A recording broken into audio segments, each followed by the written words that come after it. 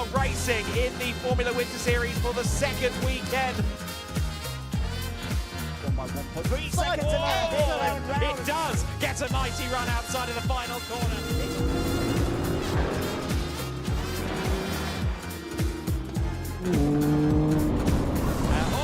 Danny Sufi loses it into the first corner. We are underway and racing in the GT Winter Series, but already.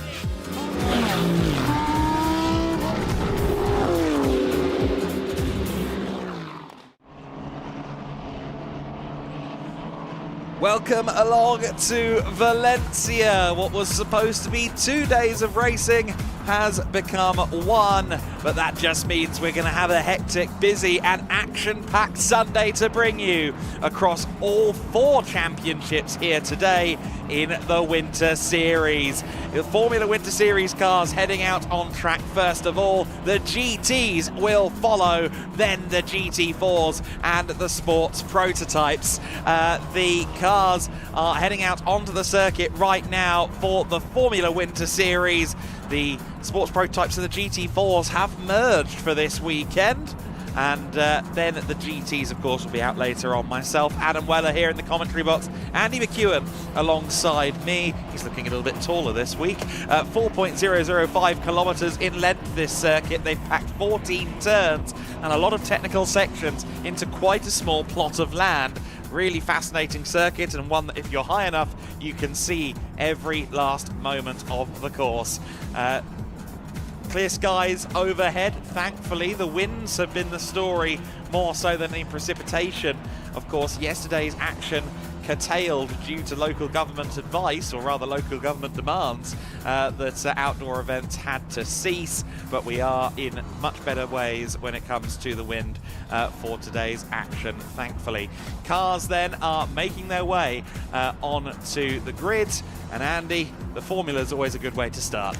Yes, absolutely so. This is a great way to wake us all up this morning and get us ready for a busy day. 9 races in total coming your way, and yeah, Formula Winter Series starting to hit its stride now. We're at the midway point of the season for all of our categories, and for the formulas, a really important weekend in the context of the championship, as everyone tries to do something about Dries van Langendonk, who has been dominating so far. He's been the most consistent driver by quite some margin so far this year, and as a result arrives here at Valencia with a pretty healthy championship lead. This will be a challenging day though, I think, for the Formula drivers, particularly this first race. The wind we expect to die down a bit as we go through the day, but for the moment it is still quite blustery out there, and of all of the classes here today, Adam, this is the one which you would imagine would be affected the most by those blustery conditions, particularly if they pick up a tailwind down the main straight and arrive at turn 1 suddenly a little bit more quickly than they anticipated. Yeah, to be honest, there's pretty much every direction there's a corner that can apply to, be it turn 8 at the end of the back straight, or even into turn 2 if there's a tailwind. That's going to be a bit of a challenge. It's not too windy out there, but it is windy enough that it will be felt by these Formula Winter Series cars. You can see that most of the grid is there and ready to go, and the cars are going to be in 20-minute races today. The Formula Winter Series races have been shortened somewhat. They've gone down to 20 minutes because we've had to condense 2 days worth of races into 1 day of schedule. So dare I raise this spectre, Andy? We've really got to hope for some clean racing, at least in the early stages. Yes, let's hope they can get through the first few corners in one piece. It is actually not the widest of racetracks, this one. It has certain areas where there's a little bit of runoff area, but most of the track is surrounded by gravel traps, and that would be my concern. If there's a tangling of wheels early on, there's a good chance that we'll end up with cars getting stuck in places where they need outside assistance to be recovered. We've got a big crowd on hand though, even more people expected to pile into the circuit as the day goes on. We've got a lot of off-track activities for them to enjoy, but it's nice to see plenty of them finding their favourite vantage point in this main grandstand to enjoy what should be a cracking start to the day. Right, let's head down onto the grid, shall we then? Izzy Browning is ready to catch up with some drivers.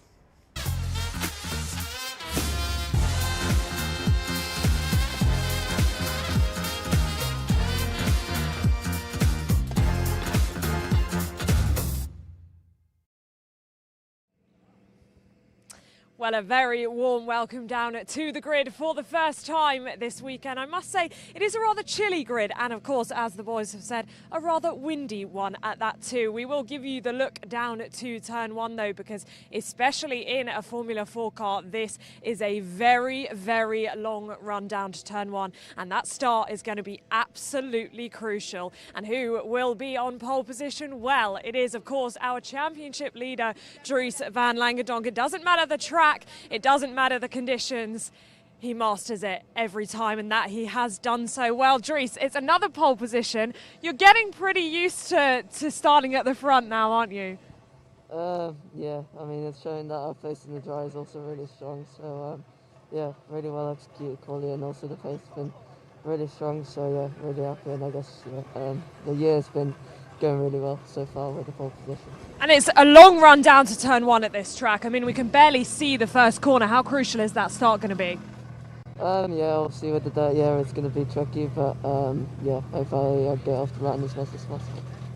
Best of luck, have fun out there. Right, always a great sport is Dries van Langendonk, always talking to us on the grid. I mean, if you always get the pole position, you kind of should expect that you should speak to us, but it is going to be a different man on the front row alongside him, and that is going to be the number 3 of Alexander Rutter. It was a great qualifying session for all of the Van Amersfoort cars, actually, all of them in the top 7. Well, Alexander, I mean, a front row start, a great way to start the weekend.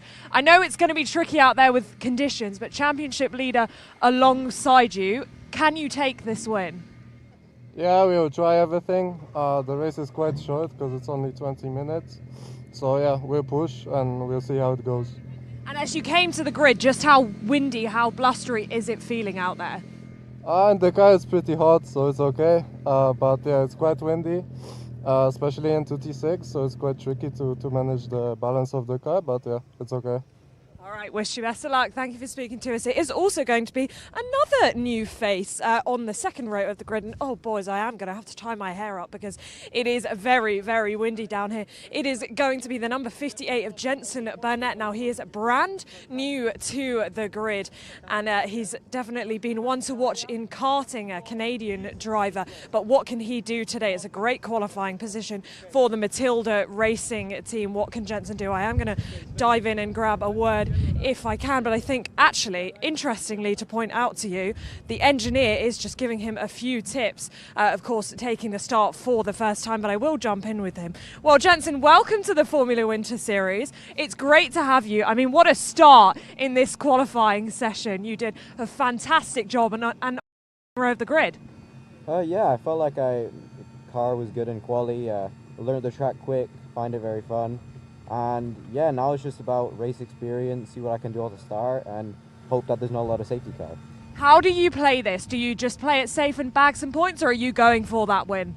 I'm going for it, to be fair. I'm not in the championship. It's a one-off round. I'm going to go for it.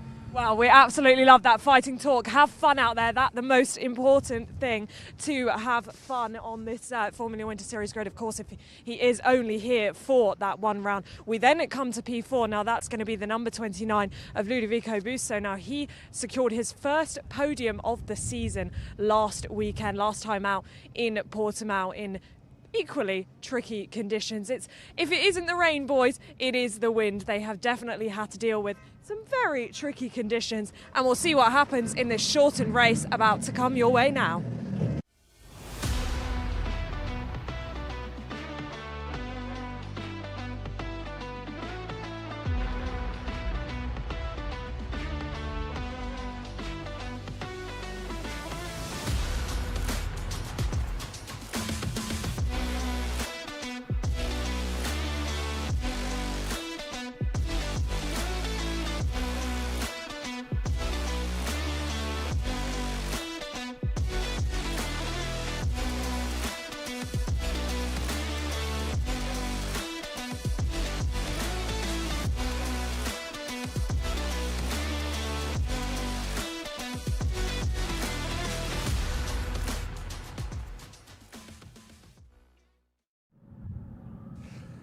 Formation lap is about to get underway for the first Formula Winter Series race of the weekend. And as we've alluded to, it will be a shortened 20-minute race duration. So can we expect even more fireworks than usual? Dries van Langendonk taking the front row of the grid, starting from pole position once again. He won 2 races last time out at Portimao. He's won 3 so far this season. He's alongside Alexander Ruta on the front row of the grid. Matilda Racing with their newcomer Jensen Burnett. He is alongside Ludovico Busso on row 2 of the grid. Pedro Lima and Thomas Behrman on row 3. Row 4 of the grid is Rocco Coronel and Ari Bansal. Coronel and Bansal on row 4. Alfie Slater and Noah Killian on row 5 of the grid. Then it's Roman Kamiab and Samuel Ifrid on row number 6. Philip Rice with a good qualifying next to Leon Headfors on this row number 7 of the grid. Then it's Ethan Lennon alongside Theo Borenstein, both of whom have finished on the podium this year. Oscar Repetto is alongside Chiara Batig. Batig showing top 10 pace in the free practice sessions. Didn't quite find the same in qualifying. Ian Kraling is next alongside Andre Rodriguez on that row. 21st and 22nd place, Levian and Abdallah Kamil. 23rd and 24th positions go to Zoe Florescu and Georgi Zazov, who's back with us after skipping Portimao. Marcus Silkunas with Ginevra Panzeri, 25th and 26th positions. Max Kamalander, 27th, with Vittorio Orsini in 28th. Alexander Savinkov is next in 29th alongside Eric Paulson. And then at the rear of the field will be newcomer Caitlin McDaniel, who found out that she was going to take part in this race on Tuesday. Nothing like a last-minute call-up, is there, to focus the mind. Interesting to see how that turns out. A couple of interesting names there, I would say, out of position. Definitely Alexander Savinkov, 29th on the grid, 3rd in the championship, arriving here this weekend. Had that terrific run to a race win at the opening round at Estoril, won the 3rd race of the season, had a podium last time out at Portimao, has been reasonably consistent and arrived here only 7 points behind Ari Bansal, who is 2nd in the championship. Ari is only 8th on the grid though, so again, from a championship perspective, it is advantage Dries van Langendonk. He already holds a very healthy points lead. He's got another 2 points in his back pocket now for qualifying on pole position for this race, and really most of the drivers who are even vaguely within touching distance in the points are starting quite some way behind him. So then the cars are all lined up on the grid. Hopefully everybody is in the correct position. As you said, a few cars out of place, certainly, as you alluded to with Savinkov. He has a lot of work to do and he'll be disappointed in how that qualifying panned out. Of course, only one qualifying session this morning, and your fastest lap from that session is what determines this grid. 2nd fastest lap for race 2 as well, so I'd hedge my bets that Savinkov is going to be low down that race 2 grid as well. Not optimal for him. Let's see who leads then as they run down to the first corner at the Circuit Ricardo Tormo. Looks like there was some jump starts. There's someone who's failed to get underway. It's Burnett. Burnett has failed to get underway from the 2nd row of the grid. A huge shame for him on his debut. Thankfully everyone avoids. Dries van Langendonk is your leader, and in 2nd place I think that was Rocco Coronel. Coronel with a good start. He's alongside Alexander Ruta, and then in 4th position there is Ludovico Busso, although he's losing out there to one of the US racing machines. May have been Thomas Behrman moving up to 4th position. Van Langendonk with a brilliant start. Someone certainly jumped it further back, but for now it is once again Van Langendonk and Coronel. We thought we'd be seeing this a lot this year. We've only seen it once really at Estoril, and here comes Coronel to the inside of Van Langendonk. That looked brave at turn 6. Well, Rocco Coronel's up for the fight, isn't he? From 5th on the grid to 2nd by turn 1, and now, as you said, challenging Van Langendonk for the lead. This is the part of the circuit where we heard the wind was perhaps already likely to affect the drivers. Everyone keeping it neat and tidy for now, although we do have a yellow flag, and he did a safety car now because of an incident somewhere around turns 4 and 5. We'll get to the... Oh, there is the incident. It's the 93 of Zoe Florescu, who is off in the gravel trap, front wing absent from that car. And that is, unfortunately, that early safety car that we somewhat predicted could be a reality. Yeah, no, that felt like it could be. This circuit often does generate dramas for the Formula drivers, and indeed all of our grids. Of course, it is a fairly, as you alluded to, a fairly narrow circuit. It is a circuit that packs a lot of corners into a fairly small amount of acreage.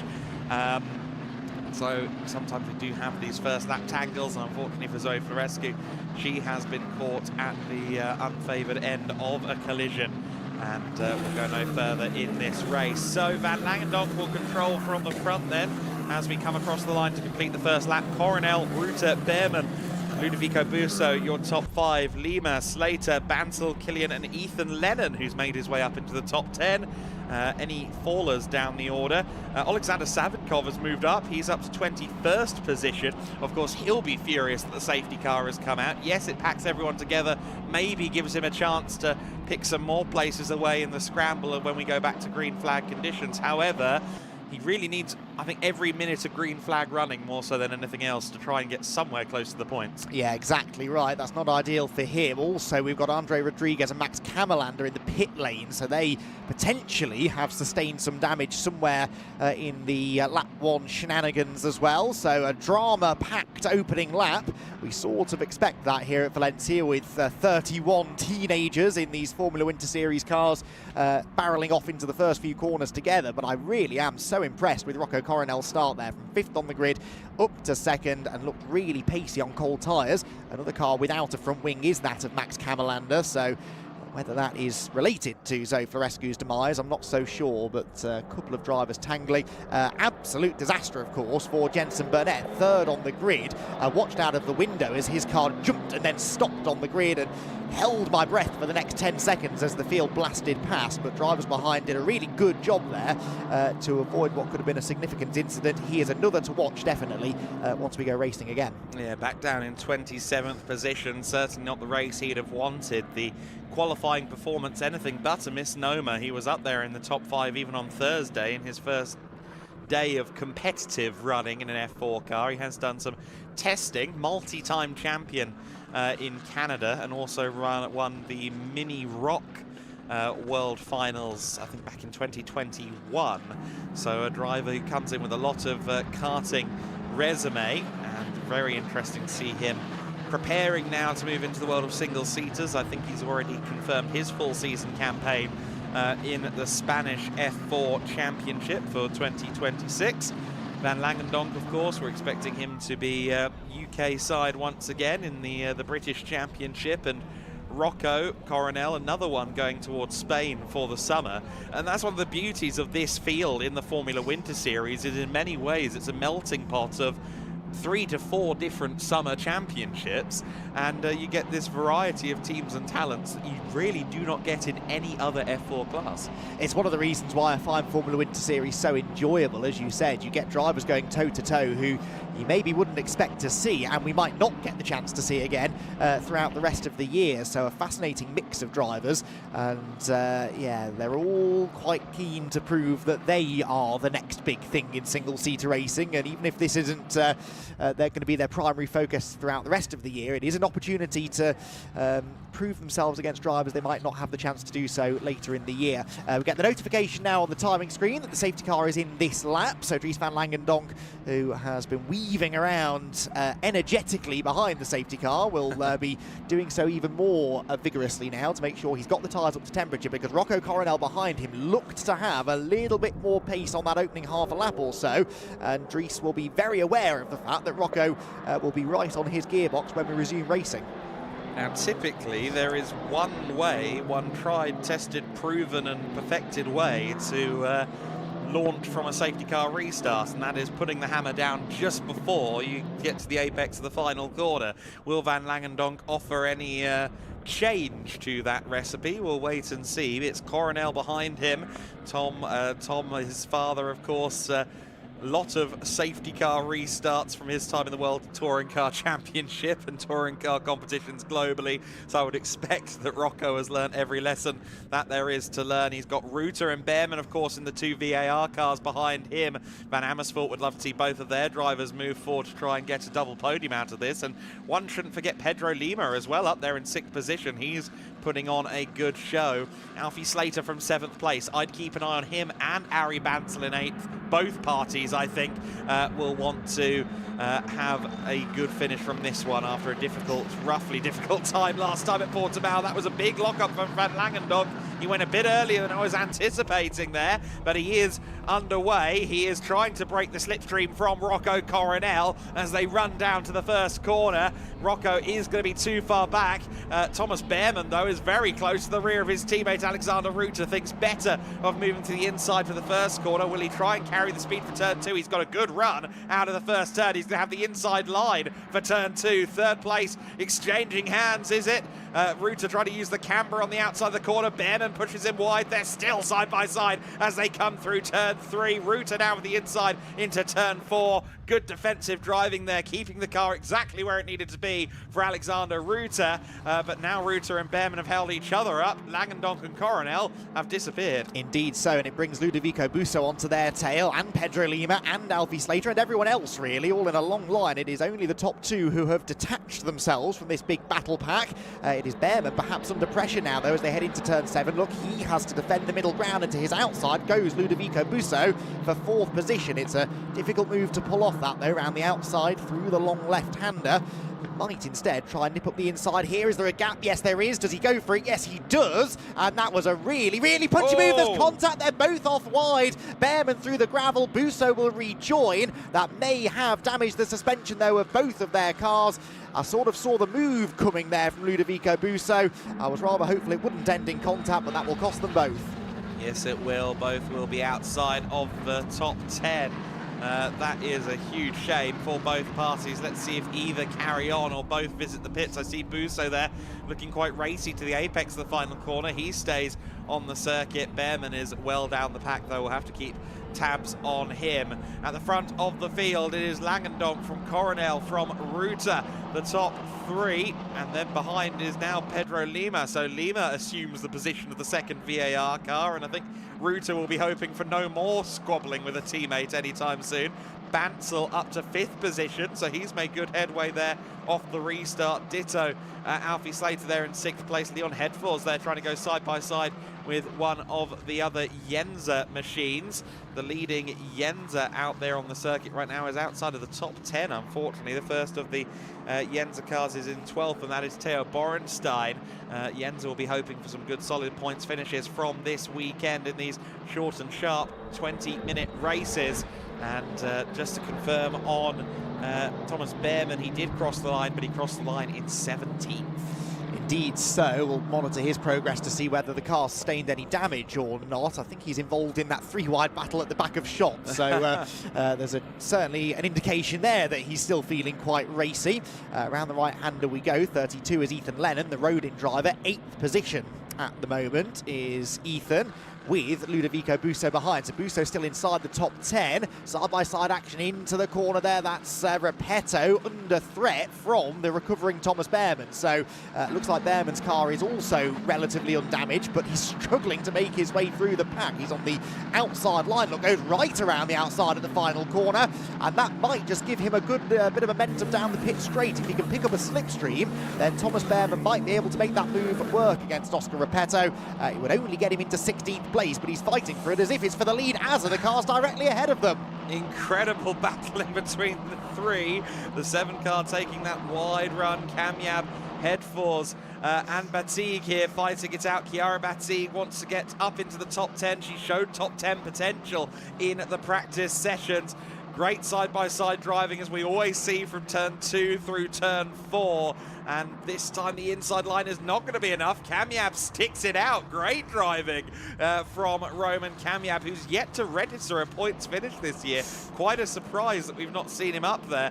Behrmann getting pushed out a little bit there by Chiara Batig. Meanwhile, oh, that was Jensen Burnett snapping into Silkunas, and unfortunately we have the number 26 pointing the wrong way. Jensen Burnett trying to go through the field, of course, Unfortunately, that was an iota clumsy. Yeah, they both made a move at the same time, didn't they? Silkunas was trying to get to the inside of another car as Burnett made a move on him, and they just sort of converged on the apex. There wasn't quite the space, and it is Marcus Silkunas who ends up losing out the most from that. Bit of a rough ride over the curve for Levi Arn there, who is, again, further down than I would expect him to be, really. Levi Arn in the Yenza Motorsport car. And making the point that Yenza aren't having a brilliant race so far, with the best of their cars only 12th position, Theo Borenstein. Around the final corner they go. How is Alexander Savinkov getting on? Well, he was 19th at the end of the previous lap. Has he gained any ground? Yes, up to 18th ahead of Arjen Kraling. He's in this group, isn't he, heading towards turn 1? Yeah, there he is on the back of the blue car of Repetto, the number 11, and Savinkov tries to cut there to the inside line, get a good run out of turn 1 for turn 2, and he is going to have the inside beckoning. He is close enough to make the move stick. Very nice stuff there. I think Repetto largely wanting to give him the berth there and not risk the car excessively outside of the points paying positions. So Savinkov on his way up the order. He's up to 17th, and he actually helped his teammate Arjen Kraling there as well, because Kraling also got past Repetto. Indeed he did, back towards the sharp end of the field. Meanwhile, the lead gap going out. Dries van Langendonk 1.3 seconds clear of Rocco Coronel, who can't shake off Alexander Ruta. Ruta going really well in third, and then this is the battle for fourth position. Pedro Lima versus Ari Bansal. Bansal, remember, second in the championship. Started 8th, he's picked up a few positions from there. One, of course, as a result of the slow-starting Jensen Burnett, but he's fought his way through the field nicely and wants now to gain another position if possible. We heard a couple of the drivers earlier saying, though, that the dirty air is definitely a factor here. It's a track where you rely on the aerodynamics quite a bit through these sort of medium-speed corners, and that can make it difficult to follow very closely to the car ahead. Ari Bansal is about as close as he can be going onto the main straight, but I'm not convinced on this occasion, at least, the slipstream will be enough to yield a move at turn 1.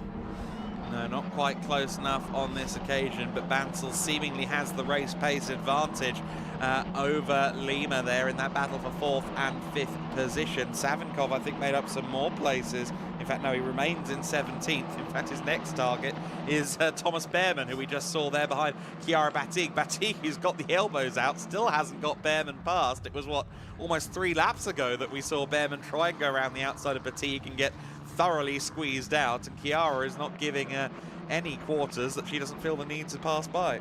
No, definitely not. Chiara Batig at the moment is leading in the female trophy as well, in 15th position overall, so Chiara quite comfortably ahead actually of Ginevra Panzeri, who is in 24th position for AS Motorsport, so a trophy perhaps heading the way of Chiara Batig in, well, not too much longer actually, 6 minutes plus a lap remain, and the overall race leader, Dries van Langendonk, just ticking off the laps once again. There's a sense of inevitability now, isn't there, about a Dries van Langendonk win. He looked a bit shaky for half a lap maybe, but that safety car, I think, allowed him to really settle down and get into the groove immediately and really build that lead. Incident involving cars 66, 40 and 93, who are our 3 retirees, Andre Rodriguez, Max Camelander and Zoe Florescu. That to be investigated after the race. So I speculated as to whether the 2 Cram cars were involved with Zoe Florescu. It would appear that the answer is yes. Yeah, most unfortunate there for, well, particularly the Campos driver, of course. Florescu ended up in the gravel trap, but ditto, both Cram cars failing to continue after their pit stop. So yeah, that rather answers many questions, but we'll find out the outcomes, of course, after the race, as that bulletin alludes to. So the 92 and the 93 still running in tandem. Head falls ahead of Batig, and still Thomas Behrman trying to find his way by, and he's going to be conscious of the fact that Savinkov is closing in on him, because of course if Savinkov continues to close in, that could pull him away from Batig a bit while he has to defend, and it could really hold up any potential future progress he can make in the last quarter of this race. Meanwhile, Van Langendonk has continued to build himself an advantage, while Rocco Coronel is looking increasingly under scrutiny here from Alexander Ruta. I wonder if perhaps there was a little bit of a mistake from Coronel somewhere off camera. While that's happening, Jensen Burnett has received a 5-second time penalty for causing a collision. Of course, we saw that happen down at turn 6. Rather unsurprising that he received a penalty.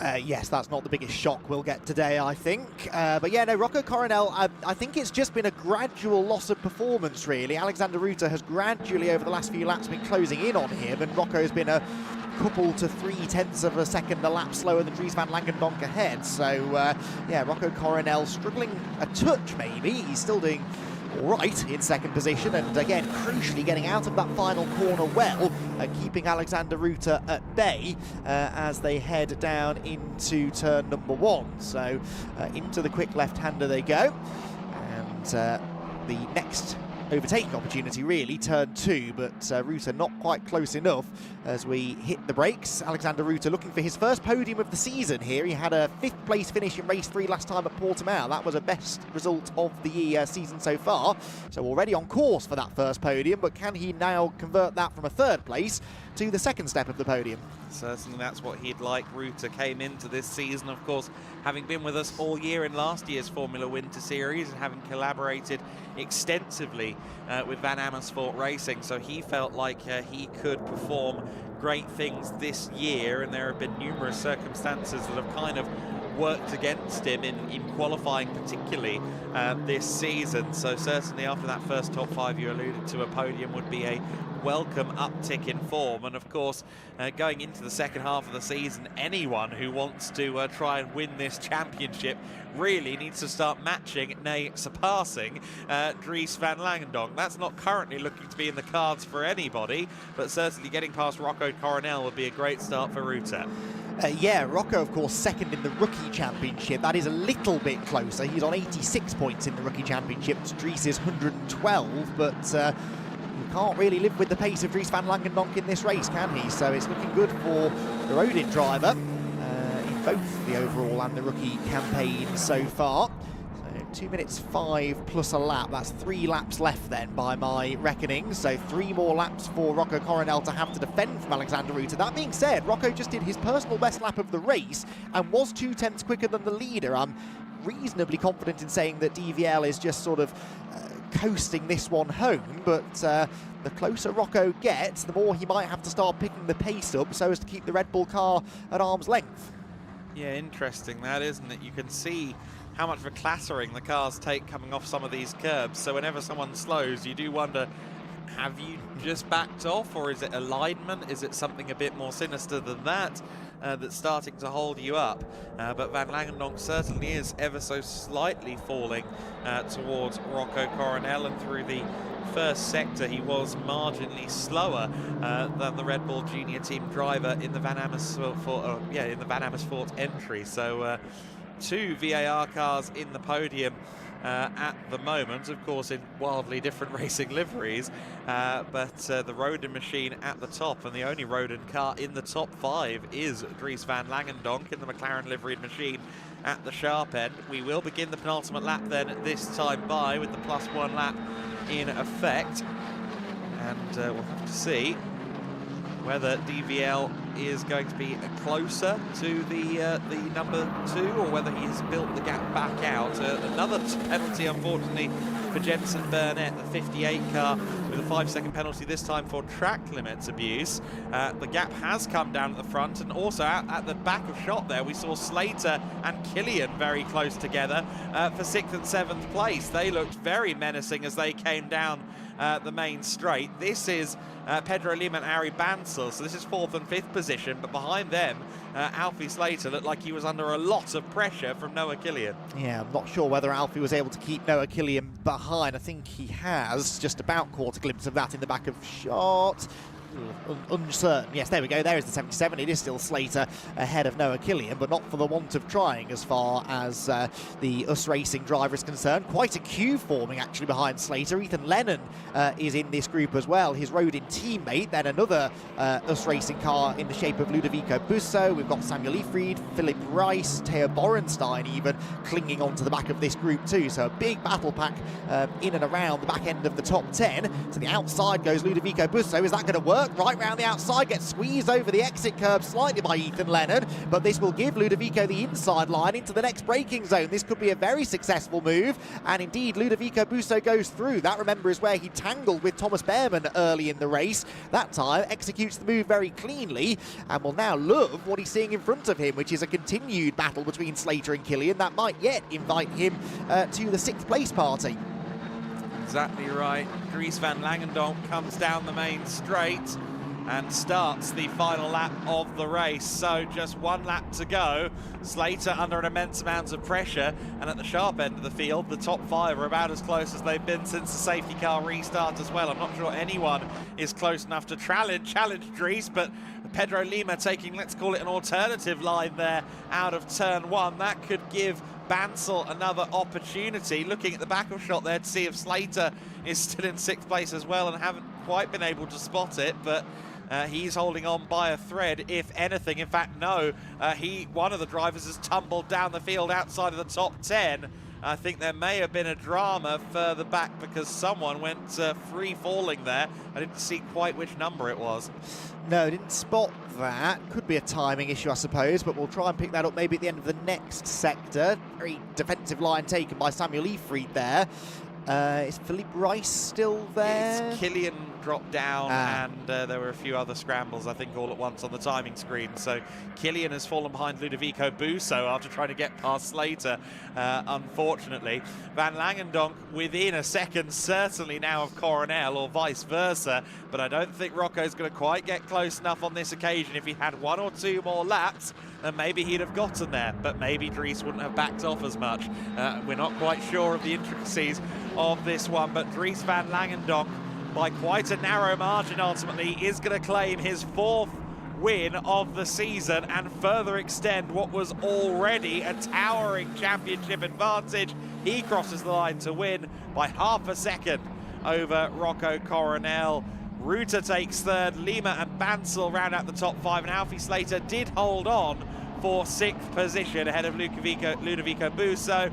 Killian 8th, Lennon in 9th position, and Philip Rice with a great top 10 finish for him, making his way up the order. The female trophy win goes the way of Chiara Battisti. She eventually did lose out to Thomas Behrman a couple of laps from home. And 2nd place in that class, Ginevra Panzeri. Across the line now comes Caitlin McDaniel. She was having a battle there towards the rear of the field with Marcus Silkunas towards the end of the race, but on 2 days' notice, doing a great job in the Formula Wind Series, her first time in this spec of car. Dries van Langendonk, our race winner for the 4th time this season. The record is 5 wins in a season.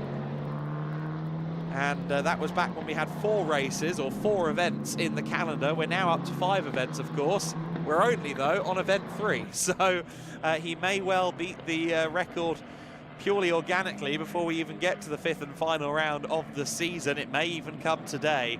He would love to clean sweep this one. But certainly for now, a 4th win of the season really is placing the title quite close to him, within reach, I would say.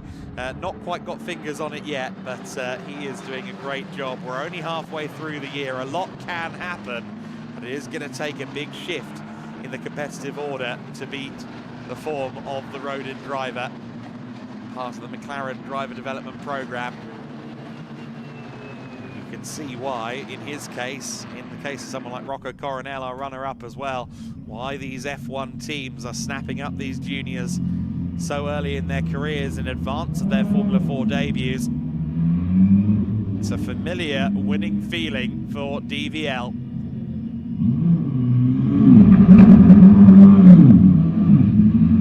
Alexander Ruta getting himself a podium as well, which I think he's pretty happy with.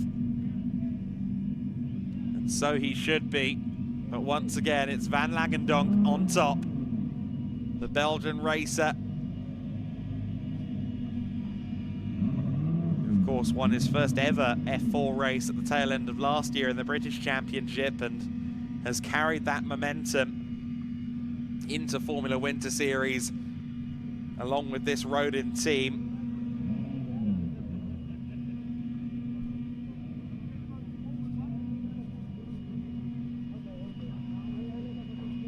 Great scenes down there.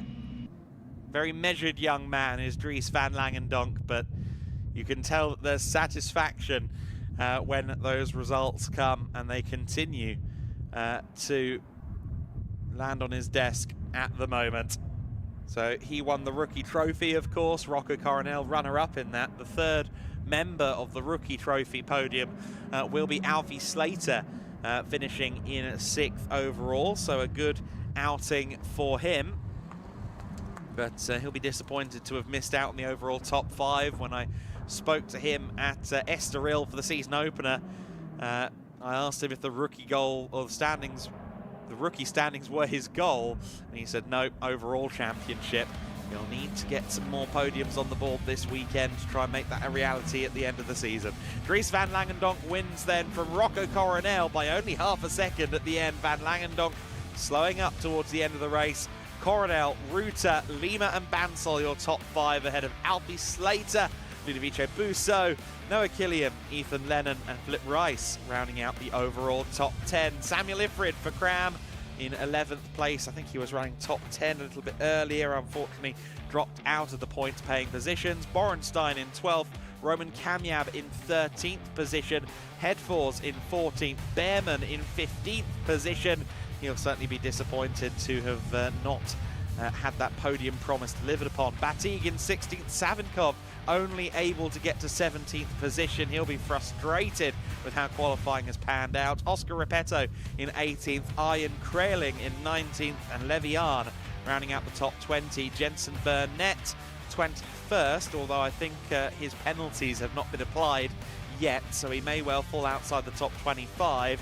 Abdullah Kamil in 22nd, Vittorio Orsini in 23rd, Panzeri, Zazov, Paulson, Caitlin McDaniel and Marcus Silkunas, the remainder of your finishing order. Rodriguez, Kamalanda and Zoe Florescu, unfortunately all failing to reach the flag after that first lap collision that brought out the safety car, the one safety car of the race. So a good, tidy effort there, I would say, from our drivers in the Formula Winter Series. They kept it fairly clean, and we got almost the full 20-minute quota of racing as a result. Let's go down to Izzy in the pits. She is with Dries van Langendonk.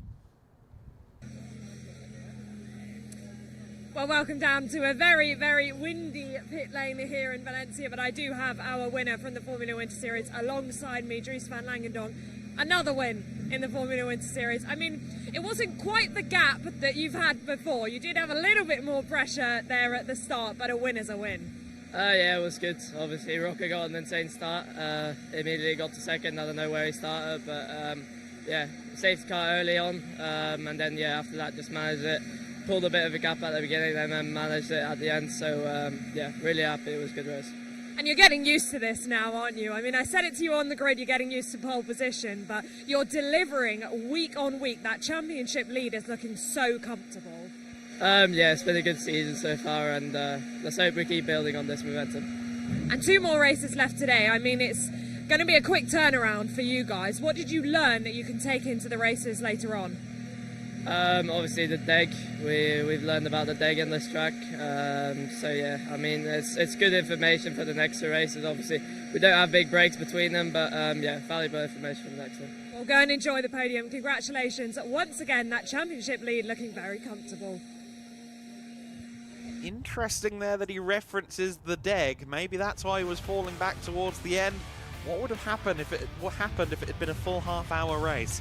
We'll have to speculate. So, highlights from race 1 of the weekend in the Formula Winter Series. A good start to the race for Dries van Langendonk. He gets a good start, but from the second row of the grid, unfortunately, Canadian racer Jensen Burnett not able to get off the line. Thankfully, though, everyone avoids him. Rocco Coronel on the charge from the start of the race on row number 2. He got himself past Alexander Ruta to move into second place early on. Thomas Behrman would scythe up to 4th position as the rest of the field came through the opening corners. Unfortunately, not all of them unscathed. Zoe Florescu collided with a couple of Cram drivers out there on the first lap. she ended up in the gravel. A couple of laps of safety car, and then we went back to racing, and Thomas Behrman moved for third place. He looked like he'd done it. He'd got the inside line. He squeezed Ruta out, but Ruta held on by the skin of his teeth to retain the position. And then there was a collision between Busso and Behrman. Ludovico Busso trying to take advantage, and unfortunately both of them falling well outside the top 10 as a result of that impact. Chiara Battigue was on the move in perhaps the most frenetic part of the train of cars out there on the circuit. This was the Camiab queue, if you will, the number 7 car holding up the remainder of the top 20, and frustrating, I think, Jensen Burnett. He was trying to climb through the order. Unfortunately, he spun Marcus Silkunas around and gained himself a penalty for his troubles. Burnett was climbing through the order, but he would also receive a track limits penalty, unfortunately. Not quite the start he'd have envisioned from the second row of the grid, and the race rather unfolded around him from there. At the front of the field, though, it was yet another stellar drive from Dries van Langendonk. What was over a 2-second gap shrunk towards the end of the race. He referenced tyre degradation. Maybe that was part of the reason why the pace fell away. Rocco Coronel couldn't quite get close enough, though, and took second place ahead of Alexander Ruta. Further back in the field, Chiara Battigue winning the female trophy, and the rookie trophy honours going to the man who also won the race overall. That was Dries van Langendonk.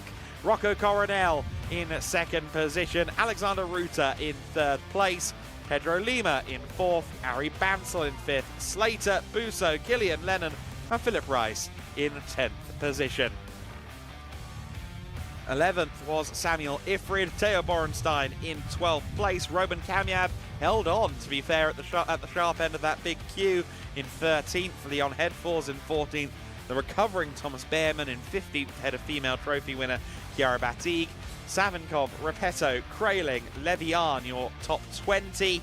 And then riding back to the remaining positions, Jensen Burnett, Abdullah Kamil, Vittorio Orsini, Ginevra Panzeri, Georgi Zazov, Eric Paulson, Caitlin McDaniel and Marcus Silkunas. The finishing order, Rodriguez and Camelander not taking the flag after the contact with Zoe Florescu.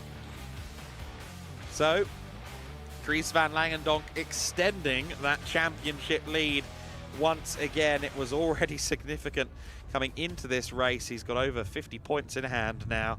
That is a huge advantage. Let's go down to Andy McEwen. He is on the podium. Thank you, Adam. Well, the party is already starting down on the grid, but we're about to get the party starting on the podium as well. We introduce first our best female driver, Chiara Battigue.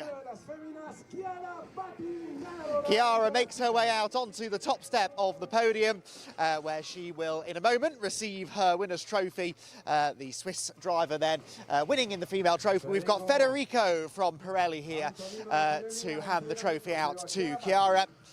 And a strong overall finish for the Campos driver as well. A round of applause from the crowd down below, and Chiara Battigue celebrates the victory in the best female trophy. We are a little bit pushed for time today because of the extra races we're cramming in, so no time for interviews, so Chiara can make her way backstage. Congratulations, Chiara. We move on next to the rookie category then, and for the 4th time this season we welcome onto the rookie podium our 3rd place finisher, Alfie Slater. Well done, Alfie. 3rd step of the podium for the Rodin Motorsport driver. It is a 3rd appearance on the rookie podium for our 2nd place driver, Rocco Coronel. 2nd place in rookie, 2nd overall for the Van Amersfoort driver, but it's another rookie win for Rodin Motorsport for the 4th time this year, Dries van Langendonk, who as always is well supported by his Rodin Motorsport team down below and heads to the top step of the podium. The trophies now can be taken out to the drivers. We've got Miguel here with Mark from GEDLICH and Federico from Pirelli with the winner's trophy going to Dries van Langendonk. He is racking up the trophy collection this season in Formula Winter Series. That is his 4th rookie class victory, and we'll see him receiving another trophy in a moment or two. So, celebrations from the team down below once again, and the drivers hold the trophies aloft. Dries van Langendonk, for the 4th time this season, is a rookie class winner. And I think all of the photos are being taken now. as the GT teams start heading out onto the grid in preparation for their first of 3 races today. A busy day here at Valencia, just how we like it though, cramming lots of racing into the day. So we will go next to our 3rd placed driver in the overall classification. A first podium of the season for Alexander Ruta. His first podium for Van Amersfoort Racing. Onto the 3rd step of the podium he will go. It's a familiar top 2 though. We have our 2nd place finisher once more, Rocco Coronel. Rocco, once again, with his fist in the air, celebrates a 2nd place finish and looked really strong in the closing stages of that race. He couldn't quite catch, though, our winner. For the 4th time this year, the victory goes to DVL Dries van Langendonk. Dries heads to the top step of the podium to be joined by his Rodin Motorsport team representative. Caitlin from Rodin is here, and she will head out on to the podium as well to join the celebrations. Congratulations to Rodin Motorsport. Very happy with another race win. Now then, it's time for the national anthem of the winning driver.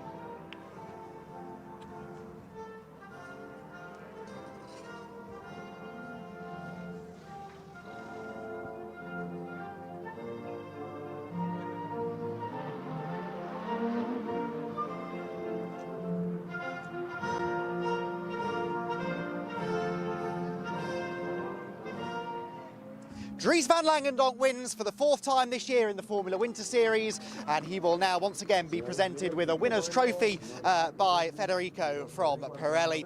And Rodin continuing their very, very strong performance in the 2026 Formula Winter Series campaign. Dries van Langendonk extends his championship lead in the overall title race and in the battle for the rookie championship as well. One more round of applause from the Rodin crew down below, and as the photos are taken here on the podium, it is time to turn our attention to GT racing for the first time today. The cars competing in the GT Winter Series, and there are plenty of them, are making their way to the grid. Nexano, on the path to becoming the world's largest independent business community. We connect entrepreneurs, experts, and decision makers across industries and across borders. In our digital ecosystem, people share knowledge, learn from each other, and grow together. Companies and talents gain access to relevant contacts, resources, and innovative projects. Our community stands for transparency, trust, and sustainable economic success. We create space for inspiration, collaboration, and new business models. Nexano, shaping the future of business networking, global, digital, and accessible to everyone.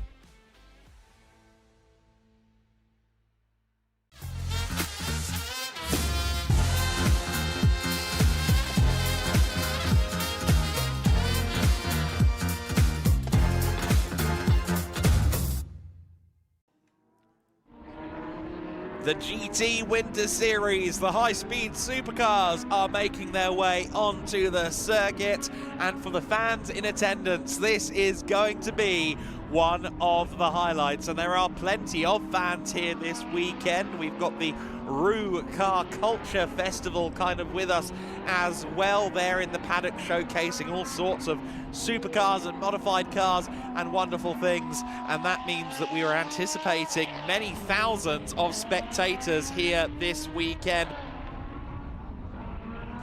This is a really exciting little festival of motorsport that we've got going on here at the Circuit Ricardo Tormo, and the fans are here in their droves. You can see them all coming up the stairs at the moment. They've heard the V10s, the V8s, and they've gone, okay, what's going on? Let's have a look at the on track. But great to see. We've got, of course, the main grandstand here that is built on top of the garages here at the Circuit Ricardo Tormo. That's looking pretty full. That was down towards turn 1, the previous shot. This is the main grandstand. And the paddock is a hive of activity. There are quite a few hundred bodies that I can see out of the window, just in the limited bit of the paddock that I can see from my position. And quite a lot of fans are also getting the opportunity to head out towards the grid, and guests of the teams, of course, as well, and even a couple of ducks, only in the Winter Series. The GT Winter Series cars, though, always the highlight from an auditory perspective, perhaps from a visual perspective as well. The GT3 cars will take centre stage in this race. 11 cars in the GT3s for this weekend. We were supposed to have 13, but a couple of teams only deciding to test on Thursday and Friday. And a really interesting front row of the grid. Now, I note that Attempto Racing have re-added Ariel Levy to the 86 lineup. At one time, it was supposed to be Carrie Schreiner solo, but Ariel Levy is set to start the car for this race. He debuted in GT3 last week at the 6 hours of Portimao, and having come from many years of competitive running in Porsche Carrera Cup competitions, he really did take to the GT3, so exciting to see him there on the front row of the grid. And with all due respect to Severin Mazur, I'm very surprised to see him on the front row in just his second appearance in a GT3 spec machine. Of course, he's been an outright race winner before in the GT Winter Series, but he is a hobby driver. This isn't his profession. This is his pursuit of leisure. But he's very, very quick. So then, 2 V10 cars in almost bare carbon fibre on the front row of the grid. It's all looking rather cool down there. Let's go to Izzy to look a bit closer. Well, I have to say, this is one of the liveliest grids I have ever been on. I don't know if you can see, but there is a little band, and there were 2 inflatable ducks. Is that how we should describe it? I think so. But as for the GTs, it is time to get their first race of the day underway, and it is going to be Ariel Levy on pole position in the number 86. If you were with us for the 6 hours of Portimao last weekend, you will know that he was also competing in that. Well, you were with us for the 6 hours of Portimao, but welcome to the GT Winter Series. Pole position, pretty good way to start the day. Yeah, for sure, it's probably the best way to start the day. To be honest, I believe qualifying we still have improvements to do, but I mean, I cannot complain when I'm starting from here. And how are the conditions feeling around the track at the moment? Obviously, you know, a lot of wind. How will you fare in this race? Well, to be honest, I'm not sure about the conditions at the moment. In the morning it was relatively cold. But now I guess I will just have to feel it and see what it is. Okay, best of luck. Thanks for speaking to us. Right, we are going to continue back. We have had the 3-minute board, and all of a sudden it's gone rather quiet on the grid, which is very interesting because we were very loud just a minute ago. Starting behind Ariel will be the number 64 of Keanu Bloom. Now, if you remember, they were with us in Portimao for round 1, and they said that they were lacking a little bit of pace to fight for the win. I just wonder if they might be able to fight for the win this morning. Can I jump in and speak? I can. Oh, very kind. I am going to speak to Keanu. Well, Keanu, welcome back to the Winter Series grid. It's been a little while since we've seen you all the way back in round 1 in Portimao. You guys were lacking a little bit of pace there. Do you think you've got the pace to take the win today? Yeah, I mean, we had some good test days on Wednesday and Thursday. Just a bit unlucky in quali with some cars losing water in front of me. So the last sector was not idle. But yeah, we are really confident, and let's see what we can do now in the race. And in terms of this race, I mean, we've got a busy GT3 grid. How important is it to stay out of trouble at the start? Yeah, I mean, at the end of the day, we are here to test, and I think for us it's the most important to just get some laps and bring the car home safe. Best of luck. Have fun out there. Thanks for speaking to us. I'm just going to dive out the way as they are putting the car down. Thank you very much to the mechanics for telling me to get out the way. Otherwise, I would have got my feet trapped underneath. But we are going to go to the 67, and that is going to be Simon Orange. Of course, they are a full season entrant and currently sitting just 6 points back from championship leader. And the championship leader is just about right behind them. But I am going to dive in with Simon anyway. Well, Simon, it's the first time I've actually got a chance to chat to you all season long. Championship leader just behind you, and 6 points back is where you sit. What's the mindset for this race? Well, I suppose our race is against him. Just try and stay in front, try and finish ahead of him, and perhaps try and get a car or two between if possible. Do you play it safe then, or just try and bag some points? No, not really playing it safe. No, I'll try and get up, but I think they're all pros around me, so I'll do the best I can. Best of luck. Thanks for speaking to us, and we will get straight to the race.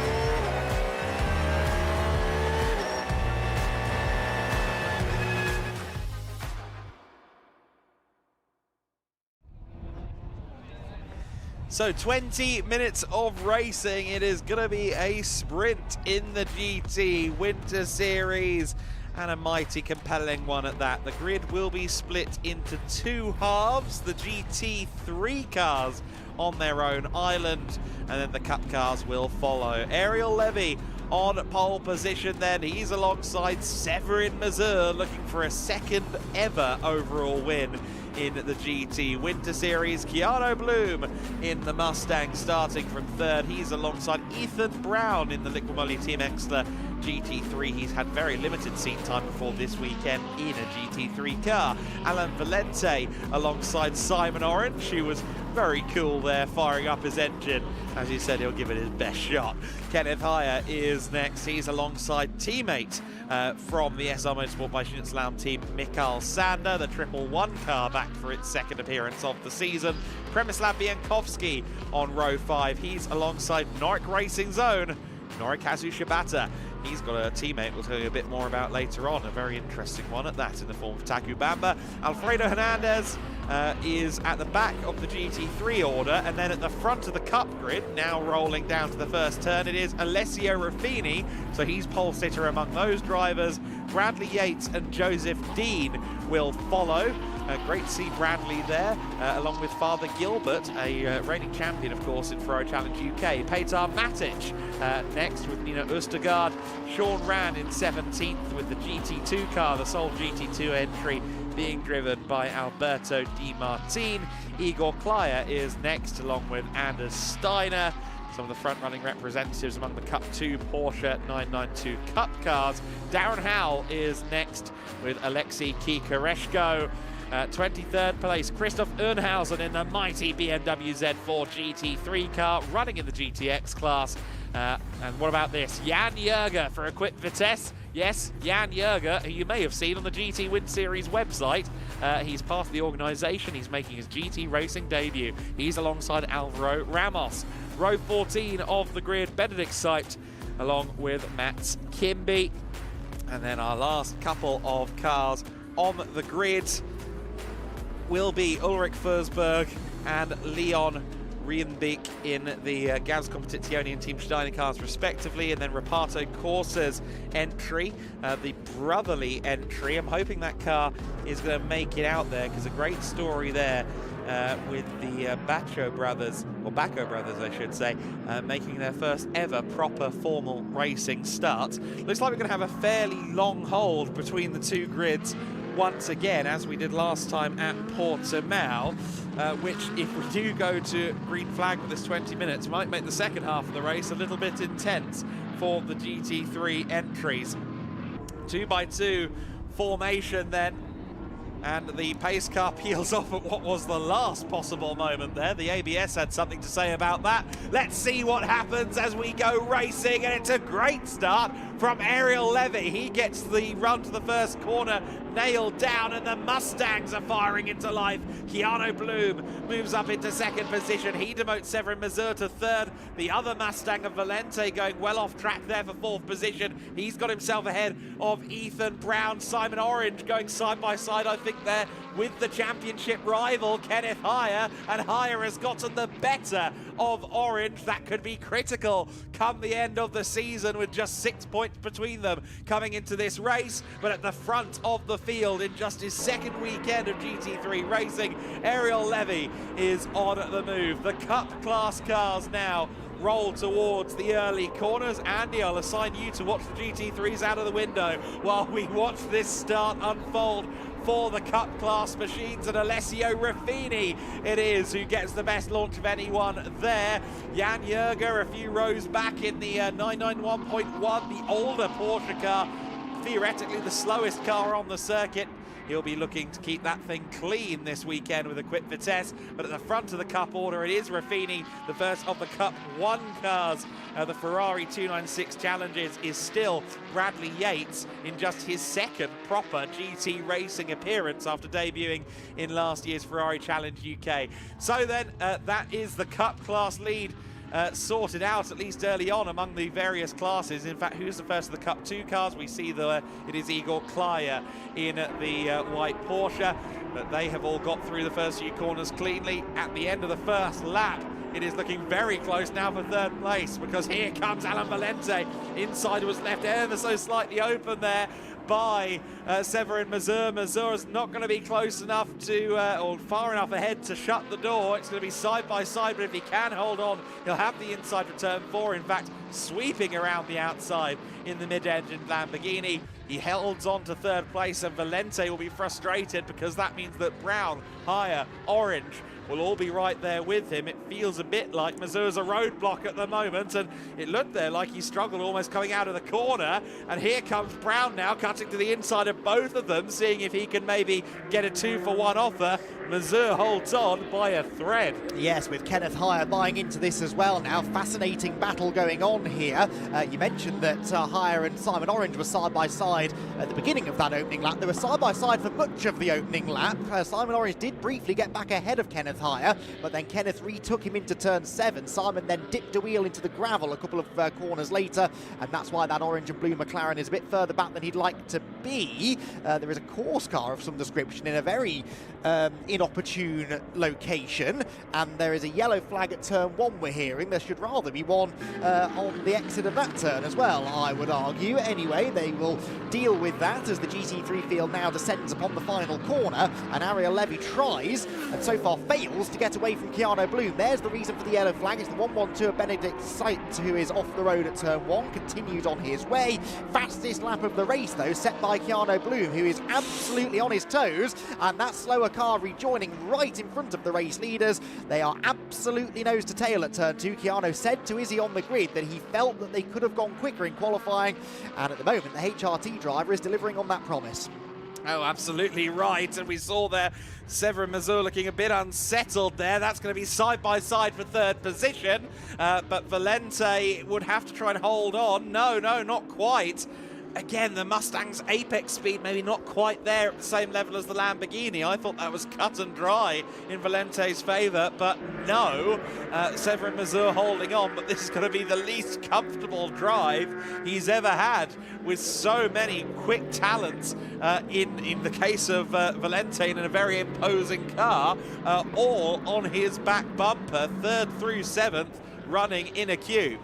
Indeed they are, with Simon Orange trying to buy back into this. There are the top 2 cars in the championship at the back of this group, the green and black Mercedes, the orange and blue McLaren. Remember, though, that you score points within your class in GT Winter Series, so actually 3rd in the championship is Alexei Kikireshko in the PT Sports by Up to Race Porsche, which is 3rd in its class at the moment, that class being Cup 2. So we do have to do quite a bit of looking up and down the overall running order, and and the class running order, more to the point, to see exactly what the championship situation is. Here comes Alan Valente to the inside of Severin Mazur, and this time I think he will take the HRT Ford Mustang onto the podium. He does, and that was the straight line performance of the Ford which we saw at Portimao, once again coming to the fore. Yeah, absolutely. That was the Mustang looking quite inevitable, really, in the mirrors of Severin Mazur. Finally, it's happened. Now he's got the slightly newer spec Lamborghini with him. That's Ethan Brown, who gets his nose firmly cut off there by the driver of the number 79. We were, of course, due to see a 63 car here as well, but that hasn't taken the start, unfortunately. So it looks like Finn Zulauf and Felix Hirsiger are not on the circuit, and that is a really big shame. Unfortunately, they were not listed on the grid, so that is only one car then from Liqui Team Engstler after all. Through the middle sector of the lap they go. Mazur still having to fight this. Of course, Simon Orange will be very keen there in the 67 Team JMH Orange Racing McLaren to get back past Kenneth Hire. Hire is the target, and it is Hire that he is directly behind at the moment. Looks like Van Oenhausen has fallen down the field. He's got a problem in his BMW Z4. The Z4 coming in to the pit lane, I suspect. And what kind of issue, what kind of malady does that car have? The GTX entry, always popular. Sad to see it in the pits. Yeah, that is a shame. It clearly wasn't running on song though, was it? And he has indeed bailed for the pit lane. So that is perhaps the last we'll see of that car in this race. We have an onboard camera in that car, so we can see exactly where it is. And it's being delivered back to the team about halfway down the pit lane. So they will go to work on trying to first diagnose the problem and then go about remedying it. Back to the battle on track then. Severin Mazur, fourth position. Look at the way that Alan Valente has got away from him, and Valente fastest car on track by about half a second last time by. So the second of the Haupt Racing Team Ford Mustangs is gaining on the leading two. 3.5 seconds the margin right now, but that I suspect is going to keep on coming down over the next lap or so as Mazur once again does not get off the corner that well. No, he's seemingly struggling a lot on corner exit, probably trying to battle with the traction control and things like that. It was all put together very last minute, this program. I think days before Estoril, they knew for sure they were coming to race with us at the Sendom Racing team, and his driver coach slash crew chief slash I think about 5 other roles, Kevin Morocca, will be coaching him through it to try and do what he can here to hold on to a top 5 result. He's 4th right now. He's got Brown right behind him. We're 8 minutes into this race already, of course, just 20-minute duration, so a much shortened race, and still it's going to feel like the longest 20 minutes of Severin Mazur's life by the end, I fancy. Keanu Bloom has caught well up to Ariel Levy. Bloom means business in this one in the big Mustang, and I think we're in for a bit of a dice. Yeah, this is very impressive, isn't it, from the HRT driver. Chatted to Keanu yesterday, and he said he was looking forward to racing here at Valencia. Big dive up the inside from Severin Mazur then, who'd been overtaken by Ethan Brown briefly, but gets back ahead of the Liqui Lamborghini, and that brings Kenneth Hire and Simon Orange into play. So the two championship contenders, or two of the championship contenders, absolutely together at the back of this group. Speaking of title contenders, Alexei Kikareshko is up into second place in Cup 2 now, and was only a 10th of a second behind Igor Klyer, the class leader, at the beginning of the lap. So whilst these two battle, they also have to be a little bit mindful of what their other title rival is up to. Into the gravel trap was a McLaren. That was the MS Racing car, wasn't it? The Fabian Seib that was in the gravel trap. Now that might be a dangerous enough position to require a safety car.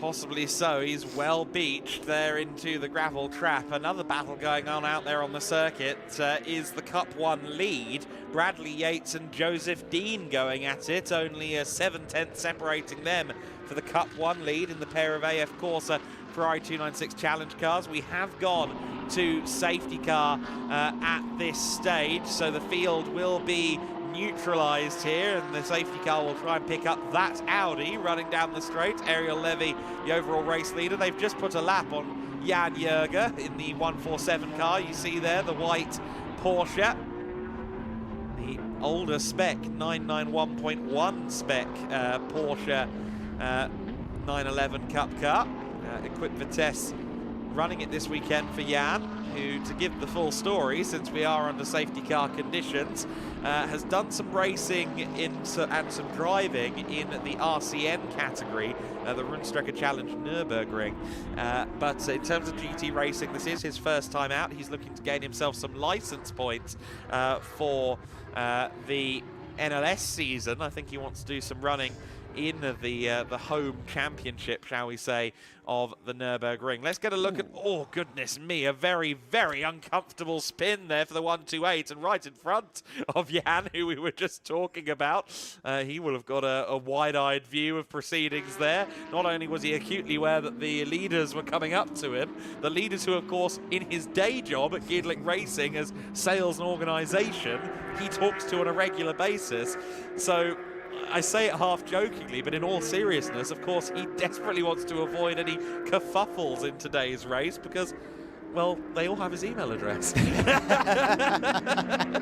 Indeed so. It could lead to a few embarrassing and awkward conversations after the weekend, couldn't it? So hopefully he has his wits about him when we do go racing once more, because, of course, whilst the leading two cars have gone through, he's got the charged up Alan Valente not far behind, the third place driver who was continuing to catch the leading two cars. And that is going to be an interesting situation on the restart. Christopher Owenhausen is back out in the Z4, so that car lost a lap. Question mark? Yes, 1 lap, I think, with its pit lane visit. But well, it was going a lap down when it came into the pits. Good point, actually. Yeah, so it wasn't there for long then. Hopefully that means it was a quick fix. Yeah, I think it looked to me like a tyre was maybe going down on the left rear. There is Jan Jürger then at the wheel of the Equip Vitesse machine, and well, there you go. That's a sight he didn't think he'd be seeing. The top two up ahead of him. Of course, yes, he is a lap down, but this safety car restart is going to be quite the negotiation for him. Of course, it's difficult, especially for a new driver, I think, because your instinct, when you know you're in the safety car queue kind of out of position, is to just let everybody go. But you can't do that. They're not allowed to overtake until the safety car line, until they've got back onto the following lap of the race. So he's going to have to hustle it through the final couple of bends once the cars are back up to speed and keep his nose clean. But he's doing a great job, and great to see him out there on the circuit, running the number 147, which he carried over from motocross. I'm sure right now he's probably enjoying having a roof and a couple of extra wheels in amongst all of these incredible GT3 and Cup class machines.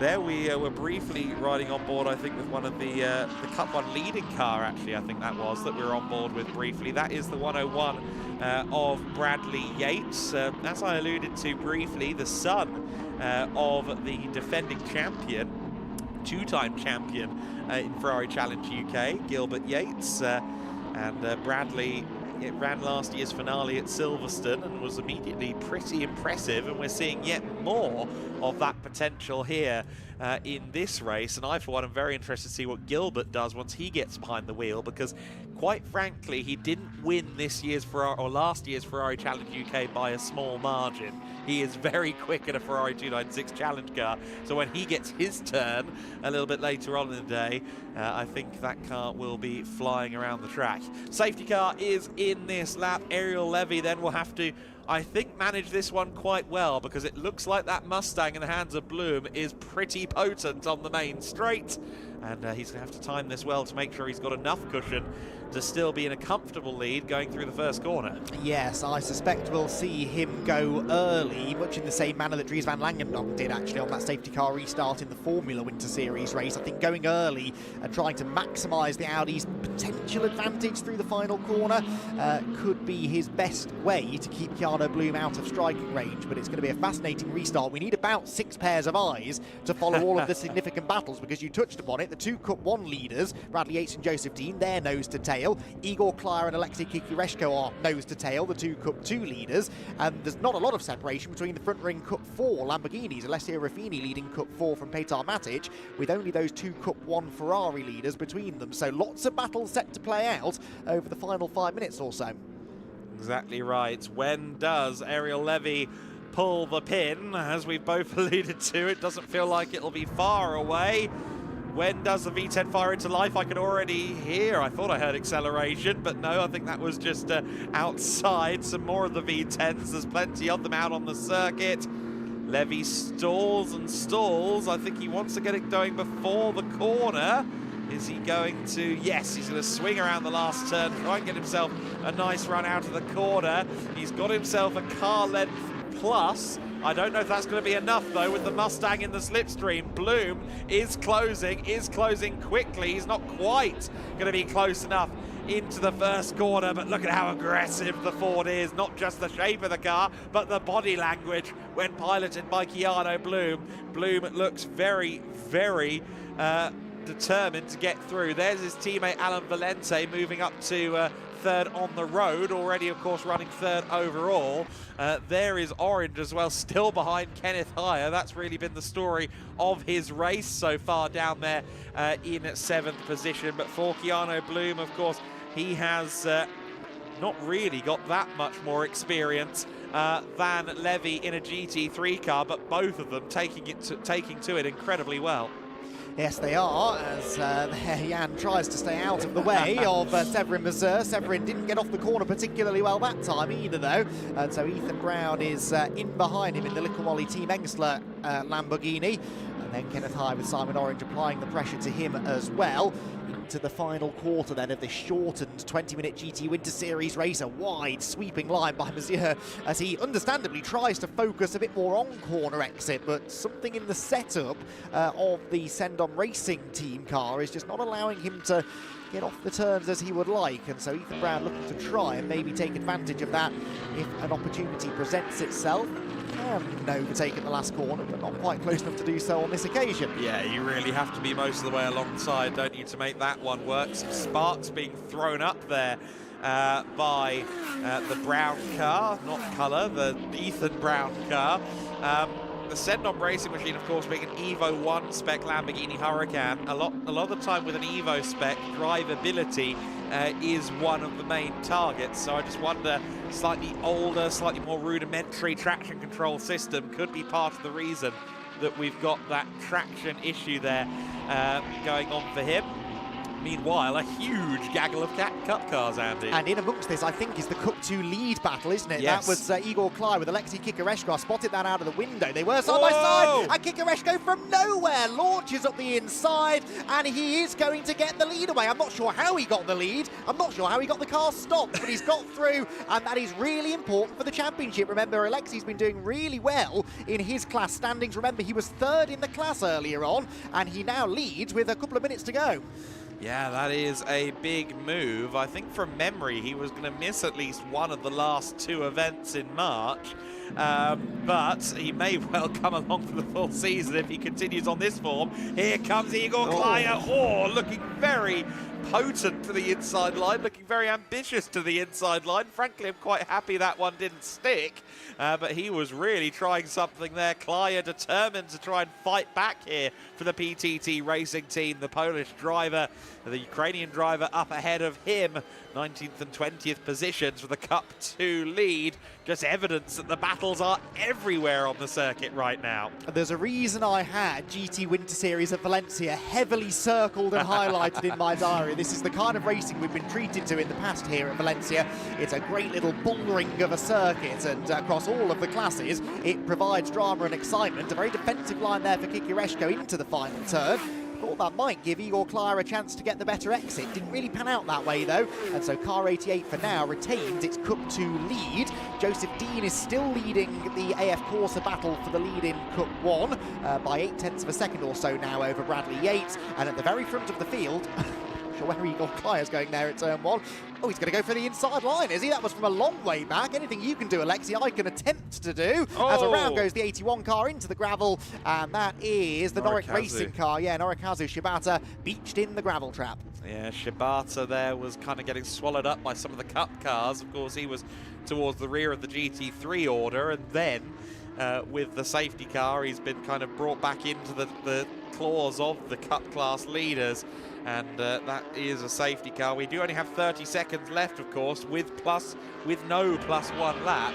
So the leaders are starting their final lap this time by. Maybe they will cover this just with yellows. It looks to me like Ariel Levy has the control of the situation at the moment. Here comes the Mustang Strongsuit down the straight line, of course, but still only half a second between them. Only half a second between them.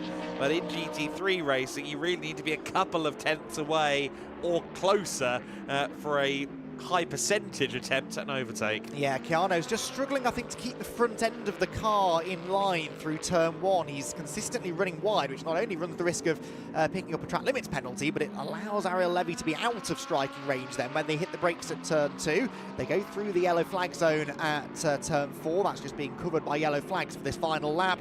And Keanu Bloom has perhaps one more opportunity to try and get within range and have a go at getting past the Attempto Racing Audi.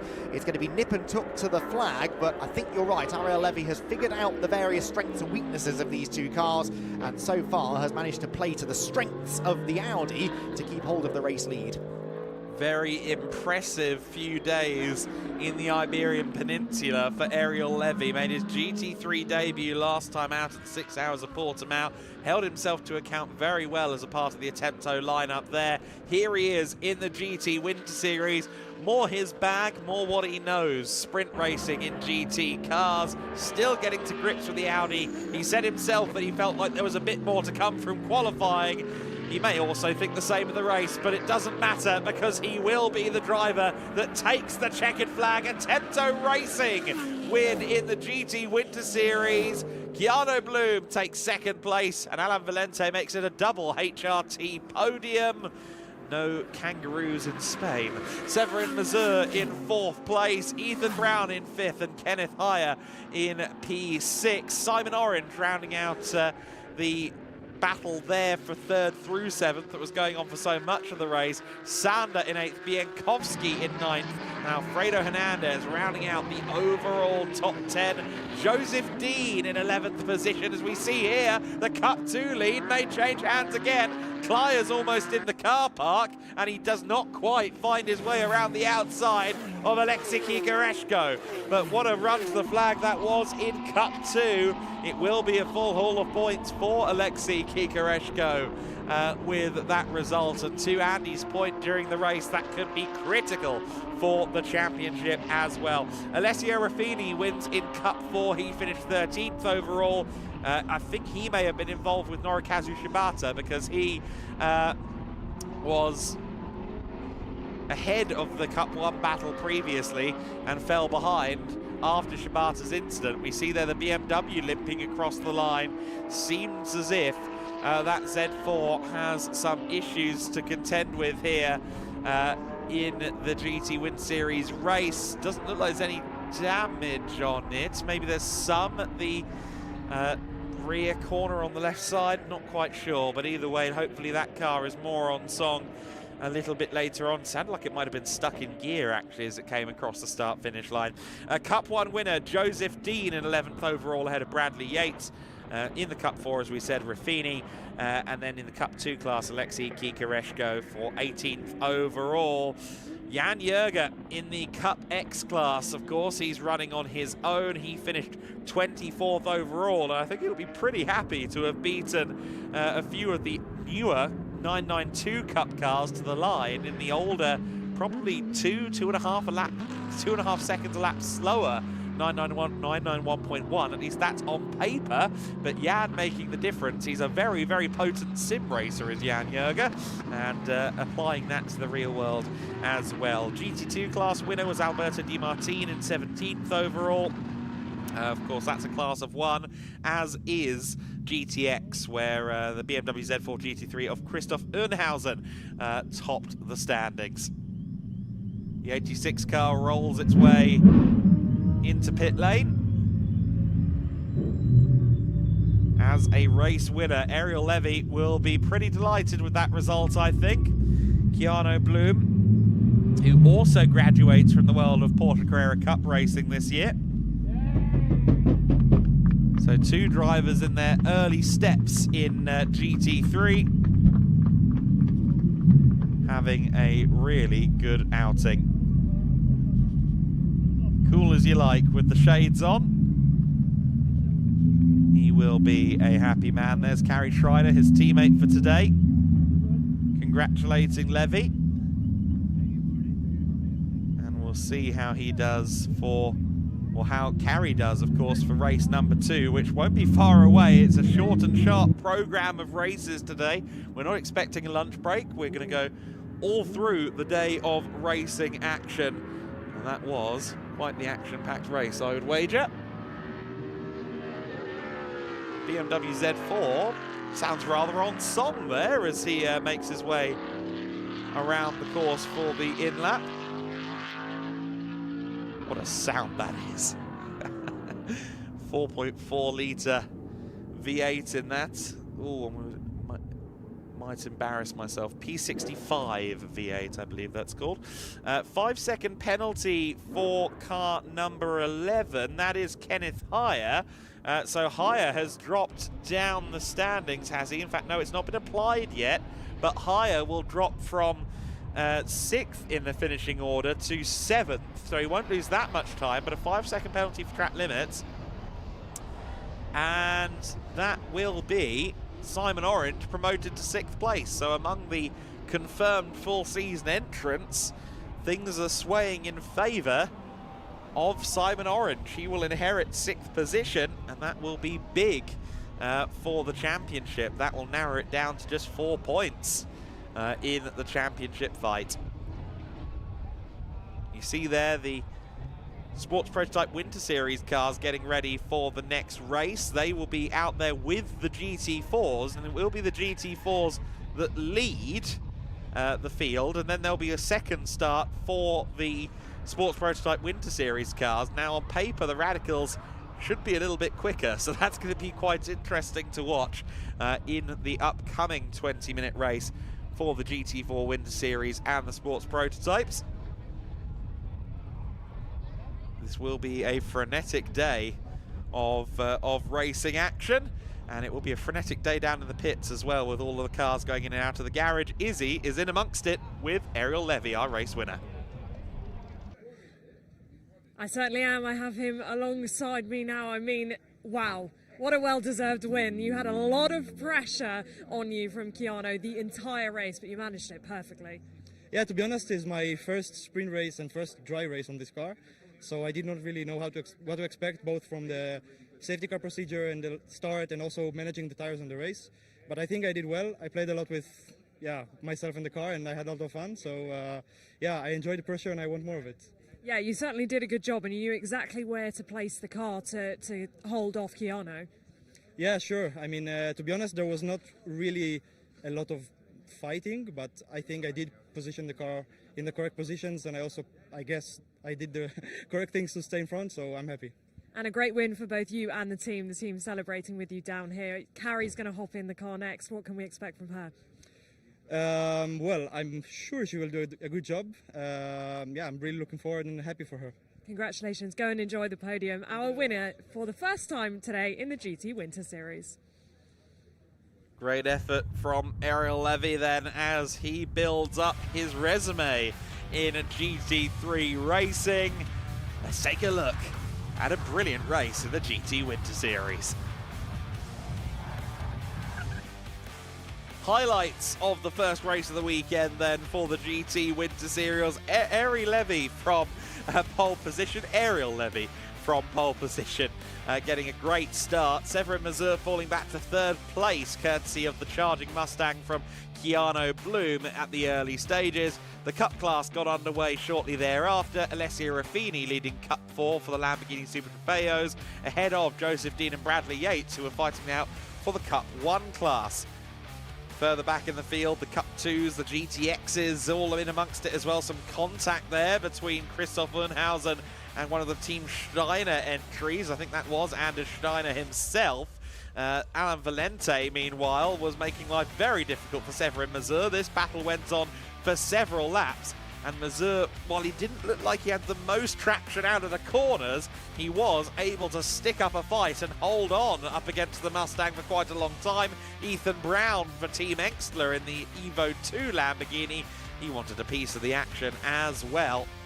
The 112 car, the MS Racing Porsche, having an issue out there on circuit. I think it required a Control-Alt-Delete, and they got the car back underway. It also looked like the BMW Z4 was struggling a little bit as well. It was on and off the pace at various points throughout the 20 minutes and had to make a visit to the pit lane.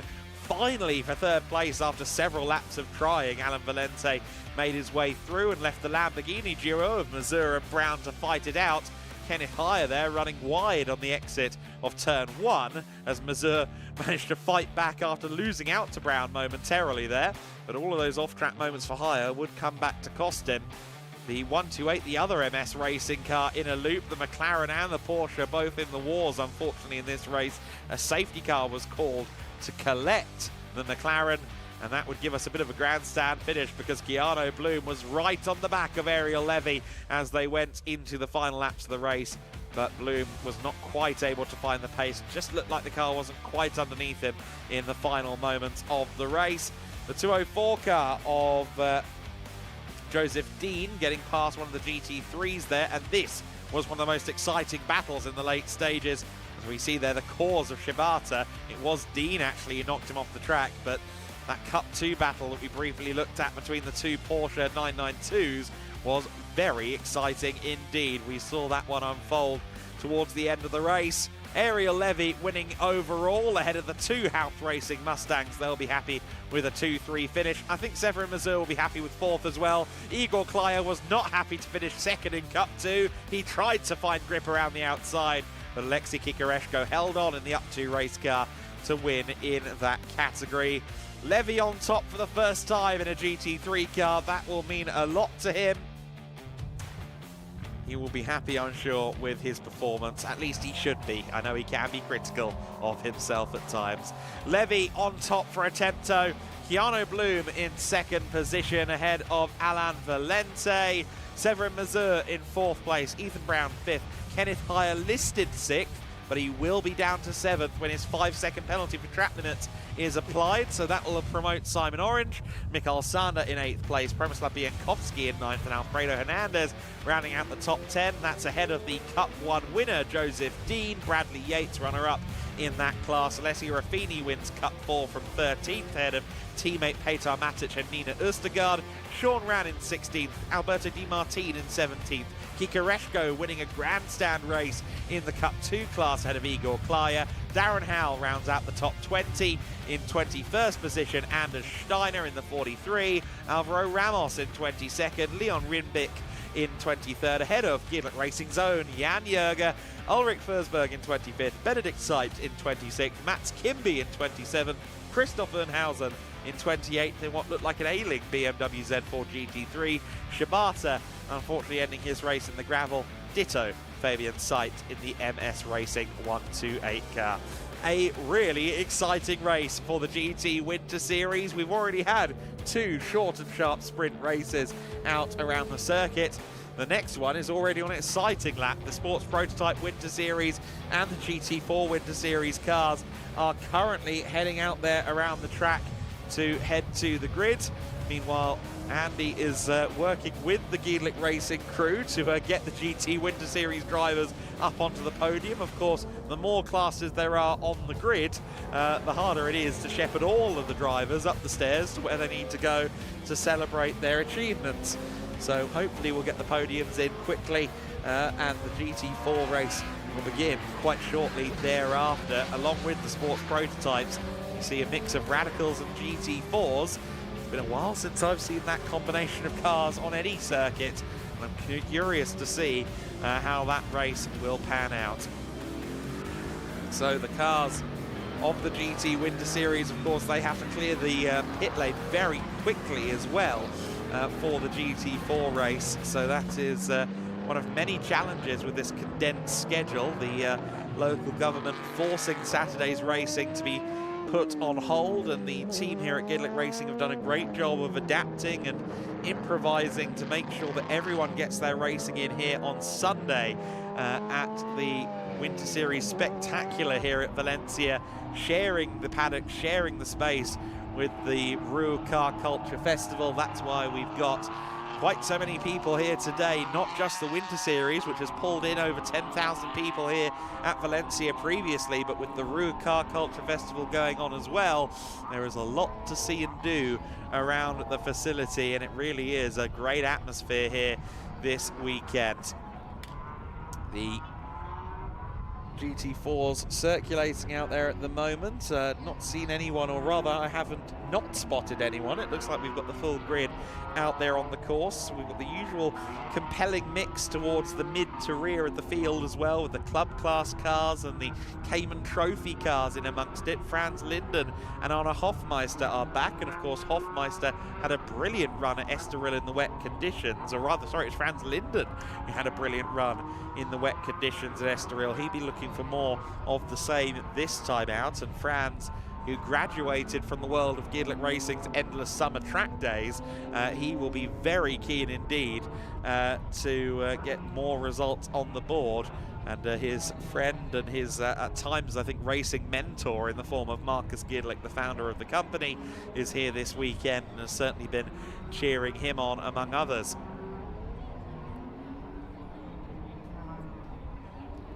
So again, this race will be 20 minutes in length. We've been forced into condensing the schedules.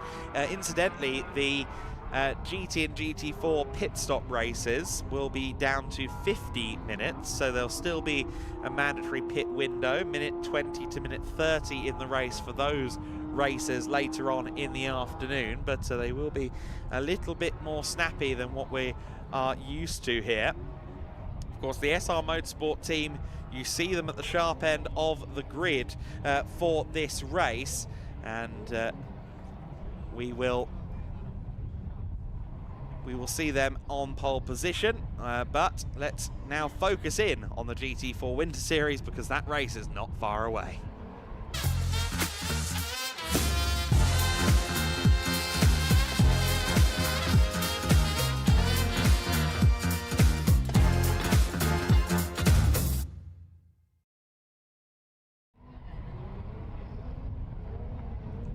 So the cars are down there on the grid as we were discussing previously, and it will be the SR Motorsport by Schnitzelbaum car of Enrico Ferderer on pole position. Of course, Ferderer and Joao Mesh come into this season with a chip on their shoulder, being previous vice champions.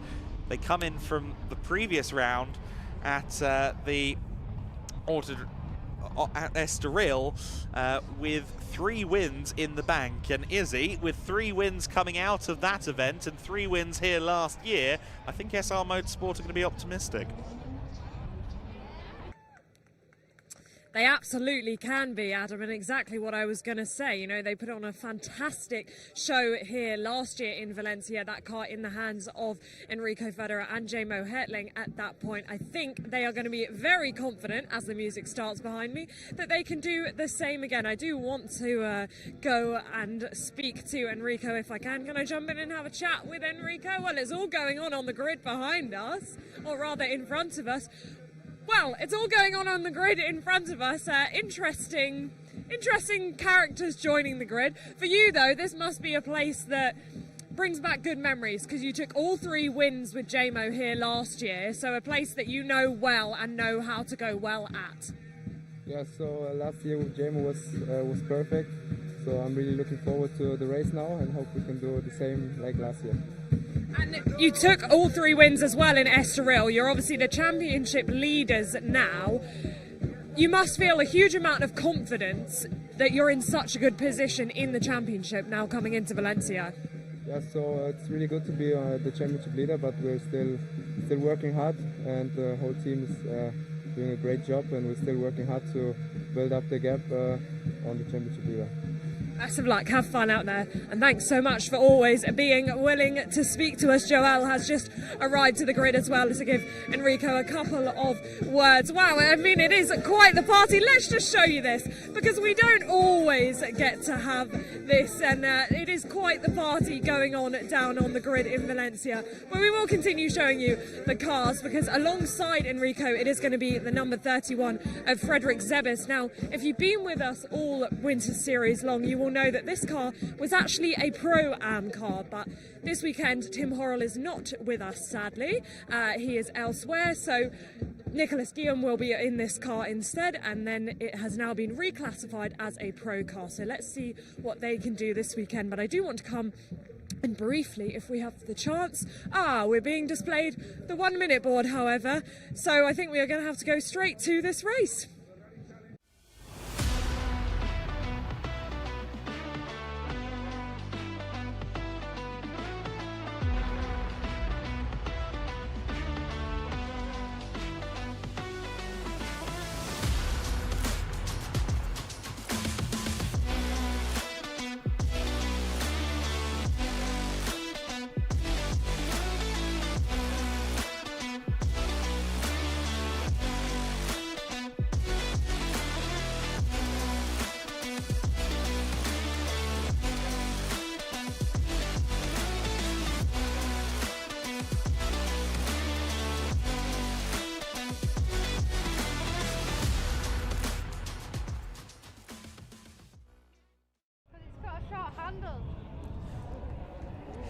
So then, the GT4 Winter Series and the sports prototypes. I think we just heard camera off Emma there in the back of that shot briefly. It will be Enrico Federer, the number 11 on pole position. Mercedes have 13 wins in the GT Winter Series to this point in series history, tied at the top with McLaren for now. All 13 of those wins have come courtesy of the SR Motorsport by Schnitzelbaum team. Will Enrico Federer make it number 14 in this race? Frederick Zebis starts on the front row alongside him in the reclassified Pro car, as Izzy alluded to. Tim Horrell with other obligations for Valencia. He tried to get out of them, honest. Row 2 of the grid will be the Araujo Competición car, Bruno Pereira alongside Mario Pignazzo. Keep an eye on Mario, the youngster, getting to grips still with GT4 Racing and his NM Racing team, Mercedes-Benz. Ravi Ramid, second of the Pro-Am cars behind Bruno Pereira. He starts from 5th overall. The first of the AMs is Joachim Bulting. He starts from 6th. Tom Pappenberg in 7th position, the youngster in the Pro class. Still boggles my mind, 15 years old, and there he is. Franz Linden, the first of the Cayman Trophy runners, he starts from 8th place. Manuel Bertolin, the AM car, the BMW GT Corsa entry, he's alongside Matthias Ferrizel in the Senkia Motorsport car. Willi Kühner is next in 11th place. He's alongside Alexander Bobrovs on row number 6. Renault Aruda is the first of the club class cars for the out of homologation machines, and Thilo Goss is alongside him. In 15th place is Helga Tam in the East Racing Motorsport Cayman Trophy entry, and Fernando Costa alongside on row 8. Row 9 is the Sunda Motorworks entry, which is the first of the Sports Prototype Winter Series cars. I believe that should be Morten Stromsted at the wheel of that. The number 22 car from Team Race Streaming is next. Yes, Franzen will line up at the back of the field. Behind front of him will be Diego Diambra in the Team Race Streaming machine. So slightly different program for the sports prototypes, of course, because previously they were doing 2 40-minute races last time out at Portimao. Today they've got a pair of 20-minute sprints and a 50-minute pit stop race, so they've got something a bit different, some head scratching to do, I would suggest, as they have a slightly altered program to handle. The Radicals will be starting in the second queue, if I'm not mistaken, although I don't see them out around the circuit at the moment, but Andy has a better view than I do, coming out of turn 6 at the moment. So they are out there on the circuit, and they will be starting behind the GT4s, which I think towards the end of the race is going to be interesting, because I expect that Morton will be on the move in the 24. Yes, well, that car's fastest lap in qualifying, a 1:39.362, was quicker than Enrico Federer by about 0.3 of a second, who is the GT4 pole sitter. So that car should be able to make its way up through the GT4 field. They're leaving a reasonable gap between the two classes, which I suspect is wise, because this is the biggest grid of GT4s we've had this year. It's going to be a busy enough run through turn 1 and 2 as it is. Exactly right. So of course, the little low-slung Radicals against the BMW M4s and such, they'll feel a little bit outgunned, outsized and outmanned at that exchange. 20 minutes of racing gets underway for the GT4 Winter Series, and it's a great start from Enrico Federer. He draws alongside into the early race lead. Zebis makes do with second place as they run through the first corner. Joachim Bolting has done Joachim Bolting things yet again, and somehow has moved his way up to third position ahead of Pignazzo. The opposite start from Pereira. He's falling back. He's under pressure now from Ravi Ramy. Tom Pappenberg in amongst it as well for what is going to be 5th position, and Pereira just about squeezes Ramy onto the curbs there. That won't have been the most comfortable first lap of Ravi's career in that car. The sports prototypes fire into life underneath our commentary position, so their race gets underway, and no surprises that Stromstead takes an early lead there in the Sports Prototype Winter Series. They'll continue on their first lap while the GT4 scrum continue to go around the second sector now. Of course, we have there the two BMW M4 GT4 Evos, the latest spec cars, being chased by the old spec Aston Martin in the hands of Thilo Goss. One of the beauties of the GT4 Winter Series, and that's a move for third position. That's Pignazzo getting past Joachim Bolting. Bolting really gets the starts nailed, doesn't he? He does, doesn't he? The Porsche we know is good in a straight line as well, so if his reaction times are strong, then there's a good chance that car will gain ground on the run to turn 1, as it did just now. He has been, I think he made a bit of a mistake though through the previous corner look, because up the inside is coming everyone, quite frankly. They're 3 abreast at the apex. A bit of contact there for the BMW of Ravi Ramy, which already had some damage on the left rear corner, and now Tom Pappenberg has traded some Mercedes paint with what was left on the left rear corner of the BMW. They are side by side still as they head to turn 1, as is the case ahead. The 007 of Pereira trying to get past Pignazzo for third, didn't do it on the way into turn 1, but gets the much superior exit, sweeps to the inside at 2, and he will go through. So Mario Pignazzo to third position, and behind Pappenberg did eventually get the better of Ravi Ramyid.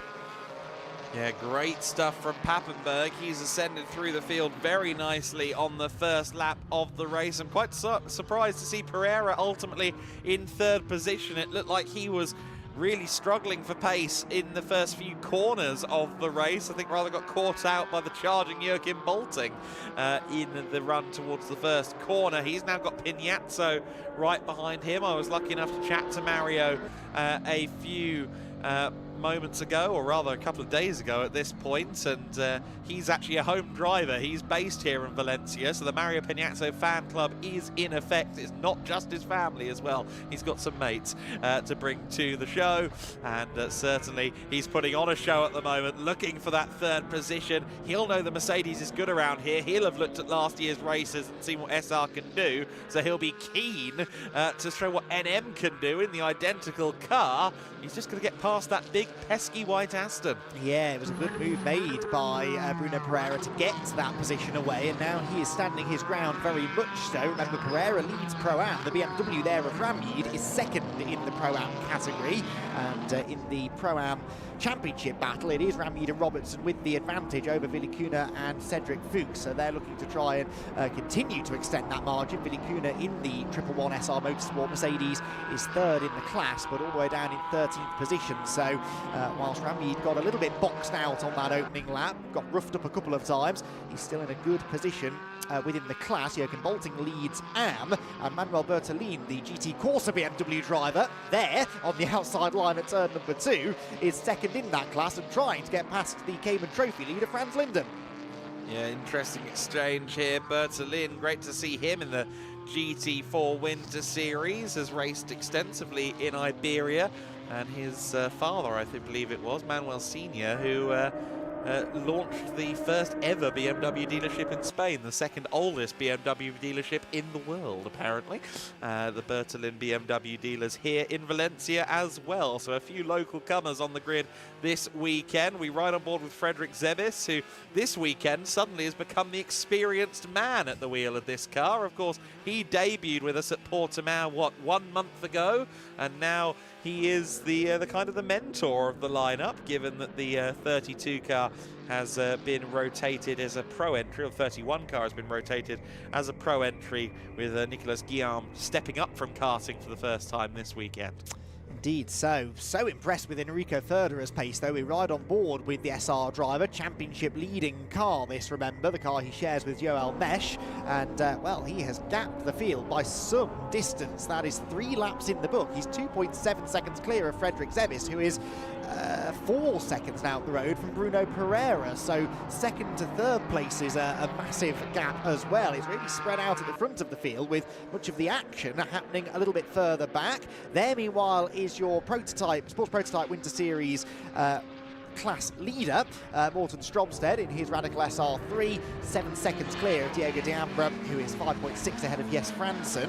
The question for me is how far up the overall order this car can get. It matters not as far as their result is concerned. But, there's drama further up the order. Off into the gravel trap goes Mario Pignazzo, and after that really impressive start to the race, he's tangled there, I think, with Tom Pappenberg, wasn't it? And that Mercedes is going no further.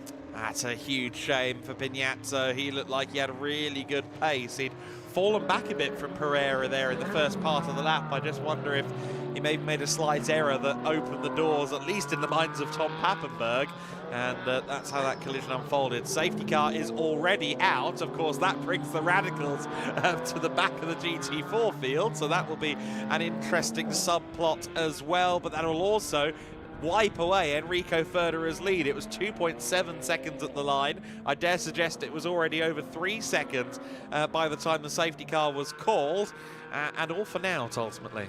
The other thing it does is closes up that AM battle. Manuel Bertolin got ahead of Franz Linden, the Cayman Trophy leader, earlier on, and in fact just before the safety car came out, he was 2.3 seconds behind Joachim Bolting, but will now close in. So the BMW that just went out of shot, second of the AM cars, definitely a beneficiary from all of that. That BMW is the pro entry, Matthias Faresel, in the Senkir Motorsport car. A little bit out of position, you would argue, for a pro car. We'll see whether he can maybe gain some ground upon the race restart. But yes, that AM class battle, I think, Adam, one to watch when we go racing again. Yeah, Bertolin is something of an unknown commodity, really, for the GT4 Winter Series regulars. Got that out there eventually. Like Joachim Bolting, he's fairly solid in Spanish GT and competition like that, but of course it is a bit of a step up, the GT4 Winter Series, and he's plying himself very well indeed. Yeah, oh dear, that was a heavy hit from Tom Pappenberg to Mario Pignazzo. I think Pignazzo was certainly focusing forward on Pereira, and I think Pappenberg really, his nose didn't belong where it ended up. I think that's what we refer to sometimes as a low percentage move, wasn't it, from Tom Pappenberg? Came from quite a long way back into quite a small opening, and unfortunately the collision ends up taking Mario Pignazzo out of the race after, as I said, a very good early showing. It does benefit, though, Ravi Ramid, who gets himself now right back onto the tail of the Pro-Am leader, Bruno Pereira, so some more valuable points could be up for grabs for Ravi if he can really be on his toes upon the race restart. So a few interesting battles then to shake out when we go racing once more. I'm intrigued to see whether Frederick Zebis has anything for Enrico Federer, but based on what we saw at the initial start of the race, that perhaps is unlikely. That gap was getting on for 4 seconds when the safety car was scrambled, and the number 11 SR Motorsport Mercedes, which has been very strong all season long, looks to continue that performance again. There's the sister car running a bit further back down the order, The second SR car in the hands of Vilikuna, 12th position overall, third of the Pro-Ams. And indeed running just ahead of, in fact, between the two club leaders. Thilo Goss ahead of him in the Aston Martin V8 Vantage, and behind Breno Arruda's McLaren 570S. So it'll be interesting to see whether Breno can get ahead of Vilikuna and maybe challenge Thilo Goss for the class lead. Is an onboard with Morten Stromstead. They're still pushing to get to the safety car, aren't they?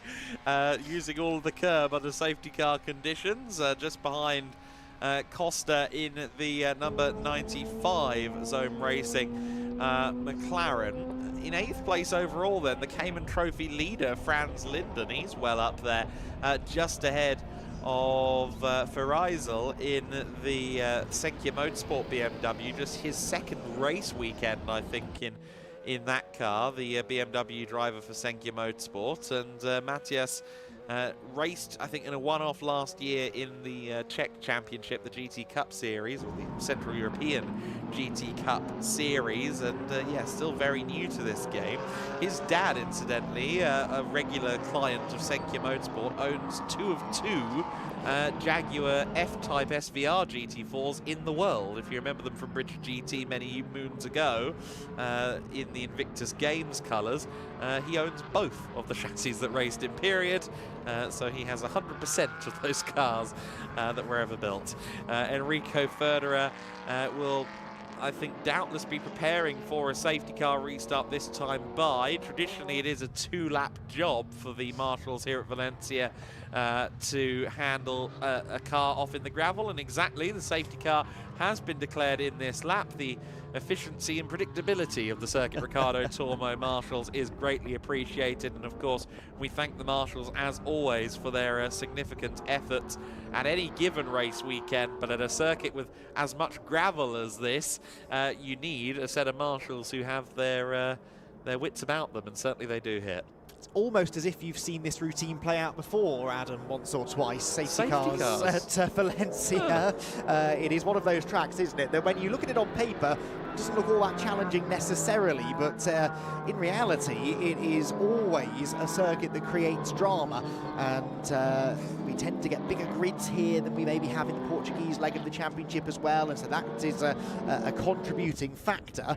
And yes, the marshals often do get called into action. Turn 4, always a trouble spot. Turn 2 occasionally as well, and that middle sector where we saw some incidents earlier on in the day too. So it's an entertaining track. Let's see what it has in store for us over the final third of this GT4 Winter Series race. Frederick Zebis will sense opportunity. He's going to want to predict this start from Federer well. Federer has gone extremely early.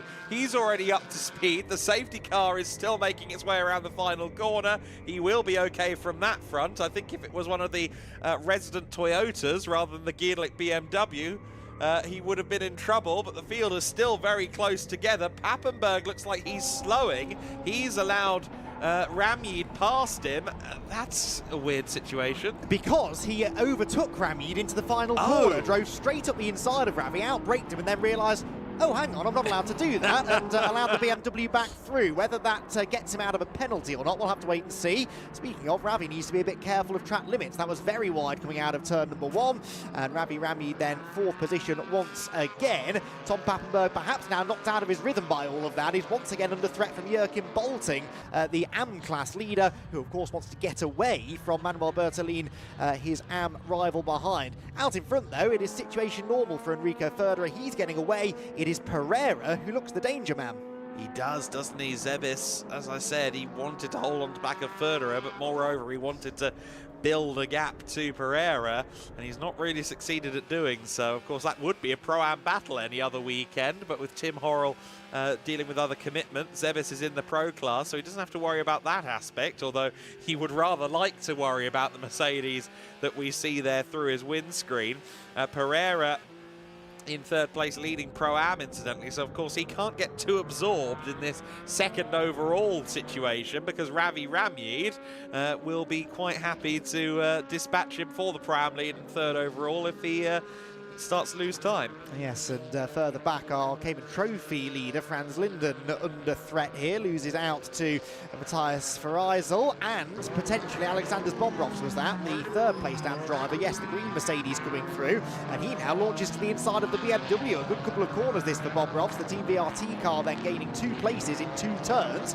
Very opportunistic driving, and Alexander's now only, in fact, no cars now between himself and his other AM competitors. But there is a bit of empty racetrack separating him from those 2 cars there. Jürgen Bolting and Manuel Bertolini. Porsche ahead of BMW. BMW versus Mercedes meanwhile as Fereisel tries to come back at Bobrovs. Yeah, these class positions, these different colours on the timing screen, the driver's the last to care, aren't they?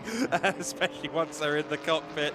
Great battling between these two. Bobrovs is through. I think he has the pace advantage, but while Fereisel is in range, he is going to give it a go, and if Franz Linden sees half an opportunity, I'm sure he'll get back involved as well. Federer with 1.4 seconds of advantage at the line, so already re-establishing half of the gap the safety car cost him.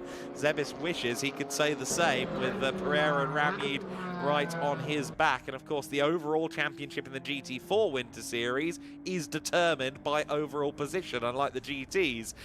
So it is a bit of a different situation if you're fighting for the overall championship. For Ravi Ramid, for example, who along with Charlie Robertson feels like potentially the primary opposition this season to Federer and Joao Mesh, they need podiums. They need to be as close to the SR car as possible, if not ahead. Well, I can tell you, Ravi, certainly that's not lost on him, because he bounced through the gravel trap then, through this corner a few moments ago. I spotted out of the window. He is closing in on the Arroyo Competição Aston Martin and Bruno Pereira. So third position is about to become a bit more of a battle, I think. And as we've already discussed, that is a battle of some significance, although that mistake may be costing Ravi just a tenth or so. There you can see Ravi noticeably closer to the Aston Martin, then Tom Pappenberg, and then the AM battle where Jürgen Bolting's been overtaken by Manuel Bertolini and wants to try and get that class lead back. Yeah, Bertolini doing a great job here up against Joachim Bolting, who I think probably has more mileage per year. Bertolini's quite a busy man. I don't think he races as frequently as Joachim Bolting. Aruda there running it out wide further back, and then you see the first of the Radicals who are kind of in amongst it. They're not quite on the back of that pack, but they have side their way through some of the GT4 traffic. Quite an unusual sight this, to be riding on board with the Radical and see GT4s. The 95 car of Costa is off. That's on the inside of the turn 1 exit, and I think, was that all on his own? Well, he was actually near Jes Franzen on the circuit, so I wonder if the third place Radical is still there on the circuit, or whether he has come a cropper of that as well. Is he still there, Andy? Okay, so Franzen is still there, but he is further back than he was as well. So I just wonder if there was an exchange of some description there with the McLaren that's beach. Yeah, they were only a tenth and a half or so apart at the line, weren't they? So we can draw our own conclusions perhaps, unless we have a replay that will shed some light on that. I did notice though that Morten Stromsted's not getting away from Diego D'Ambra this time, is he? And maybe being boxed in behind the GT4s is creating a bit more of a battle in the Sports Prototype Winter Series elements of the race. Getting confirmation in our ears, thank you for the information, that it was a solo spin in the end for Fernando Costa. No contact that we noticed, but that car certainly is beached in that gravel trap. Yeah, penultimate lap of the race, and Joachim Bolting knows he's running out of time. Goes to the inside of Bertolini again for the AM class lead, and it's not quite going to happen. Of course, there's yellow flags at turn 1, so he shouldn't be making the moves there. Goes to the inside at turn 2 instead, and not quite close enough. The big BMW, an imposing force around the first sector, albeit you'd expect the Porsche to be more nimble, but with the way the BOP pans out, the expectation of what a car should do on paper isn't always reality, and we've seen that Porsche towards the end of a straight, being quite a small surface area compared to the BMW, it's actually quicker in a straight line, so they have to neuter it in the corners a bit.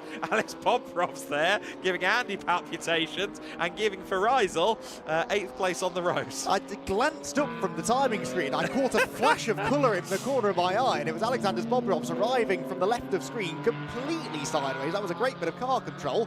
Probably didn't do his rear Pirellis any good, but caught my attention, that's for sure. It does ultimately cost him that position, as you said, to Ferizal, who gets the big BMW back ahead. We're going to begin the final lap this time. Enrico Ferderer is already heading towards the final corner in this dominant display by the SR Motorsport by Schnitzelhelm driver. Frederick Zebis just can't quite live with his pace, but does at least appear to have kept Bruno Pereira and Ravi Ramid at bay up until this point. Up towards the final corner goes this ongoing battle, though. We're right on board with the 86 car once again. Briefly, anyway, as it drops down the hill into the final corner. And Alexander Zbobrov's then back behind the BMW. Can he find a way back through on the final lap? Good decision from race control to cover the McLaren with local yellows, of course, being on the inside of turn 1. It is out of the immediate firing line, as we see there on that shot. Joachim Bolting running way wide. Andy, are you giggling at the fact that they're maybe not slowing much for the yellows? Is that what's going on there? I'm not convinced that's at the forefront of their mind, no, but also the fairly liberal use of track limits, not only on the exits of corners, but the inside line through the turns. Both of these drivers, particularly Bolting, absolutely abusing the curbs and trying to take the shortest route through the corner possible. It's a fascinating battle, as is this for the Pro-Am lead, Adam, with half a lap to go. Yeah, I was watching that out of the corner of my eye between Pereira and Ramid. Ravi Ramid, I think, will be ruined, kind of losing a bit of time with the whole Papenburg safety car restart situation. And Ravi Ramid closing in quickly here on Pereira. He's only got a few corners left to go. He's running out of time. Oh. Big wheel hop. He doesn't get the car slowed down, unfortunately, and he collides with the number 007 machine. The Araujo Competición Aston will be well down the field, and yeah, you could see the wheel hop there, and Ravi just didn't have the stopping power in the car. Unfortunate, certainly not intentional, but that may only go one way. Enrico Ferderer, only one way for him as well, and it's to the podium. 4 wins in a row this season now for SR Motorsport by Schnitzelhelm. What a performance from them. It is their 14th win as a team in the GT4 Winter Series, as just holding on to AM win is Bertolin. He just about gets there to take 5th overall in the AM class win. Pereira does cross the line in 7th place. Linden will win the Cayman Trophy in 9th overall, just ahead of the club class winning machine, Thilo Goss, who I must say this year, more competitive than we've seen him previously. Thilo coming on a big way, not just by winning club class, but of course also being ahead of so many in the overall standings as well. Noah Stromstead wins the Sports Prototype Winter Series element of the race from 13th overall as well. Sebastian Schue, I believe, will be in that car for the next race. Keep an eye, that's going to be very compelling. Enrico Ferderer with a race win. The 14th win for SR, as I alluded to, but also the 14th win for Mercedes-Benz, or Mercedes-AMG as I should call it, in the GT4 Winter Series. That puts them to the top of the all-time winners list for manufacturers in the GT4 Winter Series. So Mercedes-AMG will have a measure of celebration to contend with, and indeed they've got a couple more races today. That record may extend further before the end of the weekend. Frederick Zebis will be, I'm sure, having a bit of a debrief with the team as to how to improve the car, because it just felt like he was a step back. Of course, he's taken pole positions. He's won a race with Tim Horrell already this year back at Portimao, and he'll be thinking to himself, how do I get to the rear of that Merc? And that will be the question that he and the team will be looking to answer. And of course, that car will be driven in the next race by his teammate for this weekend in the form of Nicolas Guillaume, the Belgian racer, the karting graduate in his first weekend with a roof over his head. Compelling mix of radicals and GT4s make their way to the pit lane. Of course, these grids merging as a result of the weather situation on Saturday, where the racing was forced into being cancelled by the local government due to concern with quite heavy wind warnings. understandable edict coming down, but that has forced a kind of a rejig of the program. That has included a merging of two grids we otherwise would never have really foreseen sharing track space, but it has been quite an interesting combination, we must say.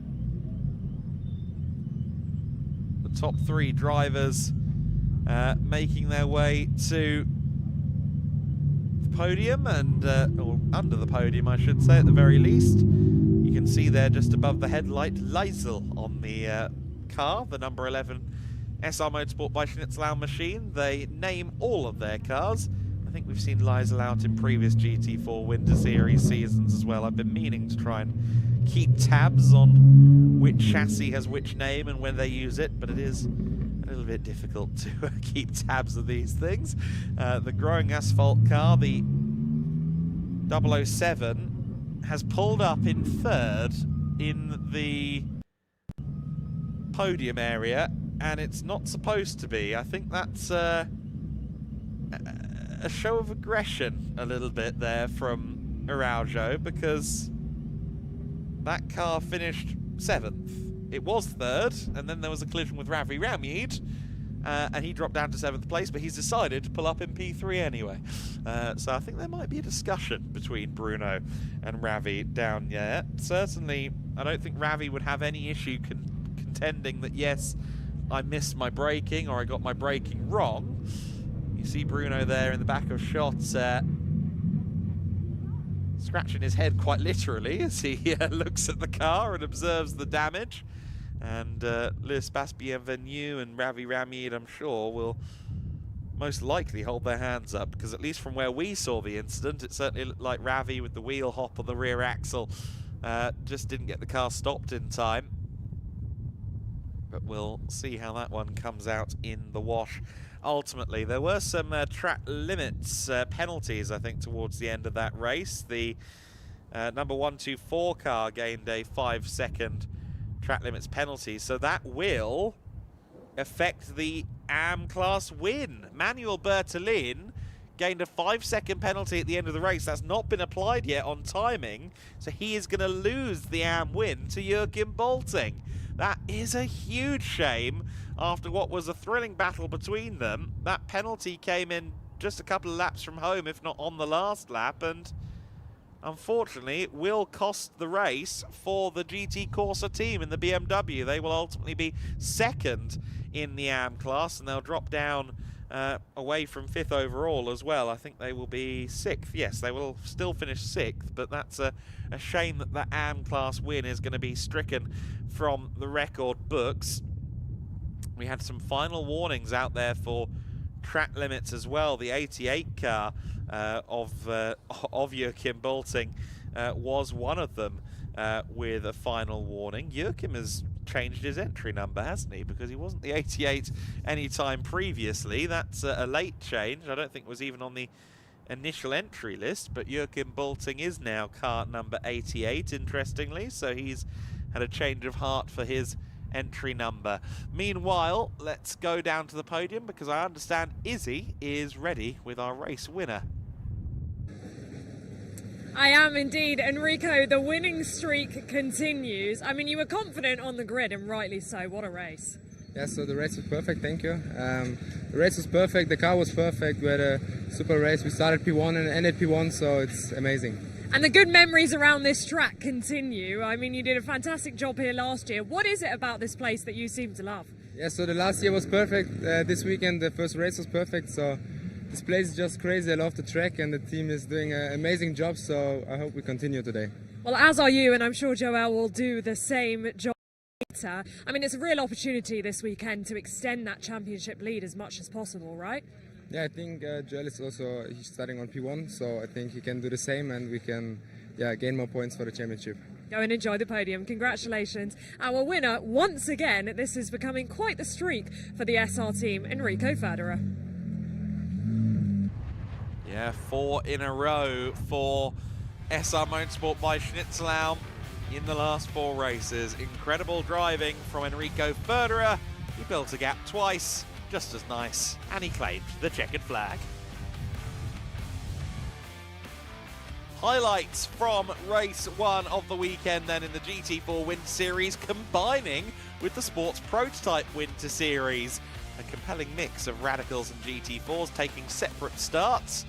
Side-by-side action, 3 wide action through the first corners of the lap, and Bruno Pereira didn't get the start he wanted. He fell down the order from the second row of the grid, while Joachim Bolting ascended to 3rd position overall. The Radicals, the SR3s of the Sports Prototype Winter Series had their own start. Morten Stromsted quickly established himself as the leading force in the SR3 category. It wouldn't be long before Joachim Bolting decided discretion was the better part of valour. The Pro-Ams and the Pro drivers were fighting each other rather too hard. He decided to keep the car clean. Mario Peñazzo and Bruno Pereira were side by side and contesting their fight for 3rd overall, which Peñazzo would come out on top of. Unfortunately, he wouldn't stay in the Pro podium for long. The Bertolin BMW, the AM class leading second place car at that point, was charging through the field and of course would ultimately close in on Bolting as well. Peñazzo, having lost out there to Bruno Pereira, then he received a huge plonk from Tom Pappenberg. Pappenberg making what Andy McEwen called a low percentage move, and certainly that's one way to put it. Safety car was out to recover the Mercedes, and then after the safety car was released from its duties, Tom Pappenberg overtook Ravi Ramid off the, or before the safety car line, had to let him back through, cost Ravi a little bit of time as he was hunting down the Pro-Am lead and the overall podium. Some more exchanges further back among the AMs, the Pros, and indeed the Cayman Trophy drivers out there on the circuit. Lots of interesting exchanges among the categories as ever. Joachim Bolting was trying to find his way back past Manuel Bertolin, although Bertolin would ultimately, of course, receive a penalty. The Zone Racing McLaren from the club class had a problem, had a spin on the final lap, or penultimate lap of the race, but we covered that with local yellow flags, and Joachim Bolting didn't seem to get the memo. He was still trying to overtake. Alexander Bobrov's doing some Drift King shenanigans coming out of turn 5. He would lose out to Matthias Fereisel as a result of that one. And this was the dramatic moment at the end of the race. Ramid there with the wheel hop on the rear axle. Certainly from the rear view, it's even more clear that Ravi just didn't get the car stopped in time with the rear axle bottoming out and bouncing around. The car did not slow down in time, and he claimed 3rd overall. He claimed the Pro-Am win. I do suspect that might be taken away from him. No taking away the Pro class win, the overall win. 4 in a row for Federer and the SR team. They will be delighted with this one. 2.6 seconds clear of Frederick Zebis. Ultimately, Ramid wins Pro-Am in questionable circumstances in 3rd place for Les Bienvenue. Tom Pappenberg in 4th for the CV Motorsport JP Performance crew. CV Performance JP Motorsport crew. Joachim Bolting in 5th overall, ahead of Manuel Bertolin. Bertolin's penalty has been applied, so he's now behind Joachim Bolting in the final order. Bruno Pereira 7th. Matthias Fereisel in 8th place, Franz Linden in 9th, and Thilo Goss, your club class winner, in 10th overall. Alexander Bobrov's in 11th place, the AM class podium as well for him. Breno Aruda in 12th place, ahead of Morten Stromsted, the first of the Sports Prototype Winter Series drivers, home in 13th. Willi Kuna in 14th, Helga Tam in 15th. Diego Diambra and Jes Franzen round out the SPWS podium, while Fernando Costa and Mario Peñazzo both unfortunately failing to get to the flag after their respective visits to the gravel trap.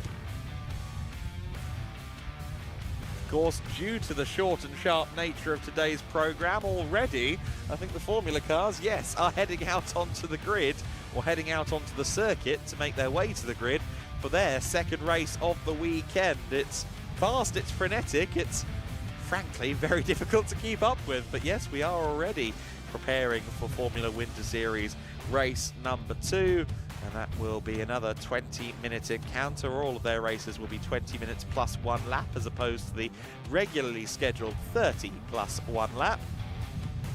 And certainly Dries van Langendonk will be keen to get another win on the board. He's got 4 so far this season.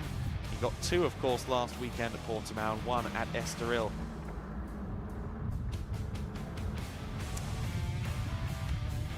So then the the formulas head out onto the circuit. Of course, Van Langendonk once again will come in as the favourite. He's talked about tyre degradation. Well, have he learnt the lessons for that problem? It did seem as though his pace was fading away towards the end of race number 1. Let's see if his tyres hold out better underneath him for that race in the formulas. There are the formula cars making their way towards the grid. The GT4 and sports prototype drivers are making their way towards the podium. Hopefully we'll be able to join them in just a few moments' time. In fact, with the music stopped under me, I think we might be ready to head down to Andy in just a few seconds, but I'm waiting for confirmation of that. Of course, the podiums among the classes as well as the sports prototypes will be quite a busy podium down there for the sports prototype Winter Series and GT4 Winter Series competitors. A lot of people in one place. Not good for claustrophobic likes of myself. But we are going to, I think, leave the podiums to the local announcers en Español for the fans here trackside and focus it instead on the Formula Winter Series.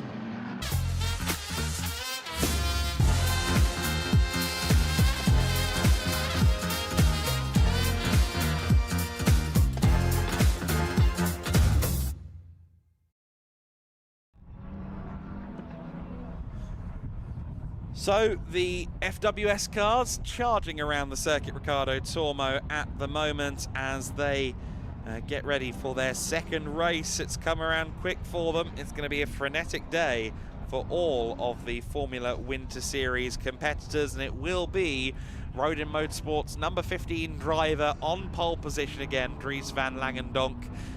Second fastest laps determining the grid for this race. Only one qualifying the session this morning as opposed to the normal 2. So this grid based on the second fastest laps from Quali 1. Race 3, as I understand it, will be fastest laps from this race. So this doubles up as race 2 at the weekend and a bit of a qualifying session as well. Now, interesting to see that a couple of the US racing cars haven't actually left the pit lane yet.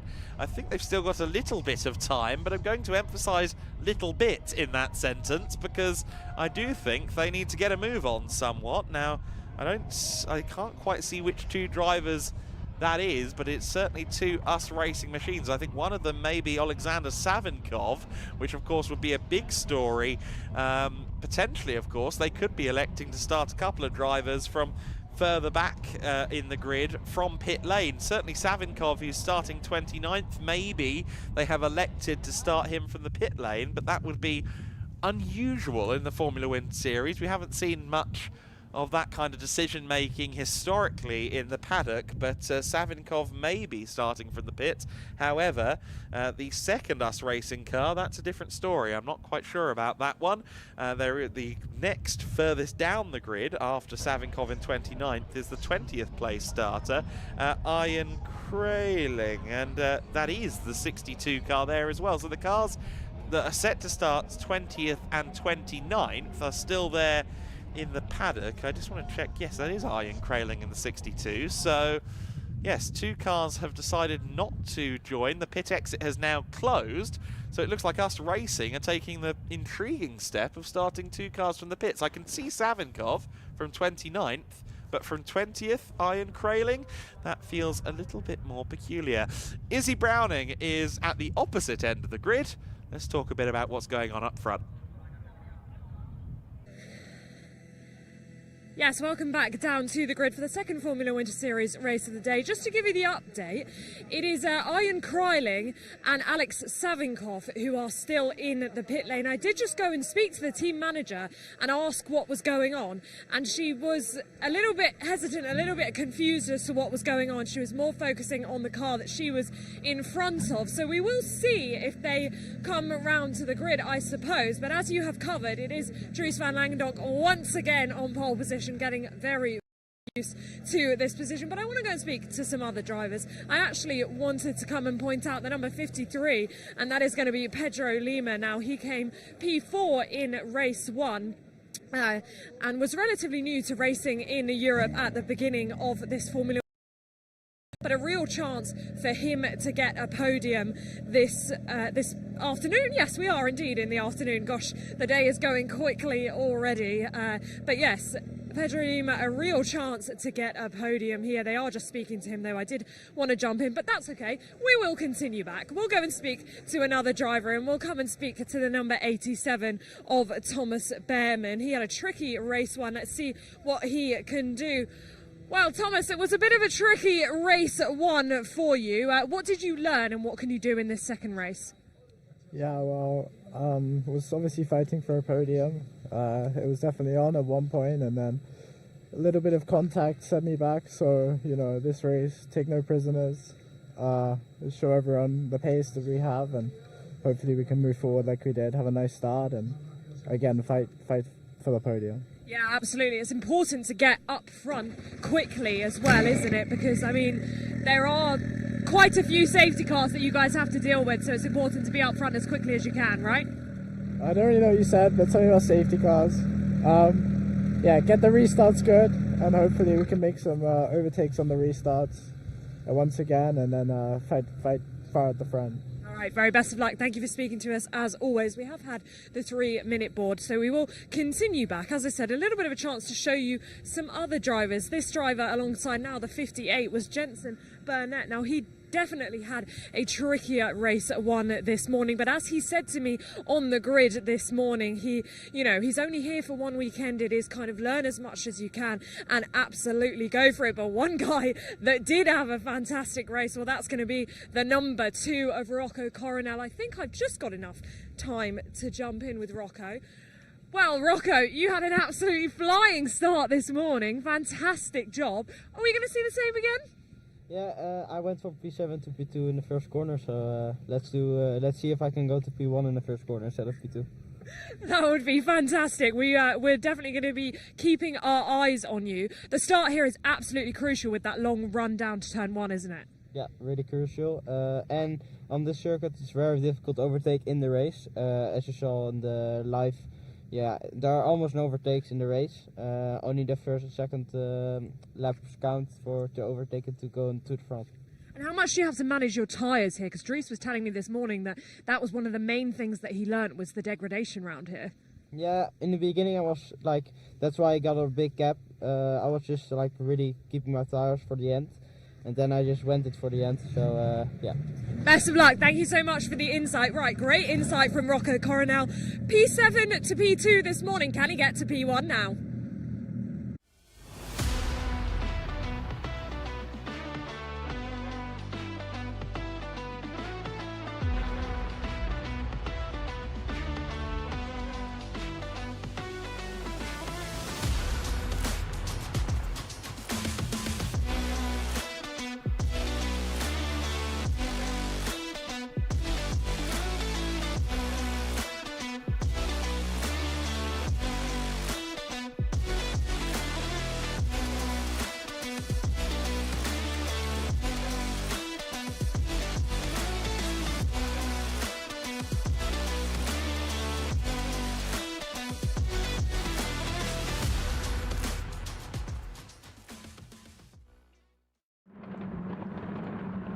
Formula Wind Series cars head out then for their second race of the weekend. It will be 20 minutes plus 1 lap of action for the FWS drivers, and it will be Dries van Langendonk on pole position, once again joined by Alexander Ruta at the sharp end of the field. Pedro Lima with what is his best start in the Formula Wind Series. He's alongside Ludovico Busso on row 2 of the grid. Thomas Behrman is next, along with Jensen Burnett.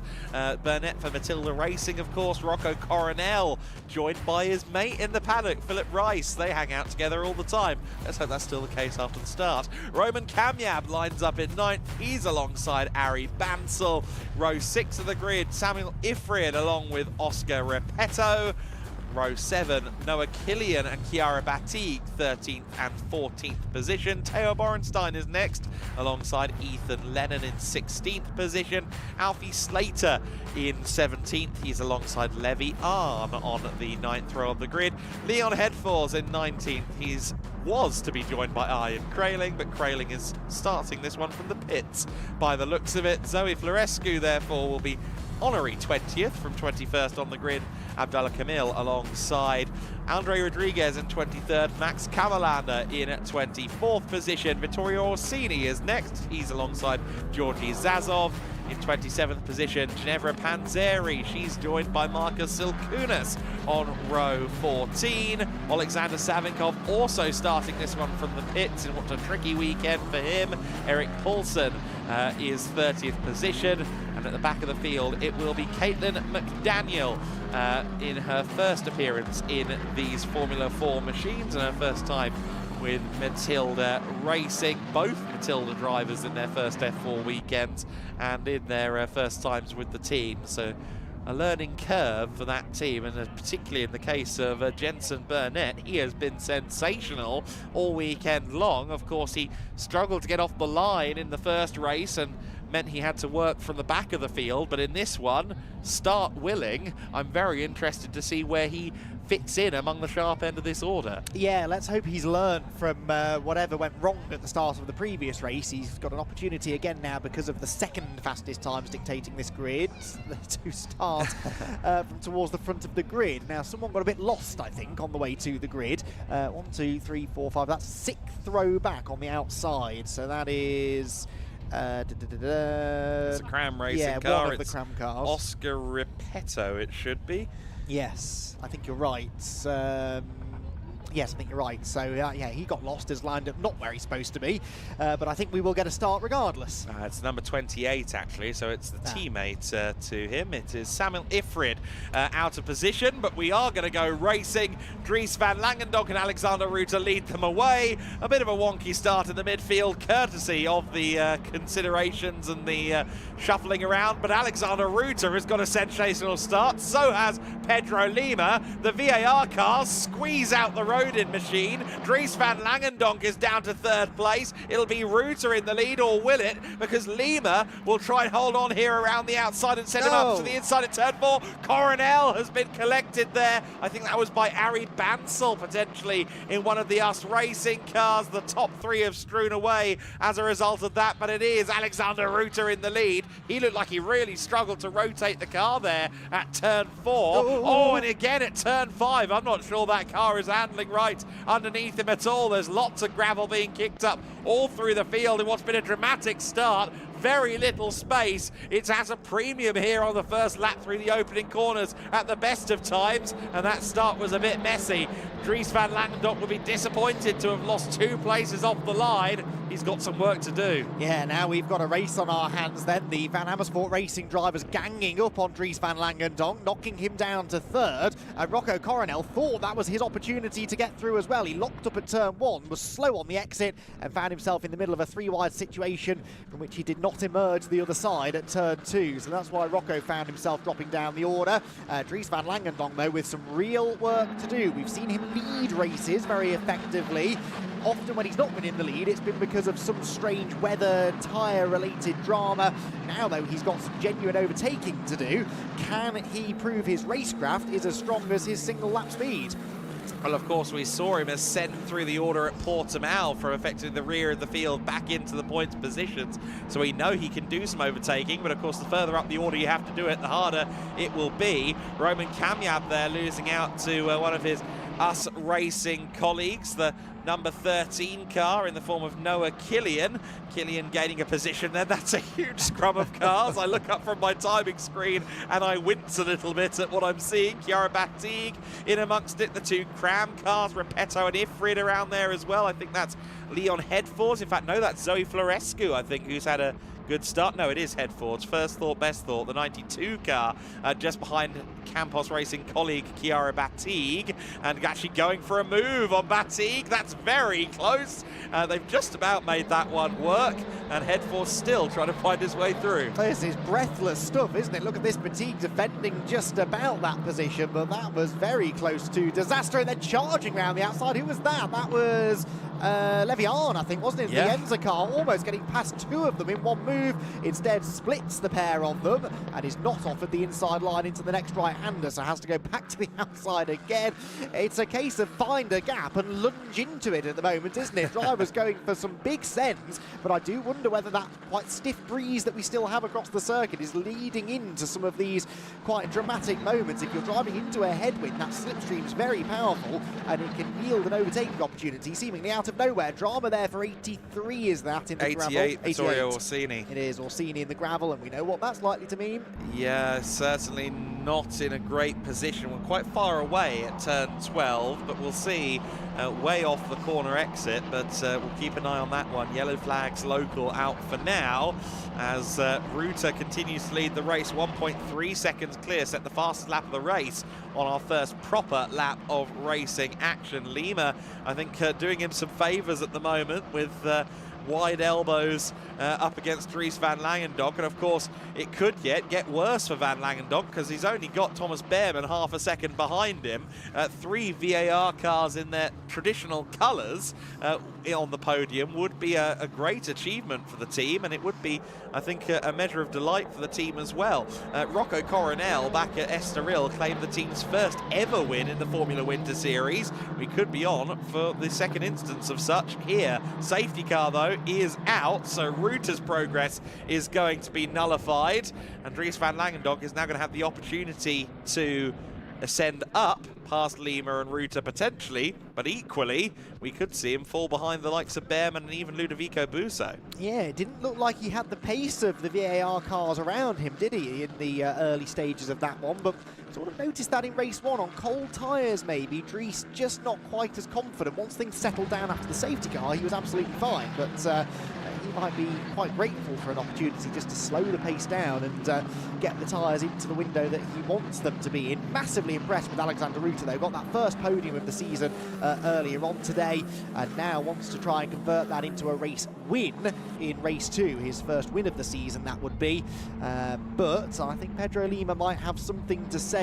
about that. And of course Thomas Behrman, the other VAR car in that lead group, fired up after what was a disappointing first race. Thomas, on more than one occasion this season, seems to have been in the wrong place at the wrong time and hasn't really had the results that I think he will feel he deserves, and certainly based on what we've seen before, would expect to see him on the podium more often. Alfie Slater is into the pit lane, and looks like they are doing a tyre change on that car. Now, I'm not hearing any reports of rain. It looked like slicks were staying on the car. It is quite overcast, but certainly not rainy out there on the circuit, so I'm guessing there was a puncture or some sort of issue for the 77 machine, and that's a big shame for Slater, who once again, I think, to your point about Thomas Behrman, has not had the results that we know he can achieve. He's finished runner-up a couple of times this season, but we think he should be up there in the podium places on raw ability and racecraft, yet has not quite fallen his way so far this year.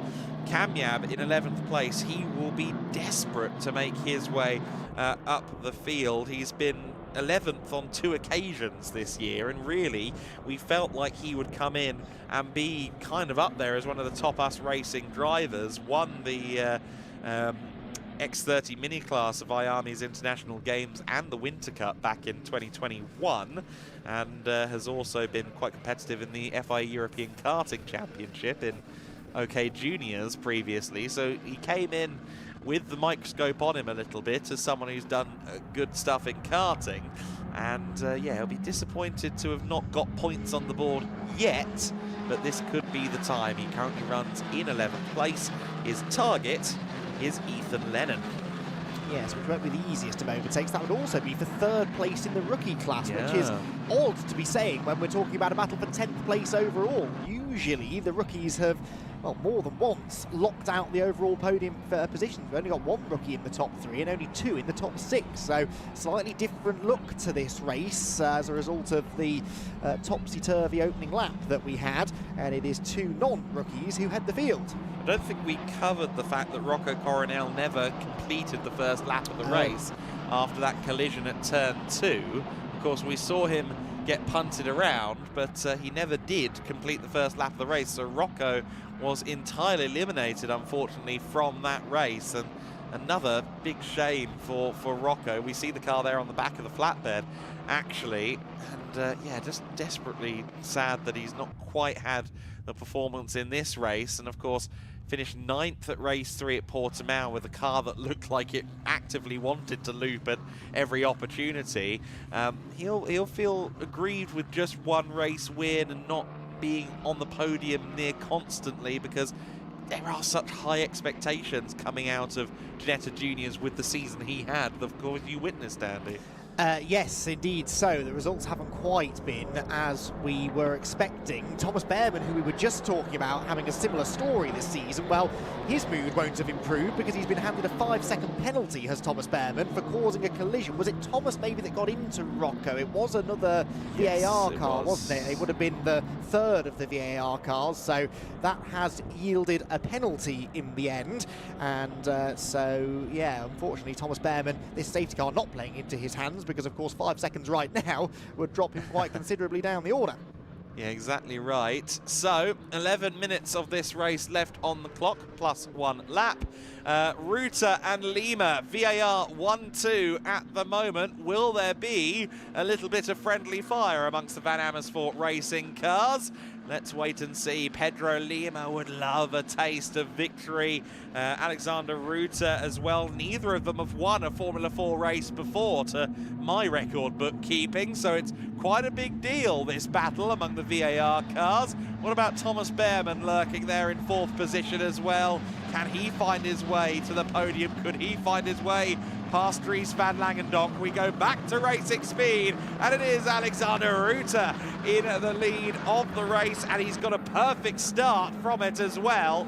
A good car length or 2 gained as he pulled the trigger there on the throttle. That was pretty much perfectly timed. Pedro Lima is under a lot more pressure from Van Langendonk than he can apply to Ruta, and he had a huge snap of oversteer there coming through the first corner. That's dropped him down. Van Langendonk therefore has the inside line. They collide. They managed to avoid damage as a result of that. It was tyre on tyre only, but that's allowed Thomas Behrman now to challenge and make it past into 2nd position. Van Langendonk still have the inside at turn 4, but by turn 5, Thomas Behrman had gotten through to 2nd place. Lima just caught a snap at the first corner. That was all it took to free fall down outside the podium.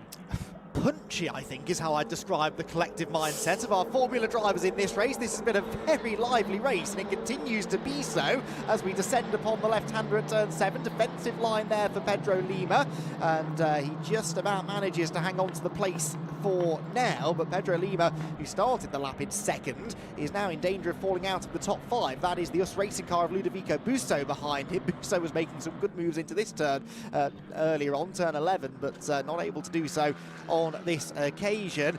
Alexander Ruta loving seeing this in his mirrors. If he can even see them now, he's so far ahead. He was half a second clear at the start of the lap. That's gone up by, well, maybe 5 times as significant a margin as they approach the end of the next lap, as he escapes all of the action, the drama behind. That's Theo Borenstein on the outside line. Roman Kamyab trying to come through on the inside. They're battling for position just inside the top 10. Ruta then 1.9 seconds in front of Behrman, 2nd on the road, but with a 5-second penalty to be applied still. Dries van Langendonk is 3rd, Pedro Lima 4th, Ludovico Busso 5th, then it's Harry Banzel, Jensen Burnett 7th, so we were interested to see how he would factor into all of this. Top 10 pace and 2nd in the rookie class at the moment, going reasonably well. Noah Killian, Theo Borenstein and Roman Kamyab completing the top 10 for now, and that's quite a significant caveat, I think, because it's likely to continue to change over the course of the next 8 minutes plus 1 lap, given just how tasty the opening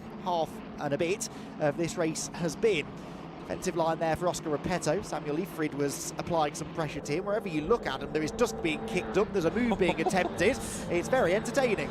It is, and again, the liberal approach to the track limits for some, and there have already been penalties handed down, including to Thomas Behrman for track limits. No, sorry, for the collision, of course. We've already covered that. I thought he may have got yet another penalty. So he's running second for now, but with an asterisk to his name. And that will, of course, help Alexander Ruta. And I wonder if the team will direct Behrman to say, look, there's no point passing Alex. You're not going to get there. You're not going to get a 5-second buffer in the time that you've got left in the race. So just keep Greece at bay for us. And, you know, if you exchange enough to allow Pedro through, then all the merrier. Yeah, they wouldn't complain about that, would they? Let's see if that becomes the plan, or whether Thomas Behrman is purely in this for himself. Well, he's just set the fastest lap of the race, 3/10 quicker than the leader, so I think that might be your answer. He has no intention of playing roadblock. He wants to go after a race win, at least on the road. Side by side again here through the first corner. That was not for the first time in recent memory. The Cram teammates going wheel to wheel. Oscar Repetto defending from Samuel Leifrid and almost opening the door for Chiara Batigue, your female trophy leader once again, to buy into that battle too. Roman Kamyab has passed Ethan Lennon as well, so he is into the points positions. I don't know if you covered that one already, but that is a move up into the top 10, so that's good news for him. And Ruta at the front of the order. Will be interested to hear that Thomas Behrman is setting fast laps, just set the fastest lap of the race a few moments ago, but I think, again, he will have received his marching orders to some extent to stay back, but we'll have to see. Izzy Browning has made a good point, as often she does, to say that the fastest lap in this race will give you pole position for race 3. So yes. he really wants that quick lap. That makes sense. Although I still am not convinced he's planning on playing rear gunner anytime soon. I think he wants to try and prove a point here, but that is also beneficial for his third race a bit later on today. I just saw another penalty pop up at the top of the timing screen. We've got people abusing track limits left, right and centre and being warned about it. Don't think... Oh yes, there we go. Car 32 5-second penalty, and that is Ethan Lennon. So Ethan Lennon's chance of a rookie podium perhaps slipping through his fingers as a result of a 5-second track limits penalty. Another fastest lap of the race for Thomas Behrman, just to underline that pace that he's got and sort of confirm his position at the front of the grid. He hopes for race 3. It was only fractionally quicker than the race leader, but it does mean he's now 1.6 seconds quicker of this almighty battle for the bottom step of the podium. Yeah, almighty is certainly the word. Ethan Lennon now coming under scrutiny from Oscar Repetto. So Repetto on the move once again. Of course, he scored points at Estoril, wasn't with us at Portimao, so he's looking to re-establish his place up in the top dozen or so FWS drivers this weekend, and currently running in that 11th place. We'll see if he can move up to P10. Van Langendonk, again, interestingly, just not on the same level of pace as Lima and Behrman. Part of me wonders if he's backing off to have cleared track to try and get a fast lap and try to therefore get himself a good place on the grid for race 3, but then you see that lock-up and you think, actually, this looks more car balance. And it's not the first lock-up I've seen either. Both the left front and the right front wheels have been locked at various points in this race. I wonder whether he's maybe flat-spotted at least one of them. He's also had a fair amount of wheel banging in this race, which possibly hasn't helped the suspension setup. It might not quite be aligned in the way that it was when it left the paddock earlier on. So who knows? His pace is, 35.4 is his best. That was a 35.5, whereas ahead of him, Thomas Behrman is regularly in the 34.9, so he does not have the speed of the cars around him, and this podium place is not guaranteed. His rookie win, though, is a bit more secure. He's got 3 cars between himself and the next best rookie, which is still Jensen Burnett in 7th position, whilst Roman Kamyab in 3rd in the rookies, 1.4 seconds clear of Ethan Lennon, who we know has a penalty. So rookie podium position's a bit more set, but Dries really would like this overall top 3 as well. Yeah, absolutely right. Burnett, incidentally, wouldn't he love a rookie win this weekend? What a way to start his Formula 4 his car racing career after winning, I think, Canadian championships every year of this decade in the 2020s. He's been sensational. There's Repetto going past Ethan Lennon. So Lennon, not only has he got that penalty, but he just seems to be really struggling as well. He'll now come under scrutiny from Samuel Ifrid as well. And Ifrid, or actually, was that Lennon firing back at Repetto? It was, and that might allow Ifrid to move back through, because that will have cost the driver from Rodin Motorsport a little bit of time. Big lockups, they're all locking up there. I wonder if it's a tailwind into turn 11 potentially. Quite possibly. It seems to be changing direction quite a lot, the wind as well though, so it's not just that it's a strong wind, but it's unpredictable. They don't really know what they're going to have from lap to lap, corner to corner, and that is adding to the challenge. Caught a glimpse there of Levy Arm coming through. There he is at the head of this little battle pack. Philip Rice is the 44 car behind him, and then 99 is his AKM Motorsport teammate Abdullah Kamil. They're battling for 15th position collectively, and I think those two teammates might now be going wheel to wheel down the main straight. They are, aren't they? Also, a move attempted a bit further up the order. That is the 28, yes, Samuel Ifrid, and there for third we have the change between Pedro Lima and Dries van Langendonk. So Dries is off the podium now and might yet be under threat from more cars before the flag. And of course, with Behrman's 5-second penalty, Behrman may yet salvage a podium. He's only he's 3 seconds up the road from Lima at the moment. That will have gone up slightly as they went side by side with Van Langendonk, and Dries, with the pace that he's, well, not showing, quite frankly, and goes well off the track there on the exit of turn 6, he may yet not even inherit a podium. Yes, which would be a shock, wouldn't it, given his performances so far. But yeah, he is still scoring solid points. He's ahead of most of the drivers who were closest to him in the championship coming into this weekend. Even bigger lock-up there for Langendonk into the right-hander at turn 11. So he really is struggling to get the car stopped, and that's because I think he has flat-spotted at least now that right front tyre, and potentially the left front on its way too.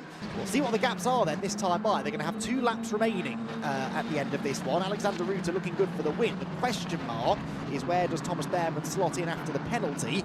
And we might start to get some answers soon. There goes Ruta across the line. Behrman 1.3 seconds behind him.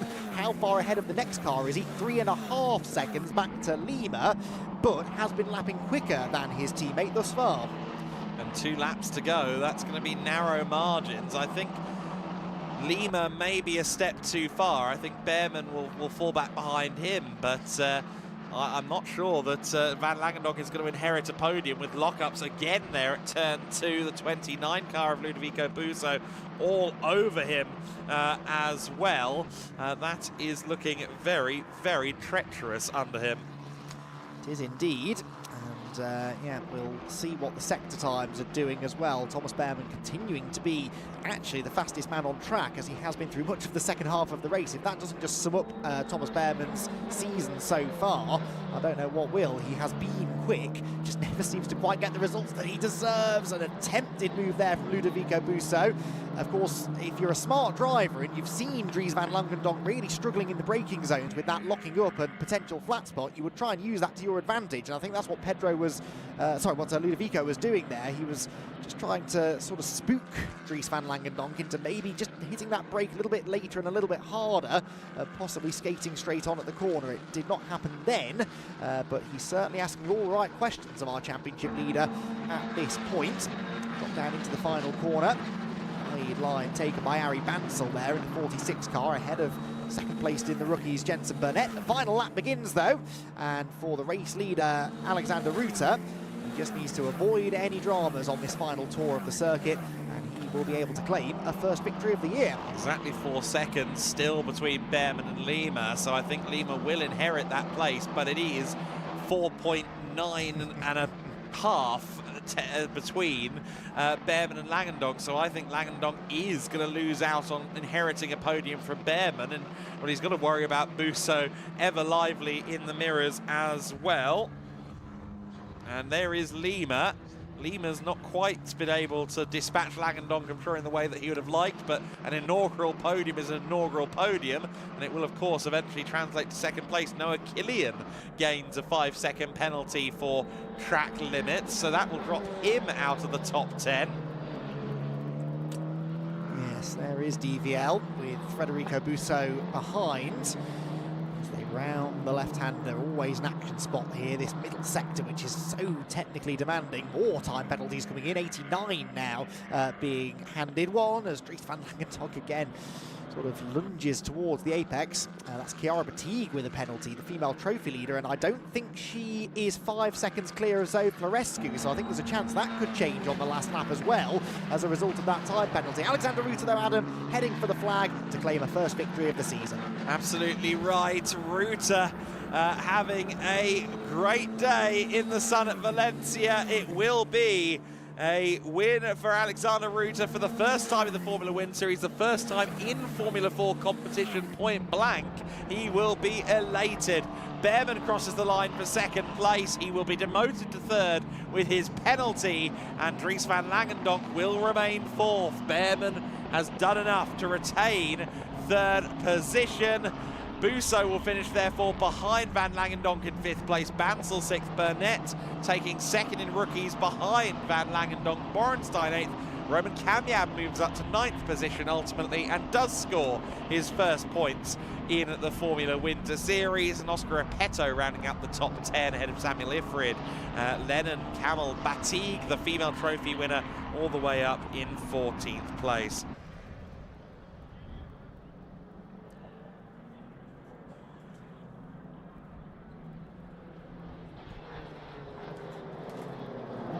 So the cars make their way down around the circuit on the sighting lap, and Alexander Ruta, sometimes fairly measured, but I think there's going to be a big smile on his face in this one.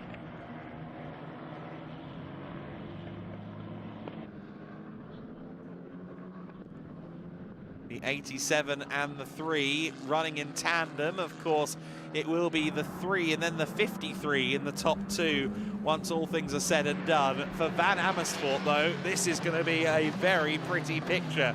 3 cars in their colours pulling up underneath the podium here at the Circuit Ricardo Tormo.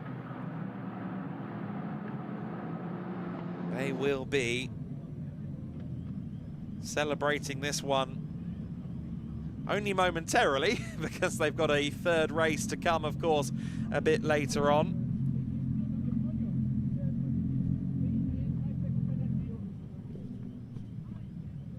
The 3 and the 87 are there, and Behrman does pull up to the second place spot, but of course we know that ultimately he will be finishing off the podium. Pedro Lima, or rather he'll be third on the podium. Pedro Lima inherits second place ultimately, but lines up third for now. Alexander Ruta, already greeted by his mechanics, climbs out of the car. An F4 race winner for the first time.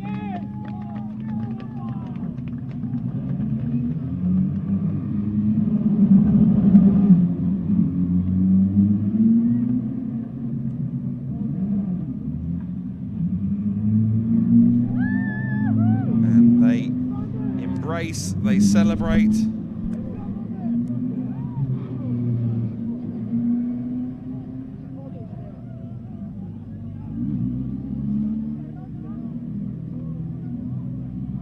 Team at VAR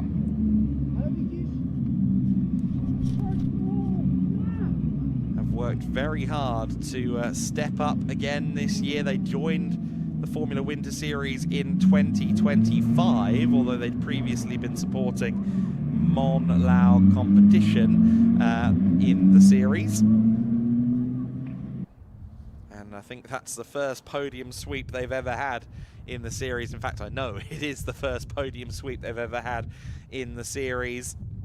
Not many times in the series history that we've seen the top 3 taken up by the same drivers. I think Us Racing, or by the same team, I think Us Racing did it a few times in the early stages of the category's existence, but that was against a much reduced field compared to what we have now in terms of grid size. So this is one of the most successful races from a team that we've ever seen in the Winter Series. And yeah, that was quite a performance from the 3 Van Amersfoort drivers at the front. Unfortunately, Of course, we lost the 4th car from VAR, Rocco Coronel, with a collision on the first lap of the race with Thomas Behrman. So that was intra-team knock, and that's probably the only knock on the race performance for VAR. For Alexander Ruta, I'm sure he will have the biggest smile under the podium. Although Pedro Lima, the youngster, of course, moving into European racing for the first time, he's going to be pretty pleased as well with 3rd place. The Brazilian competitor did F4 Brazil last year, but taking that step to Europe, which of course is always a little bit daunting for a youngster to make that move across the continent and race far away from home. Looks like the front row of the grid will be Thomas Behrman and Alexander Ruta, based on the fastest laps for this race. Is the fastest laps for this one that determine the grid for race number 3. And it looks to me like 3rd on the grid will be Alexander Savinkov. So Savinkov, who didn't actually finish the race, came back into the pit lane, I think, early at the end of the race. I think he might have been treating that as a qualifying session. And a 1:34.958 should put him 3rd. In fact, no, I do Ian Kraling a disservice. He did a 1:34.614. Kraling, I think, will be on pole position alongside Thomas Behrman. Incredible stuff from the young German. We'll talk about race 3 later on. Let's catch our race 2 winner, Alexander Ruta. I do indeed, and the scenes down here under the podium with the whole VAR team coming to congratulate the guy alongside me. Huge congratulations, a first win in F4, that must feel good.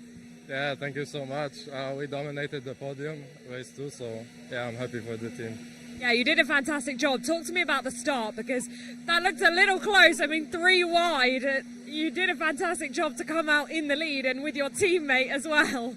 Yeah, I thought I didn't have a great start, but then I got alongside Dries, and yeah, I just went from there. I was on the inside, so the corner was mine, and then job done. And then same with the safety car restart as well. You managed that well, and then it was drive to the end of the race, wasn't it? Yeah, great restart, and then just pure pace, and yeah, we managed to get the win. How good does it feel to finally have that race win under your belt? Quite okay, but we have race 3 coming up, so yeah. Typical racing driver, always thinking about the next race, aren't you? Yeah, we have some things to improve as well, so yeah.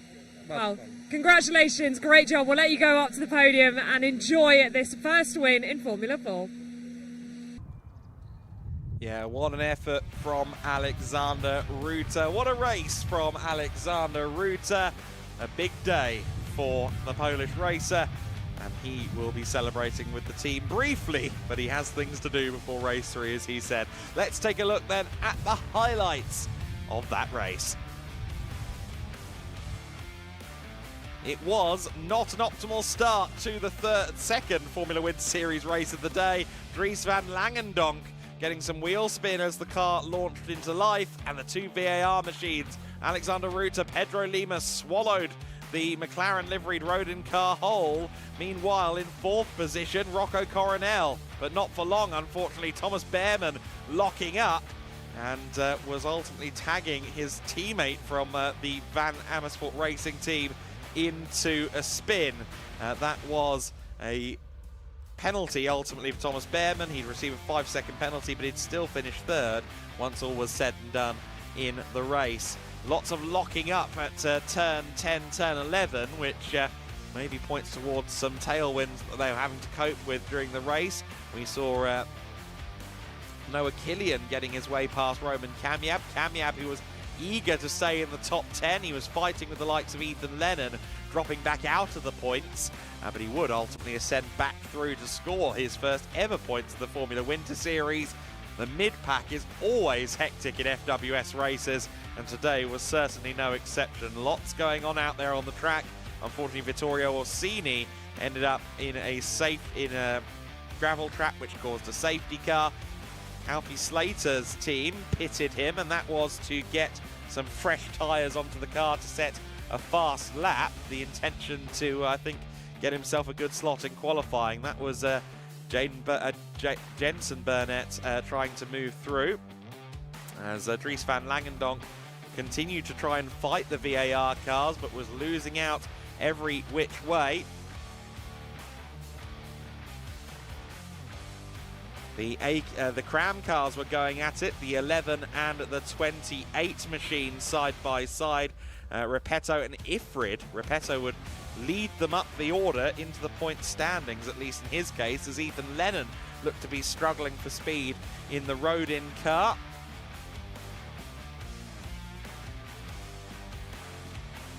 And at the front of the field, it was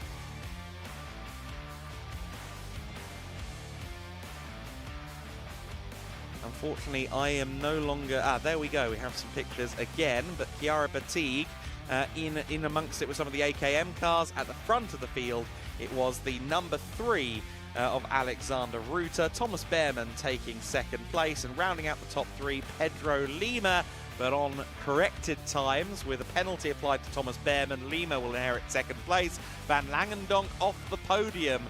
He will be a little bit disappointed with that one. Of course, still has a sizable lead in the championship, but it looked like he was struggling with the car. He mentioned tyre degradation previously. He was off the podium, but Ruta was a race winner in the Formula Winter Series, and that is his first ever win in Formula 4 competition.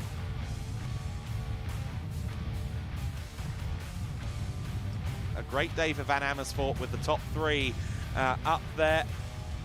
A unilateral sweep of the top 3. Alexander Ruta, Pedro Lima, Thomas Behrman, your top 3.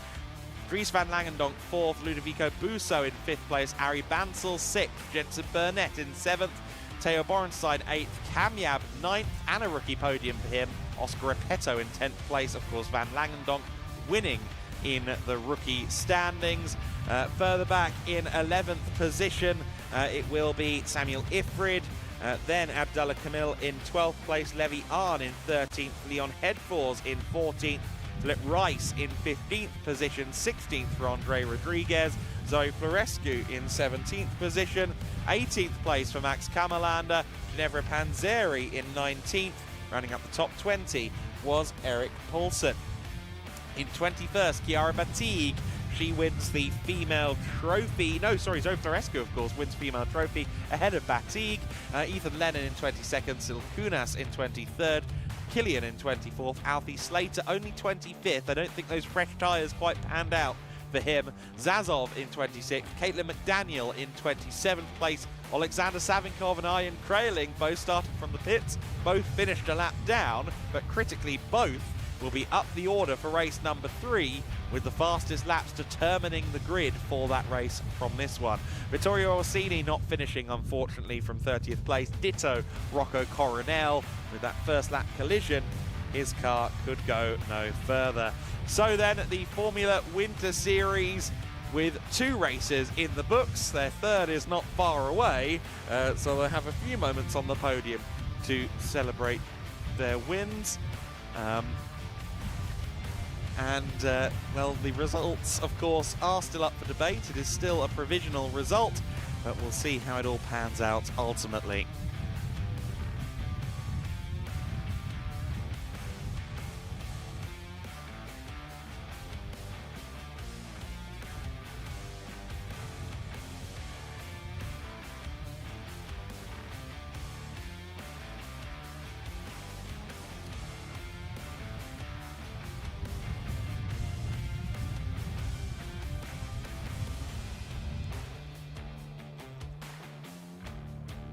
So the GT Winter Series, with their second race of the weekend, will be next up. Of course, those cars will always turn heads. I'm sure the grandstands will fill in very short order. But the FWS podium will hopefully precede that. And we'll be able to at least see some of the celebrations for the FWS drivers. Usually, they're pretty sharp at getting up there on the podium. But where there is a time deficit at play, and indeed provisional results that are causing some discussions, there is a little bit of question mark at play.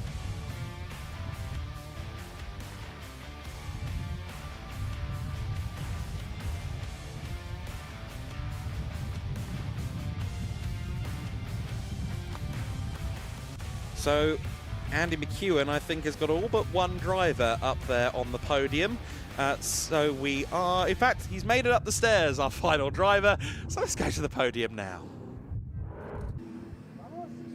So an entertaining second Formula Winter Series race of the weekend. We're going to get our podium presentation underway with our top female driver, the winner of the female trophy, Zoe Florescu. After a late change in the result, it is Zoe who ends up on the top step of the podium. Track limits penalties, a big talking point in that one, and it led to quite a few changes to the result, as we have seen with the timing screen chopping and changing so much in the immediate aftermath of the race. But Zoe Florescu benefits from that, and Campos Racing celebrate a win in the female trophy, and Zoe poses for the pictures up on the top step of the podium with her trophy in hand. Congratulations, Zoe. Moving on then next to the rookie category. Third position in the rookie class, Roman Kamya. Out comes Roman. The US Racing driver celebrates the third position finish in that second race. Second place, a first podium in the category for Jensen Burnett. Well done, Jensen. The Canadian heads to the second step of the podium. But for the fifth time this season, it is the top step of the podium that beckons for Dries van Langendonk. Another rookie win, his second of the day. Maybe not the overall result he was hoping for, but still satisfied with the rookie victory. We have Mark from GEDLICH along with Miguel and Federico from Pirelli on hand once again to hand over our Formula Winter Series trophies in the rookie category to Roman Kamya, Jensen Burnett and the rookie winner Dries van Langendonk. Who was at the centre of much of the discussion towards the end of that race as to whether he was going to hang on to his overall podium result, and it turns out that is the case. So we'll be welcoming him back out in a moment or two for third position.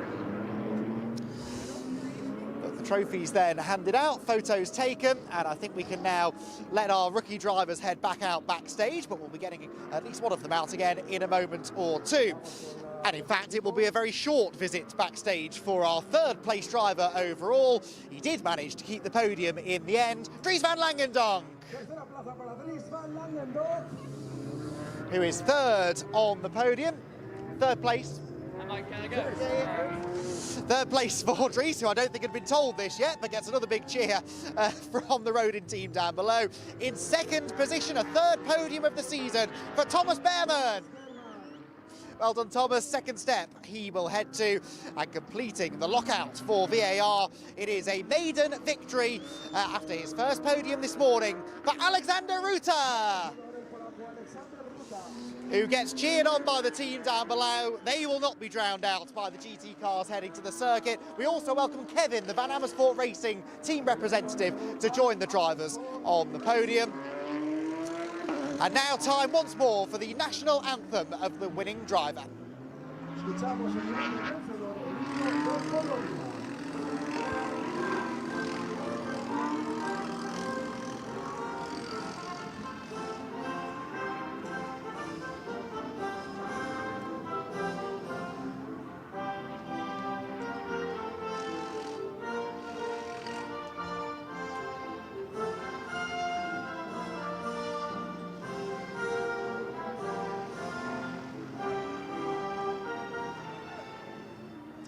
Alexander Ruta wins for the first time in Formula Winter Series, and he will now receive his winner's trophy. And what a moment this is for Alexander, who dominated that race, made some bold moves on the opening lap, and was able to get to the front of the pack, where he stayed until the very end of the race. And again, as always with Formula Winter Series, it's not quite as straightforward perhaps as that might make it sound, but he had to work extremely hard for the win, and what a great day he's having. Where will he go from here, I wonder, in race 3 coming later on today. So as the drivers celebrate once again, Van Amersfoort Racing absolutely delighted with that result. Let's head on to our next race. It is the second showing of the day for the GT Winter Series. Nexano, on the path to becoming the world's largest independent business community. We connect entrepreneurs, experts, and decision makers across industries and across borders. In our digital ecosystem, people share knowledge, learn from each other, and grow together. Companies and talents gain access to relevant contacts, resources, and innovative projects. Our community stands for transparency, trust, and sustainable economic success. We create space for inspiration, collaboration, and new business models. Nexano, shaping the future of business networking, global, digital, and accessible to everyone.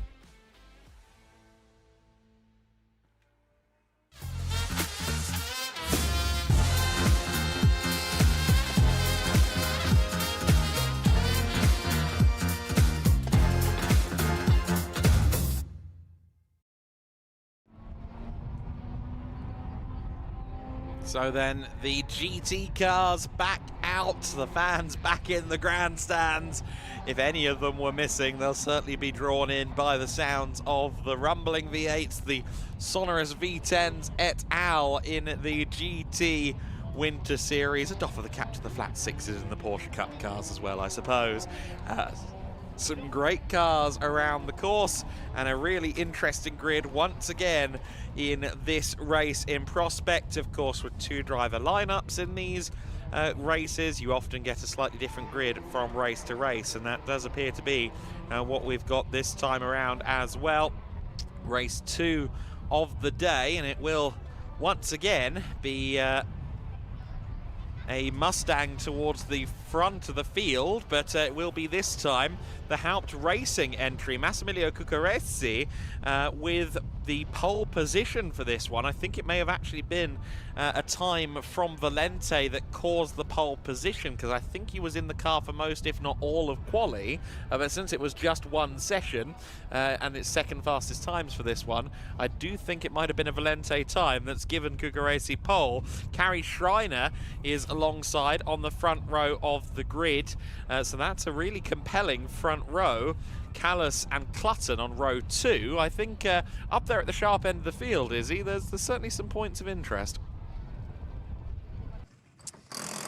Well, there certainly are, and we had an incredible race earlier today, and I'm sure that these cars will put on quite the show for us in this second race. Right, we are going to try and jump in with Max, though, because I haven't actually had a chance to speak to him or either of the drivers in this car. Can I jump in? All good?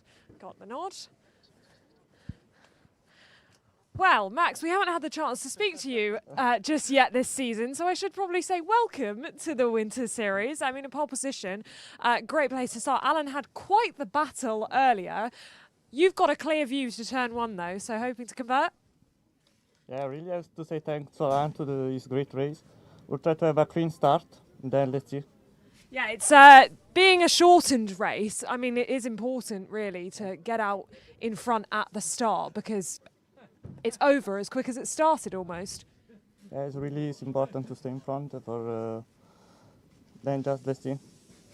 Have fun out there. Thanks for speaking to us. Right, we are going to continue back. I will let the team deal with the door. Alongside it will be Kari Schreiner in the number 86. Of course, Ariel Levy won the race this morning, earlier today, and we'll see what Kari can do. Kari also entered the GT Winter Series last year here in Valencia, so great to see her back. She was also in that lineup for the 6 hours of Portimao, so a little bit of experience in our paddock. I'm also intrigued to see what the second row can do. We've got the number 64, Nicholas Callas, alongside Marcus Clutton, and this is going to be a really, really intriguing fight, because for Marcus and for the Orange Racing team, I said it to Simon this morning, do they need to play it a little bit safe, not get too involved in any of these battles and protect their championship? Let's see what happens.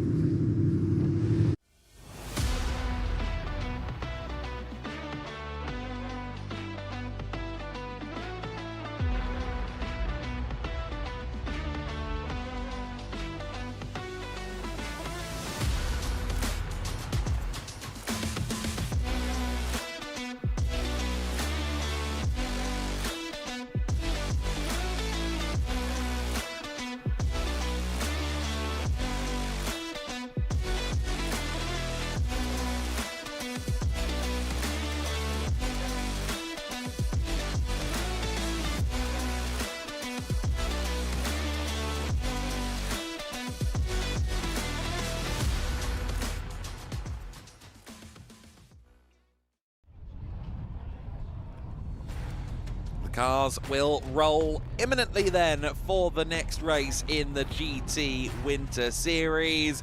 And Massimiliano Cuccaresi will be our pole sitter for this one. The Haupt Racing Team Mustang will lead the field away. Carrie Schreiner will be alongside in the Attempto Racing Audi R8. Keanu Bloom is next, joined on the second row of the grid by Marcus Clutton.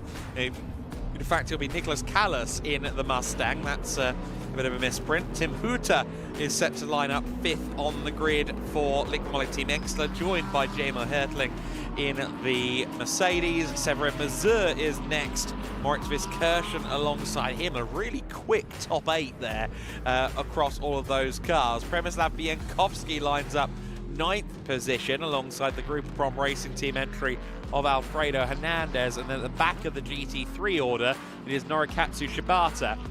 Of course, then the grid is split in twain to Gilbert Yates, who starts first of the Cup cars.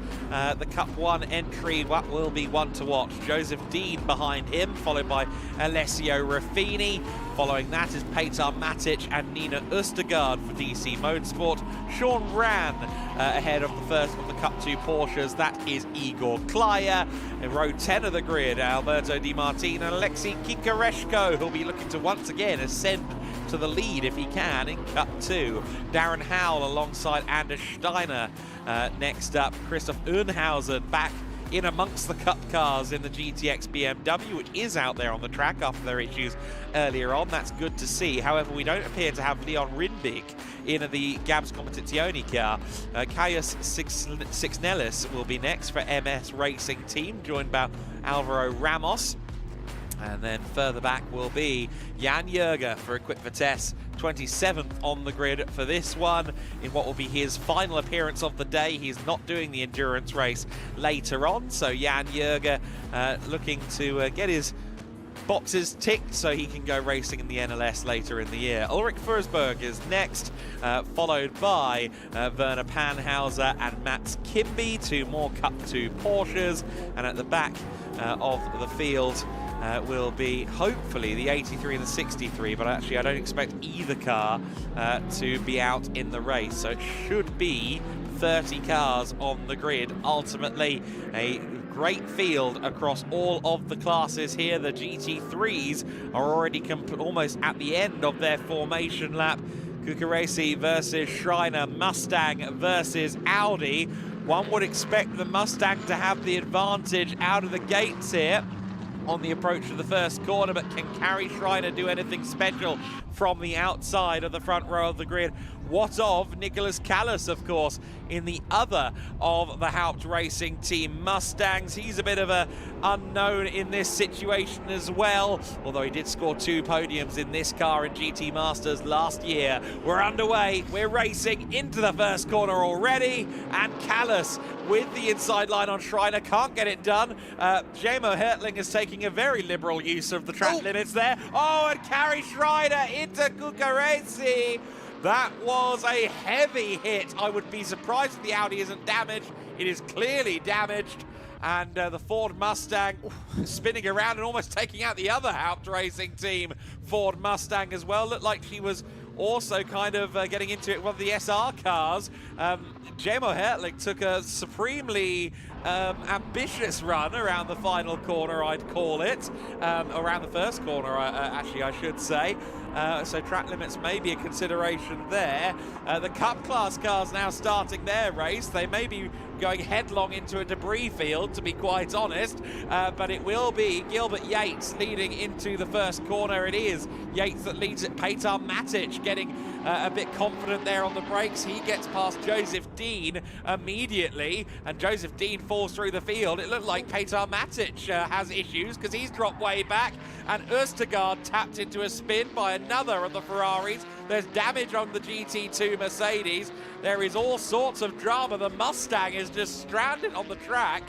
That is a very dramatic start to the race for the Cup class cars. We need to scramble the safety car with the Haupt Racing Team Mustang stranded on the grid. It's now been called. Marcus Clutton has got himself to the race lead in amongst everything else that's going on, but the safety car's called too late and will not pick up the race leader. That was a bit uneventful, wasn't it, that first lap? Not a lot to talk about there. That was typical Valencia shenanigans, wasn't it, there? With just a real pinch point into turn 2, and Carrie Shiner, unfortunately, getting a little bit wrong. And what a shame that is for Massimiliano Cuccaresi, because that was a brilliant opportunity for that HRT Ford Mustang to have its moment in the spotlight. As it is the Orange Racing by JMH McLaren which leads. Now, this is significant for the championship, remember, in the race earlier on today when it was Simon Orange in that car. He finished, I think, only one position behind his championship rival Kenneth Heyer, so lost minimal points to the championship rival Mercedes. Now, of course, they're ahead of it by a few positions. Marcus Clutton has a really important job on his hands to try and seal the deal and get what I believe would be that team's first race victory of the season. Of course, to do so, they'll have to fend off the second out racing team Mustang, Nicholas Callas, who we know is in a car capable of doing well around here, and HRT would love to get one step higher on the podium now than they did this morning. Yeah, absolutely. Messy situation here. Hopefully we pick up the leader once this safety car is contended with. It looked like we quite significantly delayed the Cup class start because a lot of them are already near a lap down on lap 2 of the race. So that hopefully has minimised some of the issues that we could have had at turn 2 with that debris field, and the safety car scrambled nicely there to catch Marcus Clutton. Clutton will assume the front of the safety car queue. There's Alberto Di Martins, Mercedes-AMG GT2, looking very worse for wear. I suspect if that doesn't fall off imminently, it will be asked politely to head into the pit lane and remove that debris from the car before it is removed on the track. And look at that, there is a lot of car strewn around the circuit, unfortunately, and chief among them, of course, the pole-sitting Mustang. It really looked like a good opportunity for Massimiliano Cuccaresi, as you said, and ultimately came to naught, but doors have opened for other people. Clutton, Callas, Viskirchen all the way up in 3rd position. He's had a great start, and Jamo Hertling there in 4th place, although there's a little bit of me that wonders quite how long he'll keep that place, whether or not there's a penalty coming, because he did take quite a generous line around the first turn. It was interesting, though, that Jamo was ahead of his teammate, wasn't he? And then there was a big move made by Moritz Viskirchen to get through. So Moritz not playing the team game there. Remember, it's the number 11 car that is better placed in the championship by quite some way at the moment, battling for the championship lead, indeed. So actually 3 cars now between the Orange Racing McLaren and the number 11 SR Mercedes. So that's going to be interesting to see whether that maybe comes into play a little bit later on as the HRT Mustang is pulled out of the way rather slowly. Of course, that's as quick as the recovery vehicle can go, but that was an eye-catching moment. A couple of cars heading for the pit lane, and some still trying to find out exactly where the back of the safety car queue is. Exactly right. The 101 Ferrari 296 Challenge car of Gilbert Yates. Rather fetching livery on that car, I must say. That's a bit of an upgrade from previous years where he's, I think, been in red and yellow. I wonder if that's actually going to be his Challenge UK livery or not, though. We'll keep an eye on that one, I suspect, as the summer goes on. Clutton in the race lead in that 67 car from Team Orange by JMH. They were involved with a collision in qualifying. I think it may have been with the 63 Lamborghini. I know it was a Lamborghini, but they were involved in a collision. They had to rip some bits off the donor car in order to get back out for the races today, and Marcus Clutton proving that the car is in fine fettle all the same. The fans are watching on as the Winter Series action continues. Of course, a lot of people here looking to take in the Rue Car Culture Festival as well as the Winter Series. It is a big day here at the Circuit Ricardo Tormo, and great to have so many spectators watching along with us. I believe that might be from Alberto Di Martin. He had a loose, well, rear everything a lap or so ago, and yet more debris for the marshals to scramble to pick up. It's not going to be the work of one more lap, I think. No, this might not be one of those 2-lap Valencian safety cars, might it? This might last a little longer because the debris field stretches most of the way around the circuit, it would seem. And in these short 20-minute races, that does eat into the race time not inconsiderably. If we can hold this on board, I think we should shut up for a moment and hear the BMW. Good idea.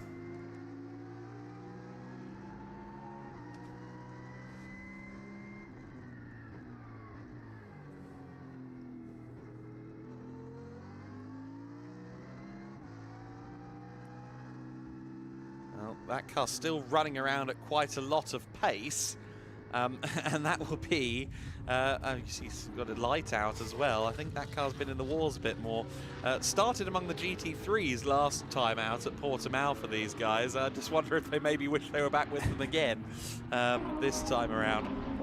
So, the GTX machine, the Z4, that's, like I said, still running around at pace. That's because they haven't caught up to the safety car queue yet. I think the Cup race got started more than half a lap after the GT3s, so we're still not quite in a pack around the circuit yet, but it is getting there at this juncture, and it will be Clutton that leads them around. I think we have one more lap behind safety car, maybe two. We'll have to wait and see. We're certainly not going green again this time by in the number 67 McLaren. Clutton will be eager to get to business. They're yet to claim a win this season, so they will be eager to break that duck. They've been on the podium 3 times. It's been 3rd place on 3 occasions for Clutton and Simon Orange as a collective, and a first win of the season, especially if Hertling is off the podium. Of course, that's big for their title aspirations. Of course, and we were also talking a lot about Alexei Kikareshko being a part of this overall championship battle. Well, he is second in Cup 2 with only 1 car between himself and Igor Klyer, who he was able to catch and pass in race 1. That car between them is the Cup 4 leader, Alessio Ruffini, and so that's a significant battle. You can just see in the middle of the pack the white and red Porsche, and then behind the sort of silver dark grey Porsche, they are your 2 Cup 2 contenders. And for Kikareshko, he really needs to try and match the result being put in by Marcus Clutton, because there are opportunities here for him to score some decent points. It does depend a little bit how many cars are entered into your class as to how many points you will score, so one suspects that a win for Marcus Clutton in this race might be more valuable than a win in Cup 2 for Kikareshko, where there are 6 cars as opposed to 11 entries in the GT3 category, but still, all the more reason for him to find a way past Klyer as soon as possible. Yeah, exactly right. Safety car will come in this lap, so in that Cup 2 battle, of course, there are a couple of cars between them, or 1 car between them. It's Alessio Ruffini in the Cup 4 leading Lamborghini, so that car is quicker in a straight line. So if anything, I think for Kikareshko, it's going to be hoping maybe that Ruffini makes life a bit hard at turn 1 for Igor Klyer, and that potentially he can move through into the Cup 2 lead as a consequence, as a circumstance. I'm also interested to see what Gilbert Yates can do here from 10th overall in the Cup 1 leading Ferrari 296 Challenge car. Gilbert has won championships in the UK previously in GT Cup UK before moving into Ferrari Challenge, where he's now a 2-time champion in the British Championship there. And I just get the feeling that he's going to dispatch a couple of GT3 cars from 10th overall in the Car 101. Yes, that's not a bad shout, actually, and he's got Sean Ram behind him, who also is rather rapid, so those two could be ones to watch for, fighting for Cup 1 honours as they are. That was easier said, easy for me to say. I talk for a living. It is concerning sometimes when that occurs to me. Anyway, hoping we're going to get a restart soon. Yes, we are lights out on the safety car. Marcus Clutton's been in this position before. He knows what to do, but can he keep the big Mustang at bay down that main straight? At least I have an excuse. I had 4 years of speech therapy, so, you know, I had something wrong from the jump. Marcus Clutton will lead them away, and I don't think he's going to waste any time. I think, if anything, yes, he's already gone.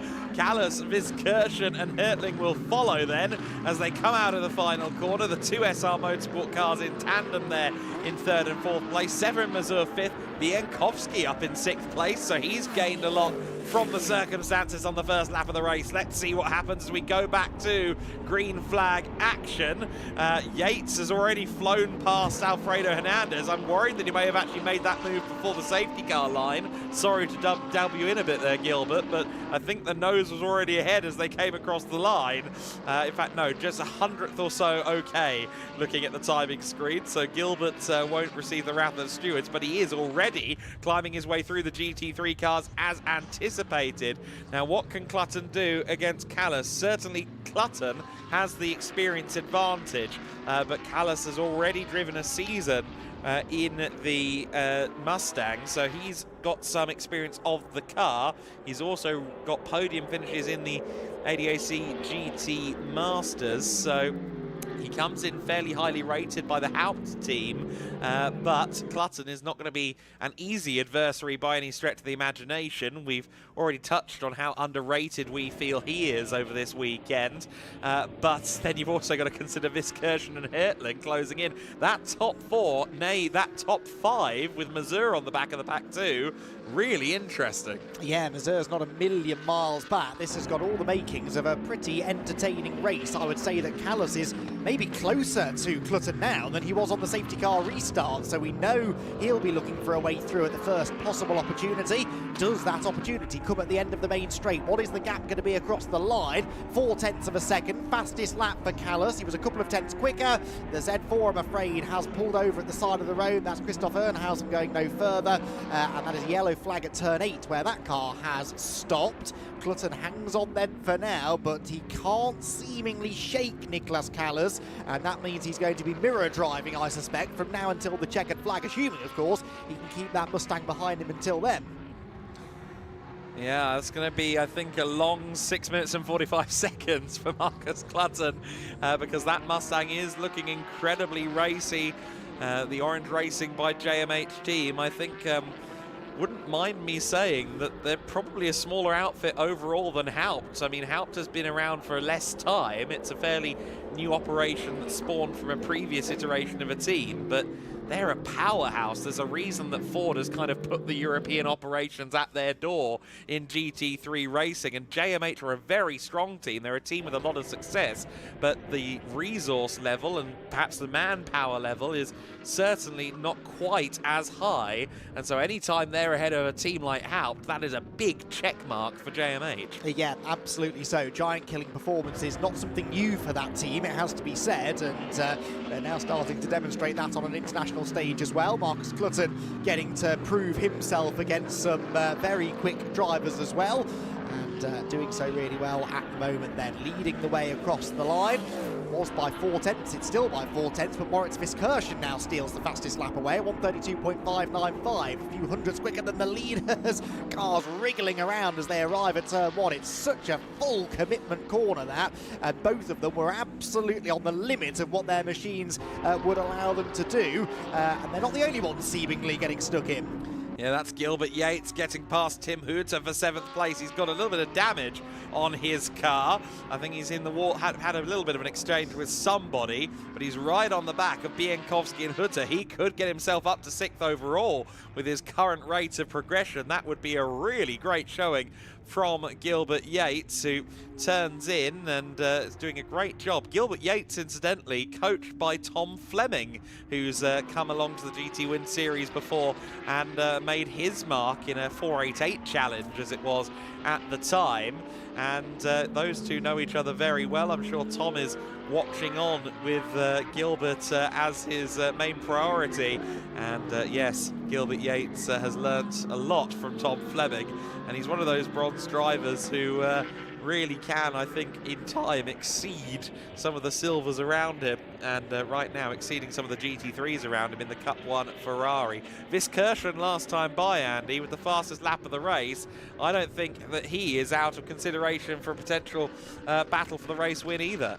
No, he's not. Meanwhile, we're about to see a new leader, I believe, in Cup 1, maybe. No, they did change hands going into the corner. Igor Klei was overtaken by Alexei Kikareshko, but then got him back again on corner exit. Igor Klei lost 3 positions into that previous braking zone. He was trying to stay well out of the way of some of the other cars in different classes, and inadvertently handed the lead away to his big rival. Got it straight back though, and now nips up the inside of the 85 Ferrari. That was Sean Grant's second place Cup 1 car on the way into the next braking zone. I was oohing and ahhing at that out of the window as that was kicking off just now.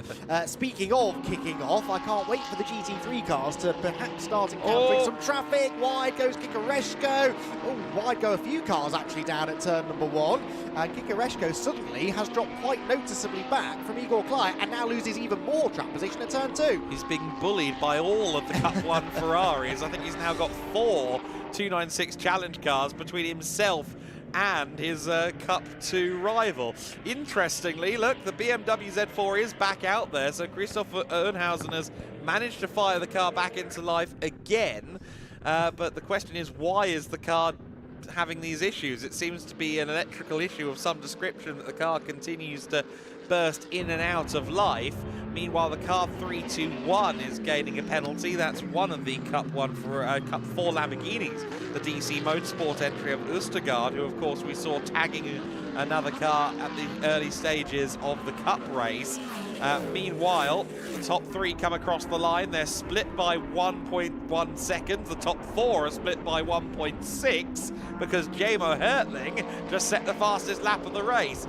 I don't know that anyone's going to be able to quite get close enough to make a move with these fairly high downforce GT cars, but they're all so level pegging. Well, that's the thing, isn't it? They're all so evenly matched. That was the fastest lap of the race by about 1/10 of a second, in fact, over 1/10 quicker than anything that anyone else has done, but that isn't really a big enough performance differential to make it an easy overtake. Certainly, you're going to have to get your elbows out, and since Jamo's first target is his teammate, Moritz Viskirchen, I'm sure the SR team are hoping that he doesn't get his elbows out too aggressively and plans his move carefully. The slightest misstep, though, from any of these drivers will almost certainly lead to a change of position. Clutton never has been able to break away from Callas behind. The gap, I think, at its largest was 6.5 tenths or so, and even through this middle sector where the McLaren maybe you'd expect to have an edge, it just can't get away. No, it's a really interesting little scrap with each sector yielding different results from each car. The Mustang with Viskirchen on his back bumper. Can Moritz find a way to set up for a move for second place? Or, well, by the time we get to the first corner, will Clutton be under pressure? There's a yellow flag down at turn 8. What are we seeing, Andy? It's Ernhausen. He's pulled off into the escape road, and in fact, as we say that, fires the car back up and gets back underway again. Yeah, just trying to reach the flag. Of course, he's trying to get signatures on his license, much like Jan Jürger in that Equipped for Test Porsche. So those two are both thinking finishes, results to get themselves their licenses for the summer programs. The top 4 on the final lap of the race, covered by 1.3 seconds out there on the circuit. We ride on board with Marcus Clutton. If only we could see a mirror, it would be filled with Mustang, with Merc on this final lap of the race. But it is the McLaren driver at the head of the field. He has, of course, won in the GT Winter Series before at Motorland Aragon last year, along with Simon Orange. And this would be yet another win for JMH in the series. It would also, I think, potentially put them into the points lead after the result earlier on in the day as well. They've just got to hold on. Marcus Clutton just has to hold on. Can he hold on, though? Because Nicholas Callas is asking all the right questions, firing the Mustang into the corners aggressively, but ultimately actually losing out as a result. Moritz Viskirchen is now more of a threat to him than he is to Marcus Clutton, who I think is now just one corner away from that first victory of the year, and a crucial one in the context of the championship. Crucial indeed. It will be a second win for the McLaren mark in the GT Winter Series. Both have come courtesy of Team Orange by JMH. And Marcus Clutton, for the first time in 2026, is a race winner in the GT Winter Series. Callas takes second, Viskirchen third, and Hertling in 4th place. That will ascend Clutton to the championship lead along with Simon Orange. In 5th place is Mazur, and it's going to be a drag race to the line for P6. Gilbert Yates with the power advantage. Does he get it done? Yes, by 1/2 tenth. Gilbert Yates takes not just the Cup 1 win, but 6th overall. Bienkowski 7th, Huta in 8th, Hernandez and Shibata rounding out the overall top 10 ahead of Alessio Raffini, who wins in the Cup 4 class. Shout out to Kaius Sixnellis as well. He managed to finish 12th overall in the Artura Trophy Evo. A great showing there. And look at that Cup 1 battle coming across the line. That was, I think, for 3rd in class. And Alvaro Ramos just about held on at the expense of Sean Rand. Joseph Dean took 2nd in that category. 15th overall, and winning Cup 2 was Igor Klaya. So Kikareshko ultimately finishing 2nd in class. Couldn't dispatch all of those Ferraris that had got between him and his adversary in class. Jan Jürger has crossed the line to finish 24th in this race. That will wrap up his day in the Cup X entered Porsche 991.1 GT3 Cup. He will not be taking part in the endurance race. I maybe tried to convince Marcus GEDLICH that the car covered in GEDLICH Racing related logos should maybe have him at the wheel for the pit stop race, but I don't think he brought his helmet.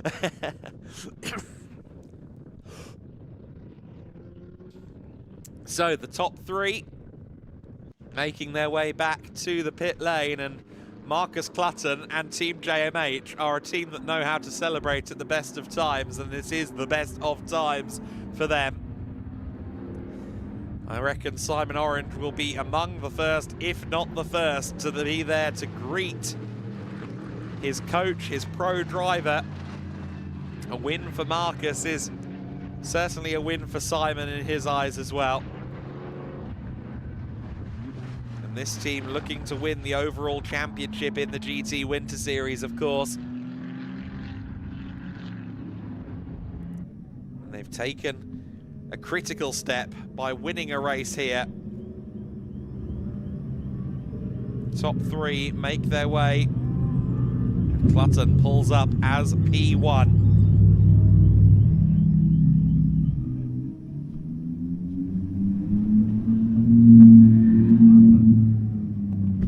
McLaren 720S GT3 Evo for a second time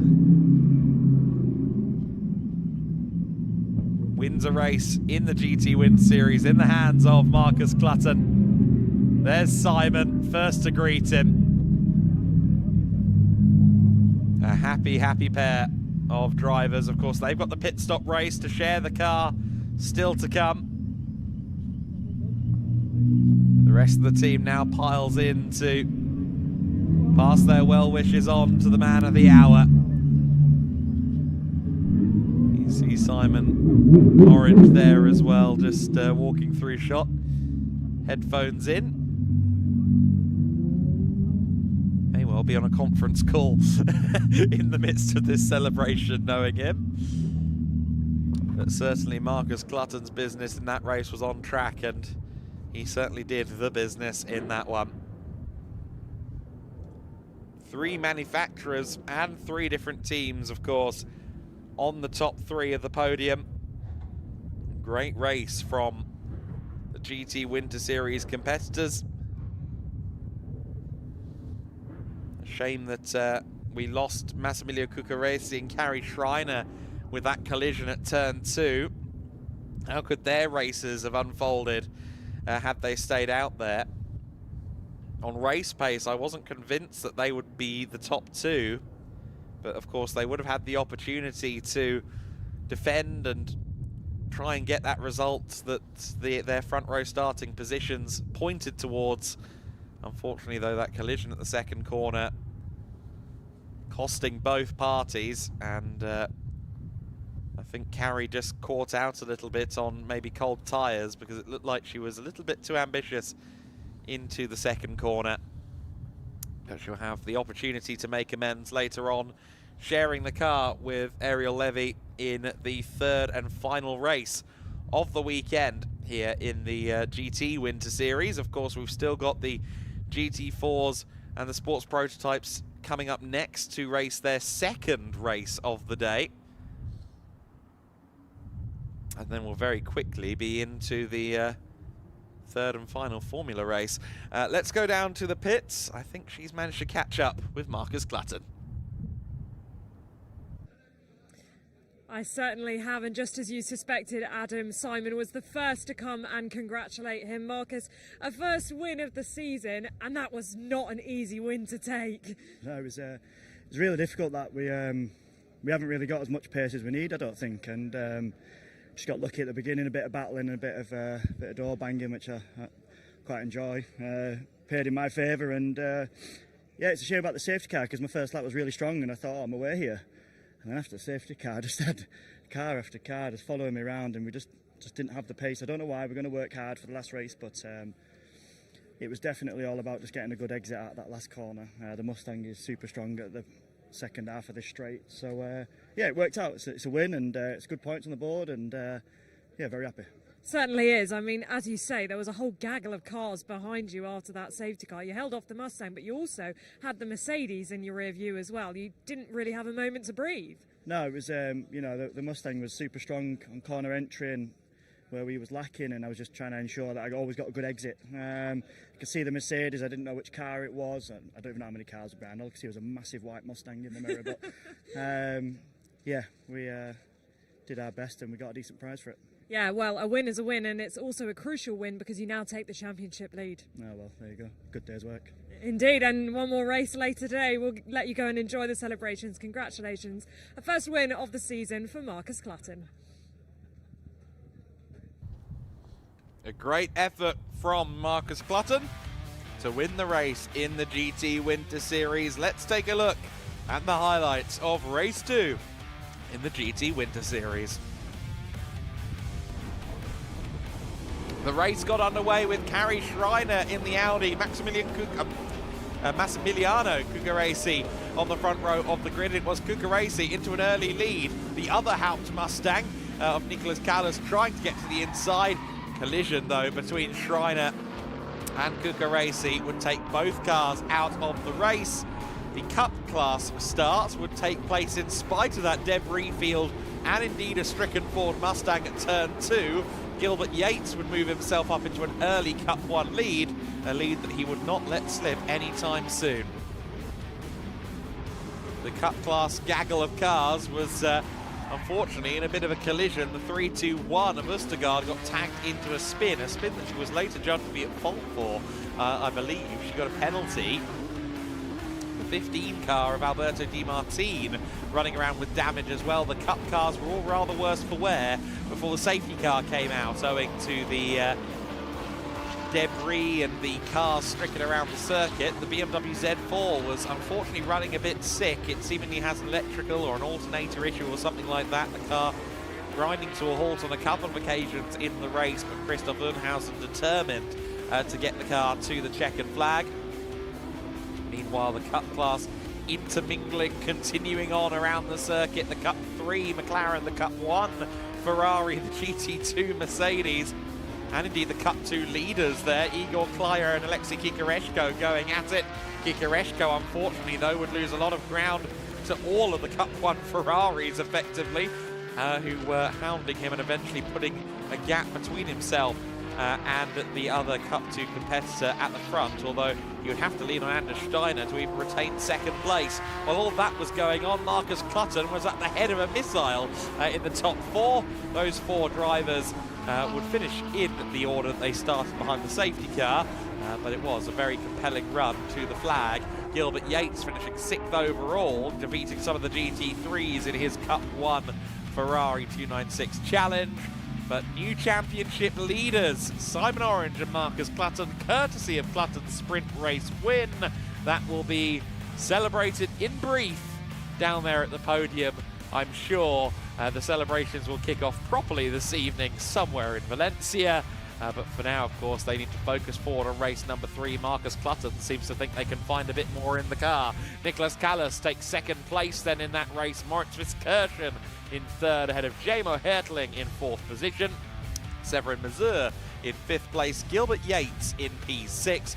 Przemysław Bienkowski in 7th, and Tim Hutter in 8th place. Alfredo Hernandez in P9. Norikazu Shibata rounding out the overall top 10. Alessio Raffini winning Cup 4 in his Lamborghini. Kaya Sixnelis in 12th position ahead of Alberto Di Martin. Joseph Dean runner-up in Cup 1 ahead of Igor Klyer, who won the Cup 2 class. Alvaro Ramos in 16th. Sean Rand 17th.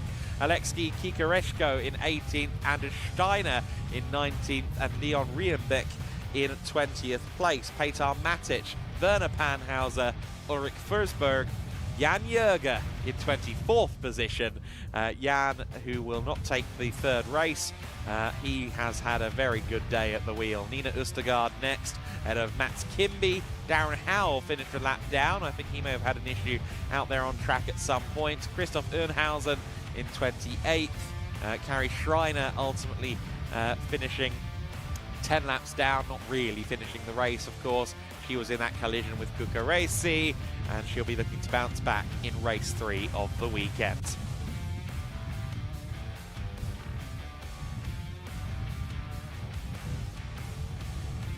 So then, the results are in for the GT Winter Series race. The GT4s and the sports prototypes will be out on circuit next up.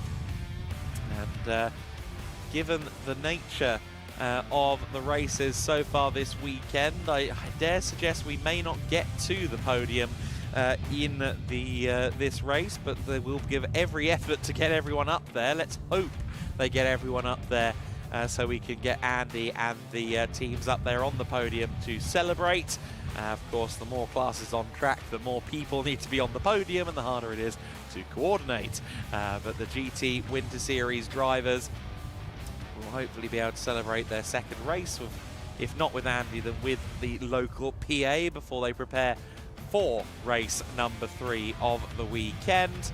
And the drivers having these really quick turnarounds today, the complications of folding 2 days worth of racing into one as best we can. It means shortened races, much shorter amounts of downtime for everybody, and it is quite something for the drivers on this day. I think a bit in and out, and I'm quite glad that no one's double dipping today. If there was a driver in GT4 and GTs, which we've seen a few times before, I think they'd be a wee bit spent by the end of the day. Of course, driving around a racetrack for 20 minutes in itself is not that arduous, but doing so in a battle is that bit harder. Then the podium is ready. Andy McEwen, over to you. Well, another all-action edition of the GT Winter Series is complete. The second race at Valencia, we've got most of our drivers gathered behind the podium. So let's get started with our GTX category. And the win goes once more to Christoph Ernhausen. Well done, top step of the podium, another result, another finish, although a couple of mechanical dramas seemingly befalling the always popular BMW Z4 in the closing stages of the race. So Christoph Ernhausen picks up another trophy and gets himself the win in the GTX category for the second time today. Photos taken, trophy handed over by Oleg from Pirelli, and off to try and diagnose the issues with the car goes Christoph Ernhausen. Moving on now then to Cup X, and it is a second strong finish of the day for Jan Jürger. There is Jan, busy chatting with the GEDLICH team, probably onto the top step of the podium he goes. And Jan, who, as we said, it's very much an exercise in gaining signatures this weekend. He'll be delighted to see that Robin from GEDLICH, his colleague in the GEDLICH team, is there to give him his winner's trophy. And the Keep Vitesse Porsche ran seemingly trouble-free and allowed Jan to pick up those all-important signatures and take a trophy back home with him at the end of the weekend. Well done, Jan. On to Cup 4 next then, the class for the Lamborghini Huracan Super Trofeo cars. Third position in Cup 4, Nina Østergaard. Well done, Nina. DC Motorsport driver gets a lot of cheers from down below. Second place, Petar Matic is already on his way. The Autosport racing driver, and it is his teammate for the 5th time this year who wins in Cup 4, Alessio Ruffini.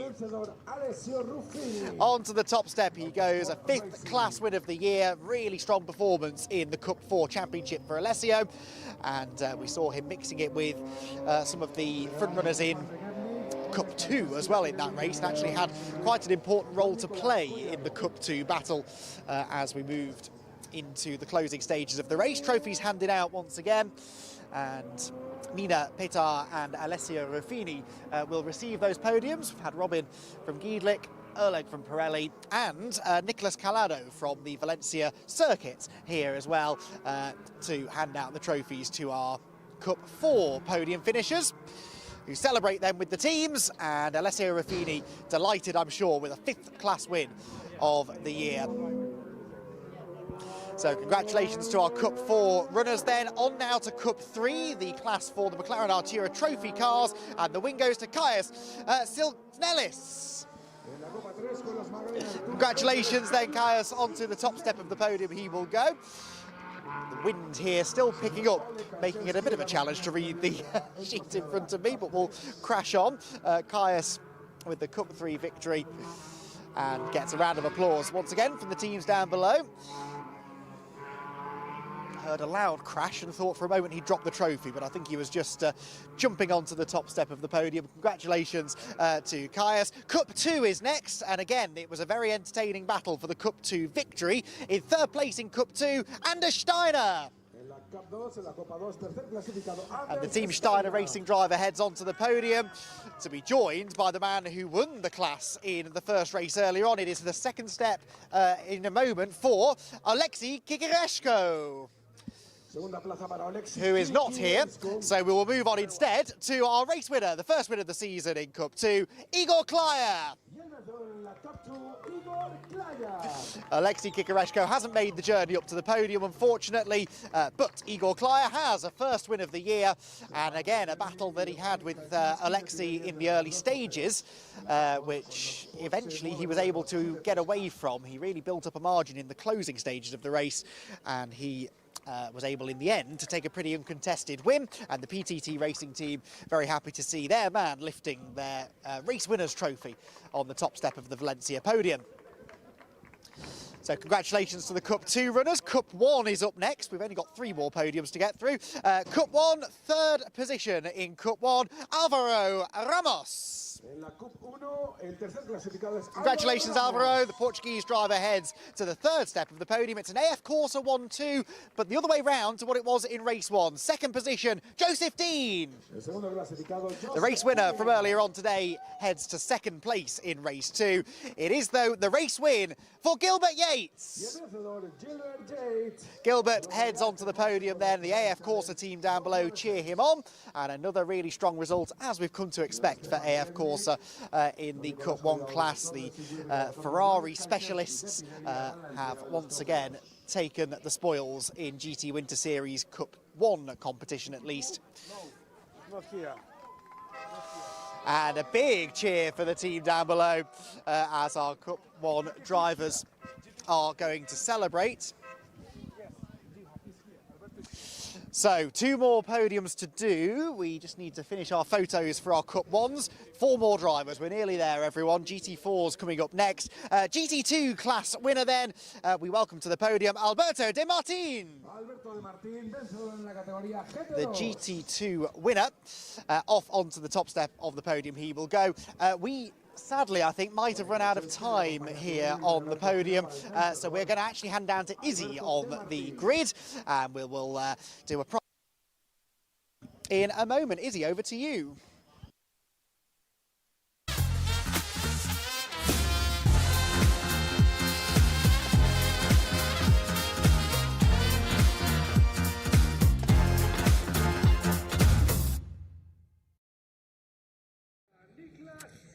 Well, welcome down to the grid. The podium continuing for the GT Winter Series, but the GT4s and the Sports Prototype Winter Series is just about to get going. So we are going to try ever so quickly and jump in with our first driver, and that is going to be Joel Mesh. It's been 4 wins in a row for them. Can they make it a 5th? Well, Joel, first time you out today. Enrico did a fantastic job earlier. You guys have got a very comfortable championship lead. 4 wins in a row. Can you make it a 5th? I guess I can. I mean, we'll see what happens, but I have no doubt in my skills now. Yeah, Enrico was very confident this morning in the car and in his ability around Valencia. You have the same confidence, I imagine. There is a strong guy alongside you, but you're just driving your own race, aren't you? I mean, I hope I do, but this is also thanks because of my mechanics. All right, best of luck, have fun out there, and we will go to the race. Nexano, on the path to becoming the world's largest independent business community. We connect entrepreneurs, experts, and decision makers across industries and across borders. In our digital ecosystem, people share knowledge, learn from each other, and grow together. Companies and talents gain access to relevant contacts, resources, and innovative projects. Our community stands for transparency, trust, and sustainable economic success. we create space for inspiration, collaboration, and new business models. Nexano, shaping the future of business networking, global, digital, and accessible to everyone.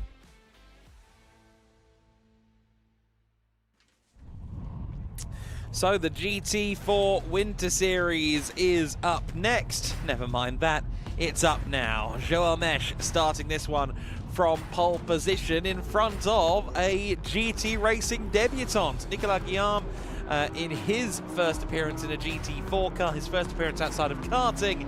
He starts from row 1. Federico Peters next up alongside Raul Zunzaren in the NM Racing team machine. I think he was quite a late addition to the grid. Yes, he was. Charlie Robertson from P5. He's alongside Tom Pappenberg, Joachim Bulting and Manuel Bertolin, the AM drivers on row 4 of the grid. Row 5, Matthias Farsel and Franz Linden on row 5. Alexander Bobrovs and Matis Pushkel on row 6 of the grid. Towards row 7 it is Tiago Luero and Helge Tam, so that's a club class car and a Cayman Trophy car. Cedric Fuchs in 15th position. He will be keen to fight through the order. In fact, Cedric Fuchs from 15th position will fight through the order, so that's going to be fun. Antonio Duarte starting from the rear. Then it is the Sport Prototype Winter Series. Stephen Burtson, the first of those drivers. He is going to be pretty rapid out there on the circuit, actually, so I wouldn't mind betting he picks off some GT4s. The Sunda Motorworks team boss, who also works as a driver coach, he's alongside Diego Diambra. And then in the back of the class for them, it will be Jes Franzen. So, yes, Franzen driving solo. So no Sebastian Shaw, actually, this weekend. That's my bad. We did allude to him earlier on, but it will, of course, be Stephen Bernts in that 24 Radical this time around. But still, that's a driver one would expect to be quicker than some, if not all, of those GT4s in a Radical SR3. So, especially if there's a safety car, but even if there's not, the Radicals may soon intermingle over the course of this 20-minute race. So then, it is going to be Mesh from the front of the field. Sounded very confident indeed, talking to Izzy Browning down there a moment ago. The GT4 Winter Series and the Sports Prototype Winter Series with their second sprint race of the day. Who will come out on top of this one? For Nicolas Guillaume, there's a golden opportunity here as a karting graduate to really make an impression on his first day in the bewheeled office. Let's see if he does so. Of course, just getting the car home comfortably in one piece and up at the front of the field would be great, but if he can win the race, wouldn't that be that much sweeter? Let's see if he can make it happen here as the GT4 Winter Series race kicks into life. We are racing once again for the second 20-minute sprint race in the GT4 Winter Series, and it is Joel Mesh into the race lead. Nicolas Guillaume being a little bit tentative there. That's giving Federico Peters the opportunity to go alongside him. They've all spread out and meleeed around the runoff area, as is custom down there at the first corner, and that's a very, very wide approach from the NM Racing Team 16 driver, Raul Zurazarinen, is having a very interesting first lap of the race. Not really on the track very often. No, not really, but getting stuck in is Raul, who I'm sure is a name I remember from Genetic Juniors in the last couple of years. Raul Zanzara, the Spaniard. So anyway, Sport Prototype race underway, and that's a much more orderly affair, isn't it? When you have cars with a lot of downforce, I suppose that helps. There are fewer of them too. A much calmer run through the first couple of corners. Back to the craziness now, and there's a bit of braille passing being attempted here for second position. We're riding on board with the third placed car. That is Raul Zanzaren. Like I said, Ginetta Juniors. Not really a huge surprise that he's getting very close to the car in front of him. And that car in front of him is the Nicolas Guillaume WNS Motorsport Porsche, which is, I never like using the term rolling roadblock, but not as quick quite clearly as the cars immediately around him, and Raul Zanzaren, I think, is very aware of that. Yeah, in his racing debut in cars at least, he's been thrown right in on the deep end. I think it would have been a lap time from that one qualifying session from the other driver, from Frederick Zavis, that put him there, and he's rather out of his depth, and that was a bit extreme there for the AM class lead. That was Bertolin firing past Joachim Bolting by any means necessary. Pappenberg got past Bolting in the final few moments of the lap as well, so there's a lot of exchanges going on there in the latter of the top 10, and actually Bolting has got him back past Bertolin then after the corner. Indeed so. Meanwhile, not for the first time today, these two cars make contact. This is Charlie Robertson now, who's almost assaulted by the Aston Martin, which goes very wide and then seems to slow down quite dramatically right from puncture from that tiny bit of side-to-side contact on the approach to the corner. Remember, those two cars with different drivers in them made contact on the final lap in race 1, and that was a matter of some contention, I can tell you, in the immediate aftermath of the race. Different drivers plugged in this time, but once again, they got a little bit too close for comfort, and once again, it's the Aston Martin that comes out of that worse. Yeah, that's unfortunate for Federico Peters. He will be immensely frustrated. See if he can get the car all the way back to the pits, of course. For the record, about 24 seconds off. The rest of the class is, as we see there, Cedric Fuchs making his way through the field and leaning a little bit on some of his competitors, and some contact there for second place. I was going to say the Radicals are about 20 seconds behind the back of the GT4s right now, but let's keep an eye on this, because the Guillaume car is certainly a moving target right now. It's running second place. Guillaume, to his credit, is doing a great job placing the car, staying there in second position, but Zunzar, Robertson, Pappenberg, even Bolting and Mattis Plushgale are all there looking to find their way through. It's like we're at Daytona already. Guys, that's this evening. Calm down. Great racing, 3 wide now into the first corner. Pappenberg doesn't quite get to the inside. However, Zunzaren is there on the inside of Charlie Robertson. These two probably know each other from the Ginetta paddock, and here comes Zunzaren going past. Through he goes into third position, or does he? Because Robertson holds on around turn 3, has the inside line for 4, and there we go. Bob's your uncle. Back goes Charlie Robertson, and Tom Pappenberg almost making a bold lunge to his fellow Mercedes driver. And of course, we've already seen that happen once this weekend. Well, much like the final 15 minutes or so of the Daytona 500, I do feel disaster is lurking around the corner. This is very, very close quarters racing, and no holds barred whatsoever. Charlie Robertson, though, does break through into third position. This is great news for Nicolas Guillaume, though, because it's giving him now half a lap or so where he's not being assaulted, quite literally, by the cars around him, to just settle into a rhythm. That is still a pro-class car, so he is expected to be able to keep pace eventually with these drivers. I think he just didn't really get an opportunity to catch his breath for the first lap or so.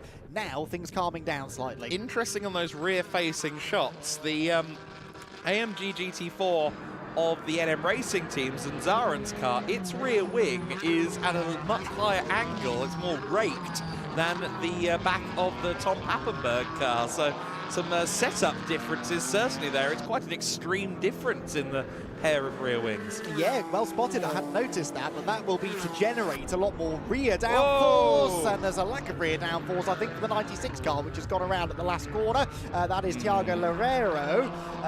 The car was smoking slightly. I think that was tyre smoke rather than engine, but he is stranded in the middle of the track, coming out of the final turn. The prototypes I'm seeing out of the window having a few close calls. He finally gets going, and we can focus back in on the track action further ahead. Cedric Fuchs here trying to take 8th position away from Manuel Bertolin. Exactly right, and I think there we were going to see Fuchs take that 8th position. He may have got to the inside at turn 4. Meanwhile, Guillaume continues to hold second place like a $1 million check that's already ripping a little bit. He's just trying to keep it together in that second position. What about Mattis Plushgale again? We seem to say every weekend at the moment, but watching him drive that first generation Aston Martin V8 Vantage GT4, which now is effectively a decade out of date. The last year for that car, I believe, was 2017. It's incredible to watch and proves just how talented young Mattis is. Yeah, absolutely. Staying right with this group of cars and getting stuck in. That car is not just here to do parade laps, he wants to race in it, as does Charlie Robertson. He almost executed the switchback perfectly, but Raul Zanzarin, I think, will benefit from this. Wriggles up the inside of the BMW, but where does the Porsche ahead of them go in the braking zone? It goes to the inside. That will delay Zanzarin, who again gives an assist to Guillaume and goes through. This is fantastic race. What a great addition to the grid Raul Zanzarin is. He's back into a podium place. Charlie Robertson thinking, how? I was nearly in second and now I'm off the podium.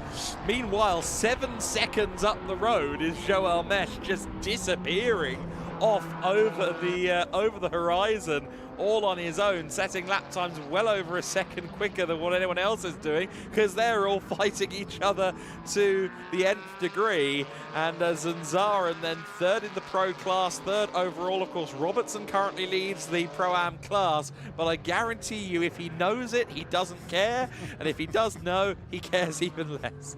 I think you're absolutely correct in that one, and I also don't think this battle is even close to being done. I have to say, Nicolas Guillaume might not have the outright pace, but his positioning of the car, as you said, his defensive driving is very effective, and it's only increasing the levels of frustration for the two drivers behind him. I think Raul Zanzarin we ride on board with. The Porsche we know gets down the straights well, so it gets away from the Mercedes before the next braking zone, and that means that Nicolas isn't really having to overly defend into the corners. He's just slowing the car down in the apex, parking on the apex, and preventing either the Mercedes or the BMW from being able to wriggle through. Can he continue doing this, though, for nearly another 12 minutes or so? You do get the feeling that if one of them goes through, possibly a few of them will, and so for Nicolas Guillaume, it's all the more important that he doesn't put a foot wrong. Yeah, exactly, but it's amazing. We're almost halfway through the race. With all respect to Nicolas, he clearly doesn't have the ultimate pace that those behind him have, but he is placing the car to perfection. And yes, kart racing builds racecraft like nothing else, but doing it and applying it to a car that's a ton heavier, has a roof, etc, etc, etc, that's incredible. He's doing a really impressive job right now, the young Belgian. He's got Zanzarin and Robertson behind him, both of whom have a lot more experience, of course, and then Tom Pappenberg rounding out that top 5, who isn't much more experienced, I grant you, but has had at least a bit more seat time and quite an extensive testing program before coming into the GT4 Winter Series for his racing debut. I don't know quite where that situation is for Guillaume in terms of how much seat time he's had before, but I'd wager not quite as much. I haven't seen much evidence of him doing an awful lot of testing prior, but there he is. He's 8 seconds off the lead, yes, but he's got the elbows out. He's in second place, and frankly, he's delivering us a show. Absolutely. This is one of the most entertaining battles we've had so far this season in GT4 Winter Series. There was Joel Mesh. Blink and you miss him. He's that much quicker than everyone else. 8 seconds up the road. And this is why we've not seen a lot of him, because our eyes, quite understandably, are trained on this battle for second place. Well, second, third, fourth, fifth and sixth places, really. Jurgen Bolting is thinking, hang on a minute, this looks like fun. I might join in as well if you all keep holding each other up. Watch for the switchback here for Zanzarin. This is what Robertson tried to do a few laps ago, and it didn't work. Will Raul Zanzarin have more success? Robertson is buying into this as well. How late on the brakes can the Mercedes driver be? Later than the Porsche, yes. Can he go right round the outside? He will try, but Robertson is to the inside. 3 abreast on corner exit. The Porsche, though, we know, will have the edge in the speed traps. I'm not convinced this is going to lead to a change in position. Indeed, it doesn't. Guillaume is still in front. Fantastic racing. Fabulous racing. Unfortunately, Charlie Robertson's gained himself a track limits penalty to the tune of 5 seconds already, so he needs to be a little bit more careful from here on out. Tom Pappenberg will see that as an opportunity. Here comes Zanzarin. Oh. Big dive. Oh, and Pappenberg follows suit. Tom Pappenberg follows suit, sees the door open and says, I'll have a bit of that. But he was frankly too far back and way too fast at the apex. That Porsche, if it was tracking straight and true before, it surely isn't now. But Zanzarin has been released. He will be hoping that Guillaume can continue to stave off everyone else behind so he can drive off into P2. That is the plan, definitely, but how quickly can Robertson find a way by? Well, probably not that quickly based on what we've seen so far. He had a few goes at getting past Nicolas Guillaume and hasn't been able to do it so far.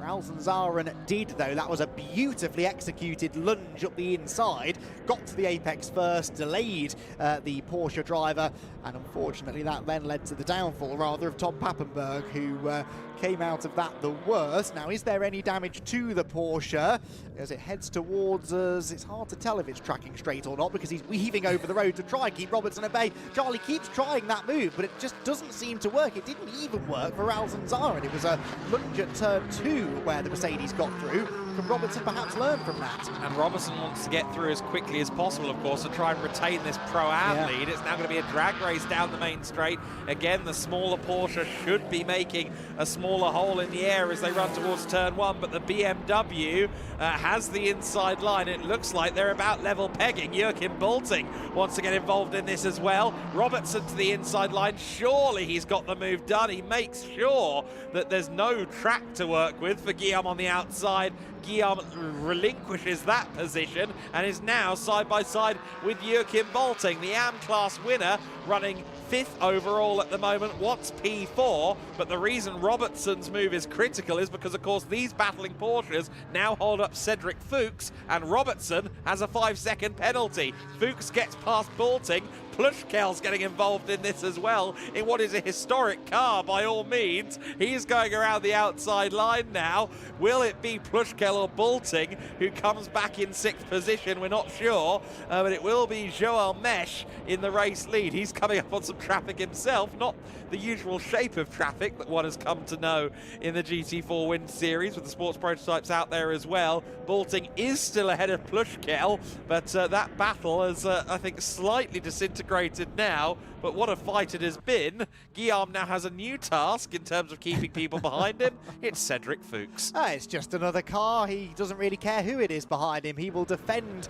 as much as he possibly can. Cedric Fuchs definitely will want to get through, as you said, but I'm not sure that's going to be the work of a moment. He's not quite close enough to do anything into the final corner, that's for sure. And so Nicolas Guillaume is able to hang on. Joachim Bolting a bit wide behind, then Plushkel, then Bertolini, who's dropped down the order slightly from where he was earlier on. There, meanwhile, is the Cayman Trophy leader, yes, Franz Linden, and being negotiated by the leading sports prototype, that of Stephen Bernson, who runs now in 13th or so overall. So, well, I say that actually. Back round the outside goes Helge Tam, sorry, got the wrong Cayman Trophy driver, and not quite able to get back ahead of the higher downforce prototype. So Stephen Bernson leads in the sports prototypes, 13th position overall, and enjoying battling away with the GT4s. Yeah, he has lost time to the overall race leader, Joel Mesh, so I don't think he's going to climb as far through the GT4s as we perhaps thought. But Bernson being the team boss at Sunde, I wonder if there's a level of calculation to not trying to intermingle with cars, I think some 800 kilos heavier than the Radical, if not 700.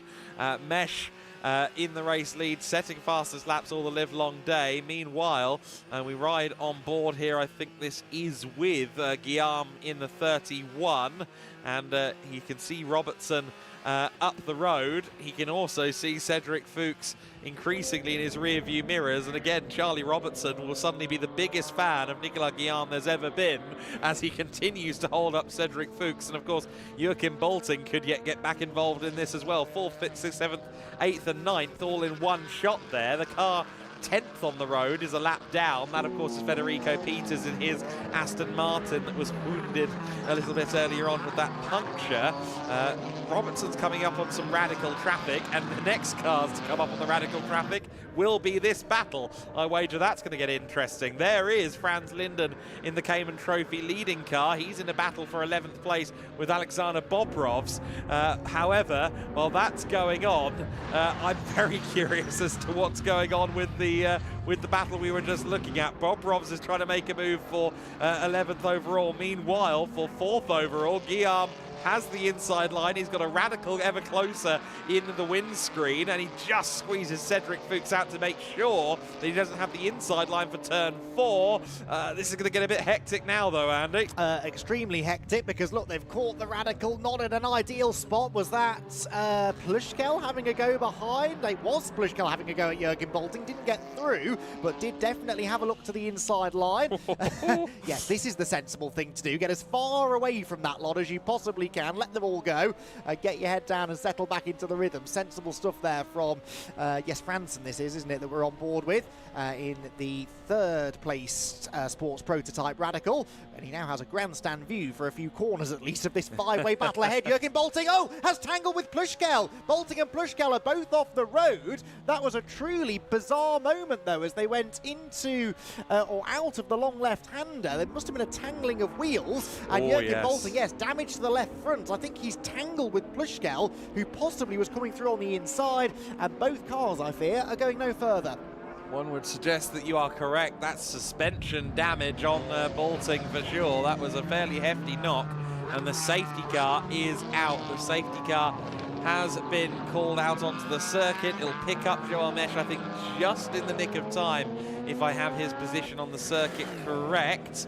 And while that was going on, Fuchs has gotten past Guillaume as well. And of course, with the safety car, they'll probably finish under safety car at this point. And Robertson is going to lose the Pro-Am lead to that penalty. Yep, good point. Forgot about that. So yes, Charlie Robertson then, who was 6 seconds clear of Cedric Fuchs, but now the safety car will bunch them together. That disappears. That's doubly frustrating. He had the gap that he needed. Yeah. And now through something that was absolutely nothing to do with him, that gap will be eradicated. So not ideal for Charlie Robertson and his L'Espace Bienvenue teammate Ravi Ramid, who have title aspirations, both overall and in Pro-Am. They extended their Pro-Am championship lead earlier on this morning. This will not be the end of the world necessarily, but they would have much rather come out with another victory in the category. 2 races, 2 penalties for that team. This one a slightly different issue, with track limits being the problem, but been a troubled day for L'Espace Bienvenue, and a day of missed opportunities somewhat. A bit of a shame that we're not going to get a restart here, because I did notice consistently before the safety car came out, Raul Zanzaro was quicker than Joel Mesh, which is particularly impressive given how little experience he's had in the car. There is Matis Plushkel's car. That made quite significant contact with the barrier. He is out and okay, but that is a shame. We were talking about that car's vintage and the fact that it is by far the oldest car on the grid, rarest car on the grid, quite possibly, at least in competition these days, and unfortunately it has a bit of repair work to be done. Yeah, no, it's by serial number, that generation Aston was probably one of the most built GT4s ever, but to your point, yes, very few of them out there racing. Of course, they do have a second Aston Martin V8 Vantage GT4, the orange one from last year's GT4 Winter Series, also in the box, so should they want to, they could wheel out the spare car for race 3, but given that was an impact with the driver's side, actually no, it would be a right-hand drive car, I think. All of the GT4s would have been right-hand drive, so it wouldn't be driver side, but all the same, Matis Plushkel with a heavy impact there to the side of the car, that's never great to see, and we're relieved to see him out of the car. We'll be hoping against hope that car, or at least that team, is still with us for the next couple of rounds. Of course, they've got that spare car out there. I know that Matis Plushkel is not meant to race with us next time out. He is going to be replaced by Stefan Mucker. Oh, really? Of Mucker Motorsport, so that will be a very interesting few races. The clock has hit 0. The race will end under safety car. That has been declared. So Joel Mesh is now touring the circuit for one final lap. If the safety car driver had backed up, they wouldn't have had to do that one lap. But, you know, that bulletin, I think, came through a little bit late. They were maybe just stalling just in case. But the cars are circulating for one last tour. Joel Mesh, as long as he gets the flag, will be our race winner. But I think for Raul Zanzaren, that's a bit of a showcase effort from him, isn't it? He's certainly put the spotlight on himself.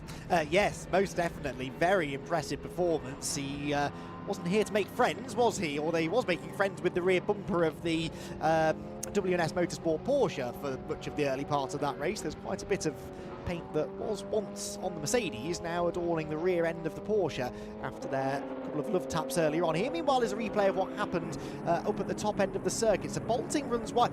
Bolting got sideways. Bolting ran wide, got on the dirty side of the road, and bang, there goes Pushkal into the tyre barriers. But look, Jurgen Bolting ahead of us, runs wide, gets on the dirty side of the road, loses the rear of the car, and Mattis Pushkal just couldn't quite get through. Oh, that was a nasty and really unfortunate incident. No one to blame as such. Jurgen Bolting lost control, yes, but could never have known that would be the end result. And Mattis Pushkal, very little he could do there. No, agreed. That was a difficult situation for both parties. I'm sure Bolting will have been very concerned and keen to see Pushkal out of the car, and was happy that it came to pass. But Joao Mesh leading them around the circuit to claim what will of course be their 5th consecutive win in the number 11 SR Motorsport camp. And that will be a big check mark in their book. Of course, it was 3 wins in 3 races here last year at Valencia in the GT4 Win Series for Federer along with Jamo Hertling as it was at the time. So they're well on their way to replicating that with 2 wins from 2. Also, I like the unilateral nature, or rather the equal nature of the stat sheet right now. This will be the 15th win for Mercedes in GT4 Win Series, which means average 5 wins per season. I like that kind of thing. Nice, I like a good stat, and I'm glad you have the time to research them because... you know how late I went to sleep. Fair point. Yes, great stuff, and great stuff for SR Motorsport. I mean, certainly as far as GT4 Win Series is concerned, they are having things largely their own way, aren't they? And another result which will see them extend their overall championship lead, but also get further ahead in the Pro Championship battle as well. Yeah, exactly right. So, Joao Mesh will take the checkered flag to win a 2nd consecutive race of the day in the GT4 Winter Series. Ralston Zaren gives us a lot to talk about for 2nd place. Charlie Robertson wins Pro-Am on the road, but with a 5-second penalty attributed to him, it will be Cedric Fuchs that inherits the win in Pro-Am ultimately, and an overall podium. Considering how far down the order he was at the start of the race, he was down well outside the top 10 on the grid. That is a very good performance. Guillaume taking 5th overall in a fighting race from the young Belgian. Bertolin taking 6th, as well as the AM win, of course inherited courtesy of that Bolting Pushkal incident that caused the safety car. Fiersel in the 7th position. Pappenberg in 8th place. Club class win, of course, will go the way of the Zome Racing McLaren outfit. Ultimately, it'll be Thiago Luero who takes that win after Pushkal's incident towards the end of the race. Franz Linden also claiming himself a win in Cayman Trophy ahead of Helge Tam. Franz Linden, a product of the one-to-one training offered by GEDLICH Racing, endless summer track day events, and he continues to ply himself as a very quick racing driver as well. Just seeing out of the window, Mattis Pushkal on a scooter headed back to the paddock. He looks to be A-OK, but certainly a dramatic end to the green flag action in the GT4 Winter Series, and hopefully not the end of the campaign for Thilo Goss and Mattis Pushkal, since they have a spare car to contend with. Riding on board there with Joao Mesh on his in-lap. He was very confident speaking to Izzy earlier on. Of course, whenever there's a safety car, especially in the latter part of the race, a driver will sometimes maybe not panic, but certainly put his arms up and go, why? But on that occasion, it came late enough that his win was secure all the same. So he can cruise back to the podium and to the P1 slot. Of course, in the Sports Prototype Winter Series, the car that finished 9th overall, Stephen Berntsen, he picked his way up through quite a way of the GT4 grid in his Radical SR3, ultimately finishing 9th overall to win the class of the Sports Prototype Win Series. Diogo Diego Diambra finishing second in class, and Jes Franzen taking the third spot in that class of the Sports Prototype Winter Series. Of course, the Sports Prototype Winter Series season concludes here, and it will be a championship for Morten Stromsted in the in the Sports Prototype Winter Series. So that will be a celebration for the Danish driver for sure. Thanks to his co-drivers Sebastian Shaw and Stephen Berntsen, I'm sure. He will have won the championship, but there will be one more race to come for them, because they are in the endurance race later on as well with the GT4 Winter Series. So one more race to do. I'm going to need the soft toy explained. Izzy, if you could ask them what's going on with the soft toy. I'm very curious. Have Joel Mesh and Enrico Furterer gained a mascot? Because it certainly looks like they have. Oh dear, these two are characters. They haven't always been teammates, but they have always been mates in the SR Motorsport garage. Yeah, we're going to need the scoop on the monkey. Oh dear, Joel Mesh and Enrico Furterer. Part of what is a very laid-back team sometimes at SR Motorsport, but boy oh boy, do they get the job done. And they're getting the job done at more and more high levels. I understand there's some new programs in amongst the SR Motorsport by Schnitzelbaum itinerary for 2026 that will add yet more excitement to their season and yet more busyness and capacity to their season. And we look forward to seeing them do so over the summer. Hopefully they come and join us as well, of course, in the GT Summer Series, which is starting in April at Hockenheim. You already know that a couple of our regulars from this grid, the GT4 Winter Series, will be present and correct. We'll have WNS Motorsport in the series. We'll have Muka Motorsport joining us with Thilo Goss, and potentially a couple of other cars from the stable as well, if all goes to plan. So that will be a compelling watch as well. A lot of the crews that migrate down to Iberia for the Winter Series looking to join us in the summertime. But the sun certainly shining on Joel Mesh in that race. Ralzen Zaren, though, from second place, certainly had me and Andy smiling in the commentary box during that one, as, of course, did Nicolas Guillaume, who was defending magnificently throughout the early phase of that race. It was very interesting stuff to watch.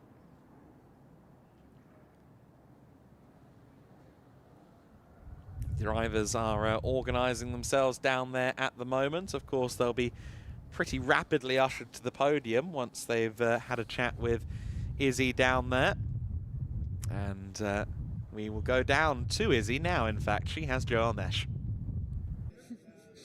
I do indeed have Joel alongside me, and to be honest, I'm running out of things to say to you and Enrico, because all weekend you've just been absolutely phenomenal. A great job out there. Thank you very much, but maybe we can switch the topic sometimes to you.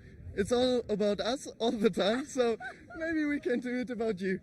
Oh, thank you. Right, I do need to ask though, what is the deal with the monkey that's around your neck? It's the flying monkey, you know, it's his support, he's giving us good luck, and yeah, he's got a good companion, you know? Yeah, you've certainly gained a mascot this weekend, and it seems to have helped you out. A little bit of extra good luck, but you guys have been great. I mean, so many wins. I think now 5 wins in a row. You've got another race later today. Same again? I hope so, I hope so. I mean, Enrico's standing right here. I think we do think about the same. Congratulations, boys. Go and enjoy the podium, and I think we'll see the same again. There's a story behind that monkey that they won't tell us on air. I don't know where they got it from, but I'm sure it was an adventure. Joel Mesh and Enrico Furterer winning the second, or winning a sprint race apiece.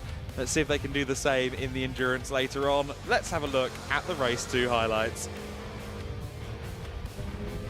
Race 2 for the GT4 Winter Series, combined once again with the sports prototypes, of course, on a separate start. It was a perfect launch from Joel Mesh, and a good start as well from Nicolas Guillaume from the front row of the grid. A bit more tentative in his first ever car race than some of those around him, but he held second and proved to be a big thorn in the side of everyone else. Stephen Berntsen streaked off into an early lead in the sports prototype race ahead of Diego Diambra and Jes Franzen, and this was the story of much of the early stages of the race. Nicolas Guillaume holding off the advances of Raul and the others in this battle. Charlie Robertson trying to hold off Federico Peters as well for the Pro-Am lead. There was a little bit of contact between them there, and unfortunately that was enough to cut the tyre on the 007 Aston Martin. It did not turn at the second corner. It would ultimately lose a lap for the tyre change. And what driving all race long from Raul Zanzaren. He was on the offensive against Charlie Robertson. They were side by side, and look at this, squeezing just to make sure that Robertson couldn't get to the inside at 4, but he did so anyway, despite the efforts of the Mercedes driver. Some other fighting further back among the club and the AM class drivers, but second through 7th place continued to run in a line. Well, unfortunately that McLaren had a spin in the back of shot. This, though, was the key moment. Zanzaren getting himself past Robertson, and then in short order going on the offensive against Nicolas Guillaume as well. Cedric Fuchs was on his way up the field as well from a lowly starting position. He was putting in a mighty shift in the 111 Mercedes-AMG GT4, 3 wide coming out of the final corner, and Zanzaren would finally find his inside for second place to get past Nicolas Guillaume, and then unfortunately Tom Pappenberg gave a little bit of a pap to the side of the Porsche, only looping himself ultimately. Guillaume would soon have to yield to Charlie Robertson as well, and Joachim Bolting, the AM class leader, was getting in on all of that as well. He was fighting up for the top 5 at one point in that race. Side-by-side action as Franz Linden got into it with AM class runner Alexander Bobrovs as well. Linden leading the Cayman Trophy category further back in the field. This, though, was the critical moment. Joachim Bolting sideways, and unfortunately he would make contact with Mattis Plushkel, who took a heavy impact there to the barriers, and it was driver side because it is a left-hand drive car after all. Yeah, not a nice impact to the side of the car. Little lower speed than I thought at first, but still, I'm sure for Mattis Plushkel that was not what he wanted for his day in the track. Joel Mesh winning the race, 2 from 2 for SR here today at Valencia. A perfect race from Mesh. Mesh and Monkey head up to the podium along with Enrico Federer after that sprint race. SR Motorsport by Schnitzelhelm have 2 from 2 on the board then.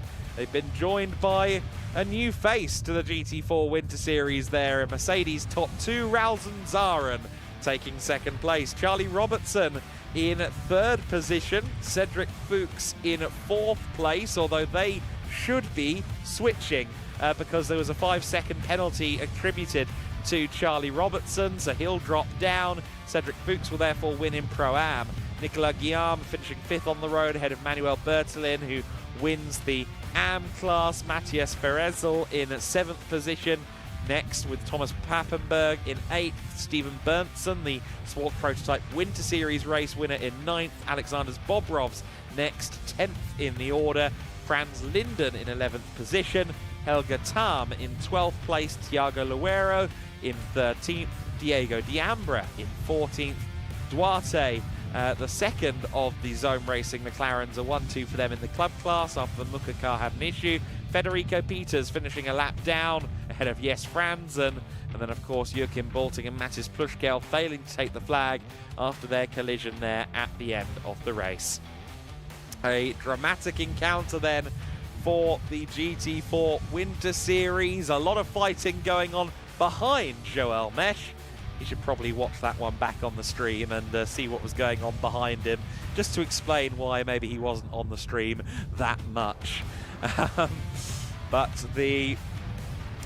Second race for those guys in the books. Of course, the sports prototypes are effectively getting 3 races for the price of 2 this weekend. They'll also be out there on the track in the Enduro later on, the 50-minute Enduro, which has been slightly shortened, again, owing to the time limitations, trying to fit 2 days of racing into one here at Valencia. If you're just joining us and you're wondering why some of the race lengths are a little bit different, it's because Saturday was curtailed owing to severe weather warnings, owing to wind rather than any rain or anything like that. That was issued by, of course, the national government. The local government banned all running of outdoor events yesterday. Therefore, we could not go racing on Saturday, but the team at GEDLICH Racing have put in a mighty effort to give us a full day, a very full day of racing action. And for the fans here at the circuit, that is also backed up by the Rue Car Culture Festival, where there's all sorts of incredible modified cars knocking around in the display area. Regrettably, I haven't had a chance to really take it in, but what little I did see looked very impressive indeed. And there's also live music and great food options as well, that again, regrettably, with no lunch break, I'm not getting the chance to try, but the fans around the circuit are. And I'm sure a number of fans here, a significant number of fans here. We had 10,000 fans with us in 2024 for the GT Winter Series. Last year the capacities were somewhat capped because of flood damage to the site that only meant so many people could actually attend, but all the same, the Winter Series is always a popular stop for the Valencian faithful of motorsport, and they always come out in their droves for what really is the first event of any description down here at the Circuit Ricardo Tormo. Andy McEwen is ready with the podium, so let's go to him now. One of the races of the season has just completed here at Valencia, the GT4 Winter Series, putting on a show for us. We'll get our podium presentation underway with the club category. Second place in the club class, Antonio Duarte. Well done. Second step of the podium for the Zone Racing driver, to be joined on the podium by the car that finished second earlier on today. This time it is a winner in the hands of Thiago Laniero. Well done. Zone Racing celebrate a 1-2 finish. Matis Plushkel, of course, should have been on the podium, but not able to get to the checkered flag as a result of that sizable accident in the closing stages of that race. So just the 2 Zone Racing teammates then to welcome onto the podium. Trophies handed out and photos taken at the end of the second of 3 races for the GT4 Winter Series drivers here this afternoon. So congratulations to our club class podium finishers, Antonio Duarte and Thiago Laniero. And they celebrate with the Zone Racing team. We move on next to the Cayman Trophy. Just the one driver to get onto the podium in the end. The Cayman Trophy victory goes to Speedworks' Franz Linden. Franz Linden, the only surviving Cayman Trophy driver who went onto the top step of the podium once again. Speedworks celebrating the win. Oleg from Pirelli here to hand the trophy for the win over. And Franz Linden, who was in the thick of a lot of the midfield battles in race 1, had a quieter time of it that time, but will be satisfied, I'm sure, to have picked up the winner's trophy. Congratulations to Franz. AM category up next then. 2 drivers to welcome onto this podium. Second place in the AM class, Alexander Bobrovs.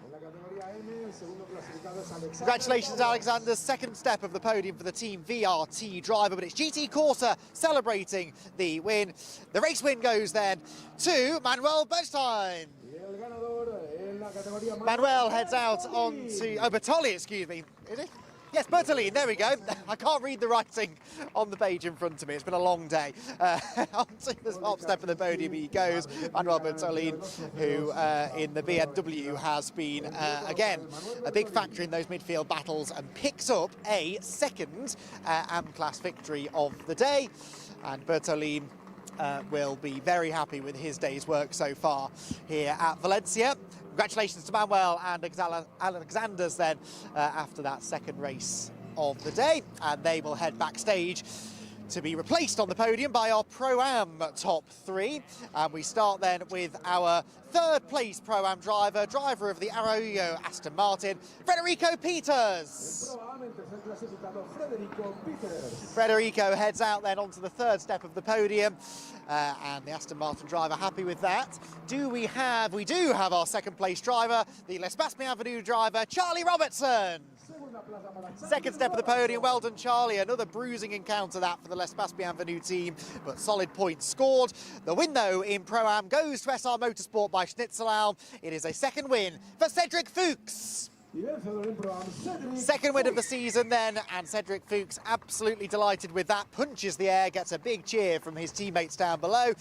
Trophies brought out once again, and our Pro-Am top 3 finishers, Cedric Fuchs, Charlie Robertson and Federico Peters. Federico, of course, a lap down after that pit stop for the podium early on, but able still to get onto the podium. Charlie Robertson, whose BMW has been in the wars a little bit today, of course, had that little side-to-side contact with Federico Peters early on, which led to the puncture for the Aston. Robertson able to come through to second, and Cedric Fuchs just continued on uninterrupted as the winner of the Pro-Am category. Last podium then, the Pro top 3. Third position in Pro, Nicolas Guillaume. Third step of the podium for the WNS Motorsport driver, who defended as if his life depended on it in that race. Second place though, a first GT4 Winter Series podium for Raul Zanzaren. The Spaniard heads to the podium for NM Racing. A very exciting showing from the former Ginetta star, but it was a dominant 5th win in a row for SR Motorsport by Schnitzelau. Victory this time goes to Joel Mesh, who brings the team mascot out onto the podium to celebrate. Oh, and it gets passed down to the team down below. Joel Mesh and SR Motorsport by Schnitzelau celebrate the win, their 5th win in a row. And as Adam mentioned earlier on, they did the hat-trick here at Valencia last year in GT4 Winter Series. Can they do so again today? One more race, the pit stop race, still to come later on this afternoon. Be sure to tune in then to see what happens. So SR Motorsport celebrate another win in GT4 Winter Series. It's time now, though, for our last instalment of the day of the single-seaters, Formula Winter Series, up next.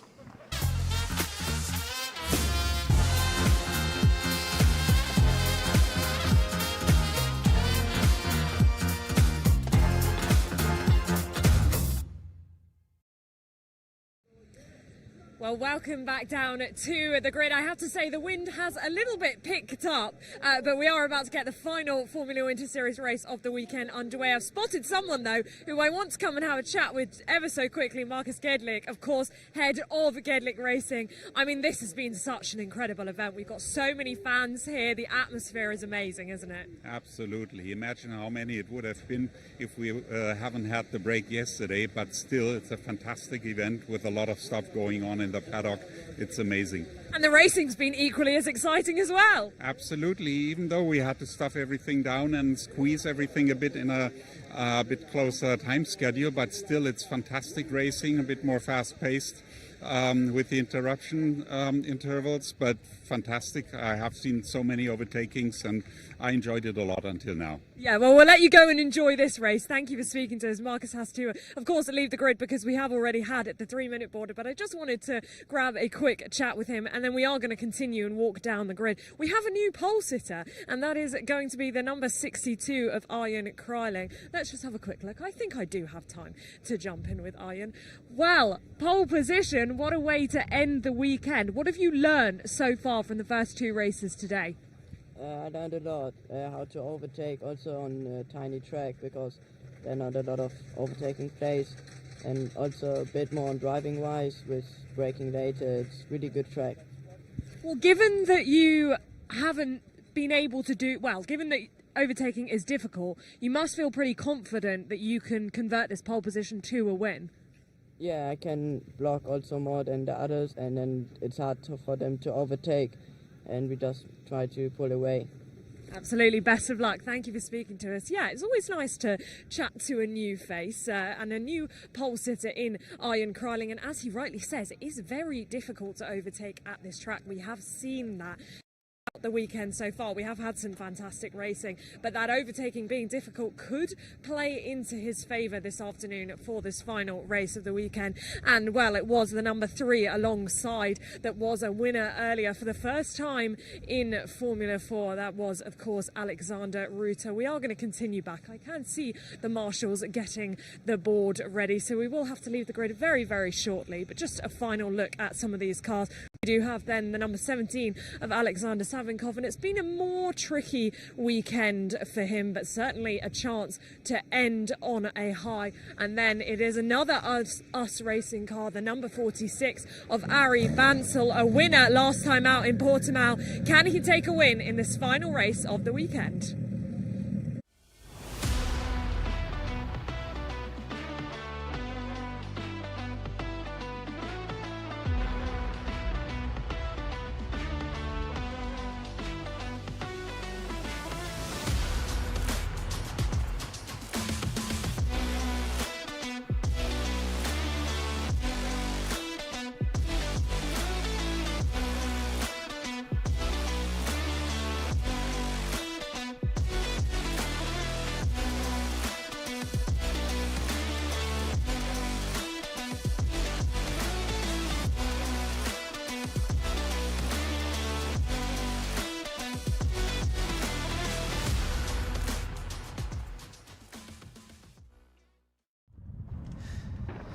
So then the Formula Winter Series cars are already revving into life for the third and final race of their weekend, and a new pole sitter emerges. It's Ian Kraling.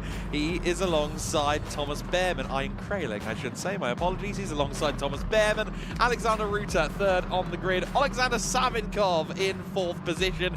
He used quali, or raced to as a quali, as did Kraling. They're both very far up the order as a result.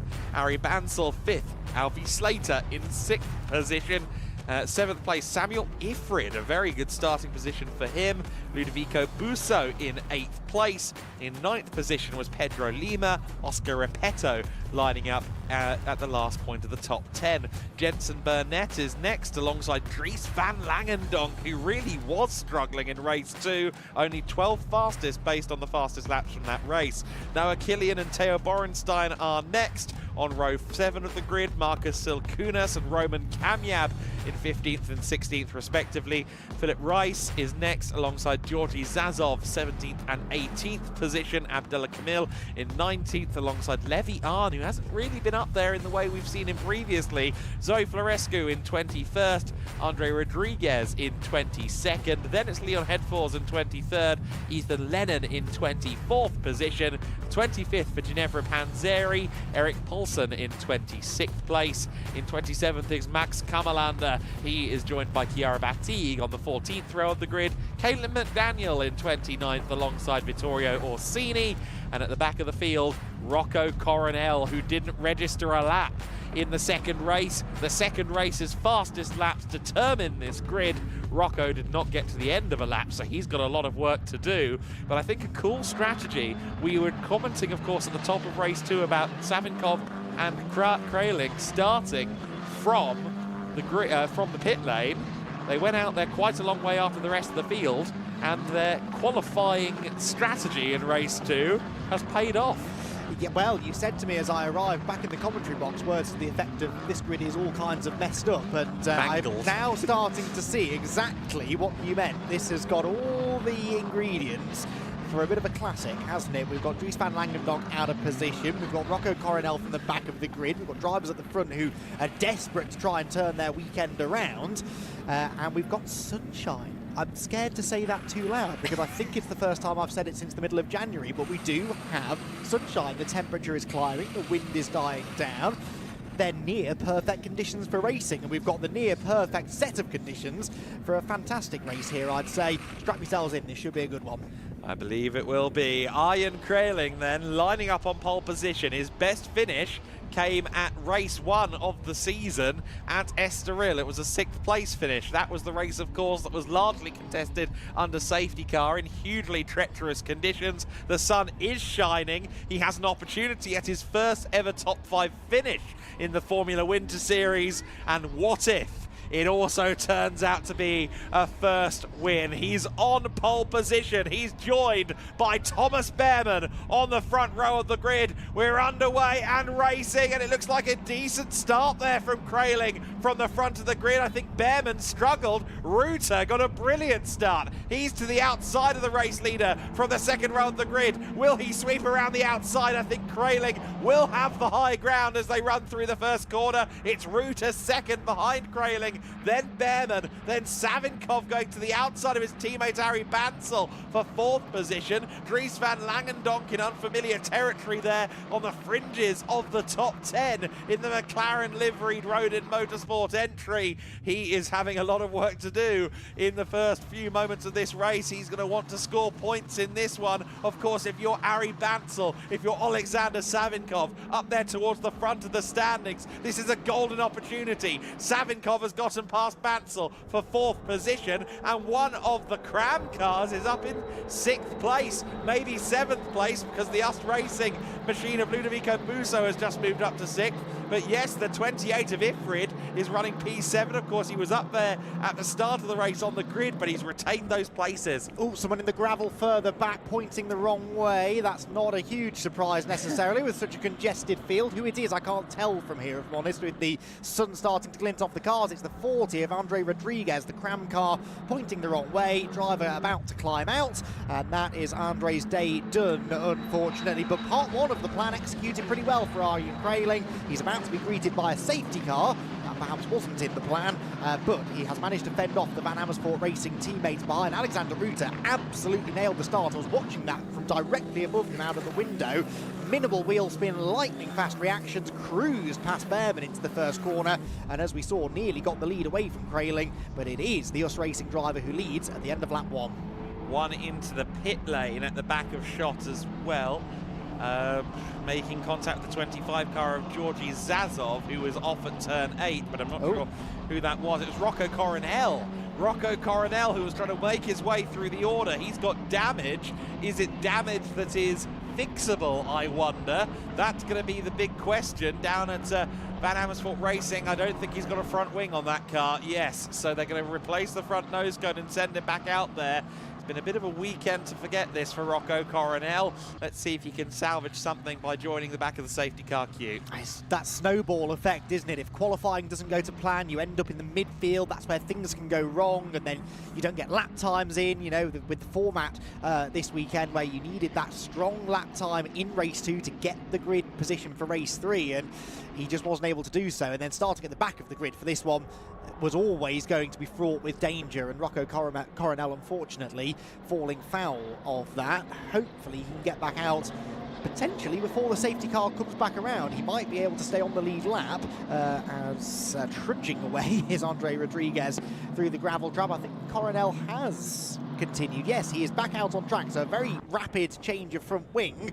Georgi Zazov is still in the pit lane. The Enz Motorsport team taking a bit longer to sort his car out, but Rocco Coronel should at least be able to pick up where he left off from the back of the lead lap group. Yeah, I mean, Coronel, of course, he finished second in the first race earlier this morning, but then didn't get beyond corner 2 in the second race today, and that was qualifying for this race number 3. So to your point, being mired down the order, especially if you have the pace and evidently you want to use it, it's often a bit of a slippery slope.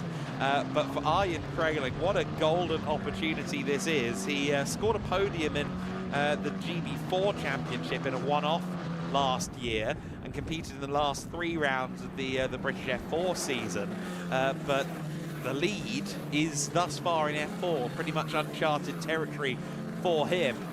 He could be on the verge of matching Alexander Ruta for taking a first win in F4 this weekend. He's got a long way to go, and he's got some big names right there behind him in the forms of Ruta, who we always felt would be a front runner this year, Behrman, Savinkov, Bansel, and then Ludovico Busso, who's kind of made himself a revelation over the last few weeks.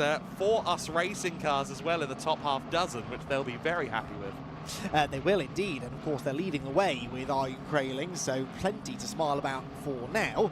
But yeah, it's interesting, isn't it? This is, well, let's get a replay first of the 25 car with damage. Yes. This is the Yenza car of Georgi Zazov. This car's still in the pit lane, and I'm now beginning to see why. Not only a front wing required, but damage to the right front corner in general, suspension-wise, I suspect has taken him out of the race altogether. But yeah, odd that this has been in some ways the most normal weekend of the year so far for the formulas. I know it hasn't been anything like a normal weekend, but as far as weather conditions, once we've gone racing, it's been a standard weekend. No wet, dry, slick, wet tyre debates to be had, no changeable conditions, no races run entirely on the safety car, and yet we've had a completely not random, but a completely unpredictable set of results with new winners, new people on the podium. And it goes to show the strength in depth we've got, that even actually when we don't have the weather interfering, it still seems almost potluck which drivers from race to race are going to show up at the front. Safety car is in this lap, so Arjen Kraling will see the BMW M3 Touring disappear off into the distance, and the number 62 machine will take over the control of the field. Alexander Ruta will be keeping his beady eyes on the back of that Tatus up ahead of him. As we see the number 40 car continuing to be hoisted. That's behind the barriers, just to be completely sure. When will Kraling launch the field away? He does so now, and he gains himself a car length just on the acceleration phase there. I think he's handled that restart brilliantly, and Ruta, trying to go with Kraling, has gone wide there. That's brought him up towards his teammate Thomas Behrman. Behrman may be close enough for a look into turn 2 if he gets turn 1 nailed. And look at this, side by side for 4th place. Savinkov, who of course is fighting Ari Bansel in the points table, and given today's pretty poor first pair of races for Savinkov, he is behind Bansel by some margin in the championship now. They are fighting each other for 4th and 5th place. Samuel Leifried there on the outside line as well, battling away into the right-hander at turn 4. That was the 53 of Pedro Lima trying to get past him, and I think perhaps getting past him in all of that. That was for 7th position. There, Dries van Langendonk, the orange highlighted car, comes through. One eye to the back of the pack to see what a recovering Rocco Coronel is capable of. Wide for Thomas Behrman there as he comes out of the left-hander, and so the gaps start to grow again slightly at the front of the field. Very late on the brakes for Alexander Savinkov as he tries to go after Behrman in front, but a brilliant restart that from Arjen Kraling. Going early does seem to be the order of the day, doesn't it? We've seen a few drivers do that to good effect. Yeah, just watching Coronel dispatch 2 drivers so far on this lap already. Of course, with the field spread, it's much harder to dig his way through the order, but we'll see how far he can go. Meanwhile, Chiara Batig there, side by side. Is that with Florescu or Headforce? I think it was with Headforce. Yes, it was. So not for the female trophy lead on that occasion, but she'll be aiming Chiara Batig for Zoe Florescu. I think in a way Batig will be disappointed not to have had the same pace on Sunday that she had Thursday, Friday here at Valencia. Meanwhile, we've got Lima and Busso exchanging positions at the moment, and the 53 car has the inside line. I'm sure he's going to give, no room at all to Ludovico Busso, who has to make his own line. He's got the outside for turn 2. If Lima's not careful, of course, that then becomes the inside for 4, but manages to get the apex speed nailed and retains the position for now. But Busso looking particularly racy. Ifrid fancies a bit of this as well, as does his Cram teammate Oscar Repetto. Alfie Slater down in 10th place as well. He's lost places from where he started, and in fact all 3 cars, or well 2 of the cars are out of the points at Rodin. Of course, Van Langendonk 11th, Lennon 16th, and Slater falling back to 10th. Just feels like maybe it's gone slightly the wrong way from a setup perspective, maybe as an overall under the umbrella at Rodin. Possibly, and I just don't think they got the... they were all in a big battle, weren't they, in that race earlier on. I just don't think any of them got a good lap in, and now they're finding just how difficult it is to make progress when everyone's as evenly matched as this. So, yeah, maybe the car not underneath the drivers quite as they wanted, but circumstances, I think, really just conspiring against them slightly. But we'll see as the race wears on in now much warmer conditions than before, whether perhaps there's a bit of tyre management to come into this, whether maybe some teams do have a setup that works better in the slightly warmer weather. That will all become a little bit more obvious over the next 10 minutes plus 1 lap. Fastest lap of the race, Thomas Behrman, 3rd position at 1:35.6, but the top 3 all lap then within a tenth or so of each other. The battles are going on behind, aren't they? This is Noah Killian battling with the impressive newcomer Jensen Burnett, who is up the inside but could not quite get through. I'm very impressed that they both still have cars in one piece going through the first corner there. I thought Burnett was about to lose a front wing. Borenstein going around the outside of him now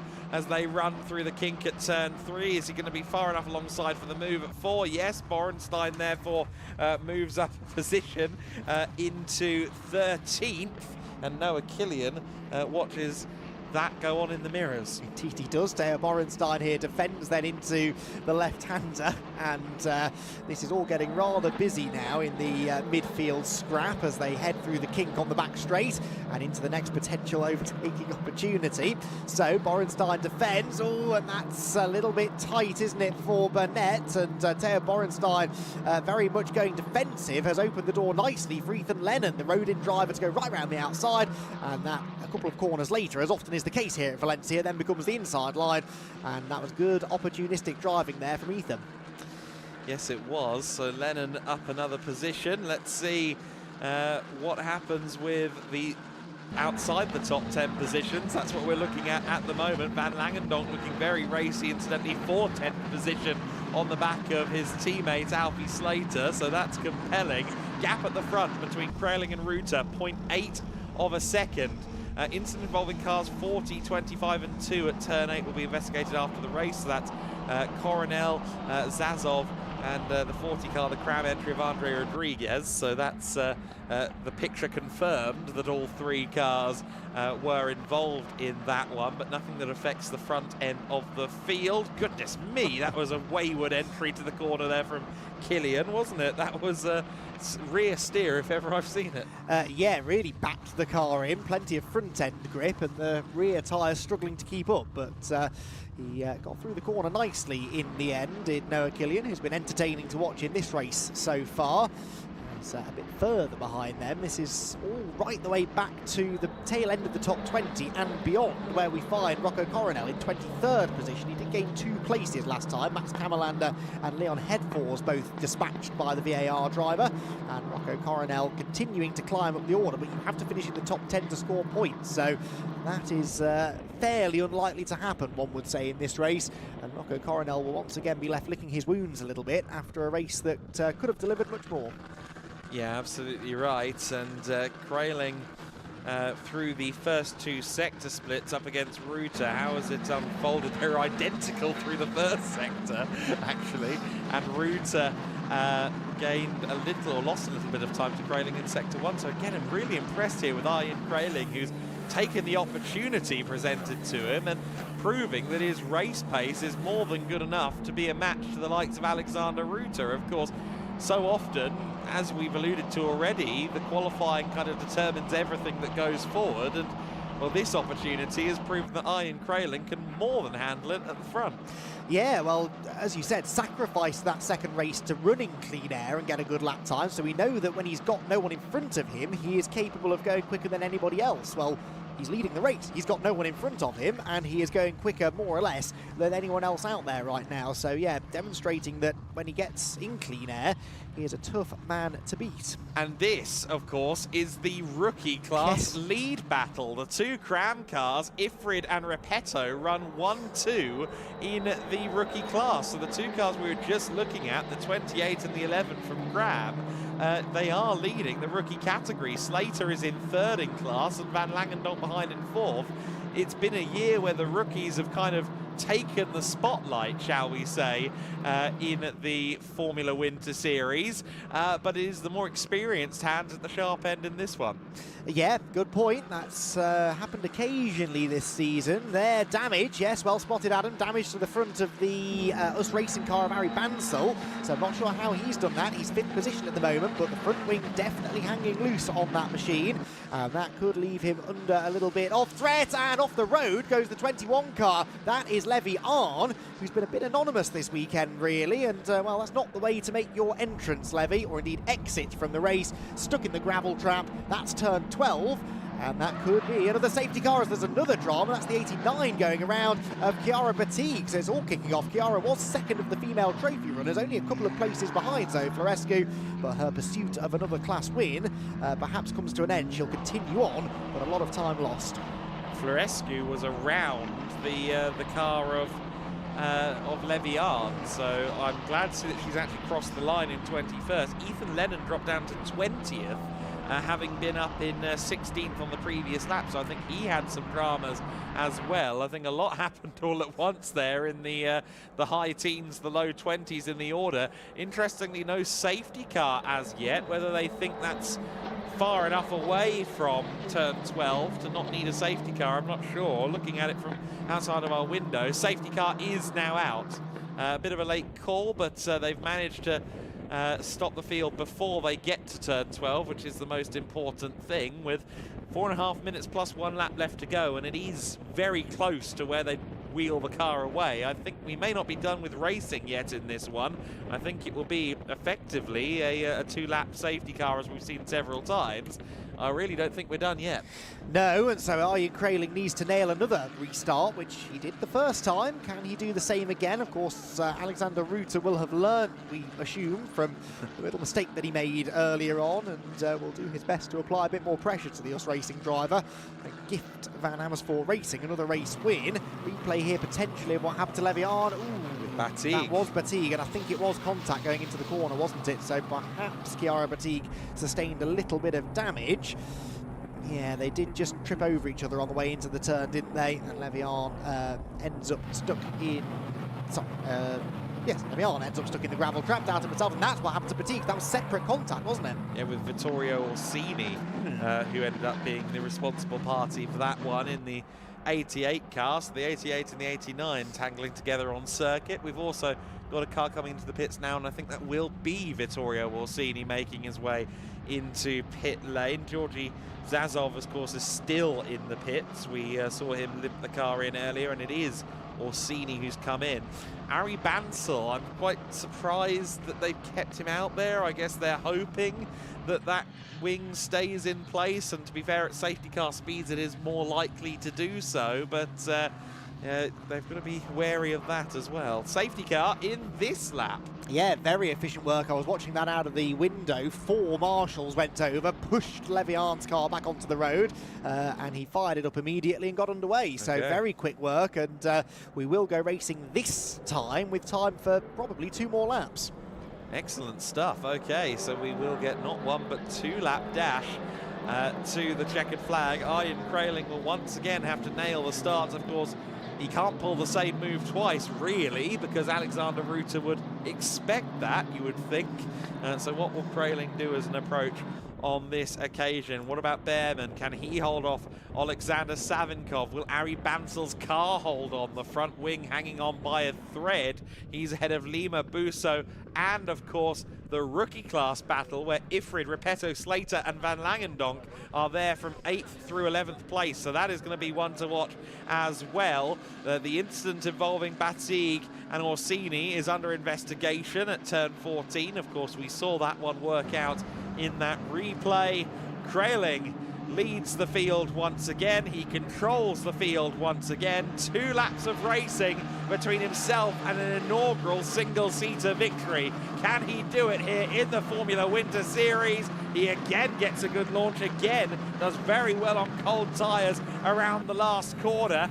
Ruta is not as far back this time though, so he's not out of the woods yet. It looked like Bansal was right on the gearbox of Alexander Savinkov. They're going to be side by side as they come through the first corner. Ditto, Lima and Busso behind. Bansal's front wing is almost directly under the wheel. In fact, it has slid under the wheel. It's now diagonal across the car. That is really, quite frankly, unsafe now for Ari Bansal. He's still fighting Alexander Savinkov, but you can see it shifting at the front of the nose cone. And yet it's not deterring him from attacking for fourth position, is it? He had a real go through turn 2, but have to suspect he's going to struggle for front downforce through this very, very technically demanding layout, and it might well open the door for Pedro Lima to come through behind. Out onto the back straight we go. He drops away slightly now from Alexander Savinkov, does Ari Bansal, and they remain single file into the next braking zone. He can't brake as late as he'd like to, though. He can't carry the speed through the corner that he wants to. He can't get off the corner, therefore, all that well either, and so Pedro Lima knows that he's got an opportunity. Goes to the inside line. That's a really good move into turn 11. If it works, they bang wheels once, maybe twice, and well, it was a robust pass, but a successful one, and it might now allow others to come through as well. Ludovico Busso is up the inside, goes through at turn 12, and this is sort of what I expected. With that damage, it's almost impossible to hang on. Yes, and now it's going to be a bit of a disruptor, Ari Bansal's car, in the battle for the rookie win. Dries van Langendonk is going around the outside of Oscar Repetto for second in class, and now he's got Ifrid in his sights. Ifrid is going to have to defend here from Dries van Langendonk to try and hold on to the rookie class win. Van Langendonk's car seemingly has come alive here. He's to the inside of Ifrid. Can he hold on through turn 2? Ifrid strays wide, so does Van Langendonk. They've all got Bansal up ahead to contend with, who's a bit of an unknown factor. Ifrid is holding on. The Swiss doing a great job. Dries van Langendonk cannot quite do it. Yeah, Dries is really on the attack, but couldn't quite get that move made. Here's another chance, though, to the inside at 5. That was brave. Not really an overtaking opportunity, that, but Dries, as you quite rightly said, has suddenly got pace that has deserted him up until this point in this race, at least. Is it enough to get him the rookie class win? It might only be 8th place overall, but he would love to take another first place trophy away from this race. He's running out of opportunities, though, to make that potentially race-winning move. Shout out as well to Rocco Coronel, who may get to the top 15. He was 16th across the line last time by. He's got one more position to make up by my count. Ian Kraling is just a few corners away from winning his first ever single-seater race. He's been only 15 or so races in his career so far, and a quick learner, the young US Racing driver, the German, the only German in the tent at the German team, with backing from the ADAC, and it is Ian Kraling who takes his first win in single-seaters here in the Formula Winter Series. 2 new winners in F4 in the same day. Kraling from Ruta, your top 2, and just holding on for the rookie win was Samuel Ifrid. A big doff of the cap to him for holding off Van Langendonk, who was charging at the end there. Repetto rounds out the podium in the rookie class, and of course in the overall top 10, 2 Cram cars get points as well, with Repetto finishing 10th. US Racing, Ian Kraling, race winners. Ruta and Behrman rounding out the top 3 in the overall standings. Alexander Savinkov makes up some ground after a difficult weekend with his 4th place finish ahead of Pedro Lima. Of course, Ari Bansal dropping down the field does Dries van Langendonk some favours, as well as the closest competitor to Van Langendonk in the championship coming into this weekend. Him falling through the field is helpful, but Alexander Ruta having a very strong weekend. I think Ruta may well be second in the points now going into Motorland Aragon. That is a big shift in the championship here, and we've seen today irrefutable evidence that Dries van Langendonk is not infallible. He's incredibly talented. We know this to be true, but he certainly hasn't had quite the pace that we've seen from him previously on at least race 2 and race 3. Of course, he won the first race, but it looked like as we got into the afternoon, things started to unravel just a little bit. And while he's still comfortably the championship leader, the McLaren Development Driver Programme competitor, he would certainly have hoped for better from the last two races of the day. Behrman then takes a penalty, takes a third-place finish.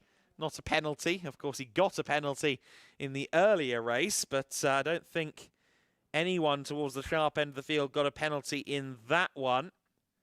Certainly not according to my timing screen, although my timing screen has just had a big update before my eyes there, but no penalties that I can see from the FWS race. So the order will stand, and Arjen Kreling will stand atop his car as a race winner for the first time. Zoe Florescu winning the female trophy. We didn't cover that as she came across the line. She came 21st eventually. Of course, inherited that win courtesy of Chiara Batigue's dramas there with Arne and then with Vittorio Orsini for good measure as well. Alex Ruta out of the car already, as is Thomas Behrman. But I think we're still missing Arjen Kreling from somewhere. Did he perhaps go into the assembly area where he was meant to come to the podium? It will be his first podium in the FWS category. Of course, he did get one in GB4 previously. So maybe he wasn't quite informed of the procedure. But either way, we're yet to see Kreling just yet. But 62 car is the winning machine ultimately. Well, of course, hopefully hear from him with Izzy before too long. The young German who I was lucky enough to speak to earlier this weekend even. There he is. We found him. But yeah, I spoke to him earlier this weekend and he really was buzzing to be back in the paddock once again after the previous week at Portimao. Moreover, loves being with us racing, loves being backed by the ADAC as well. He's got the German forces behind him, the best German team in F4 level competition, and indeed the governing body for Germany, the ADAC and the DMSB, right there with him. And the team are there to congratulate him on a stellar first win in the Formula Winter Series. Starting from pole position, always good. It was technically a lights to flag win, but he worked hard for that one. And of course, having not been at that sharp, pointy end of the field before, it was something of an unknown quantity. Would he be able to hold on up there at the front? And he's proven that he could with a resounding tick. The two VAR cars finishing second and third, Ruta and Behrman, Savinkov and Lima rounding out the top five. So two US racing cars in that top five, and indeed four within the top seven. All six US racing entries finishing within the top 15 as well, so all of them in the top half of the finishing order. Did look like the US cars were generally pretty well hooked up here around the Circuit Ricardo Tormo on this weekend. For the US racing team, the most successful team in the Formula Winter Series. It's yet another win on the door. It's their third of the season in 2026. Of course, Savinkov and Bansal claiming the other two. And it's their 18th win in the history of the series.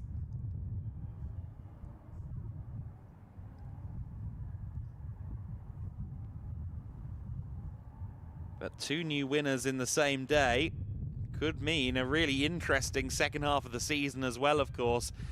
We do see this sometimes in the Formula Winter Series. The sharp end of the order seems to shuffle a little bit, and I think part of that is drivers gaining experience and confidence as the year goes on, especially those who are newer. Arjen Kreling, of course, is not a rookie because he did more than 9 races before the start of 2026.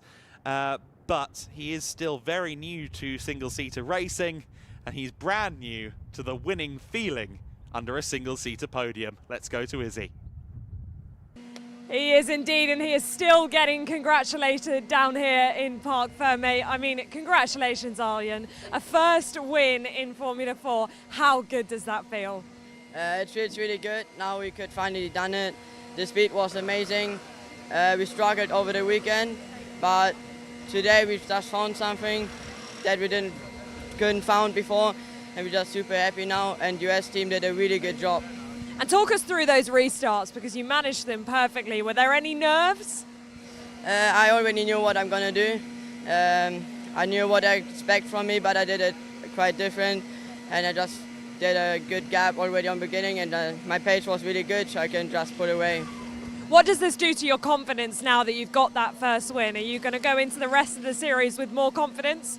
Yeah, of course. I know I can do it now, and now when I know it I can do, there will be a lot of more wins coming, and now the confidence is much higher than before.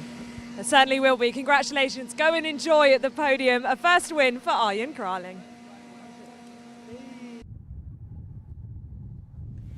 Great to hear from Arjen Kreling just moments after his first ever win in single-seaters. Let's take a look back at the highlights of that race. It was pole position for Arjen Kreling as the race got started, but he had 2 very quick Van Amersfoort Racing machines right there on his back in the form of Alexander Reuter and Thomas Behrmann. Behrmann was on the front row, didn't quite get the start. Reuter got a magnificent start from row 2 of the grid. He wasn't able to convert that into an early lead. Georgi Zazov among those who had a collision on the approach to the first of the 8th corner on the first lap of the race. Rodriguez in amongst that collision as well. A lot of dramas on the first lap led to a safety car restart, which Kreling managed to expertly navigate and continue on in the race lead. Meanwhile, Samuel Ifrid was on the move in the 28 car. He was looking promising. He was also the rookie class leader for the first time this season. The likes of Van Langendonk and Coronel further back in the field. There was some dramas towards the low teens, the high teens in the order. That was Rocco Coronel moving his way up into the top 20 as he worked his way from the back of the pack. Rocco certainly not best pleased with the third race of the day. Unfortunately, not pleased either Levian, who struggled this weekend. And he found himself facing the wrong way after a collision with Chiara Batigue. And Batigue, just a few moments later, would end up getting tangled with by Vittorio Orsini. I think it was more than a little ambitious, that move from Vittorio, but he did his best to get to the inside line, and the safety car would be back out with just a couple of laps to go to collect Levian's car. 2 laps more of racing left to go, and Ari Bansel, despite a broken front wing, was trying to fight Alexander Savinkov, though he'd ultimately fall a couple of places further back. Indeed, he'd almost intervened in the rookie class win battle as Samuel Ifrid tried very hard indeed to hold off Dries Van Langendonk, which he would succeed at doing so. Arjen Kreling crossed the line to win his first F4 race, his first single-seater race. Reuter and Behrmann rounding out the top 3 overall. Ifrid winning in the rookie trophy standings, and the female trophy going the way of Zoe Florescu. But Arjen Kreling, the man of the moment in the 3rd and final Formula One Series race of the weekend, of course, curtailed down to 20 minutes owing to the altered schedule, but I'm sure it was the best 20 minutes that Arjen Kreling has experienced in his young life. A race winner, a P1 trophy awaits him. It was his first top 5 finish in the Formula Winter Series, and he shot straight to P1. Alexander Reuter taking 2nd place, Behrmann in 3rd, Savinkov 4th, Pedro Lima in 5th position. Ludovico Busso in 6th, ahead of Ari Bansel with the ailing US Racing car. Samuel Ifrid in 8th, Dries van Langendonk 9th, and Oscar Repetto rounding out the top 10. Those, of course, were also the top 3 in rookie. Noah Killian in 11th, Alfie Slater 12th, Theo Borenstein, Cam Yab and Coronel rounding out the top 15 ahead of Burnett, Rice, Lennon, Camel and Silkunas. Going down to 21st position would be the car of Zoe Florescu, the female trophy winner. Headforce, Kamalander, Panzeri, Batig, Poulsen, McDaniel, Orsini, Arn and Zazov, the 30-car finishing order. And that concludes the FWS weekend. One last celebration on the podium for them. Well, the sun is now shining on the Valencia podium as we get ready to welcome our Formula Winter Series drivers for the final time this weekend. Starting as always with the female trophy, and it's a second win this weekend for Zoe Florescu. Congratulations, Zoe. Second win of the weekend, and she's looked strong in that category all weekend long. Chiara Batig was challenging her in that race, but had those couple of moments midway through and ended up with no real pressure on her shoulders, Zoe Florescu, as she came through to claim the win for the second time today here at Valencia. So Zoe Florescu celebrates a female trophy victory and has lots of people gathered down below in the crowd taking photos of her, as will be the case for all of our podium finishers. Congratulations, Zoe, on the female trophy win. Now we move on to the rookie category, and for the first time we welcome onto the rookie podium our third place finisher, Oscar Repetto. Well done, Oscar. Third step for the Cram Motorsport driver, his first appearance of the podium, and he gets a big cheer from the crowd down below as a result. It is not the first time that we've welcomed this man onto the podium, though. In fact, he's got a 100% podium record in rookie. Second place, Dries van Langendonk. 8th podium in the rookie category. And 9th podium, excuse me, in the rookie category out of 9 races. A fantastic performance for the Rodin driver, but it is a first win in the class. Another Cram Motorsport driver. The victory in rookie goes to Samuel Ifrid. And Samuel has a big smile on his face as he heads to the podium. A first win in the rookie category for 2026. And the Swiss driver is very pleased with that, as he should be. The rookies maybe not locking out the podium places, the overall podium places, in the same way that we've become used to. But Samuel Ifrid does manage to claim the win. And one of many first-time winners to come out of the Valencia round. First win in the rookie class for the Cram Motorsport driver. So congratulations, Samuel. And he, along with Dries van Langendonk and Oscar Repetto, will head backstage. And for once, we are not going to welcome Dries van Langendonk back out onto the podium. He didn't make the overall top 3, but we will in a moment or two get our overall top 3 out. Another round of applause. Congratulations then to the drivers. And Samuel Ifrid, Dries van Langendonk and Oscar Repetto celebrate a rookie podium finish. So, final podium.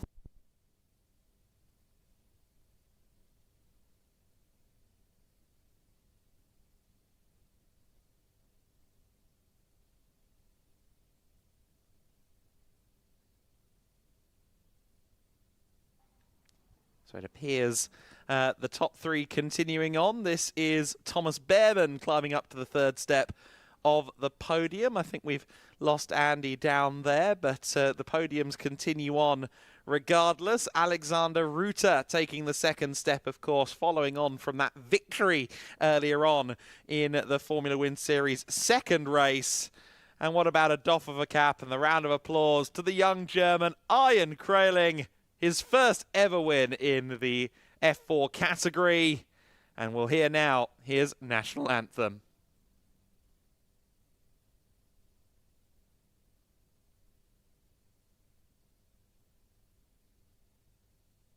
But not before US Racing brings out what's evidently a very popular representative.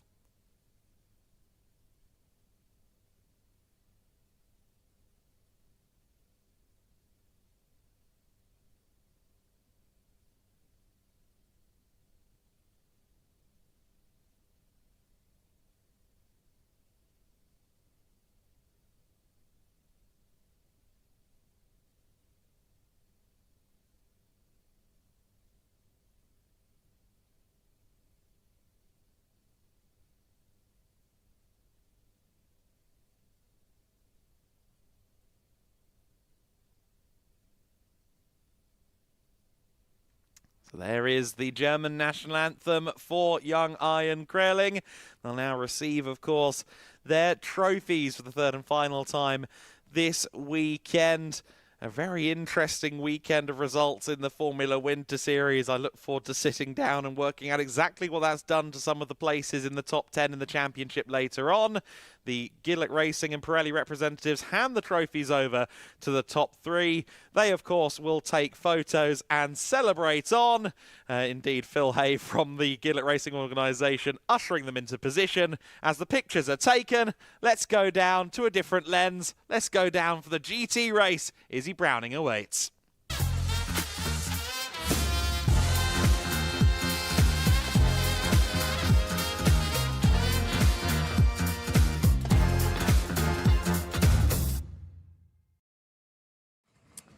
Well, a very warm welcome down to the grid, I'm delighted to say. For one of the first times this season, we have some sunshine. The sunshine has come out for us this afternoon in Valencia, but it is going to be the final race of the weekend for the GT Winter Series. And we have the number 111 on pole position of Mikael Sander and Moritz Viskirchen.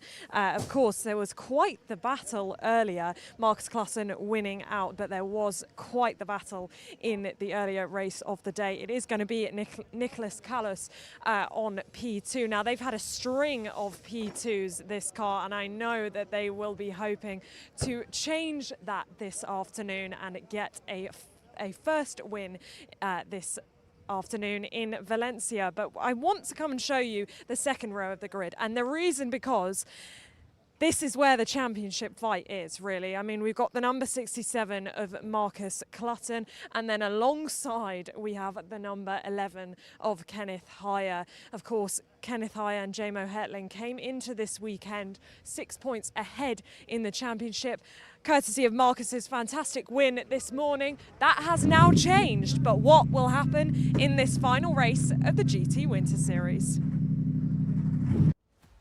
Nexano, on the path to becoming the world's largest independent business community. We connect entrepreneurs, experts, and decision makers across industries and across borders. In our digital ecosystem, people share knowledge, learn from each other, and grow together. Companies and talents gain access to relevant contacts, resources, and innovative projects. Our community stands for transparency, trust, and sustainable economic success. We create space for inspiration, collaboration, and new business models. Nexano, shaping the future of business networking, global, digital, and accessible to everyone.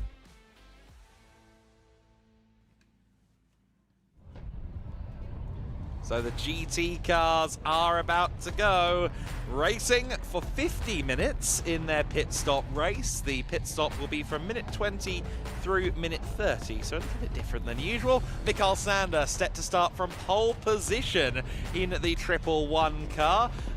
With all due respect to Mikael, I think he's going to have to do a lot of defending in the early stages to stay in the top positions. He would say himself that Moritz Viskirchen is the faster of the two in that lineup. Nicholas Callas starting from second position in the Ford Mustang. Marcus Clutton is next, third on the grid. He is joined on the front row by Kenneth Heyer in the other SR Motorsport car, the championship top two together again. Severin Mazur in the third row of the grid. He's alongside Ethan Brown on row 3. Row 4, Przemysław Bienkowski in the Mercedes-AMG GT3 Evo. Alfredo Hernandez is next in the Grupo Prom Racing Team number 77 car.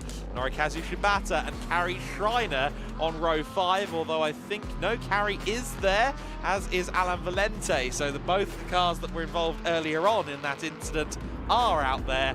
And then we look to the Cup class machines, where Alessio Raffini is the first of them, joined by the Cup 1 frontrunner Bradley Yates, son of Gilbert Yates, who will take the car over later on. Fabian Seipt is next for MS Racing. Nina Østergaard in the DC Motorsport, the Danish entered Lamborghini. Joseph Dean alongside in the AF Corsa 204 Ferrari.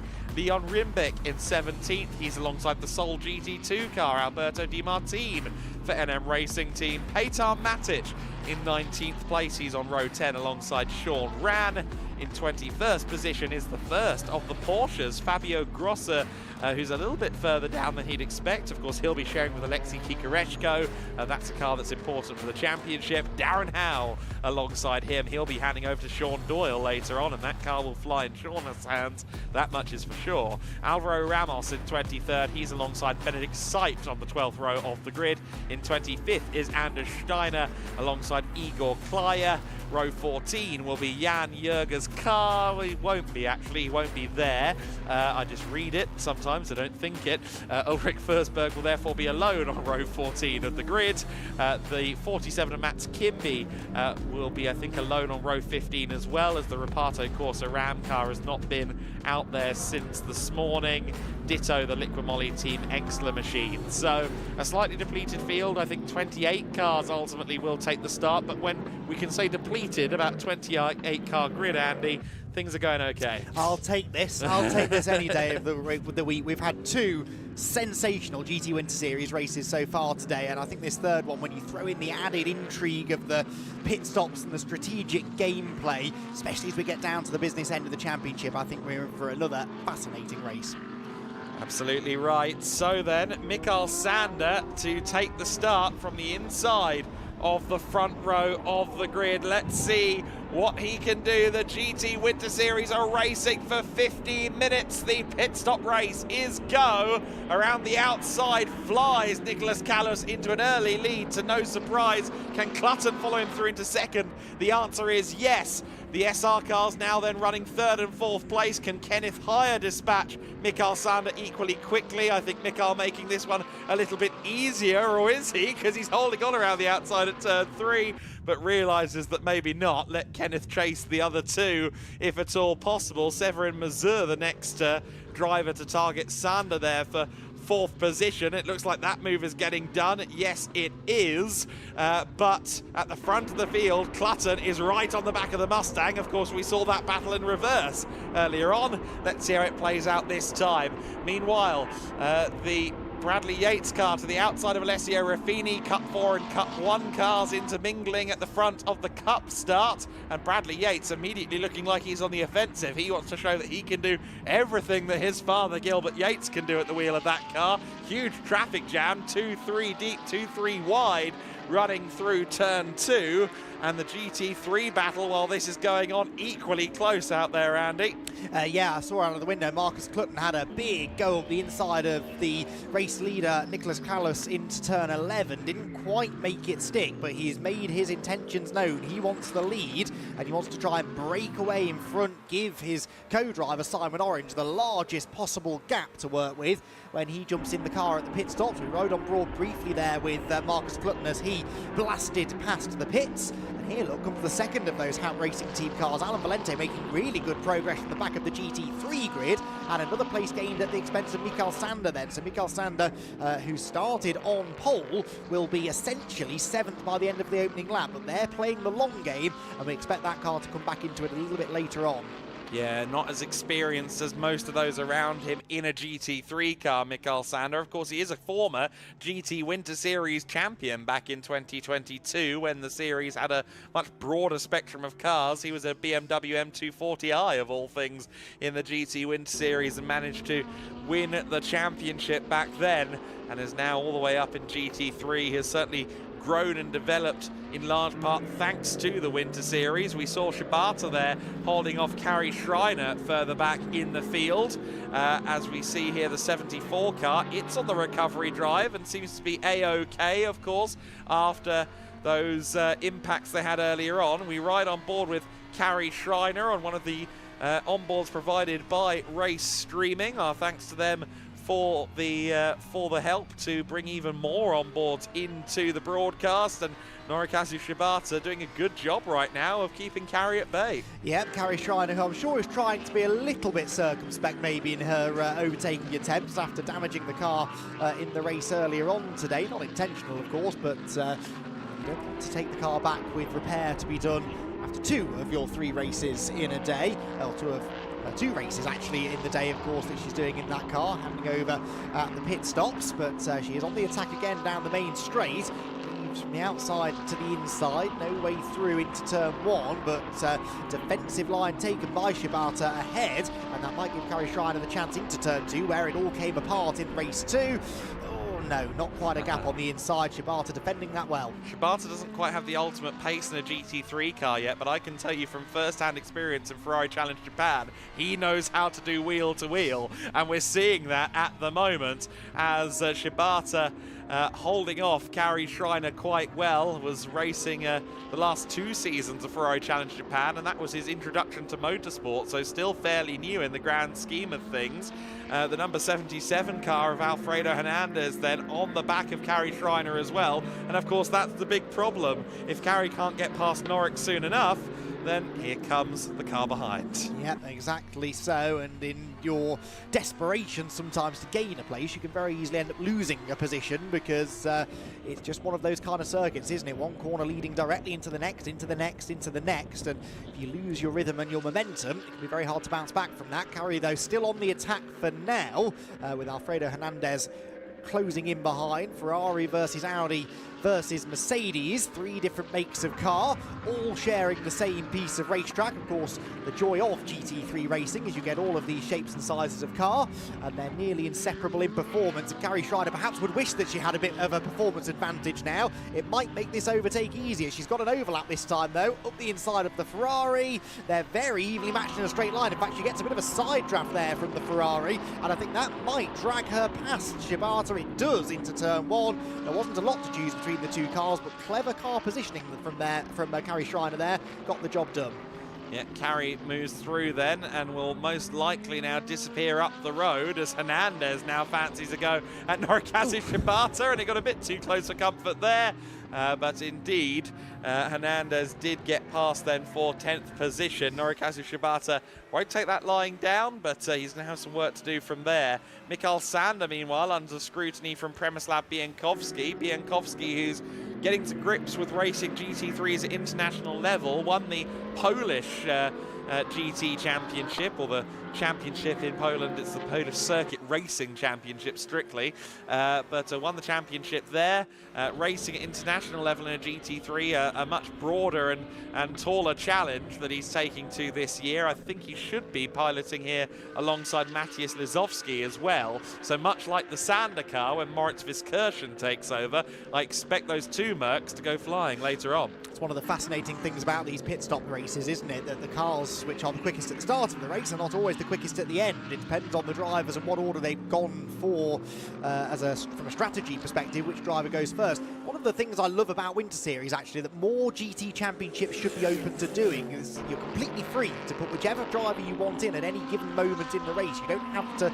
start with the AM and then move over to the Pro later on. You can start with whoever you want, and if you want to put your AM driver out first, you might lose some time, but then the Pro has a clear advantage over the rest later on. A grid full of Pro drivers will largely run around at the same speed, more or less, but yeah, with the different driver gradings out there at any given time, it creates much more overtaking, certainly, and it means these races often come down to the very final few minutes. Yeah, some interesting stuff as well at the front of the Cup order as well, just coming down the main straight at the moment. Alessio Ruffini is leading the Cup order in the Cup 4 class Lamborghini Huracan Super Trofeo, but just behind him still from the very start of the race is Bradley Yates, and behind Bradley is Joseph Dean in the 2nd place Cup 1 car. So I think Bradley finds himself in that eternal situation that we get in the GT Winter Series, that they want to go for the overall position. Bradley definitely wants to go for the overall position, but not at the expense of the class lead,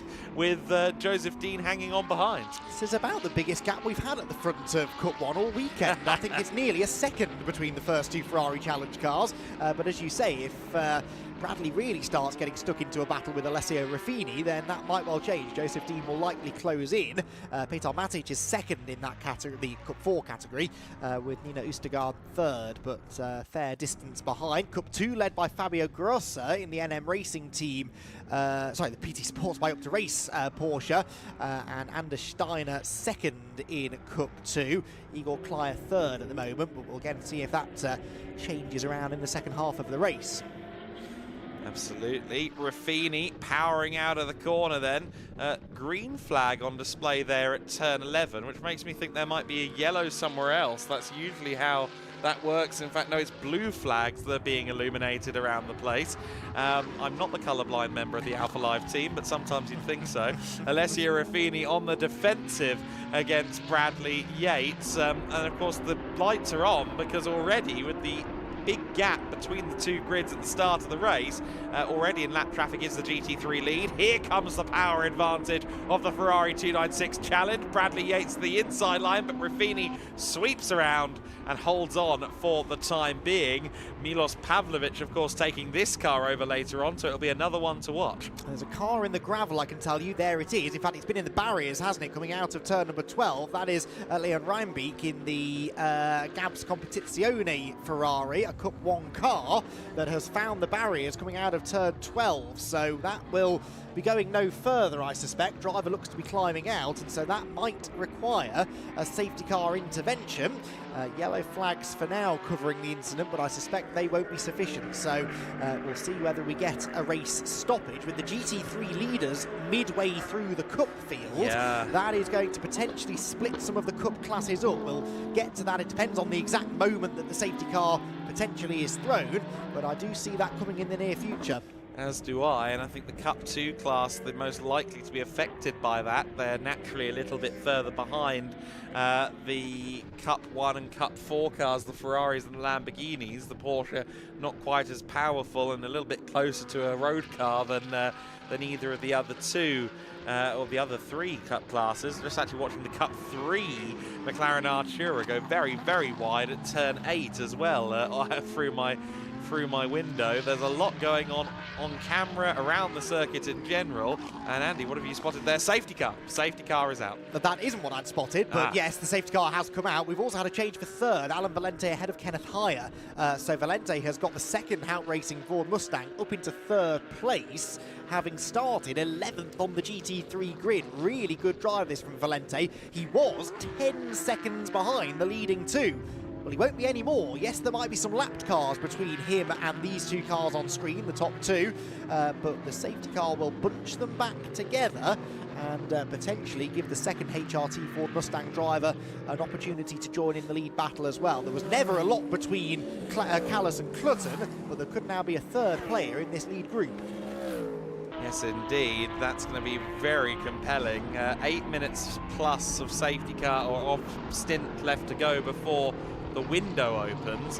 So I suspect that when we go back to green flag conditions, it is going to be something of a three-car dogfight.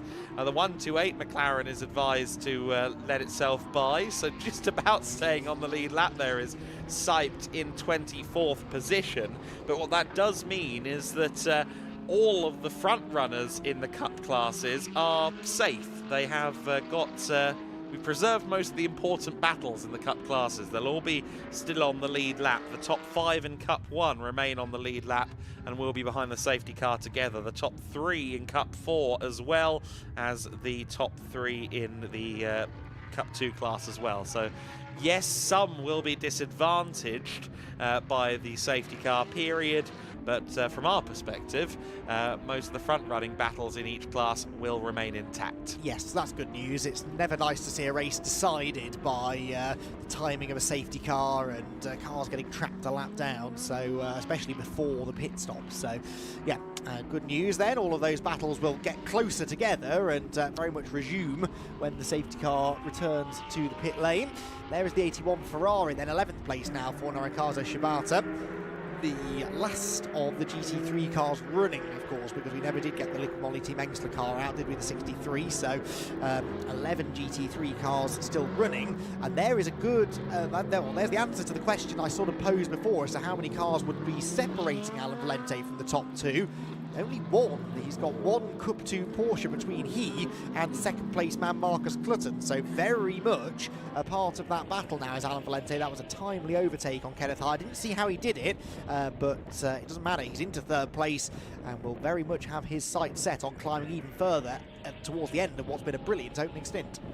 Indeed, and just to touch base on Shibata, as we mentioned him, that Norwich Racing Ferrari will be taken over for the second half of the race by Taku Bamba, who was the Super GT GT300 champion back in 2011 and spent over 2 decades in motorsport at this stage. And I don't think he's done many trips to Europe before. I think he may have done a couple of Creventic events in recent times, but overall not so well known in Europe. But an interesting driver to have on the grid here, and he'll be in the GT3 car for the second phase of the race. Of course, for all of those pros taking over the GT3 for the second phase of the race, it's exciting for them because they are going to be now closer to the overall lead. But for someone like Marcus Clutton, it can be argued that for Orange Racing by JMH it's a disadvantage, because now the advantage that Clutton would gain for Simon Orange to take over is more or less wiped. Yes, and this is why, even though they do have free range to put whichever driver in they want to, often the AM driver goes first, because you're more likely to have a safety car in the first half of a race. Statistically, everyone's closer together, and yeah, it's more likely that someone will end up off the road, and you just end up wasting pro time then, basically. Marcus Clutton had been running well, but now we'll have to hand over to Simon Orange, who'll be thrown straight into the battle. Now, Simon doesn't often back out of a battle, but whether he will have the outright pace to stay in the podium places, we will have to wait and see. But hopefully we'll get a few laps in before they get to that point, and I'm sure they'll leave Marcus out there as long as they can to maximise his driver time. Absolutely, Simon is not one to back down, to your point, and I suspect he'll be in amongst it once we do go back to green flag, or at least once he gets into the car. We ride on board here with Nina Østergaard, who runs 16th overall at the moment. She's part of a larger group, or she is the chair of a larger group that actually owns the DC Motorsport team. So no pressure for Nina, but the car is her asset that she's risking, I think, strictly through a number of corporate layers. But she drives these Super Trofeo machines throughout Denmark fairly often in the Danish Endurance Championship and the Danish Special Saloon Car Series. Great championship, by the way, for variety's sake at least. And it's also interesting to note that at least at last check it was going to be shared with Frederick Schandorf, that car, and Schandorf is very quick indeed, so that'll be another Cup 4 car piling through the order later on. I think along with Milos Pavlovic, that could be a really interesting scrap in the second phase of the race. I think you're right. It won't be the only one either. We're about to get racing back underway then. Lights out on the BMW safety car. And Nicholas Callas now has a safety car restart to try and execute. And hasn't been in this position so far. Of course, this number 64 Ford Mustang has finished second in both races so far today. And would love to change that in race 3. The restart will have a lot to do with the outcome of this race, I suspect. Can Nicholas Callas get the hammer down and stretch the margin over Marcus Clutton's McLaren? Heads down into the final corner. Hasn't gone yet, so it's going to be a late launch. Now goes just as the cars turn into the final corner. Possibly a wise call there, given the straight line speed advantage of the Mustang, especially the second half of the straight, according to Marcus Clutton in his interview with Izzy earlier on. Says it's that back half of the straight where it really does launch off. Meanwhile, Alan Valente gets himself past the backmarker Porsche there, which is critical actually, because Kenneth Heyer did not, so that will stave off the potential for an attack from the number 11 SR Motorsport car imminently. Severin Mazur and Ethan Brown are right on the back of the big Mercedes as well, with the 16-year veteran of the Mercedes-AMG customer racing squad in the form of Kenneth Heyer there, ahead of Mazur. Mazur, who is holding himself to a great account here, being just behind Heyer, being just ahead of Ethan Brown, who is a fairly young man who's coming up through the ranks of GT racing, has only done a little bit of GT3, has done a fair bit of Super Trofeo at a very successful level. But Severin Mazur, who we've seen win overall in the GT Win Series before, he hasn't quite got those glittering check marks on the resume that some of those around him do, but He's been really impressive this weekend in particular. Oh, we've got drama, I'm afraid, up at turn number 8. 2 cars, 3 cars maybe in the gravel trap. There we go, and it's a couple of the Cup 1. It is Shibata, sorry, not a Cup 1 Ferrari, a GT3 Ferrari. And a Cup 1. And a Cup 1, yes. Not sure who that would have been. Who was behind Shibata? That's not Bradley Yates. I think it would be either Bradley or Joseph Dean. I think it's probably Joseph Dean looking at the livery on the car, although they are quite similarly coloured. We can see, though, that Shibata is in the gravel and the safety car is back out on the circuit. Now, what this will do as well, potentially, is delay the pit window that was due to open in about 90 seconds. So that could have an effect as well. Maybe not a hugely significant effect, but an effect nonetheless on people's races. And indeed, pit window open time has been postponed on the timing screen as well. Let's get a look back at this. It is Joseph Dean in the 204 car, just a bit ambitious there in how he tried to get himself past Norikazu Shibata, and unfortunately Shibata getting the worst of that one. Yes, both he and Bradley Yates have got themselves ahead of Alessio Raffini, I noticed as well, since we last seen them, so it all changed around there, and unfortunately the Cup 1 lead, that well now hands that lead pretty unchallenged to Bradley Yates. Raffini has Nina Østergaard to deal with in Cup 4, and then Fabio Grossa in the Cup 2 Porsche right behind. So a lot of the Cup front runners were in that little group, and one of them unfortunately ending up traipsing through the gravel trap. So yep, pit window postponed. This will be at least a couple of laps behind the safety car, I would imagine. And upon the restart, Alan Valente again will feel that this is a great opportunity. He's cleared that lapped car and will now set off after the top 2 in front before heading into the pit lane. So Joseph Dean has gone past the pit once with this rather wounded car, which raises my eyebrow. You can see the splitter hanging off the car, and he's joined the back of the safety car queue, but I would rather suggest get that thing in. It looks more than second hand, unfortunately, and with AF Corsa there waiting in the pit lane, I'm sure they can get it back out there for the second phase of the race. Perhaps it would be a couple of laps down with that amount of damage, but continuing on for now. Yes, odd decision, perhaps wanting to wait until the pit window to make the pit stop, so it's not 2 visits to the pit lane, but I think the more time you can give the team to fix the problem, the more likely a decent result is to come anyway. So yeah, wait and see whether he now peels in this time around, perhaps, because he will have a couple of opportunities to do so. I think it's not just the car that needs to be moved of Norikazu Shibata, but there are lots of bits of Ferrari littered across the road over there at turn number 8. And so, yes, I think we will probably have an extra lap or so behind safety car as a result. They come through to the end of the first of those safety car laps. And lights still very much on as we ride on board with the 27 car, which is the PTT Racing Team Przemysław Biankowski Mercedes, 7th place at the moment, just behind Ethan Brown in the Liqui Lamborghini. And to our own conversation from earlier on, the pair of safety car periods will help Matthias Lizowski in that number 27 Mercedes and Moritz Viskirchen in the 111 Mercedes immensely. Ditto Jamo Hertling in the number 11 car that Kenneth Heyer is currently driving. Heyer hasn't quite got the ultimate pace of Jamo these days, and once Jamo takes over in P4, he'll be right up there too. And from a championship perspective, that's significant because, of course, they're only 2 positions behind their title rivals, the Orange Racing by JMH McLaren, currently in the hands of Marcus Clutton, and they're going to do a complete reversal where their quicker driver will be in the Mercedes for the second half of the race. And, of course, Simon, a very quick AM, but an AM nonetheless, is going to be in car number 67, so that's going to be a fascinating battle. Every race now starts to take on more and more importance as we get closer to the end of the year. Yes, I know all of the races generally score the same points, although that's not actually strictly true in GT Winter Series. It depends how many people have entered the race, but you take my point, they're all important, but as you get closer to the end of the season, you really start to realise the significance. They are wailing on that 204 car. It owes them rent. Goodness me. But yes, sometimes you have to be brute with these cars to get them back into the right shape.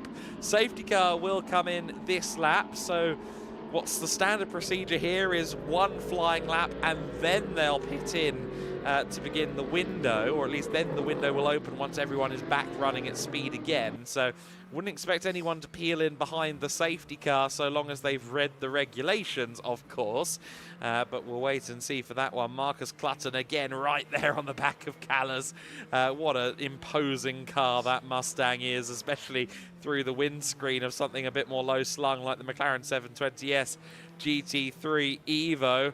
It's a pair of Mustangs either side of, or either end of Marcus Clutton's McLaren at the moment. And to your point earlier on, Alan Valente will see this as a great opportunity to maybe try and make it to Haupt Racing Team 1-2 before handing over to Massimiliano Cucuresi a little bit later on. Let's see if it happens. Safety car has peeled off the circuit now, and already Nicolas Callas is back up to racing speed. Interestingly, he pulls the trigger a little earlier that time, I think catching Marcus Clutton out as a result, and that could play into the hands now of Valente as they run down to the first corner. Valente has a mighty run. He's going to take the outside line into the first corner at Clutton's behest, and he says, I'll make it work. Not without the outside of the corner, you won't. And he has to fall back to third place there, I think quite wisely, not committing to making that move a couple of acres off course. Yes, you saw the brake lights flash on a few times as he just made absolutely sure to merge in behind Marcus Clutton, but nothing ventured, nothing gained. He had the run, he was offered the outside and thought, well, I might as well have a go. And yeah, not quite able to make the move stick. Marcus Clutton knew where to position his McLaren in order to keep the Mustang behind. Kenneth Hyerlock trying to keep Severin Mazur at bay, and Severin is just starting to dance around behind the SR Motorsport Mercedes, which I suspect will be in the pit lane shortly because the pit window is now open belatedly, and I'm sure Kenneth Hyer is quite keen to get in, get the driver change done, and he hopes, watch that car rocket up into the podium places over the final 20 minutes or so. Absolutely. Severin Mazur will be a solo driver, incidentally, if you're wondering, so he's got no one to hand over to. Kevin Morocco always waiting should Severin want a co-driver, but not so far. He's looking to gain the mileage and build up his own experience, of course, in this Lamborghini Huracan that he purchased a short while before the season. So then, who peels in at the first time of asking? I suspect the top three may all stay out there. Yes, they do, but Kenneth Hyer does come into the pit lane, and the rest of the field will follow suit. Quite a lot of the field will follow suit. I saw a couple of cars at the corner of my eye, but goodness me, I think probably a good 10 cars have all come in at once. And one of them was Nicolas Callas, actually, so the race leader did come in. I expected him to stay out, the pace that he had, but that was obviously the plan at Haupt Racing Team, so Marcus Clutton inherits the lead for now, with Alan Valente second and Severin Mazur third. Callas then in, so was Kenneth Hyer, Przemysław Biankowski, Mikael Sander, Carrie Schreiner, Bradley Yates, the Cup 1 leader, pitted. Interestingly, so too did Alessio Raffini, so Petar Matic takes over the Cup 4 lead. Yeah, so a few of the Cup cars, I'd say probably about a 2/3 nearly of the field pitting on that first possible opportunity. So pit lane a busy place, and actually now it's worth staying out a lap or so longer to avoid the inevitable traffic jam. It is a lengthy pit lane here at Valencia, but it can still get busy. I'd actually argue the opposite, at least for the GT3s, because they will come out as the car, or they will come by as the cars are all exiting. So I think that maybe it would be wise for these GT3 drivers like Clutton, like Valente, to decide to pull in now so as not get caught out in quite the mass of Cup class traffic. You see there the Shibata car getting some new tyres on it, so I think they've elected for a longer pit stop in order to do that, because tyre changes not routinely a part of pit stops in the Wind Series per the regulations. And this was the point I was making. Clutton comes out headway into traffic with Valente just behind him, and I think that if you gave Simon Orange clean air versus Clutton having to pick his way through a bunch of drivers on cold tyres, that Simon would have the advantage. Yes, that's a very good point. That's why I think you have more chance of a promising future as a team strategist than I do, maybe. Yeah, that is a very good point. The temptation is to just try and keep your pro in there for as long as possible, maximise their driver time, but if they're being held up in traffic, you're not really maximising their driver time. So pit window will close at 4:37 local time. That is in 6 minutes' time. So not a long time to get these pit stops done anyway. They'll likely have to come in the next couple of laps regardless. Clutton is, for what it's worth, keeping Valente at arm's length at the moment, and they're continuing to get away from Severin Reserve. But now, for the second half of this lap, Clutton is in dirty air. Clutton won't be as quick as he ultimately could be, and of course these are drivers still getting themselves up to speed. He does nip up the inside of the 77 Mercedes there. That was a nice move made on Alfredo Hernandez's Mercedes AMG, but this will all be costing him time. Absolutely, and the pit window about halfway complete at this stage, so let's see if we split the hopefully green flag running about halfway between these drivers that have stayed out so far. Valente to the inside there of Hernandez. Do the top two come in? The answer in both cases is no, so they stay out there for yet another lap. Severin Mazur nearly looped it in the background coming out of the final corner, got way wide over the exit curb, and Ethan Brown takes full advantage, drags alongside, gets his nose ahead by the time we get to the timing line, and will he complete the manoeuvre at turn one? Mazur tries to stand his ground, but Ethan Brown goes through. I just caught that out of the corner of my eye, and I really did think that black Lamborghini was going for a spin then. I just thought for a moment that Sean Doyle might turn in there, but Sean, a very wily racer, I should have known better from him, but yes, continues on his way. Of course, we saw Sean do some great stuff in a Cup 5 car last year, which at the time was the Ferrari 488 Challenge class. That's since shifted identities, but yes, the Ferrari 488 Challenge car last year, he was making some rather newer machines look a little bit humble. So now that he's in 296, I'm interested to see what he can do with the second phase of the race. Matic and Siped among a very small quota of cars that actually pitted on the previous lap, the 128 MS Racing car being one of them. And Keanu Bloom is head out there, and I think he's immediately started setting fast laps as well, hasn't he, Andy? It wouldn't surprise me if that's the case. We saw how rapid he was at Portimao last time we saw the HRT Mustangs. We saw how quick he was indeed earlier on today, of course, on his way to second place in race one. So, yeah, expect that car to fly. Now, does Clutton peel right this time? No, neither of the top two do. So they are going to go right to the end of the pit window then, which will give them probably only one more lap to be safe before they are forced to come in. And he's just sitting in traffic here, Marcus Clutton. He's got the Attempto Audi of Ariel Levy ahead. Now, Ariel is at least a quick driver, but it's still dirty air. That's going to hurt the tyres more, warm the brakes up more, and I do feel that maybe he's now starting to lose a little bit more time. But to be fair, a lot of those cars that they are directly behind are now being driven by quick drivers. They were stuck behind Cup 4 Lamborghini from Frederick Schandorf, who I mentioned before. I mean, he's won multiple GT3 championships and a two-time Lamborghini Super Trofeo World Final winner. We know just how quick he is, so perhaps not quite as much of a loss, but he is still looking quite scrappy here in amongst that traffic, very wide there. He can't afford to do that too much, of course, otherwise Simon won't have any track limits violations to use for his own stint. I would heavily suggest that this time by surely they'll pull the pin on getting Simon Orange in the car. Ariel Levy going to the inside of Schandorf, and that nearly caught out Clutton there, and that's an example really of what they want to be avoiding in this exact set of circumstances. Levy incidentally will be very annoyed that he's stuck there in this situation, because we know how quick he can be, but he's being held up by Schandorf, who's brilliant in a Super Trofeo car. Finally, Schandorf allows him through. Will we see Clutton pit this time? The answer is no. But Valente also into the pits. He does come into the pits, and look at Schandorf coming back at Ariel Levy. Are they even on the same lap?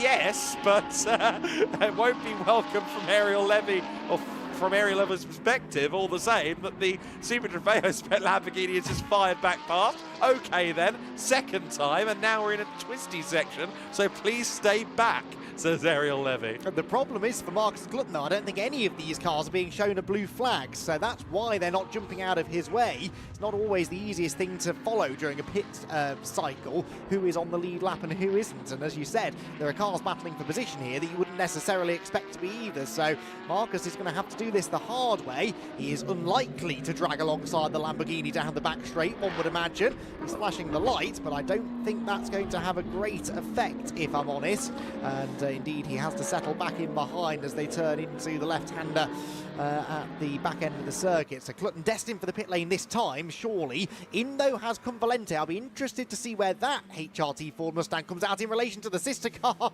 as again Ariel Levy gets the elbows out. Yes, Clutton's lights are on, but Schandorf was home in the Lamborghini Super Trofeo car, so that wasn't quite as easy as it should have been, but he is now through just in time, I think, to hand the car over.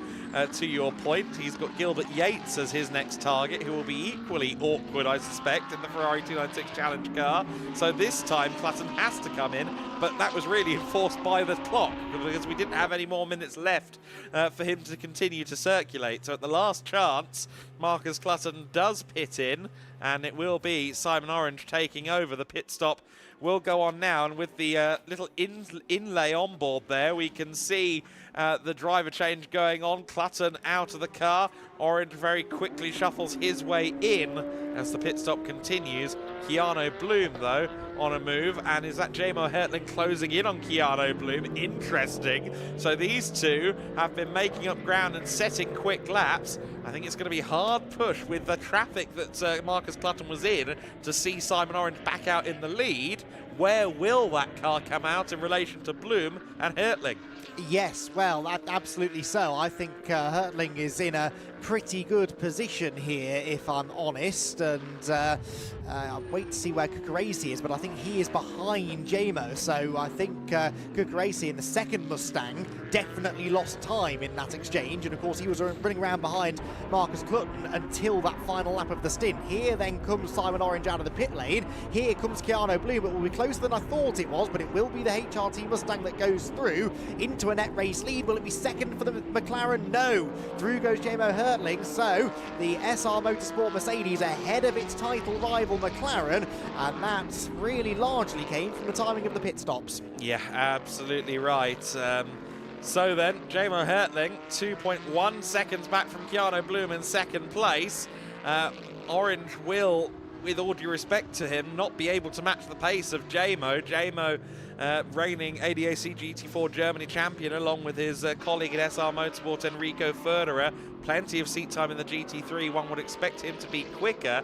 Orange will be very scrappy in his defensive positions behind him, but I don't think he'll be able to match the pace of Hertling. Keep an eye on Matthias Lazowski. He is in 5th position now. I think he's just gotten past Moritz Viskirchen in the first sector of this lap, actually. That's just taken place, and he is on the charge. Cucurese is his next target, and I wouldn't mind betting that he's challenging for an overall podium by the end of this race. Yep, that is definitely a possibility. There is Cucurese, and where is Lazowski? There is Lazowski. Look, nipping up the inside of one of the Cup 2 Porsches. Indeed, he is ahead of Moritz Viskirchen now, and so that green Mercedes AMG is going to be on the move. Not that one necessarily, the darker green car just ahead. That one there, the 27 machine, likely to be one of the fastest cars out there.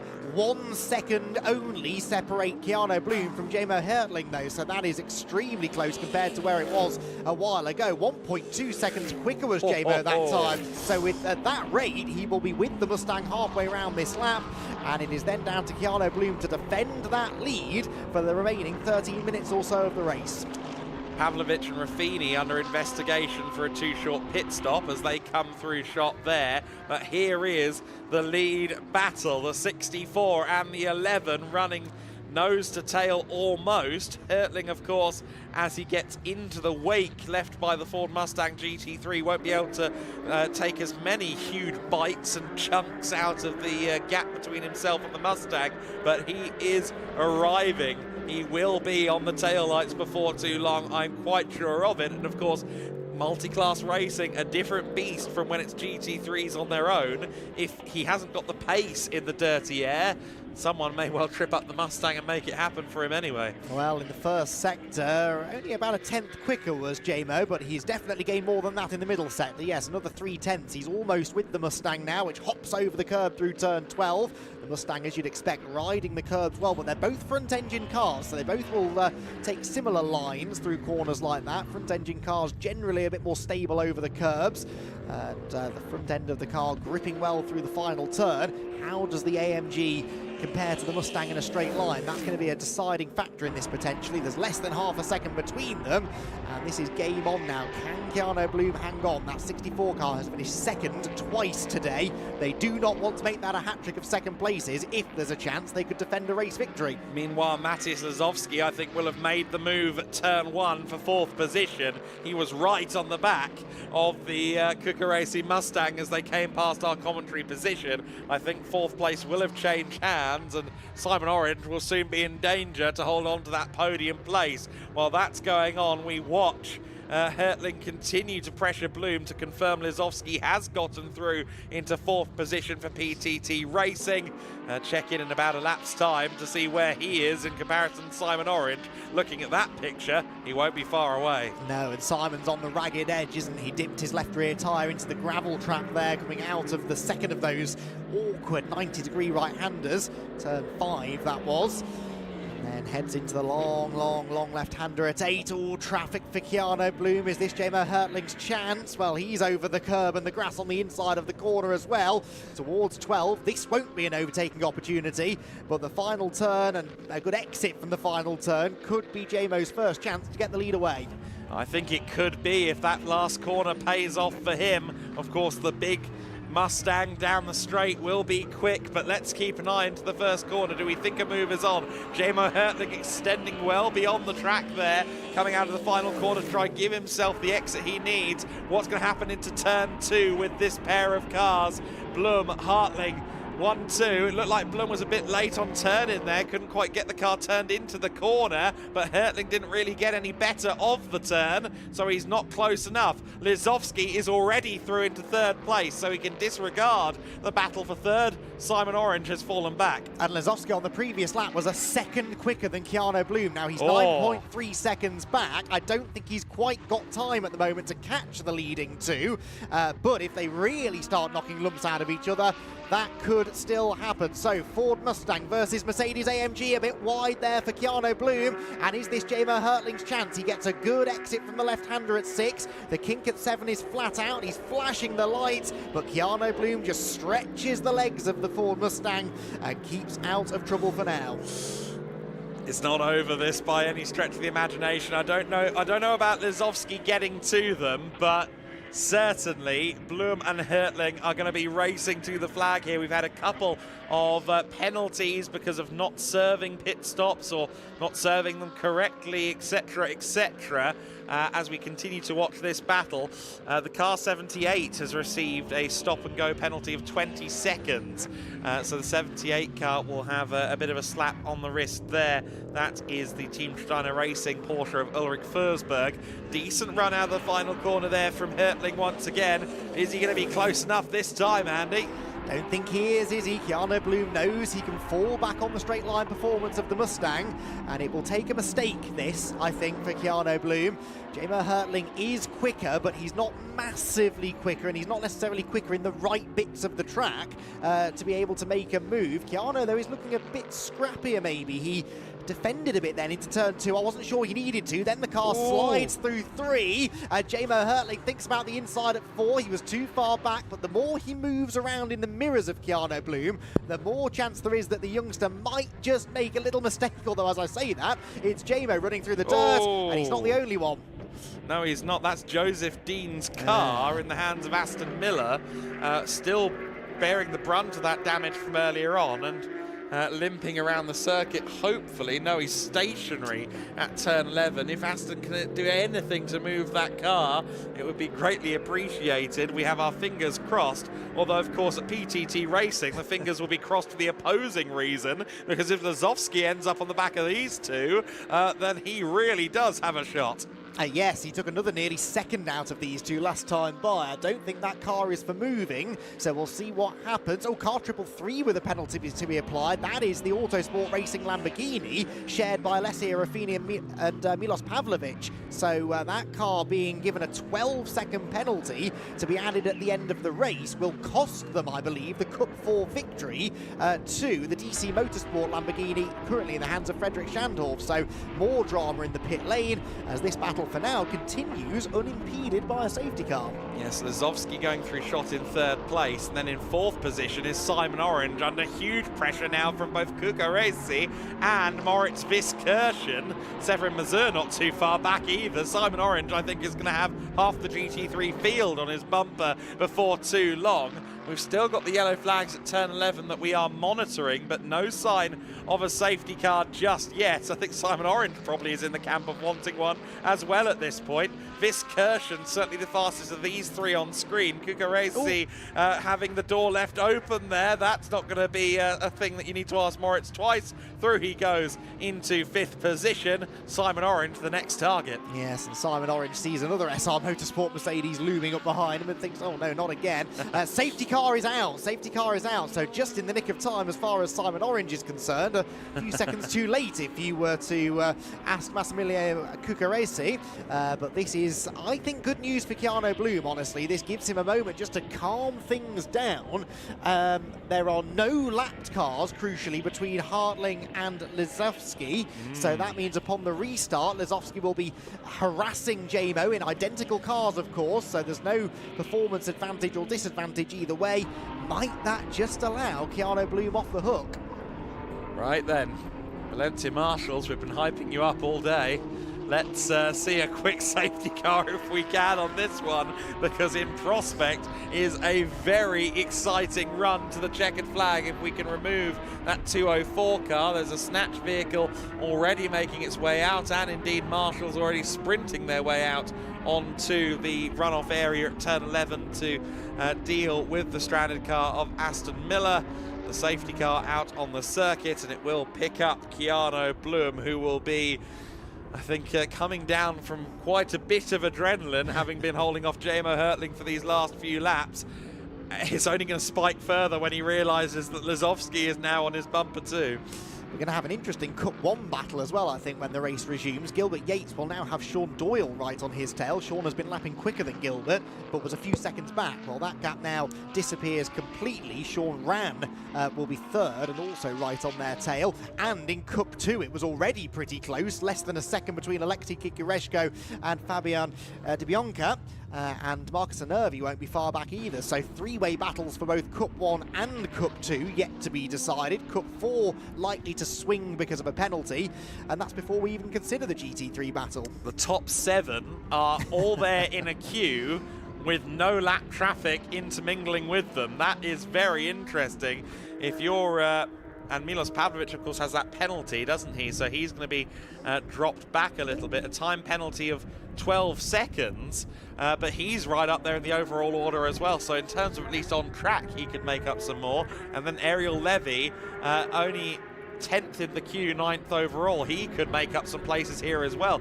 Levy, with the performance we've seen out of him, could be very fast in this one. Speaking of very fast, it has been a pretty great extraction so far of the 204 car. It's almost behind the barriers. The safety car, I've noticed, has been driving strategically tepidly, I will say, around the circuit so far, and we may well get to go green this time by. There are a few stragglers around the circuit in terms of the safety car queue, but I would think, as the 204 car is almost now behind the barrier, we're pretty much good to go. We might need to do one more lap just because not everyone's behind, but almost everyone is at this juncture. Go on. Go on, lights out, let's do this. We've got 3.5 minutes left to go. Either way, we're going to get a run to the checkered flag under green flag conditions. Do not fear that, we are going to get it. But surely we could just get the lights out now. I think we are going to do one more lap behind the safety car, unfortunately. But very close to a one-lap safety car. So again, a doff of the cap to the marshals for that. Yeah, there were a couple of marshals who hadn't quite got back to a position of safety. That's all that was. And of course, as soon as you go green again, any stragglers then immediately pick up the pace and start running at racing speed, and they might have been some way further behind the pack. So one more lap, it will be a one-lap shootout therefore for the victory, and that is again not bad news if you are Keanu Bloom. Also, that message on the timing screen is not bad news for Keanu Bloom. Jemo Hertling being warned about track limits.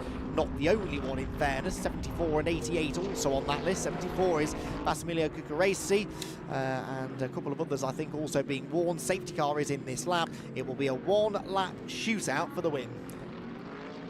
I loathe to say it because they might be listening.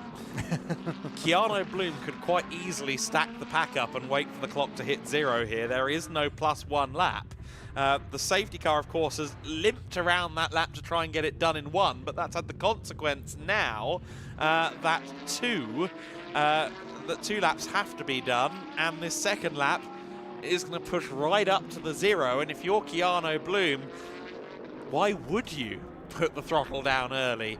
We really hope, as racers ourselves, that he too wants to fight for it, but he doesn't have to. But the safety car is doing a fair lick this lap. I think possibly Marcus Giedlich himself is on the headset saying, this is your moment, show us what you can do. And the safety car driver is on the move. We've still got 90 seconds left. We are going to be okay. We are going to get a one-lap dash. It's Mustang versus Merc Armada with some McLaren in the way as well. This is going to be a thriller. It all comes down to two things: the restart Keanu Bloom gets and how much of a nuisance Mateusz Lesowski makes himself to Jemo Hertling. If either of those things go in the favour of the HRT Mustang, then it will be difficult for Jemo to catch and pass that car over a one-lap shootout. Keanu is leaving it a little bit later this time. Jemo is ready for it, but keep an eye on that darker green Mercedes, almost pushing Jemo into the last corner, because Lesowski wants a part of this as well. It's a one-lap dash to conclude the weekend in the GT Winter Series, and it's Keanu Bloom who fires away at the front of the field. Hertling, Lesowski, Orange and Viskirchen, your top 5. Viskirchen already looking threatening with Massimiliano Cucuresi behind him as well. Orange is going to have to fight hard to retain 4th place. Bloom executed that very well and has an advantage as Viskirchen dives for the inside, and for 4th position he makes his way through. There's a yellow flag down at turn 1 for what I am not quite sure. Keanu Bloom looking really difficult there for traction coming out of the first corner. I think that's the DC Motorsport Lamborghini. No, it's one of the Ferraris Cup 1 cars that come off circuit there, as Lesowski to the inside for 2nd place. Mateusz Lesowski is trying it here. Keanu Bloom kind of tripped up Jemo Hertling, and Lesowski almost took advantage. Oh, has that let Bloom off the hook? No, I don't think so, because Jemo has got those tyres switched on incredibly quickly. He rolls through the centre of the corner well,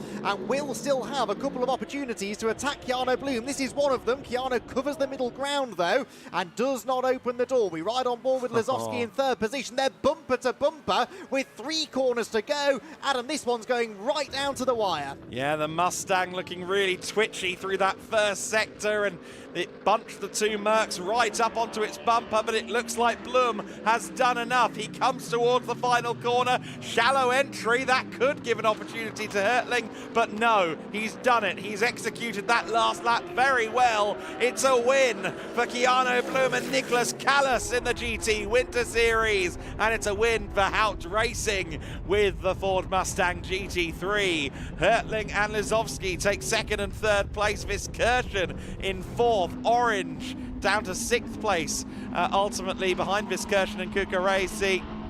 Mazur in 7th, Pavlovich 8th, but of course he has a penalty that will drop him way down the order from there, that will hand the Cup 4 win to Schandorf and Östergaard in the number 321 Lamborghini. The winner in the Cup 1 class, Gilbert Yates, along with his son Bradley, will once again win in the Cup 1 class, and they will be delighted with their day's racing, I'm sure, in the GT Winter Series. Both parties have put on quite the show. Gilbert Yates, 11th overall, incidentally. Nil Montserrat, of course, winning in the GT2 class, where he is solo. Fabian Di Bianca, who took over the PTT Racing number 7 car from Igor Klyer. He wins the Cup 2 class ahead of Marcus Anervi for Team Steiner Racing and Alexei Kikareshko for PT Sports by Up to Race. The top 3 covered there in the Porsche 992 GT3 Cup class by hair's breadth, ultimately. Very little in it. What was the interval between the 3? It was just over a second at the end of the race. So all through the order there at the end of that race, we had exciting battles going on in the classes. But at the front of the field, Keanu Blum just held on to a victory. Blum and Callas will be race winners in the GT Winter Series, of course. Great momentum for them. They've been quite open about the fact that they are largely here to drill for their campaigns to come in the summertime. But that race-winning feeling never changes and never means less, and they will be delighted to have held on to that. Keanu Blum will have a big smile on his face. The Haupt Racing team, of course, started their day, or rather ended yesterday, by seeing that frankly quite terrifying incident for Christopher Mies on the Mount Panorama circuit during the Bathurst 12-hour. The weekend somewhat redeemed by the performances of their lineups here in the GT Winter Series, concluding with a visit to the top step of the podium. Keanu Blum and Nicholas Callas did just about everything right there. Of course, Callas was with the team last year in GD Masters, so familiar with the car. But both parties put on a great showing there. Hertling and Lizovsky had great speed there, but ultimately it's these two in the Mustang that come out on top. They're well drilled. They immediately pose for the picture. And you can see the smiles on the faces. Callas, of course, started the race well in the 64 car. Put in a great first stint and laid the groundwork for the remainder of the race. He led the way, handed the car over in the lead, and Keanu Blum sealed the deal, albeit with a pair of Mercedes AMG GT3s looking mighty threatening on his bumper. Some 31 cars were set to take the start for this race, but of course a few of them damaged this morning, or in the case of Jan Jürger of GEDLICH Racing, electing not to do the endurance race, having done what he needed to do for this weekend. But 28 cars taking the start, and a thrilling GT Winter Series grid as always. The fans trackside really loving the GT cars, gravitating to the GT cars in particular. Of course, the Formula racing is fabulous. The GT4s offer arguably the best racing of all, but there's nothing quite like the thrill of a big GT machine. And the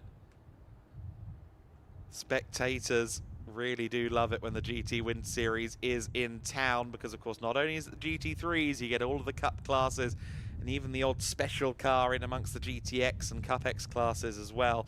Incidentally, we didn't see the Unhausen BMW out there, I don't think, during that race, but it was unfortunately having issues with its engine. Apparently one side of the block was effectively shutting down, 4 cylinders at times, and they'd have to recycle the car, reboot the car to get it back up to the full 8. So that 4.4 litre V8 in the BMW Z4 not quite playing ball over the course of this weekend, but hopefully it's not the last that we see of that car in the Winter Series or indeed the Summer Series to come.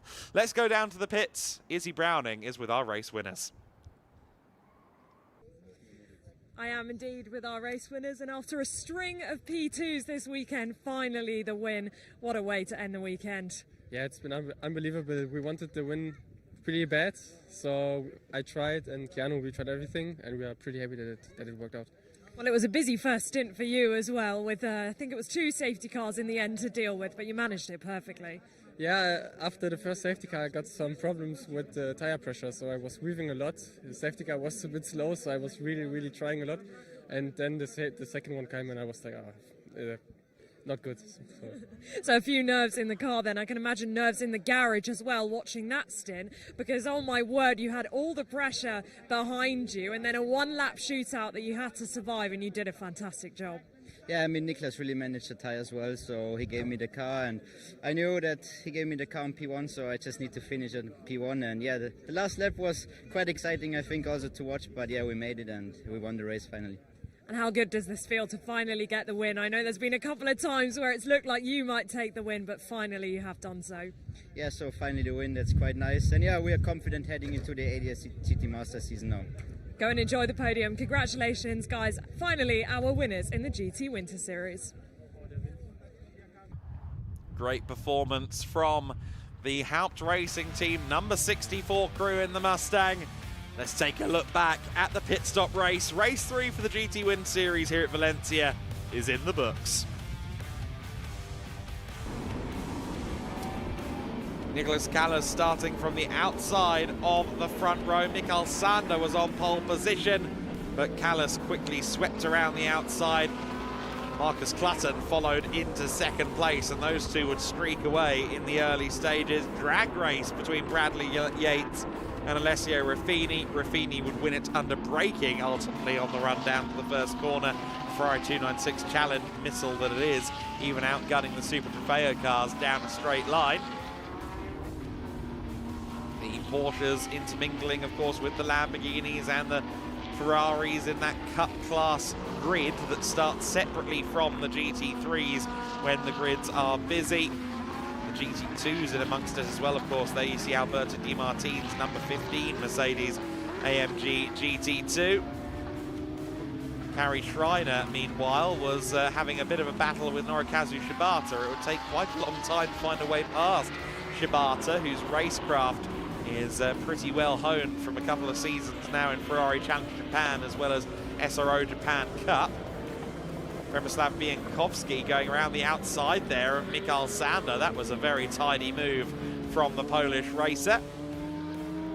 As the interclass battles continued on, the 89 car unfortunately would exit the Cup class order with a trip to the wall. The Gabs Competizione car triggering a safety car period that then would take us pretty much into the pit window. The 101 car picking its way through the field, that still being Yates, and unfortunately further back, the second place car that it was in Cup 1, the 204, tagging the Norikazu Shibata machine. So 2 safety cars prior to the pit window opening. The pit window was delayed as a result of all of this. We went back to racing conditions, and it was almost a Mustang 1-2, courtesy of an ambitious move around the outside from Alan Valente, but Marcus Clutton managed to hold on to second position. The pit window was now opening, and that meant we saw a lot of jumbled up order, GT Winter Series on shuffle mode throughout the pit window, of course. And we see there the Audi and the Lamborghini running at very close quarters. The Cup 1 battles also running at very close quarters out there around the circuit. And some physical moves from Ariel Levy, who was on his way up the order. That was him getting past, I think, Gilbert Yates. Severin Mazur was doing a great job holding himself to account in the older spec Lamborghini Huracan. Simon Orange left the pit lane in third position after his trip to the pits. That left Jamo Hertling to challenge for the race lead with Keanu Bloom at the front of the field. There was the 204 car heading off circuit there in that shot, and while that was happening, Moritz Viskirchen moved himself up into 5th position. A late safety car gave way to a one-lap dash, and Keanu Bloom had to hold off the advances of the 2 cars behind, the 2 Mercedes behind. Moritz Verskirchen made it 3 Mercedes behind with a move for 4th, and Matthias Lizowski tried desperately to take 2nd place away from Jamo Hertling. He couldn't succeed at doing so. Keanu Bloom won the race, Jamo held on for 2nd, and Matthias Lizowski and Przemysław Biankowski take 3rd position, the first podium of the season for PTT Racing in the Mercedes-AMG GT3 Evo. An exciting race all throughout the order, especially at the sharp end of the pack in GT3. Keanu Bloom winning the race by just 3/10 after that late safety car. Hertling in 2nd, Lizowski 3rd, Verskirchen 4th, Kukaresi in 5th, Simon Orange in 6th position, Severin Mazur 7th, Ariel Levy in 8th place, Frederick Schandorf with Nina Østergaard winning the Cup 4 class ahead of Gilbert and Bradley Yates, 10th overall, winning Cup 1. Tim Hutter in 11th, Sean Doyle and Darren Howell in 12th, Sean Rand taking 13th ahead of Neil Montserrat, Alfredo Hernandez in 15th, Fabian Di Bianca taking a Cup 2 win for PTT Racing Team alongside Igor Klaya. Pavlovic's penalty sending him down to 17th overall, Steiner 18th, Alexei Kikareshko 19th, and Kaius Sixnelis in 20th place. Peter Matic in 21st, Ramos 22nd, Forsberg in 23rd, Panhauser, Kimby and Taku Bamba rounding out the finishing order, while Aston Miller and Leon Rinbeck rounding out the field in this GT Winter Series race. A really compelling motor race, certainly in the GT Winter Series as ever. The multi-class dynamic doing its thing, as on that occasion did the safety car periods. Really jumbled up the effect of the first stint of the race and left us with that thrilling fight to the flag. Jamo Hertling will be disappointed to have not taken advantage of that race pace that he had there, but Keanu Bloom's Mustang just a step too imposing, a step too large in presence for there to be a move made.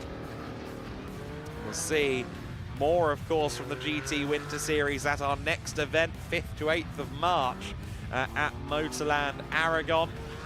But we still have another race to bring you here today, and that, of course, is the GT4 Winter Series, accompanied by the Sports Prototype Winter Series as well. Those cars are currently doing their sighting lap towards the grid. As you can see, we're going to do all we can to squeeze the GT Winter Series podiums in before we head down to the grid, but the timings often are a little bit condensed here today, courtesy of fitting effectively 2 days of racing into the gap for 1 day of racing.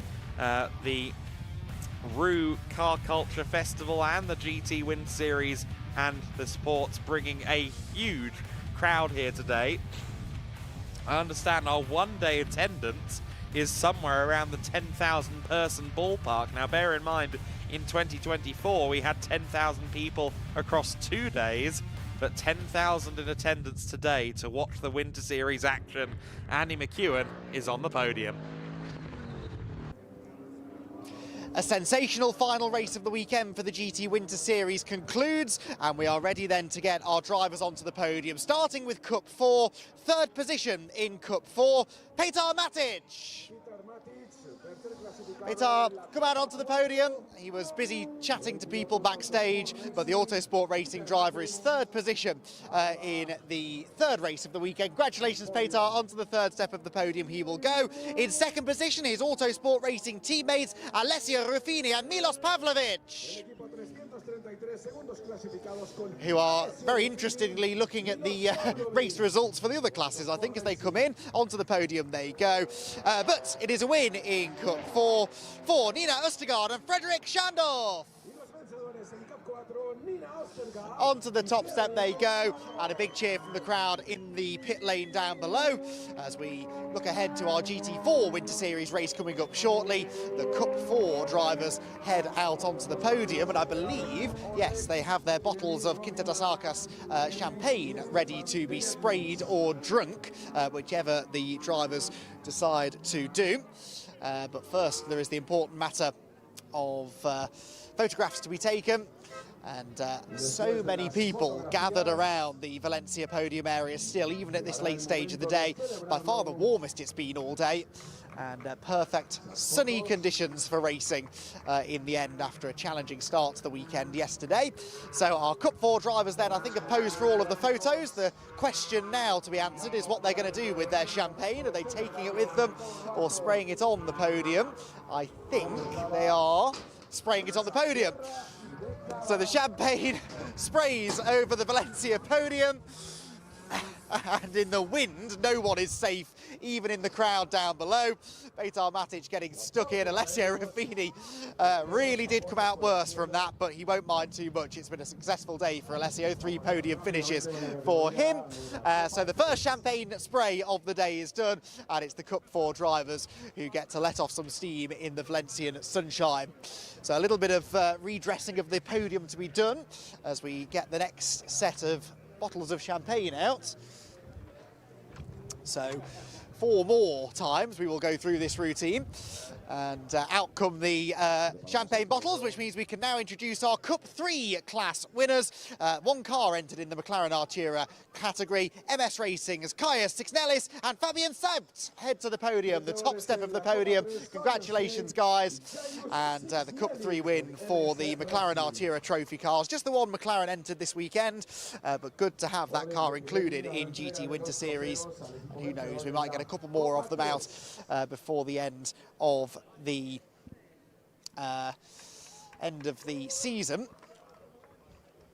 My apologies, I can't count. We have 4 podiums left with the Cup 2 cars or drivers to come out next onto the podium.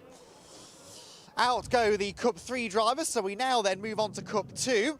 We'll just wait for the Quinta das Arcas champagne to be brought out onto the podium again. There we go. And the GEDLICH team on hand, ready to get the podium dressed. We can now introduce then our 3rd place finishers in Cup 2, Alexei Kikareshko and Fabio Gross. The PT Sports by Up to Race pairing are not here, so we move on instead to the 2nd placed car, Anders Steiner and Marcus Anervi. Out onto the podium they will go. And the Team Steiner Racing squad celebrates 2nd position. It is, though, a win in Cup 2 for PTT Racing Team. It is Igor Klaya and Fabian Di Bianca. Onto the podium they head. The top step beckons for the PTT Racing Team. And once again, the team celebrate down below. There is champagne to be sprayed. There are photos to be taken. We also have a GT4 Winter Series race to cover, though. And I believe we're going to leave the podium celebrations briefly and head down onto the grid, where Izzy Browning is catching up with our GT4 drivers.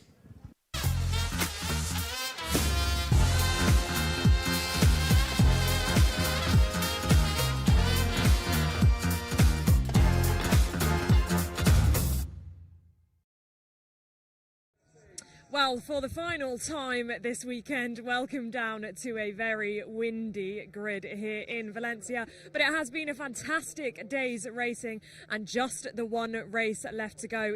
The GT4 Winter Series final race of the weekend, and it is an all SR front row, and it has been a perfect weekend so far for the number 11 machine that you saw there of Joel Mesh and Enrico Federer. Can they do the same again? Can they take a clean sweep of victories in the GT4 here in Valencia?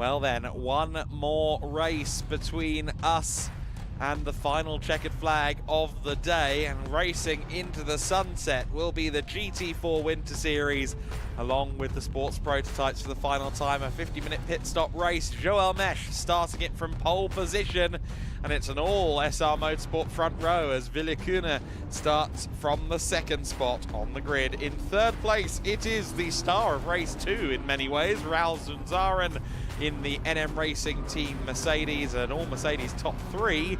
Ravi Ramid encroaching on the party in his BMW for Espace Bienvenue. Nicolas Guillaume in 5th position, the Belgian racer, joined by Federico Peters on row 3 of the grid. Row 4, Tom Pappenberg in the CV Motorsport CV Performance JP Motorsport car. He's joined by Joachim Bulting in the WNS Motorsport entry. BWT Muka Motorsport in 9th place.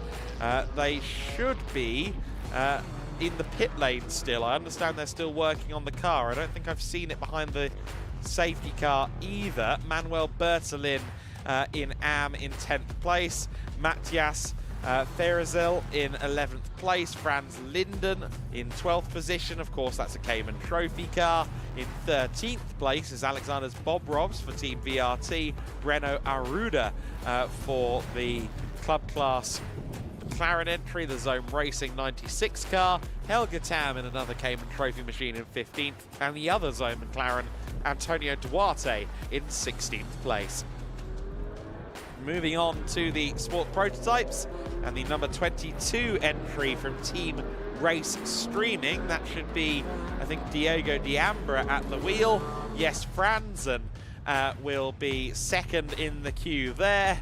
And then at the back of the class, I think it'll be Morten Stromsted taking the start in the 24 Sunda Motorworks entry.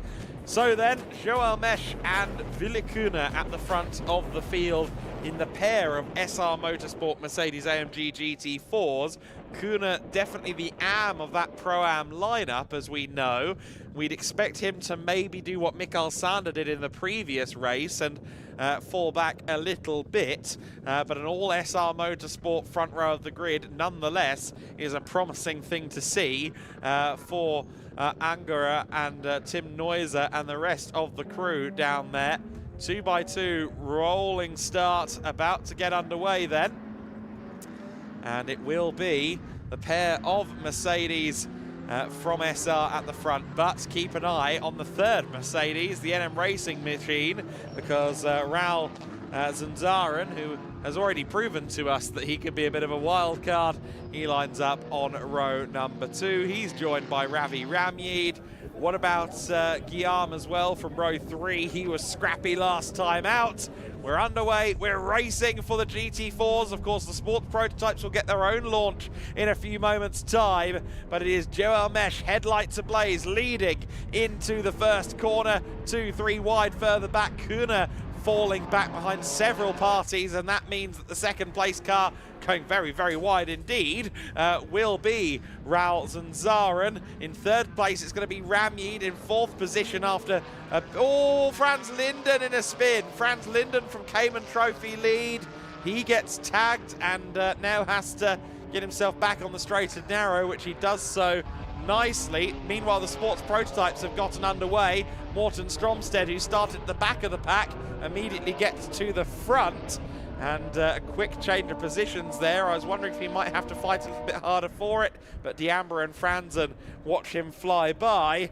We are back to racing then. We've also not seen Joachim Bulting take the start in this race, so we're missing Bulting and the 700 car, which I understand Muka Motorsport were working diligently on to try and get out there, but it doesn't look like they've succeeded, unfortunately. All the same, we ride on board with the 16 car, and Raul Zunzaren is going to make life very difficult for Joel Mesh. He is making life very difficult for Joel Mesh. Closes right in there through turn 11, and again just looks so feisty, doesn't he, Raul? Really charges into the corner, rolls the centre well, and just keeps the pressure on the identical, essentially, Mercedes ahead, run out of different teams, but both the same car underneath. And yeah, Ralzan well used to one-make racing. That will not deter him from having a go. Across the timing line we go then, and lap 1 in the books. 4 tenths between the two Mercedes AMGs, with Ravi Ramid holding strong in 3rd. Nicolas Guillaume is 4th, and Tom Pappenberg right behind him, 5th ahead of Federico Peters in the Aston Martin that's been in the walls a little bit today. Am led by Manuel Bertolin, and came in trophy, of course, by Helge Tam now after that spin for Franz Linden. There was contact here, I think, for Franz Linden that pitched him into the spin. Didn't quite see who it was that got him, but he is one to watch now as he tries to recover. Yeah, absolutely. We'll watch him on. Of course, Arne Hofmeister will take that car over in the second phase of the race too, and we know that that car will streak 4th once he takes the wheel. The Radicals come past our commentary position, and no surprises that the car of Morten Stromsted is the leader in that consideration. We look back though to Nicolas Guillaume, who once again is having to defend hard here. This time it's Pappenberg and Peters who he is holding. Yes, and Pappenberg, of course, had contact in the earlier race, didn't he? So he'll, with this car, in fact, wasn't it? With the Porsche, the WNS car that he collided up at turn 2. So he'll have that in the back of his mind. This needs to be a clean overtake as and when it comes. And again, he's sort of tapping Morse code onto the back of the Porsche as it rounds turn 11 and heads into this really tricky uphill right-hander at turn 12.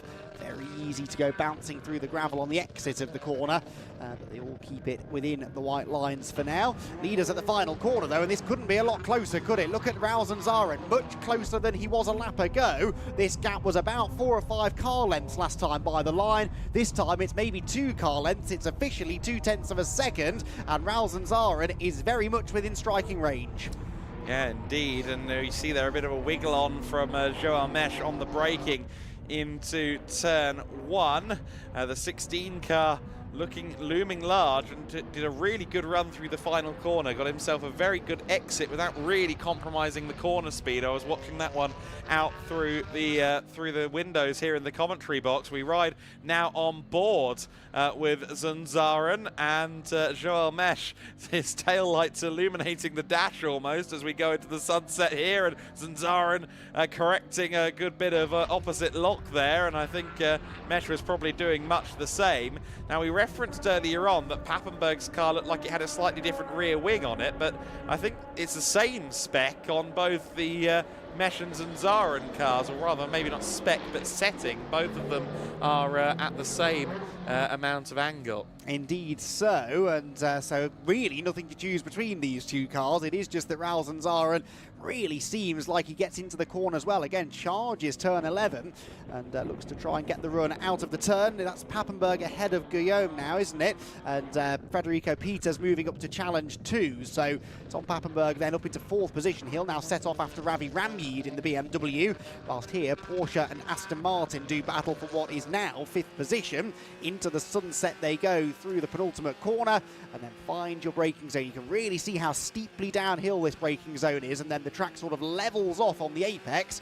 and you can get on the power and send your car out onto the pit straight as fast as possible. Zaren can't find a way past Joao Mesh, but nor can Mesh get away. This is a battle set to run for a while, I think.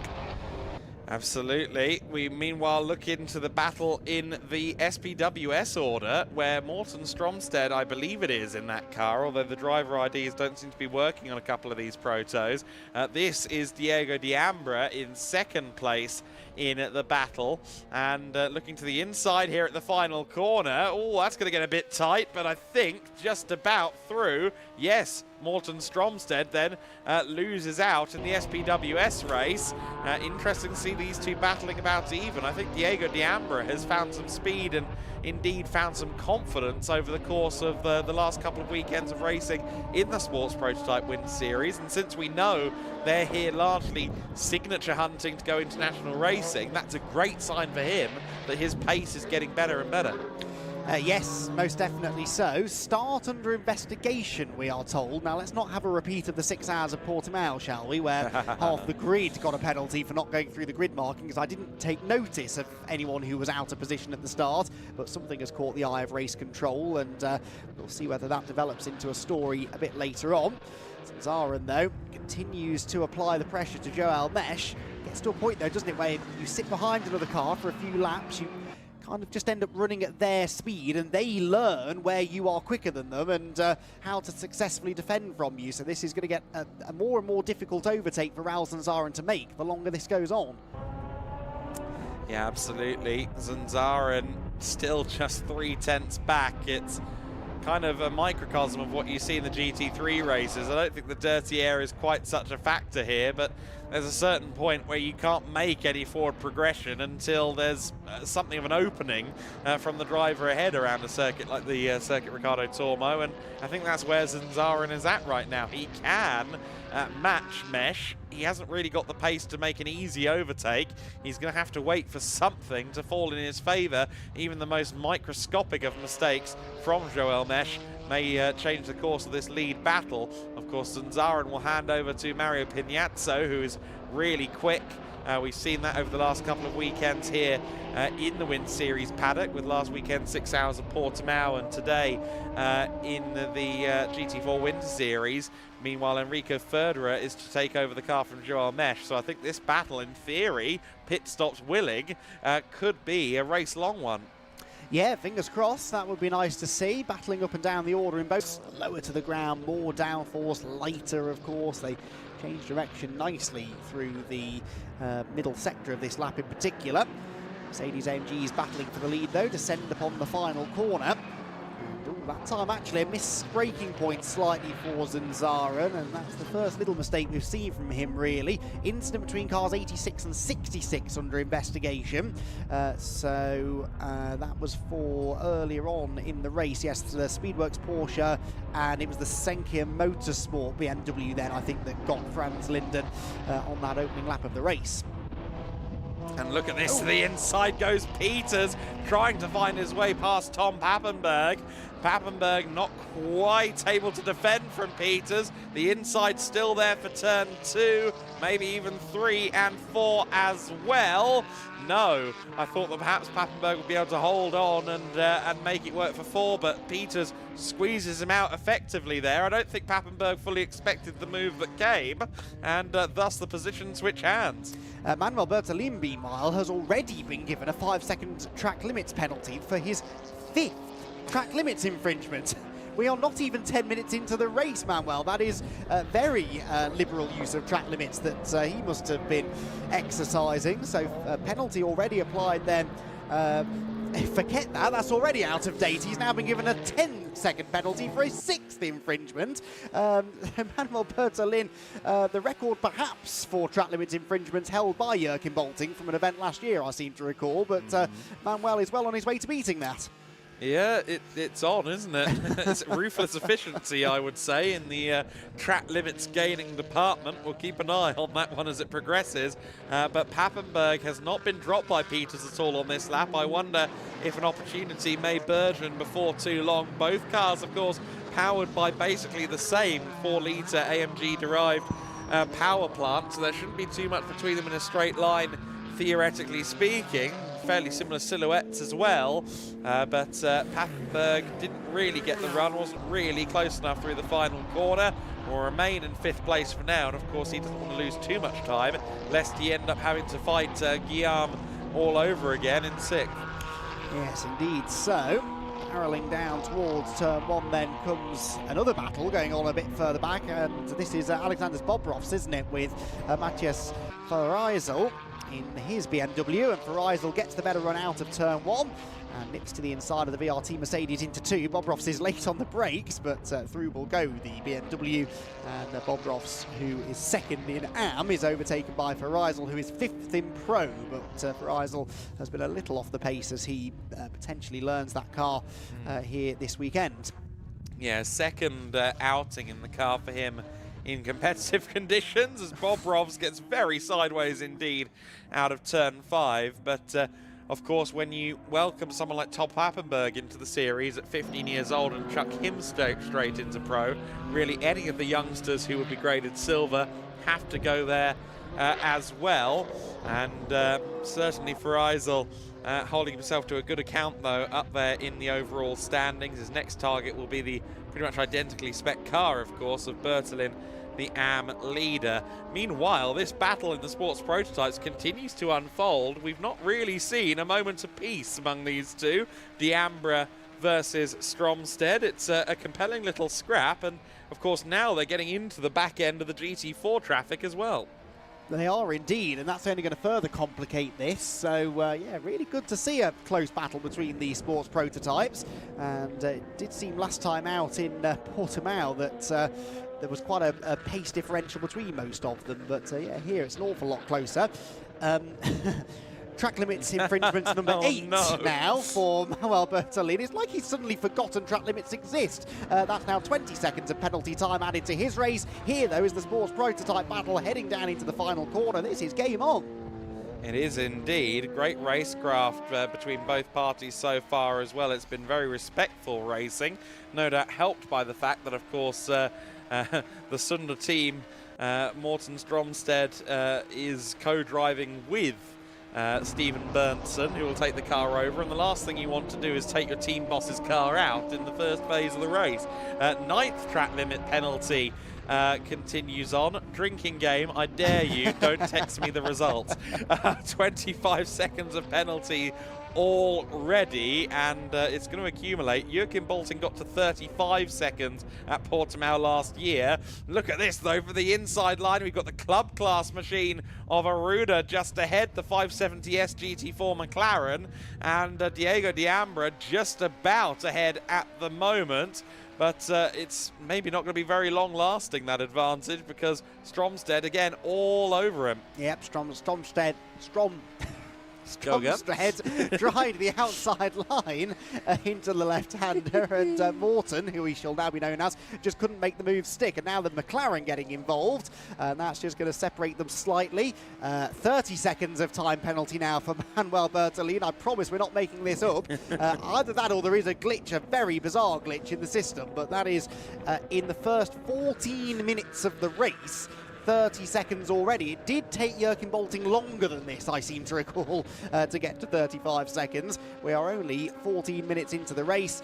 He keeps exceeding track limits, and this battle keeps on entertaining us. Yes, it does. Another good run there out of turn 12. And again, you really do see, as you pointed out, just how different these Radical SR3s are from a perspective of where they make up the pace. They're a bit slower, I think, by the end of these straights, having only 250 or so horsepower between them, each, I should say, not between them. That would be remarkably slow, but fairly low-powered cars, but they have a great amount of grip, and of course these Radical chassis that have been honed now over the better part of 3 decades. Great handling as well. We continue to ride on board with the car that we understand is being driven by Morten Stromstead, and it's still anyone's guess who's going to come out on top of this, especially as the pit window unfolds. They may not pit at the same time, of course. Their next target in terms of the traffic from the GT4 grid is Willy Kuhne, and Willy will, I'm sure, probably sidestep and let them do their thing, and indeed he runs very wide, but then realises, oh wait, I've got the power advantage. What do I do now? And what he does, he's cut across the 2 prototypes, and that's going to give Stromstead the opportunity to get back past Diambra, and Diego Diambra there, I think, really backed out of that there, going, actually, this really isn't the idea, is it? No, I'm not going to try and go 3 wide. No, but this is sort of what we hoped to see a little bit of with the merging of the classes today, and how the sports prototypes would interact with each other whilst also interacting with the GT4 cars, and that was a great example of how it can have a really, really interesting effect on the battles for position. Car 95, which is the Zone Racing McLaren of Antonio Duarte, being given a final warning for track limits, just to take the spotlight away slightly from Manuel Bertolini. As we slip up the inside now, Willy Kuhne's Mercedes, but you can really see the damage that did. Cayman Trophy battle about to ignite, though. Franz Linden, remember, tapped into a spin on lap 1, is now charging back against the leader.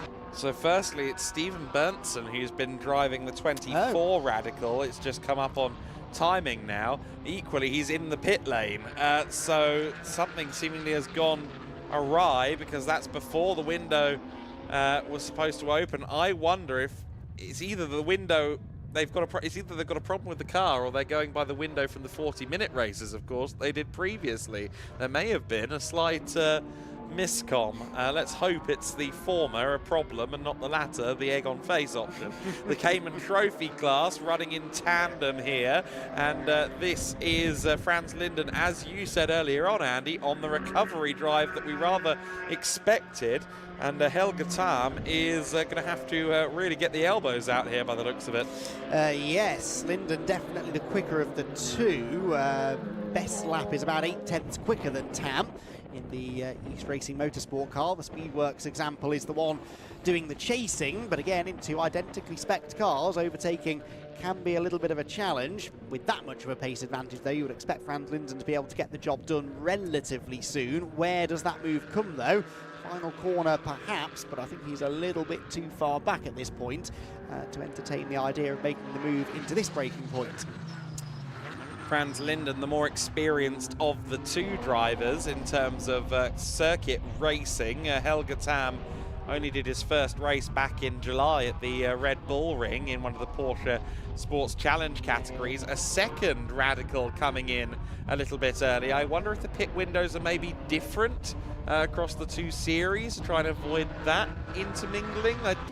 I haven't seen any bulletin to suggest that, but then again, I haven't looked for said bulletin because I didn't think they'd do that. These two cars, though, running in tandem. I just wanted to mention Helge Tam's record quickly, because yes, he's newer to circuit racing. He has, however, spent some 15 years throwing Porsches and other things down rally stages, so he is pretty aware of performance driving in a wider sense.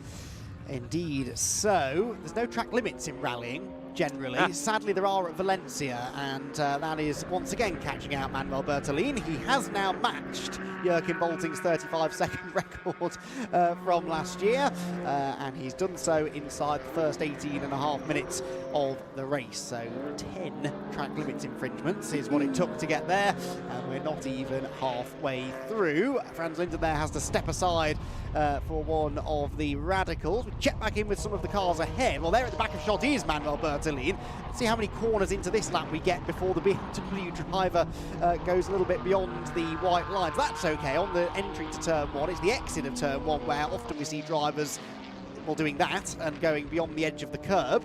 And Bertolin, who really can't hide, it's got his name on the side of the car and everything. A very good looking car, this, with the sort of factory BMW inspired livery. It does rather catch the eye, and I think that might be working to his detriment in this case, because every track limits infringement has been well and truly noted and punished. And I reckon that at least one of these marshals has probably bought a car from the Valencia BMW Bertolin dealership, and yet all the same, the pit window for the Radicals is supposed to be the same as the GT4s. I've just had a look at the bulletins on the Sports Prototype Winter Series section of the app, and we've got a car off circuit. One of the club class McLarens has ground to a halt. I think that could be Duarte's car. There was definitely contact there between the two, the Cayman and the Radical, as that was intermingling there. Of course, that Radical has served a pit stop early. You see some carbon fiber falling off it there now. But yes, two of the Radicals have served their stops. In fact, all three of them now have served their stops illegally, I believe.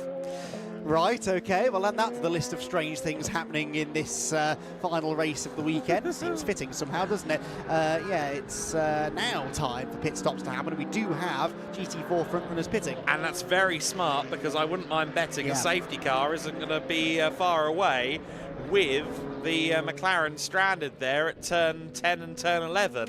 In fact, most of the field has realised the same thing. And who does this play against in particular? Joel Mesh, who is out there at the moment. I'm sure they'll be sending up that monkey toy that they had earlier on to talk to race control to say, no, don't bring out the safety car, but I feel like it's going to happen. We've had safety cars for cars in less dangerous positions than that, haven't we? This is right on the edge of the road, on the exit of a high-speed corner, and into a primary overtaking opportunity as well. So one would imagine that's what's going to happen, but SR Motorsport will be rather hoping that's not the case. He's stayed out, as has Bertolin, but then he's probably scared to go anywhere near the race control building right now. Verizal and Linden also staying out as well. That's the McLaren that was stationary just in camera shot there. So everyone else has pitted and Mesh has stayed out, and well, probably thankfully in the eyes of SR Motorsport, that McLaren got moving again, and Joel Mesh therefore will most likely continue on unimpeded. I'd think that Mesh and Federer would typically split this directly down the middle.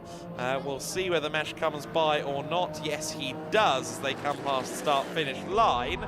But a really interesting situation that's unfolded here for many reasons, including the fact that I think Mesh is now going to have some traffic to contend with as he fires around the circuit. The car really pitched forward under braking then, the rear end trying to overtake the front, and yeah, Joel Mesh is really pushing on. And fastest lap of the race, according to our timing screen anyway, belongs to car 16, which is the Mercedes that was, of course, in the hands of Raul Zanzara, and now taken over by Mario Pignazzo. And of course, Raul was really quick at the start of the race, but had dropped away from Joel Mesh towards the end of his stint. I suspect maybe he'd taken a little bit too much life out of his Pirelli tyres. On board with the number 16 car, NM Racing's Mario Pignazzo, then the Mercedes, which was second position before the pit stops, I believe is still the highest placed of those to stop. Yes, he is, with Charlie Robertson perhaps one to watch in this part of the race. He's the next car behind the BMW, and then the Tom Pappenberg Mercedes. Into the pit lane comes Manuel Bertolin. Staying out, as we saw, was Joel Mesh, but for how much longer, I wonder? Yeah, I think probably one more lap and then they'll bring him in, so it's split down the middle. But this is going to be really compelling effect on the race with everyone kind of pitting in one lump. That's not normally how things go down during the pit window, of course, but that's the situation that's been dealt this time. Here's Mario Pignazzo then, the local boy, at the wheel of the car that leads among those who have pitted.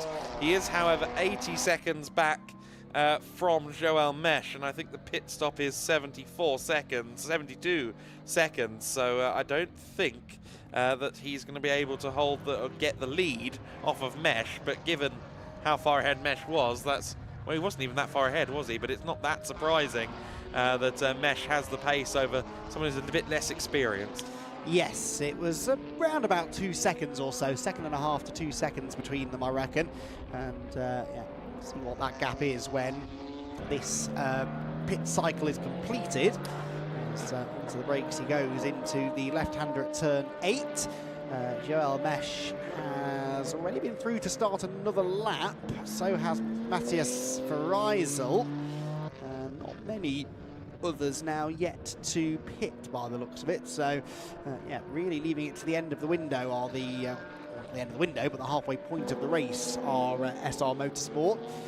There is the number 11 car of Joel Mesh, who is halfway around his 15th lap of the race, and negotiated a little bit of traffic earlier on. He's catching another of the BMWs now as well, and that might prompt him even further to pit sooner rather than later.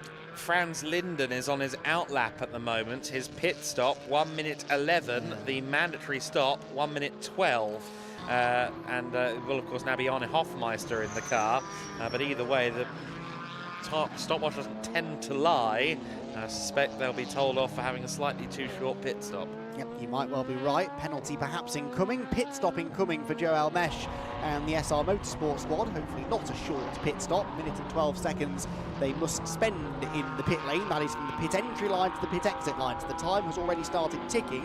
It's not a huge amount of time really to execute a driver change. They need to make sure there are no fumbles and that they get that car back out as quickly as possible. Here then is Pignazzo. So Pignazzo, who is net second, he's been lapping in the 1:42s, which is okay, but I do think Joel Mesh has been going a little bit more quickly than that. see what sort of gap there is between them. What about Robertson versus Pignat? So Robertson did a 41.2. So yeah, Robertson nearly a full second quicker than Mario on the previous lap. So that's the gap I think that's likely to come down, isn't it? Second to third, as Robertson tries to get that L'Espace Bienvenu BMW into second place. Yes, indeed. The BMW will be getting a hustle on with Charlie Robertson at the wheel. Of course, we went live yesterday for a bit of a paddock show in lieu of racing action, and you kind of made the point, Andy, that Charlie's resume speaks for itself. He's done so much in racing. I mean, he's raced Le Mans in the LMP1 class, and so when you stick him in something like a GT4 car, you just know he's going to take to it so well, especially because he had a huge part to play in the development of Ginetta's GT4 cars in years gone by. Yeah, exactly. So a hugely quick driver and a dependable pair of hands as well. Out goes the number 11 car of Enrico Ferderer. And where is Pignazzo? Pignazzo has crossed the line, but is not in that shot. There he was, just in the background. So it's a reasonable gap, slightly bigger than it was before the round of pit stops, I think. Something else that's slightly bigger than it was earlier on is the amount of extra time added on to the number 124 BMW. We're up to 40 seconds now, a new Winter Series, unofficial Winter Series record, and not a record necessarily to be all that proud of, but I think Bertolini has committed to the bit now, hasn't he? And he's just continuing to push on. If he gets a couple more, he'll be at half a lap that he's going to get added to his time at the end of the race. So the gap between Ferderer and Pignazzo, I make it about 5 or 6 seconds by eye. And I think 1 minute 17 was a stop for Ferderer and Mesh, so actually a bit longer than they needed. So they probably dropped back about 3-4 seconds extra there compared to the stop of Pignazzo. Yes, indeed, the NM Racing Team stop was 3 to 4 seconds. I've got to admit that I'm making this point half-heartedly because I'm watching Andy despair in the corner of my eye. The latest bulletin, Andy? 45 seconds and a 13th track limit infringement for car 124. And Bertolini, I wouldn't mind, he's not even racing anyone. He's 7.5 seconds behind the next car in front of him. He's 17 seconds ahead of Alexander's Bobrovs. He's leading the AM class, except he isn't, because he's, as you said, giving away half a lap nearly now in penalty time. But if it hadn't been for that, he would be on course potentially for quite a comfortable AM class victory. And I'm pretty sure he hasn't gained those 17 seconds purely by exceeding track limits. He's quick enough to do it without doing that, I think. Well, our transatlantic cousins will soon be taking the motorsport centre stage after the conclusion of our final race here, so I suppose what the heck is a white line is probably an apt line to use this close to the Daytona 500. Manuel Bertolin continues on his way, of course still leading the AM class on the road, but he's not on the road all that often. No, having fun though, I'm sure. Mind you, that gap came right down to 10 seconds then on that previous lap, so I don't know whether... Bertolin's pitted again. Oh, he was in the pits before, wasn't he? Yes, he has pitted again, so that's why. So he's going to give up that lead anyway. I haven't seen any of these time penalties converted into a drive-through penalty, so I'm not sure what that would be for. No. Meanwhile, number 95 now racking up 15 seconds worth of penalties, which is the Zome McLaren of now Fernando Costa. This, meanwhile, is a battle for position on track. This is Federico Peters, the Araujo Competição Aston Martin in 6th position. WNS Motorsports, Frederick Zebis is behind, except it's not. It's now Tom Pappenberg, because Federico's gone past Pappenberg on this lap, and then had a big lock-up heading into turn 11 as well. So Federico Peters pushing on and gaining ground. Yeah, of course, that's the second time Pappenberg has been overtaken by that car with a different driver at the wheel. So they've been kind of shuffling around, haven't they, over the course of the last 40 minutes or 30 minutes of this race. The pit stop window is now closed, incidentally, so all pit stops have to have been served. I'm interested to see what happens with the Radicals, with all of them not serving the pit stop properly. What do you do now? The Porsche right on the back of Pappenberg, and I know that the Porsche is quick in a straight line, but that looked like Pappenberg might be struggling. Not in the corners, I grant you, as he gets right back past Zebis after Zebis dove to the inside. But it looked to me like the Mercedes was really lacking for straight line speed. Yes, and this is the Mercedes with the seemingly flatter rear wing, isn't it? So less drag on the back of that car, we would imagine. And yeah, very odd situation, but anyway, he does get the place straight back. He seems to not be lacking in any downforce through the corners, or confidence for that matter, but perhaps the car a little down on power, question mark. We'll see if we can find out, but Tom Pappenberg keeping Frederik Zebis at bay for a position inside the top 5. Zebis right underneath that rear wing of the Mercedes AMG. And as they head through the kink into turn number 8, is this where the move is made? No, Pappenberg defends nicely and keeps hold of the advantage. Not missing anything out in front, by the way. The lap time's remarkably static, really, between Federer, Pignazzo and Robertson, so the gap staying as they were. Pappenberg losing time to Federico Peters, but Federico is 7.1 seconds behind Charlie Robertson. So this is the battle, really. Pappenberg versus Zebis for 5th position and 3rd in the Pro class. So a position on the podium up for grabs here. Yeah, exactly right. So who will meet you down at the podium in a few moments' time is the golden question at the moment, Andy. And Zebis, of course, we've seen win races overall already this year with Tim Horrell, a race overall with Tim Horrell. Be keen to at least get to the top 5 and get to the Pro class podium in one fell swoop by getting past Pappenberg again on the main straight. The Porsche so much quicker. To the inside he goes, not quite able to find a car's gap. And Pappenberg holds on yet again. Pappenberg Zebis! Zebis gets the inside at turn 2. I thought he was too far back for that, but he thought otherwise. Up into 5th position he goes, but Pappenberg fires back. The 2 youngsters, the 2 teens and their sports cars, having a brilliant battle for what is the 3rd place in the Pro class. And I think Pappenberg there, I just saw a little gesture there out of his hand.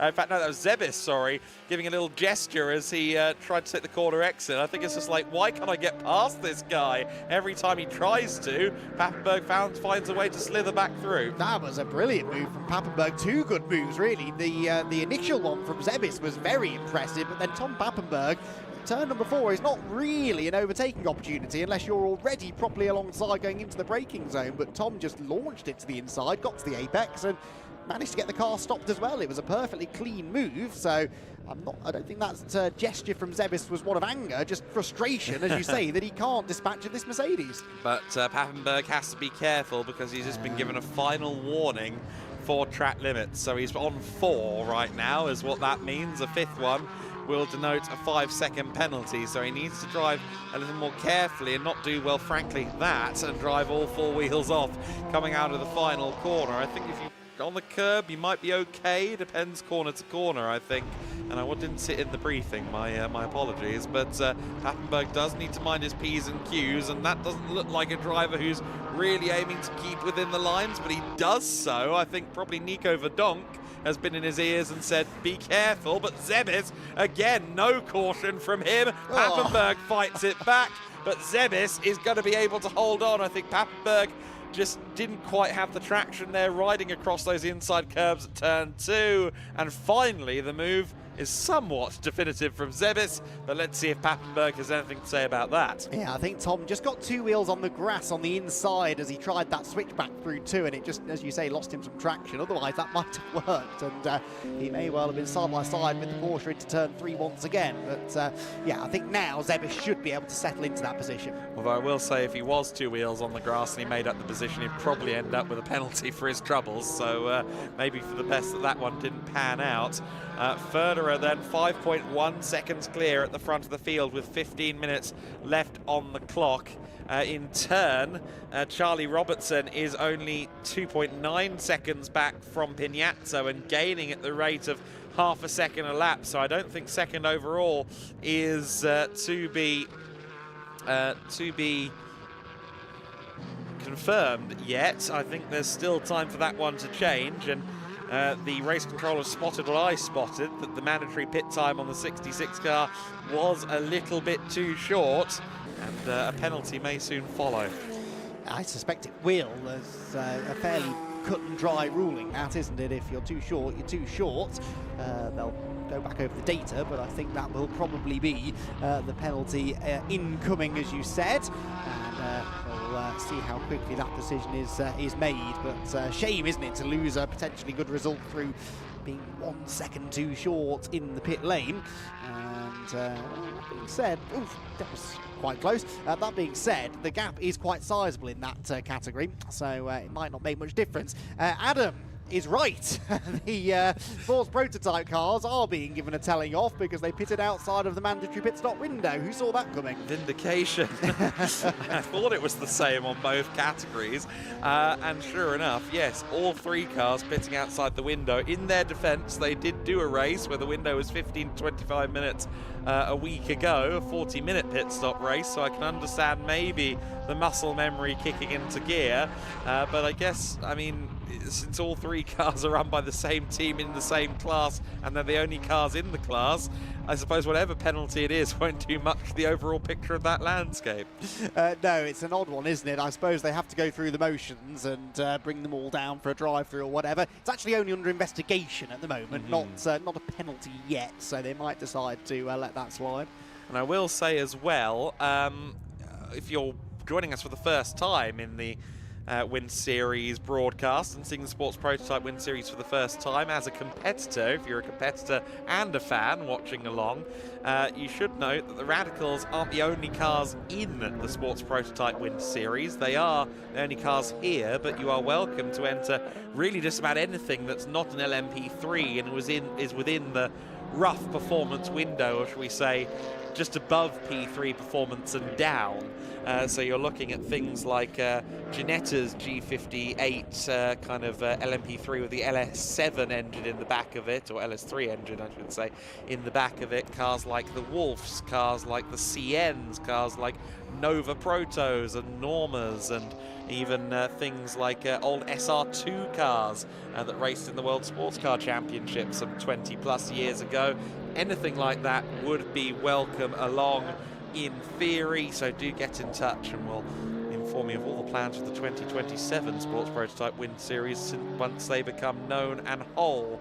Car 66, time penalty of 12 seconds added to the end of the race for incorrect pit stop time, so that's going to somewhat endanger the 66 cars efforts. I will say Franz Linden's still listed in that car. I don't know if he is actually still in it. Meanwhile, we are in the number 16 of Mario Pignazzo, and look at Charlie Robertson. The Pro-Am leader is right with Pignazzo now, and the big BMW I don't think is far away from a move. Yeah, yes, this gap has shrunk quite rapidly in the last few laps. It does seem like maybe the NM Racing Mercedes is struggling. Here comes Robertson, better exit from the final corner, and the BMW good in a straight line, gets the inside at turn 1. It's very dirty offline, but it doesn't seem to matter. Robertson slips through, and I think Pignazzo will have exactly one opportunity to snap back at the BMW driver, and it's here at turn 2, but Robertson, really clever placement of the car there, just ushered Pignazzo to the outside and then squeezed over onto the racing line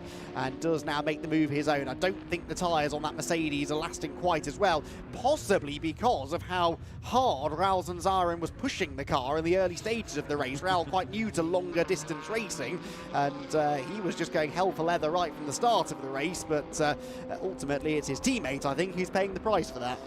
Yes, it does happen sometimes, doesn't it, in these multi-driver races? Thanks, mate. I've done 2 laps, I already know the problem I'm going to face. The fastest lap of the race, incidentally, does belong to one of the Radicals out there on the circuit, so 140.370, the fastest lap of the race, courtesy of Stephen Berntsen. Only 2/10 clear of the fastest lap of the race, which I think was from Raul earlier on in the NM Racing Team Mercedes. So this is interesting to see that relative parity between the 2 types of car. Ultimately, two of the 3 Radicals are in the pits for their numerous transgressions, or rather their one transgression, which was pitting outside of the window. Meanwhile, Manuel Bertolin never did come back out onto the circuit, so 45 seconds, all the penalties that we could take. I might make the decision to go down the stairs to the podium for this final podium. That means I go past the entrance to race control. I have a feeling maybe I know where Manuel is, because I suspect race control would like a chat with him. Maybe there was another reason for the retirement, but yeah, it means that unfortunately there's only one AM car still running, that being the Alexander Bobrov's piloted Mercedes for Team VRT in 8th position. There is the 22 car exiting the pit bay, 20-second stop-go penalty for Diego D'Ambra. And as you said, we've seen 2 of the 3 cars come in to serve that penalty. The other one hopefully will come in next time by. Still struggling along is Mario Pignazzo there, sliding out over the exit curb through turn 5. As he tries in vain, I fear, to keep pace with Charlie Robertson's BMW, which is becoming smaller and smaller in his vision through the front windscreen. Yeah, no, so that's it's an effort. Pignazzo is trying hard, and given he's on his home turf, given this is one of the tracks he knows better in car racing, I can 100% understand why he's giving it everything. But look at that. I think the front tyres in particular are really on their way out, just under braking there. You could see the washing understeering. And that would make sense, because the observation I kept making about Raul in the first part of the race was how well he was entering the corner. He was charging the corner, rolling through the centre, and that will have been really working the front axle quite hard. So yeah, not a huge surprise that that's now the issue Mario Pignazzo is running into. We are on a streak of dobbing in drivers for their transgressions, aren't we, today? Alex Bobrovs continues to run at the front of the AM class order now, the only AM car left standing ultimately, in 8th place overall. Team VRT will be their 2nd win of the season, Bobrovs and VRT in the AM class, so long as they reach the flag. And the 95 car that was of course stranded earlier on is once again peeling off the track, and this time I would suggest most likely to a permanent end, and that is unfortunate for Fernando Costa, but a good job there to pull off somewhere where indisputably the car's not in harm's way. Yes, the exit row between turns 11 and 12 thankfully beckoned for that car. He'll park up and await recovery after the race as the sun begins to set properly now on this frantic day we've had in Valencia. It's been a lot of fun. I've really enjoyed cramming all of these races into one day. It's a little taste of British motorsport weekends, isn't it? We don't often get the luxury of a huge amount of downtime, but it means we get a lot of racing action for our money, and the fans who have turned up here this weekend certainly won't have been upset at the amount of on-track action they've been able to enjoy today. And yeah, this GT4 Winter Series race has given us plenty to talk about, that's for sure. Yes, the club racing experience in the UK is pretty universally watch someone dump their oil in qualifying and watch your lunch break disappear immediately. I remember a qualifying session in the UK that I was covering once that I think was meant to go 45 minutes and somehow took the best part of 3 hours because people kept rolling. Ford KA is naturally. The AM class leader then powering up towards the back of one of the Radicals. The Radicals are now scything their way again through the GT4s, of course, having made their penalty. I think that's Burnson coming across the line now, just actually side by side for 12th place. With Loureiro in the 570S GT4, who's then very brave on the brakes in an effort to try and keep the Radical at bay around the corners, though I'm afraid the Radical is always going to be a little bit better than the 570S GT4, and Loureiro has to give way, of course, comfortably leading the club class, now the only car left standing in the club class as well, since we saw the other sister zone racing car pull in, but still getting into it for the overall positions, even the overall positions with cars in a separate series. Yes, that other zone racing McLaren, by the way, has been, I think, rather harshly given another track limits penalty. Yes, it did exceed track limits. I don't think an advantage was gained, but anyway, that just is the cherry on top, isn't it, for Fernando Costa, who's had a bit of a miserable afternoon in this 3rd and final GT4 Winter Series race of the day. Enrico Ferreira, haven't seen a lot of him. He's having a lovely time this afternoon. He's nearly 10 seconds clear now. Charlie Robertson at the front of the field. Mario Pignazzo is 3rd, and this man, Federico Peters, is 4th. But although he's lapping quite considerably quicker than Pignazzo. He's just going to run out of time, unfortunately, to challenge for third position. Pro car followed by a Pro-Am, followed by a Pro, followed by a Pro-Am, and then 3 Pros with Zebis, Pappenberg and Ferreisel. Again, none of them that close to each other on track, but filling out the next few positions. Now still going the way of Alexander's Bobroffs and Cayman Trophy Franz Linden as it stands. The 007 Aston Martin rumbles on to another lap. There is Pignazzo in third position, who, to be fair, hasn't lost a huge chunk of time. Robertson's not getting away from him at the same rate at which he was catching the Mercedes earlier on. Yes, Charlie probably is driving well within himself now, but Pignazzo is at least getting a half-decent lap time out of that car that appears to be handling not quite as he would like. And of course, for the SR Motorsport team by Schnitzelbaum, and indeed for the 11 car specifically, we're on the verge here of a streak of 6 wins in a row, which is a mightily impressive streak to have.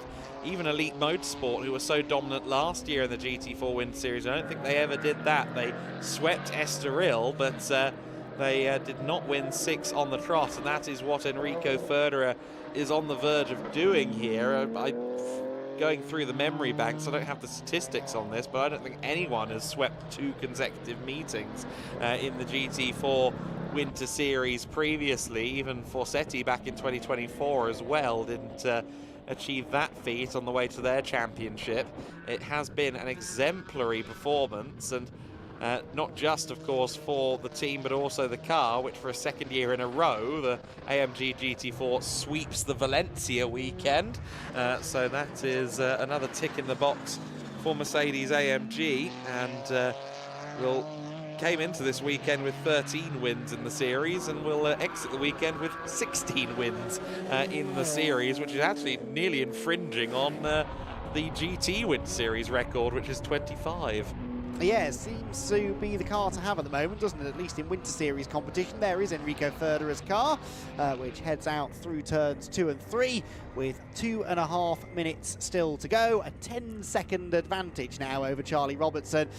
What can we say about this pairing? They're a very, very talented pair of young drivers. They've come on very strong over the last couple of years.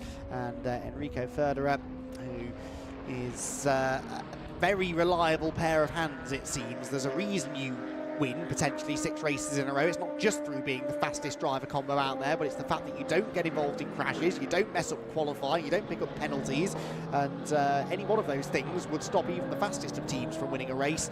But Enrico and Joel Mesh have been absolutely unstoppable of late in GT4 Winter Series, and their run of victories does not look likely to end here this afternoon.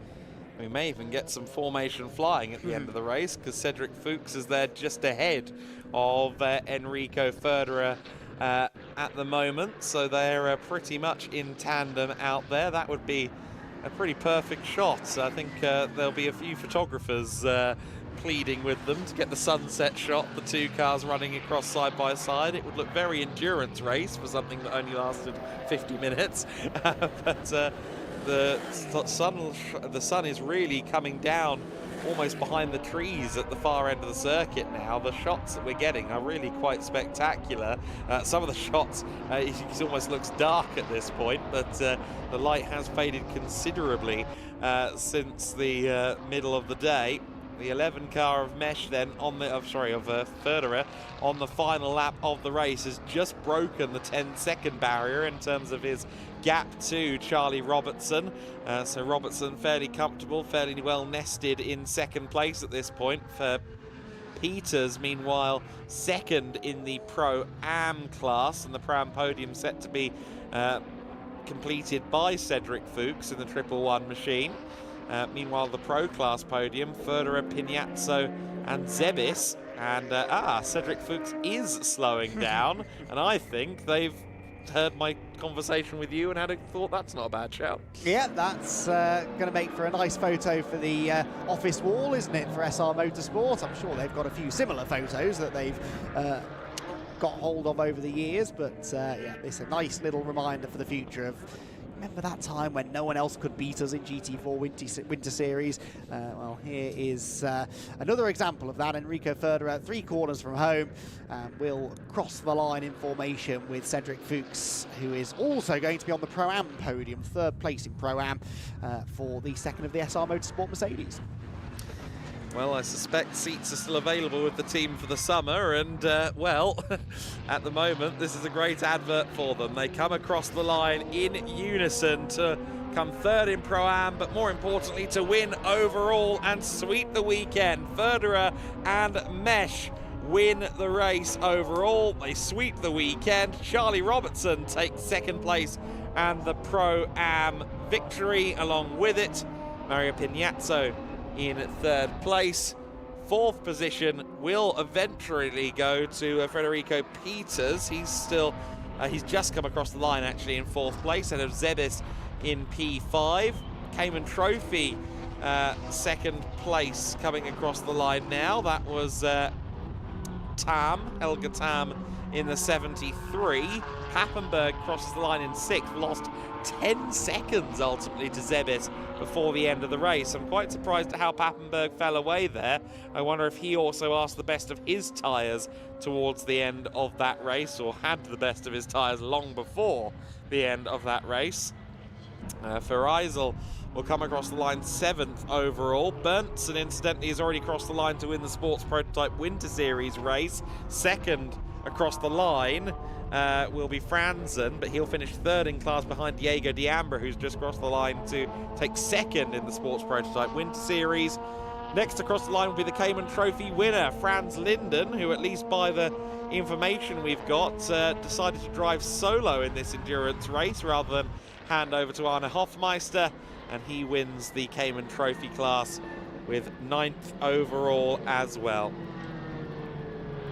So then the formation flying across the line continues onto the in-lap for the 2SR Motorsport by Schnitzlau Mercedes AMG GT4s. And certainly for Mesh and Federer, it's a day that could not have gone much better. In the GT Winter Series, the SR team, we believe, have lost the championship lead, but in the GT4 grid, the lead has extended and is now frankly towering over the competition in the Pro division. It may even be a possibility that the Pro class of the overall championship is won before the season finale at Barcelona at this rate. We'll crunch the numbers on that. It would take quite a points advantage, but they do have quite a points advantage at this stage. The 11 SR Motorsport car by Schnitzlau heading into the podium area then to take the victory.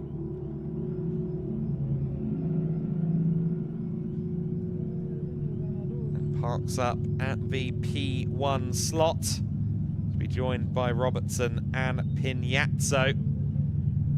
I'm sure that Enrico Federer and Joel Mesh will be fairly relaxed and laid back, as they quite often are after a race, but they must know that they've come a lot closer today to potentially sewing up the title. They're nowhere near actually completing that task until we get into next month, of course, but certainly a big mathematical step forward with their performances in today's races. Sweeping 6 races in a row is not something that happens easily, not something that happens often either in any GT classification. And that's what we're seeing right now from Federer and Mesh in the GT4 Winter Series. You saw Ravi Ramyid over by the L'Espace Bienvenu BMW, congratulating Charlie Robertson on a good final stint of the race. Ramyid did everything right in his stint as well, of course, to make it a Pro-Am win. And Ramyid, who rather deceptively is into his 50s, has taken on racing late and has really very quickly built himself into a solid driver, a very solid driver, and he's done that with the help, of course, of Charlie Robertson, dating back to his days in the Ginetta GT Academy. And we routinely are seeing at the moment these Pro-Am lineups besting a number of the pros, being on the overall podium. The drivers like Joachim Bulting as an AM driver, of course, rather than a Pro-Am, but Ravi Ramid and Tim Horrell as well, all being so quick behind the wheel. Sometimes there really isn't much in it between the pros and the AMs, and that's really compelling viewing. Of course, the Sports Prototype Winter Series ends here for 2026. They only had 2 rounds scheduled in the books, and so it will be now Morten Stromsted as the champion in the Sports Prototype Winter Series, and has won every single race on his way there. So it couldn't have gone much better for Morten Stromsted, who of course is the father of Noah Stromsted, who we've also seen in the Winter Series before in the GT class, along with his dad a couple of years ago in a Porsche Cup car. Okay, let's now head down to pit lane, because I understand Izzy has the winners. I do indeed, and it's some familiar faces alongside me, boys. I mean, I said it earlier that I'm running out of things to say to you. You have been phenomenal all weekend. 6 wins in a row now. You must be so pleased with that. Yeah, so I'm very happy, and also I think GL is very happy. The team did an amazing job last weekend and also this weekend here in Valencia, so I'm just happy, and I think GL is also happy. And there was a little bit more pressure on you at the start from the guy behind you, but after that you settled into a rhythm and you're flying out there. I mean, I was having a look all the time, and I've seen he was close, but yeah, as you said, the gap just suddenly broke open and I just kept my rhythm, yeah. And for you, it was a 10-second gap when you came across the line. That stint looked so enjoyable. Yeah, it was super fun, and also with Cedric in front of me, so it made so much fun. Joel gave me a super car, so it was amazing. And for the championship, things are looking very, very good, aren't they? Yeah, they're looking very good, yeah. How are you going to celebrate tonight? By going to bed early once in a while and flying home. I don't believe that for a second, but congratulations, guys. I'm sure they will enjoy the celebrations tonight. Izzy has more self-restraint than me, because I'd have immediately asked why the monkeys are multiplying. But the guys down at SR Motorsport by Schnitzelbaum having a great day in the office. 3 wins in 3 races. Let's take a look back at highlights of the pit stop race in the GT4 Winter Series. So then, we got started with an all SR Motorsport front row of the grid, but it would be Joel Mesh streaking into an early lead, being pursued, of course, in the early stages by Raul in the number 16 NM Racing Team car. Franz Linden got tagged into a spin, unfortunately, in the early stages of the race, but he would continue on unabated as the Sports Prototype cars continued on their way. As the top 2, Mesh and Raul Zinzuren, continued on their way. The GT4s settled into their rhythm. There was some great battling, though, between Diego Diambra and Stephen Berntsen. A really interesting little scrap between the 2 of them. And this was the battle at the front of the GT4 order. Certainly, Zinzuren did everything he could to menace Mesh, but it wasn't quite to be. The 007 and the 85 cars were going at it. This was Federico Peters and Tom Pappenberg having their fight, which went pretty much all race long, although actually in the early stages, of course, it was Bruno Pereira at the wheel. Pappenberg had his hands full of the 007 crew all race long. Villacuna kind of accidentally taking part in the Sports Prototype Winter Series lead battle, and Stephen Berntsen taking it to the checkered flag. Moved around the outside for the class lead, and that was a class lead that he would eventually retain, Berntsen and Stromsted. Bit of a lock-up there for the 007 machine of Peters and Pappenberg in a bit of strife, really, because Zebis would soon be on his case, and these two would have a fabulous battle, a couple of different exchanges of position, and every time it looked like Zebis had finally got it done, Pappenberg said, actually, no, hold on a minute, and things would switch around all over again. Pappenberg was not one to let this race go down easily, but my word, did Zebis have to fight for it. Once he did get through, though, he built a gap up to 10 seconds and really streaked away.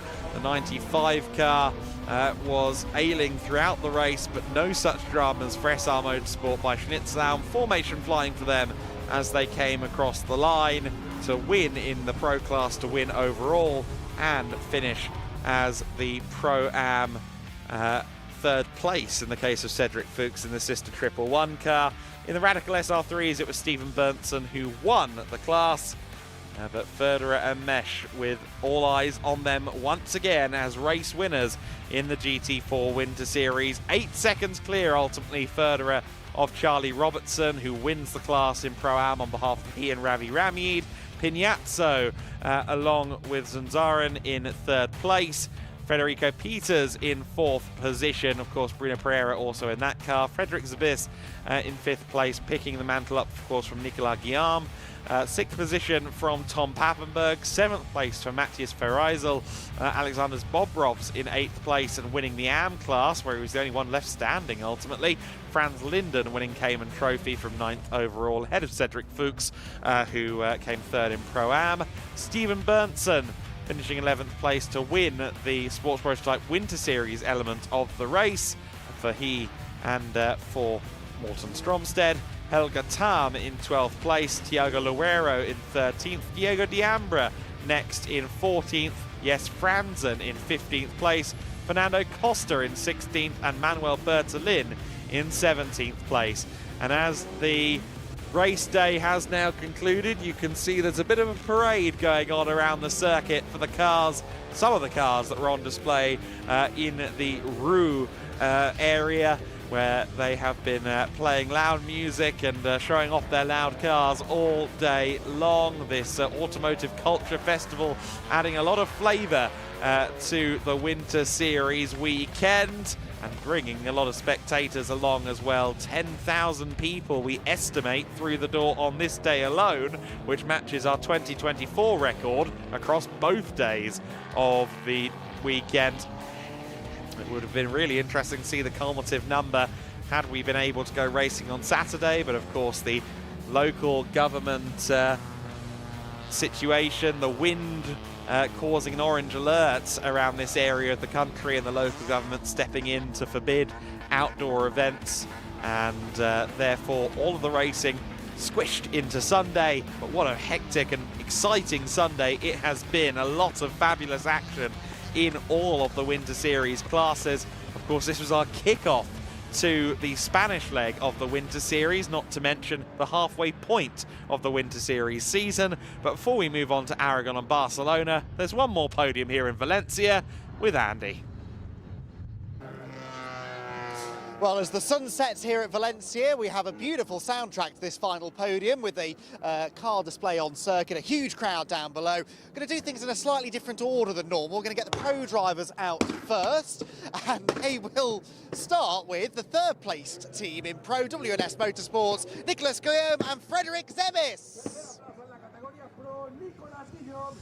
The third-place pro team head out onto the third step of the podium. It's NN Racing Team who came home second, and a really impressive performance it was from Raul Zanzarin and Mario Pignazzo.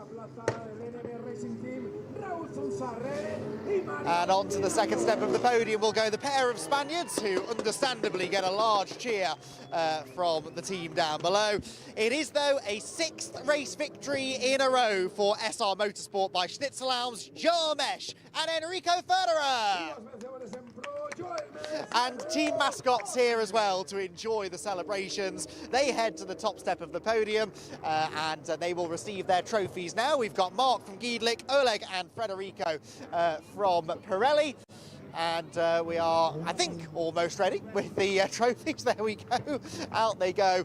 And a healthy round of applause down below. The pro drivers, a couple of them have asked to go first because they've got flights home to catch this evening. And photos are taken. A cloud of tyre smoke, courtesy of a particularly spiritedly driven BMW, covers the podium. Once those photos are taken, there is the option, if the drivers wish, to spray the champagne. I wonder whether the monkeys get a bottle of Quinta da Sarcas champagne to enjoy as well after the at the after party at the SR Motorsports base. Lots of photos being taken and more down below. What are they going to do with the champagne? Are they spraying? Are they drinking later? I think the corks are going to come out. And so our final GT4 Pro podium of the weekend will end with the champagne sprayed over the crowd down below. In fact, they're very respectfully getting most of it on each other as they celebrate their great result at the end of the day. Now Mario has, I think, and indeed Raul, tactically waited here with the cork and perhaps are going to get their own back on some of those who got them at the start. Congratulations then to our pro podium finishers. They will make their way off the slightly soggy and sticky Valencia podium and make way next for the Pro-Am top three. So we go from Pro to Pro-Am. I think that's everyone off the podium. And is that all of the bottles back in place? Yes, it is. So Pro-Am, third position in the Pro-Am category. SR Motorsport by Schnitzelams, Willy Kuhner and Cedric Fuchs. SR Motorsport have more silverware to celebrate with. Out onto the podium they go. And Cedric has been a familiar sight on this podium over the course of the day. Second position, Bruno Pereira and Federico Peters. Well done, guys. Onto the second step of the podium they go. The Araujo Competição Aston Martin pairing. The victory, though, in Pro-Am goes to L'Espace Bienvenue, to the BMW pairing of Ravi Ramid and Charlie Robertson. Well done, guys. A race win to end the day. A busy and a hard-fought day for the L'Espace Bienvenue squad, who are doing their best to keep the number 11 SR Motorsport Mercedes pairing in their sights as far as the championship battle is concerned. And they did their best to do that over the course of the day, but the SR team have extended their championship margin and they are going to be leaving Valencia very happy indeed. It was a successful day all told in the GT Winty Series as well. And a round of applause then for the teams up on the podium as the crowd of cars gathering on the Valencia start-finish straight gets larger and noisier and more eclectic by the second. Great to see so many of the car club members sticking around to the end of the day. Bruno and Federico want nothing to do with the champagne shower, but the SR Motorsport and L'Espace Bienvenue squads are going to celebrate in style on the podium. And that is our Pro-Am podium almost concluded. Ravi appears out of nowhere, dodging, I think, the spray from his teammates. And they can now go and find somewhere quiet to enjoy their evening as we move on to the club class podium. If you can still hear me, then well done. With the club class, are we ready? Yes, we're ready. The club class podium, Zone Racing's Breno Arruda and Tiago Lanero. Out they come, if I don't think they can hear us, in the backstage area. Onto the podium they go. Zone Racing are club class winners. It was a bit of a race of attrition in club, with only one car finishing. The other Zone McLaren, of course, pulling over with mechanical issues midway through the race. Oleg is on hand to save the day and hand the trophy out to our winners. So the club podium continues. We've got Cayman Trophy and AM to go after this. We are nearly there, everyone. It's been a long day, and I'm sure everyone's quite ready to go and enjoy the evening's activities here at Valencia in some much more favourable weather than we've had over the course of the last few days. So photos taken, they're going to save the drinks for later on. Congratulations then to our Zone Racing pairing for the victory in the club class. Next up, we will have Cayman Trophy and 3 drivers to welcome here. First of all, second position in the Cayman Trophy goes to Helga Tam. Helga Tam, we interrupted a very important conversation he was having. Out onto the podium he goes, second position for Helga Tam. But it is the Speedworks Porsche pairing, despite the spin earlier on, who claim the win. Victory in the Cayman Trophy for Franz Linden and Arne Hofmeister. Well done, guys. Onto the top step they go. To not only a loud applause from the crowd down below, but lots of pops and bangs from the assembled cars down on the track. And all adding to the atmosphere and the ambience here on the podium. And the spin for Franz Linden in the early stages of that race, luckily not derailing their quest for a hat-trick of Cayman Trophy victories. Franz Linden's been on top form all day long, and Arne Hofmeister did his bit in that race as well. And thankfully, no major damage done after the spin, and again, they're going to choose to save their drinking for a little bit later on. Very sensible people. One more podium to do, and one more driver actually to welcome onto the podium, because it's the AM class, only the one finisher and only the one driver in the car. It's a victory in the AM category for Team VRT's Alexander Bobrovs. Well done. He will have the podium to himself as he celebrates a victory in the AM class, our final race of the weekend. And Alexander's, who had some pretty exciting sideways moments over the course of the weekend. And Bobrovs will receive the trophy from Oleg from Pirelli, I should say. I suspect he will be waiting till later on to enjoy his bottle of Quinta da Sarca champagne, and he will pose for photos. Good to see the VRT team down there joining in the celebrations. Congratulations, Alexanders. And that concludes our podium ceremonies from a busy day here at Valencia. Over to Izzy and Adam to tell us what they made of it all. Well, it is the end of a very, very busy day. A long day, but an enjoyable day. And as always, I am joined by Adam Weller, straight from the commentary box. My word, what a day of racing. Busy, busy day, that one, yes. It does feel like we're kind of 2/3 of the way gone quite quickly, but no, we've had our last race of the day.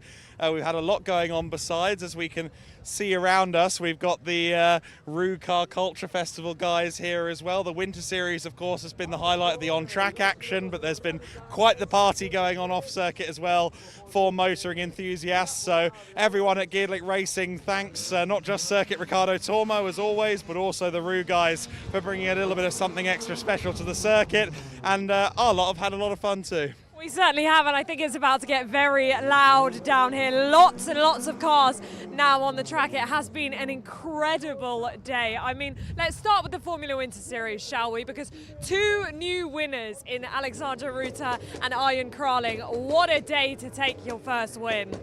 For Ruta, it's felt like a long time coming. I wasn't convinced we'd see it this year out of Arjen, but he got the opportunity with the unique circumstances of quali, and he took it with both hands. You can't begrudge him that.